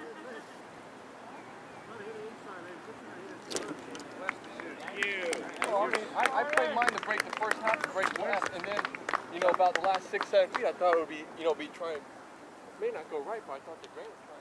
Well, the conversation continues between Billy and Ernie. He's nonstop chatter, Billy Horschel. The 16th hole. Great par 5 here. 507 yards. Turns from right to left. I think you have to turn it from right to left. Get it scooting down that right-hand side. This is where all the fun starts. Certainly a very visually intimidating second shot. Water all the way down the right-hand side. Plenty of eagles here, and they've had 351 eagles here at the 16th in the history of the Players' Championship. The ironic thing, only 2 this week, the same amount as at 18. But a front right hole location, we saw Tiger hit a beautiful tee shot and an iron right over the top of the flag. Plenty of drama here at the 16th. Beginning of the gauntlet.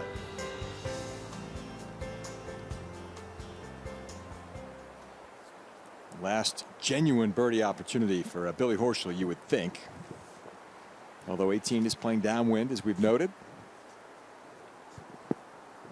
2 eagles, 124 birdies this week.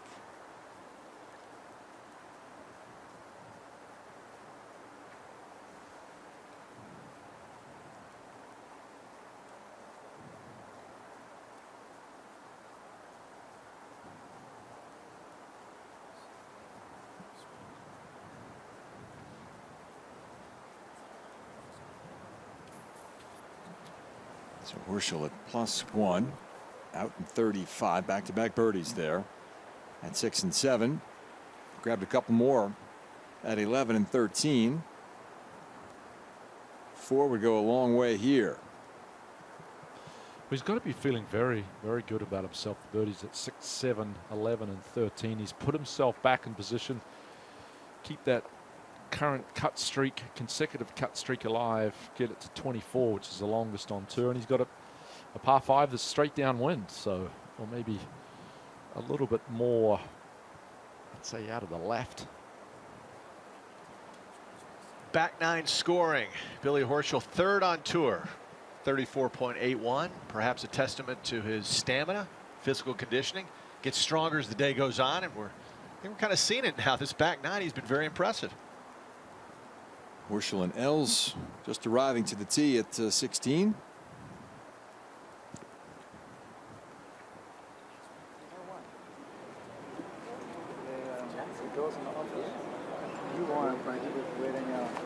Yeah, I'll take it.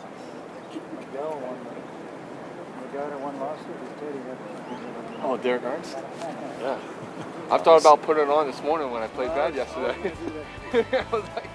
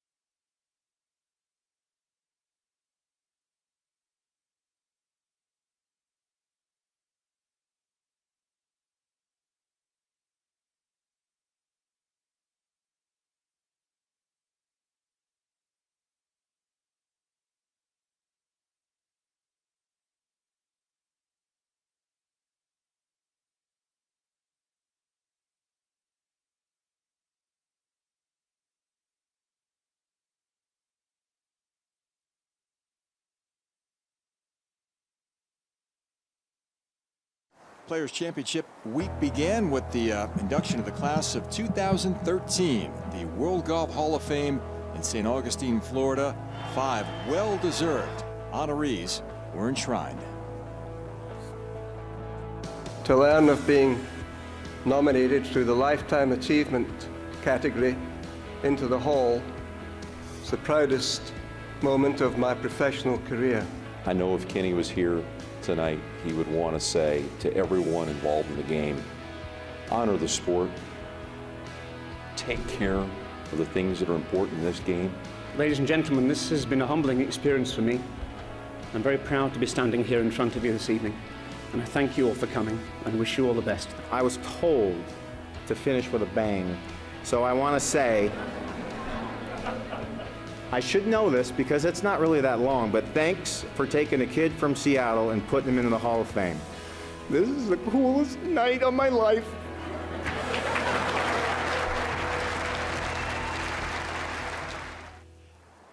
Emotionally charged evening in St. Augustine. Fred Couples inducted along with Colin Montgomery, Willie Park Jr., Ken Venturi, and Ken Schofield. Ernie Els took his rightful place in the Hall of Fame 2 years ago.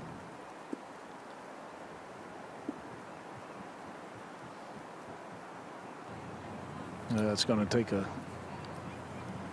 couple of good, solid shots to get it back to this whole location. On that right-hand side, back into the breeze a little bit. He's going to have to finish 3-2-3 to make the cut.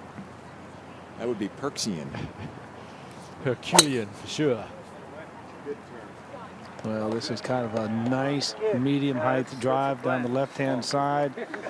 Gets that forward pitch. It's really nice. Just avoids the divot, and that great angle down that left-hand side. You can kind of work it towards that flagstick.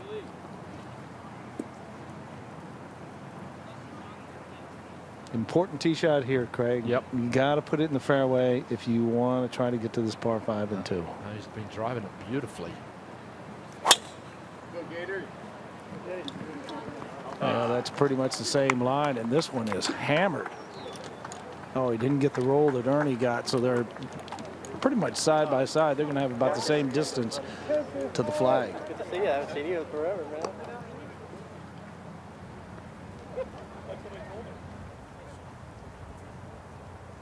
Back live with you at 16 as our second round coverage continues.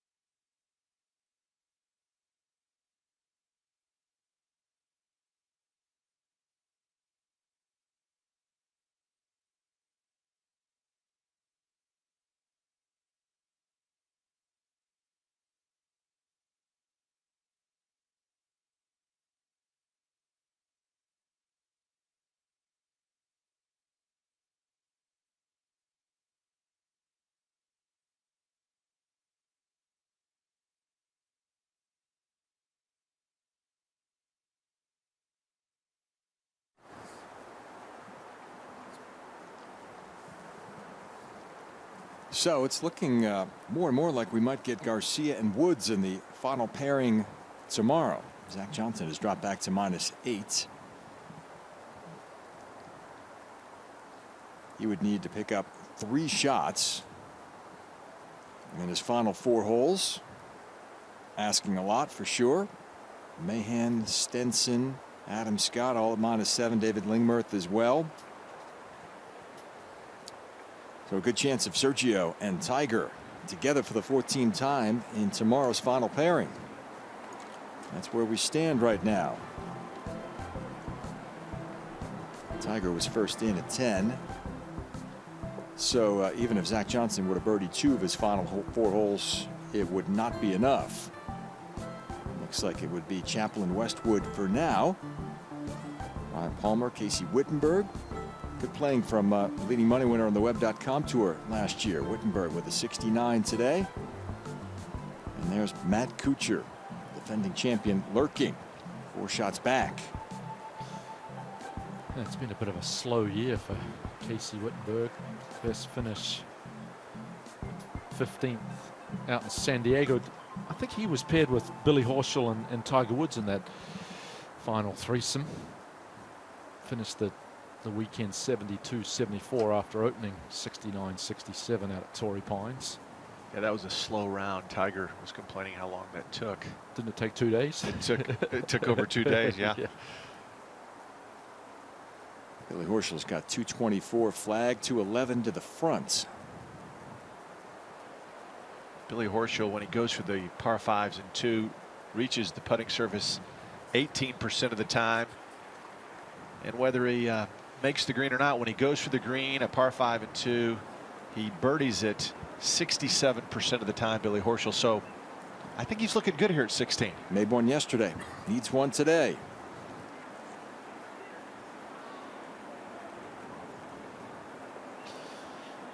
You go for the screen, the scoring average for the field 4.56. Scoring average for people laying up 4.81. So he's driven it down there far enough to give it a go. Just avoid the water on the left. If you miss it right, there's plenty of green to work with. It's not that difficult. And up and down. I'm very impressed. I'm very impressed with Billy's game. Not only this afternoon after opening with 76, really trying to get back and make this cut and, you know, make a charge towards the top 10. But just this entire year has been remarkable with the, you know, with winning at Zurich for the first, you know, second at Houston, third at Valero. His stats are over the top. It's this is one of the up-and-coming, very good players on the PGA Tour. Had to go back to Q School to get his card for 2013. Finished tied for second, easily passed. He was asked in an interview with Jerry Foltz of Golf Channel afterward what his expectations for 2013 were. He said, I'm going to win. I'm going to win. That's right. And it seemed borderline cocky to a lot of people at the time, but he is a very confident player. He has every reason to be the way he's been playing over the last several weeks. And his prediction was brought to fruition in New Orleans a couple of weeks ago. Well, he's 8th in total driving, 9th in ball striking. He leads the tour in total birdies. So Right he's the left side of the towers, right? Yeah. See that metal tower right there? Mm-hmm. That's right there. one of the best ball strikers on tour. If there's any part of the game that needs improving, 108th in scrambling, 150th in proximity to the hole in sand save. So work on the short game, and he's got the total package. That's the flag and that huge crane whipping from left to right down on 16. Well, it's pretty much directly back in their face, maybe slightly out of the left. So I think there's probably a good 10 or 12 yards in this shot added on to what he has.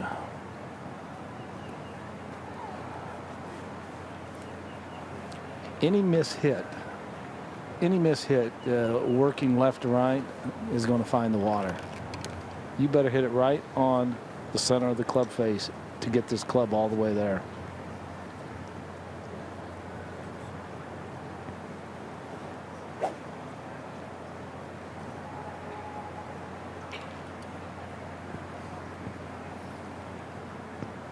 You got to take it left to that bunker. Yeah, I think just start this at the very left-hand edge of the green. the wind moves it to the middle, it'd be great. Well, I tell you what, that is a solidly struck golf shot. Beautiful shot. Landed it 30 feet left of the flag and coming back behind the flagstick. Absolutely beautiful. Be careful. Yeah, but to stand up there and hit that type shot, even if it does release to the fringe, that was pretty impressive right there. And that was from a little bit of an upslope. Ernie, about 4 yards closer here. Actually, I got him about a half a yard closer, Swanee. I mean, these balls were right near each other, and Ernie also going with the 3-iron.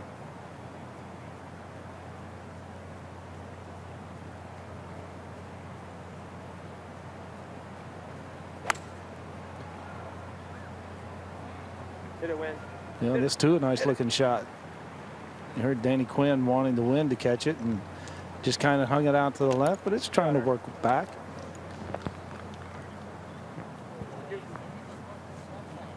Yeah, from that distance, over 225 yards into the wind with a 3-iron anywhere close to the putting surface is a brilliant shot.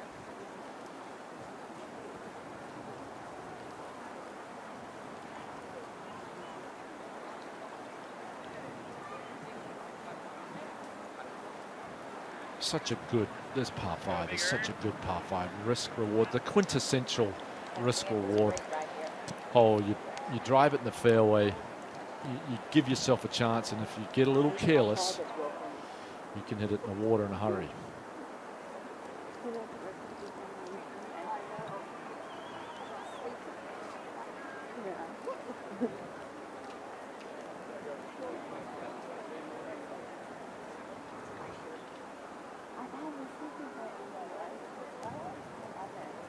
Talked about it before. This is Ernie's 20th start at the Players Championship.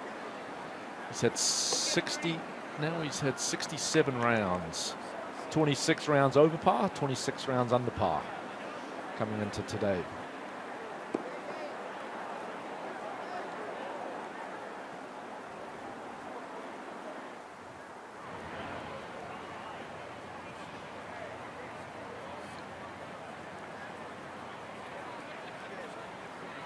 So Horschel and Els and Bill Kratzer make their way up to the green here at 16. Just across the water, things are unfolding at 17. So many great vistas around this natural amphitheater here behind the green there at 17. It's a great spot up on the hill, of course. You can see the tee shots at 18 as well. Record crowds through the first couple of days already. Had to close the parking lot earlier today. And as we wander towards the 17th hole, only 8 balls in the water today. There were 12 tee shots and 15 total balls in the water yesterday. So 93 balls have been hit in this water in 1 year, and I think the lowest has been 23. So get your tickets for next year's Players Championship. Plenty of parking still available for next year as well. Log on to PGATour.com. Pretty hearty crowd over there. Still pretty full up on the hill. Late in the day here. Just a handful of groups left out on the golf course. Beautiful afternoon. We climbed into the low 80s today, but the afternoon breezes off the Atlantic cooling things down just a bit. And this is part of the strategy here, if you will. If you're playing 16, you got to keep an eye on what's happening over there at 17.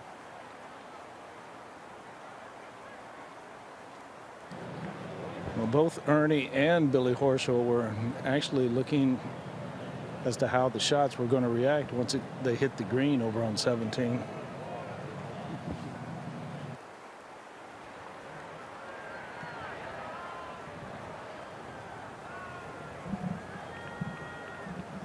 Look from the gaping bunker about 20 yards short of the green here. Ernie just off the putting surface, as you see.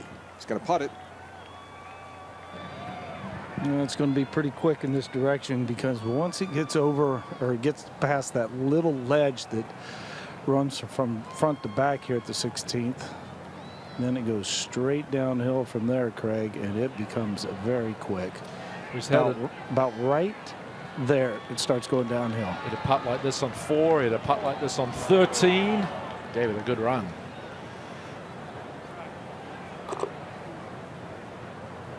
He's trying. He's still given credit. He's not given up on that cut number. That would have helped him get a couple more, get to 2. Currently 4 over par. Birdie here, get to 3. Birdie at 17, get to 2, and there's already been 2 eagles at 18, so maybe he can knock it in, get to even par.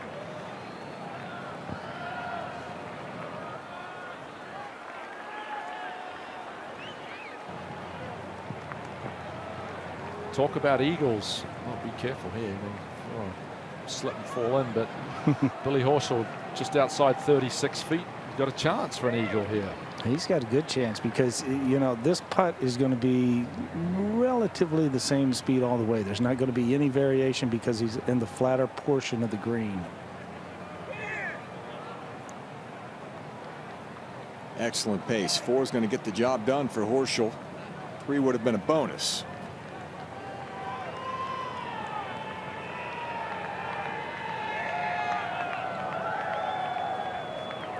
Yeah, things getting a little saucy over there at 17. They've been on the sauce. Can't wait. Just about this time on Friday afternoon. Horschel just inside of Ernie, but he's going to finish up here. Ooh. It's on the cut line. Outstanding work. 4 under par round going for Horschel. Best of the afternoon wave. Ernie and I were talking about that, Swanee, coming up, and he said he actually predicted that 4 under would be the best score this afternoon with the way the course is playing. Now we're up to 81 players at even or better. And it goes all the way back to what, 63? 63, that is correct. There's 62 guys under par.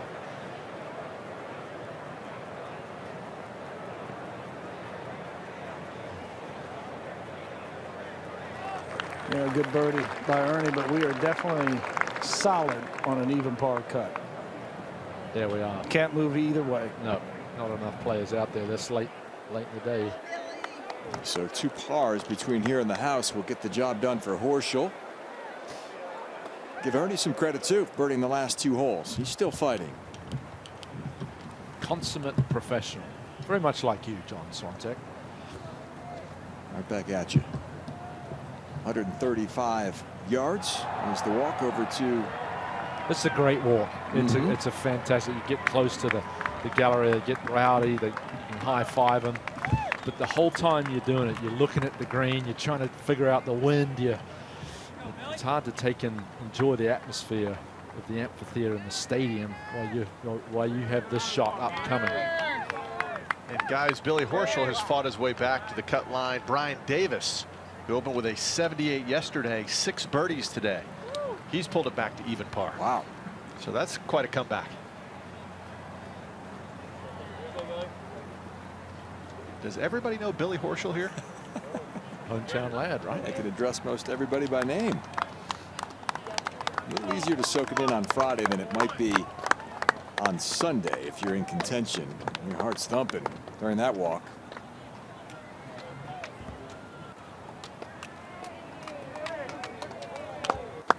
Mr. Easy. Here we go, Ernie. Mr. Easy. Ernie's arrival met with due respect.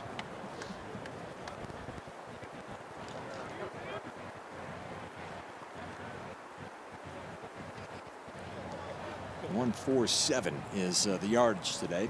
Probably as deep as it's going to play here this week. Yeah, and you only have 4 paces behind it, Swanee. I think that's the key. Yeah, I think now late in the afternoon, those balls we saw Matt Kuchar fly it all the way up there, actually went beyond the flag this morning in that feature group, but wind is down from the left, and I think there's no way you can fly it all the way to the flag and expect to keep it on that green. 149 yards today in the back hole location, the most recognizable hole I think in all of golf 6 holes in one. The last one was Miguel Angel Jimenez, 2002. That's a good year. And 8 balls in the water so far today. Hole location up on this back shelf. Billy talked about it, only 4 paces beyond before it goes in the water. This little fella here, 55 square feet. If you're going to hit it short, hopefully you'll find that. Smallest bunker of the course, right? Well, I think there's a few others nestled around this golf course that might be a little bit smaller. Lee Jansen was in that bunker. Yes. Sunday when he won the He got it up and down championship. too. He He had a did. brilliant bunker shot from there.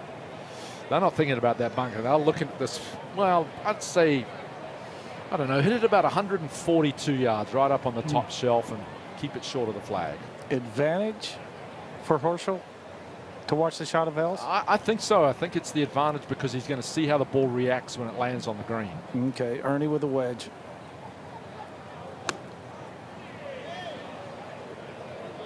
Not a big wedge with that swing. And this one released, getting closer and closer. This man, love it. 2 birdies in a row and got a great chance for a turkey.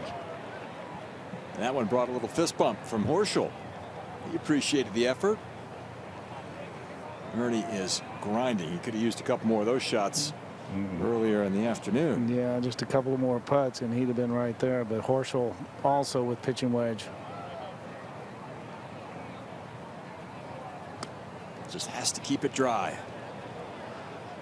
It's got to get up. Get up. Stay up. Yeah, it looks like it's going to just work its way down to the right. I would say that that's, well, it is a normal Sunday hole location, but they have talked about maybe changing it up on the weekend, giving the players a little different looks in the production meeting on Wednesday. The rules officials said that they may move them around a little bit.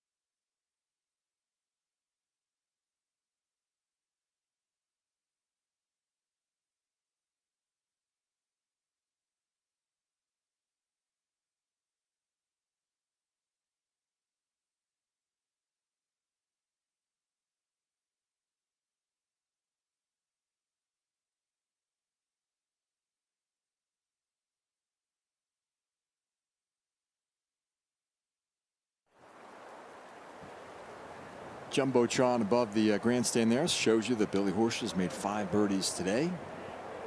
4 under par around. Second best of the afternoon wave. Brian Davis playing the 14th, 6 under on the day. As Doug mentioned, after that 78 yesterday. So he's fought back to even par and on the cut line, along with Horschel, who needs 2 pars to get to the weekend and extend his cut streak to 24 straight. Well, an outside 25 feet, which this is, more towards 30 feet. He's right at about 91% in 2 putting from here, which is basically all he needs from this position. Giving it a hit. Oh, lucky the hole got in the way. That would have been 5 or 6 feet past. That had some heat on it. Yeah.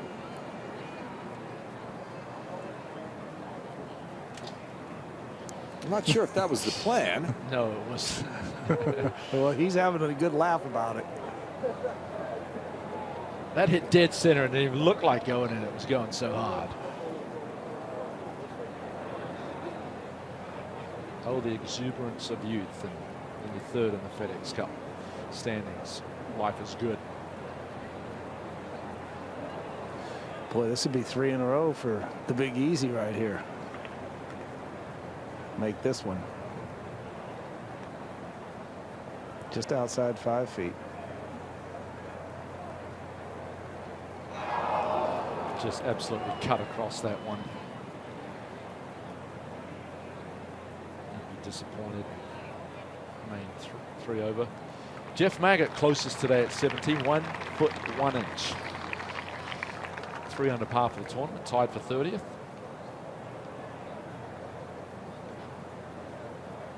Horschel in for his 3. Yeah, no kidding.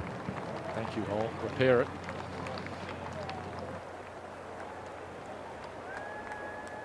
That's when things are going well, because if that doesn't hit the dead center and power lips, it could have gone anywhere. So you think we'll get the front left hole location tomorrow? I don't know. I think that, I still think, to be honest with you, back left on 17, kind of just maybe 6 or 7 feet short of that walkway. That's a tough one as well, because you want to try and get back there. Well, here's the toughest hole on the TPC Stadium course the last 10 years, 18, 451. To me, it's the most visually intimidating finishing hole in all of golf. Water all the way from tee to green. Turn it from right to left. You avoid the water down the left. You bring the rough and the trees into play on the right. A green that has basically 3 levels to it: front left, middle right, and back left. Hole location 18 paces on and 5 from the right. Great finishing hole, and is a, if you play the 18th well and raise the crystal, you're a deserving champion. Hole playing is the 3rd toughest today. Excuse me, 4th toughest. An eagle, we talked about Mark Leishman, 17 birdies, but there have been 23 bogeys, 7 doubles, and 3 others today. There's the cumulative numbers for the week: 4.34. Yeah. The stroke average. See the guy in the blue? Next one's over. Yeah. So I can go with the guy in the blue and just hit it right there. That's 290 through there. Yeah. Go with the guy in the blue and just hit it right there. Pretty much over the left center of that last tee box there.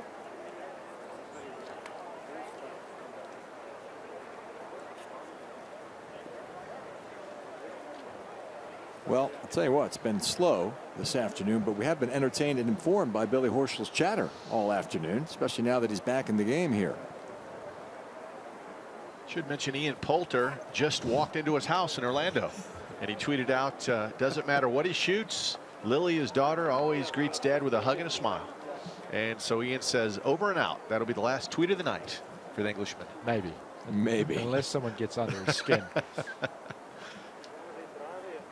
Or vice versa. It's a great tool, but it can certainly get you in trouble. How many's he got now? 1.4 million followers. Ian Poulter. Straight down, Bill, to the right. Clear up the right, almost straight Glad to say I'm one of them.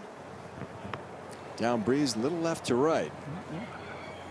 He may have said a little out of the right. I think he start this up the right-hand side, Swanee, and let it fall. He's aiming that way. He's aiming down the right-hand tree line or right-hand rough line and turn it over.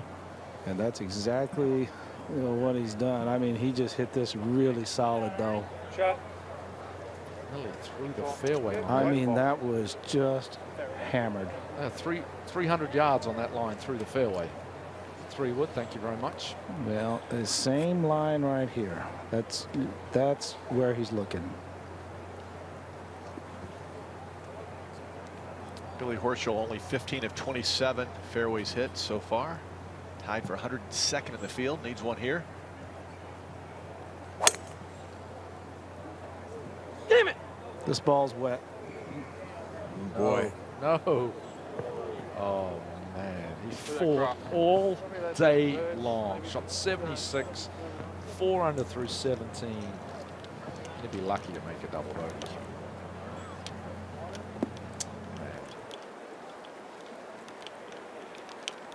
He made double here at 18 yesterday. Horschel somehow needs to manufacture a miraculous 4 after doing all that work to get back on the cut line. Billy, how much of the water did that cover?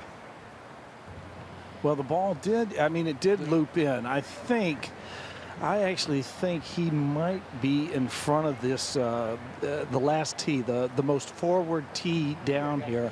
I think it actually crossed maybe 20 yards past that. At least that's what it looked like to me. So he's going to have an extremely long third shot once he takes the drop. Yeah, he's going to have a long shot, but I think where he's going to be able to drop it, I think he's going to be able to possibly put it on the green. I really do. The ball hooked at the end, so I think he's going to be down here, and if he puts it on the dance floor, then you make it from 20, 30 feet for par, you're still good.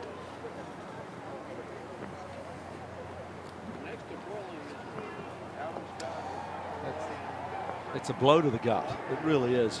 You worked so hard, and that's why this hole is it's a great finishing hole. You think you've done all your work, you've got yourself back into position. Continue with that consecutive cut. 78 players at even par or better.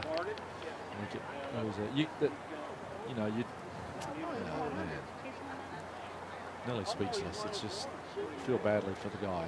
What about the decision to hit 3-wood there? No, it was a perfect club. Okay. It was just very poor execution.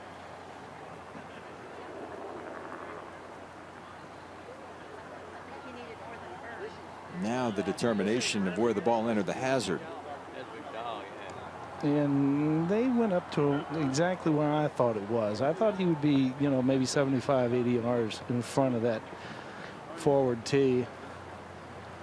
See if I can get you a yardage here. Well, I'm kind of guesstimating from where I'm seeing him drop it. It's certainly over 215 yards. Might be off. He's going to have 226 to the front. Yeah.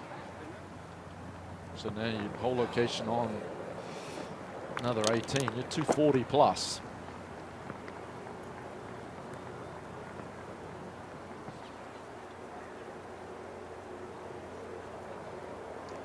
Well, don't forget he's a first timer, and it's a rookie mistake. He'll be back here next year, and this will be a great learning process and something that he can put away in the memory banks and learn from it his future trips at the Players. 223 front. 41 hole.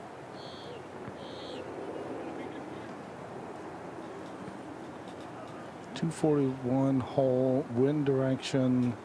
240's playing 225 maybe? Yeah, I'm thinking we just need to land it on the front edge. Like 230 max, 4? I like 4. Should cover the front.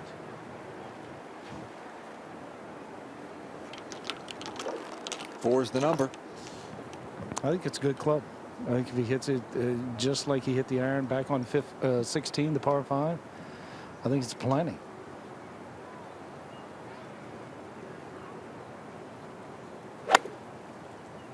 Missed it. Water again. Yeah, hit the fat hook there. And it's, he's devastated. He's lost. You play 17 holes better than anyone in the afternoon half of the field.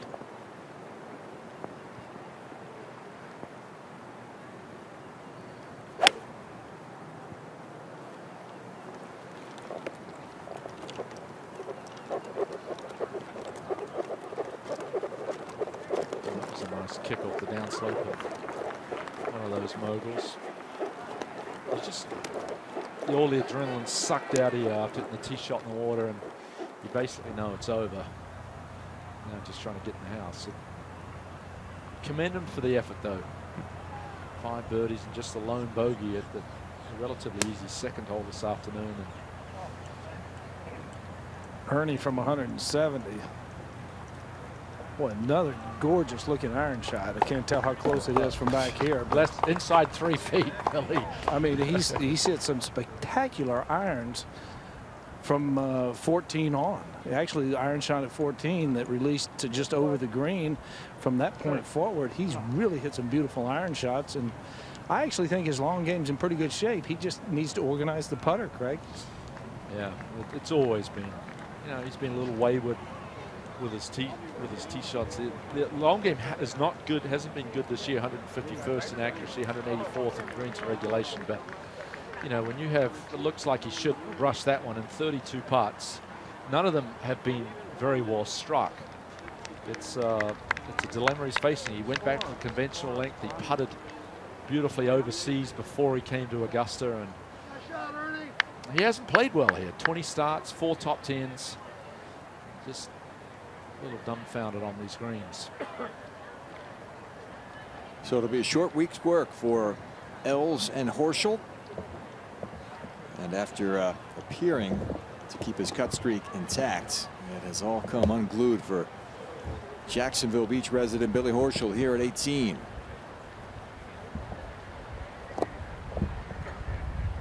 More than 20 first-timers in the field here this week. We've talked about the value of experience.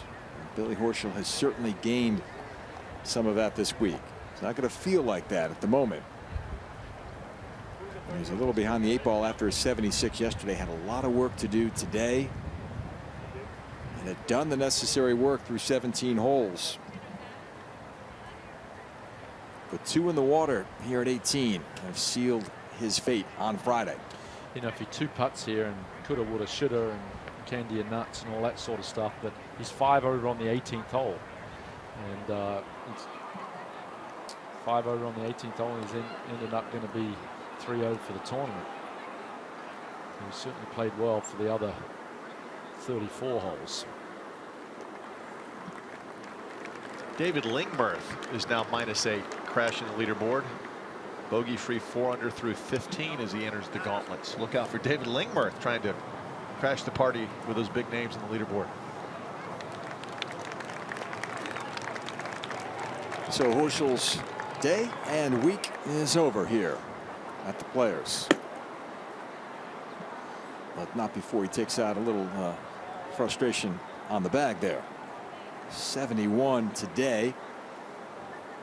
He's 4 under through 17, but closes with a triple.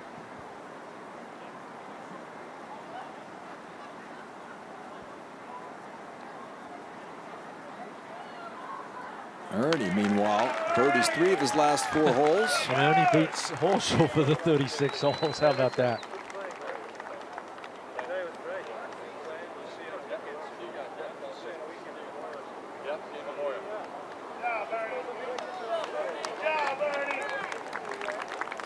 Ernie Els will be back at the Memorial, as he told Billy Horschel, I'll see you there. Billy's playing next week at the Byron Nelson.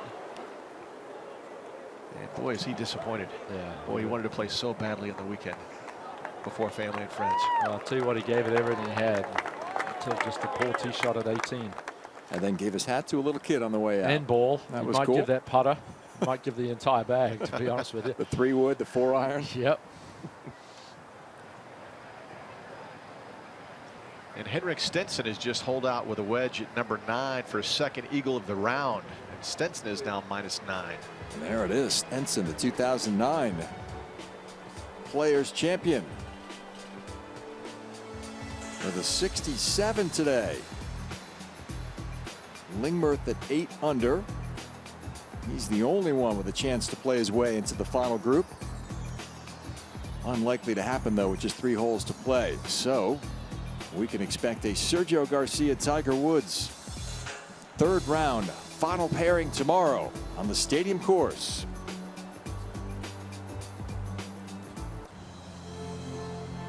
big crowds all week long here at TPC Sawgrass. A lot of fun with our follow group coverage over the first couple of days. We'll do it again on Saturday. Be sure to go to the website and find out who we will be following in the morning and then again in the afternoon, as Matt Kuchar, the defending champion, has put himself in position to become the first Players back-to-back champion. Tiger Woods trying to win for a second time here. So feature group Saturday morning. We'll be on the air with you at 9:30 a.m. Eastern time on Saturday. For Doug Bell, Craig Perks, Bill Kratzer, I'm John Swantek. Thanks for being with us. Aerials this week captured by Sky Golf. Back with you tomorrow morning for third round coverage of the Players. 36 holes to play to see who will hoist the coveted Waterford Crystal.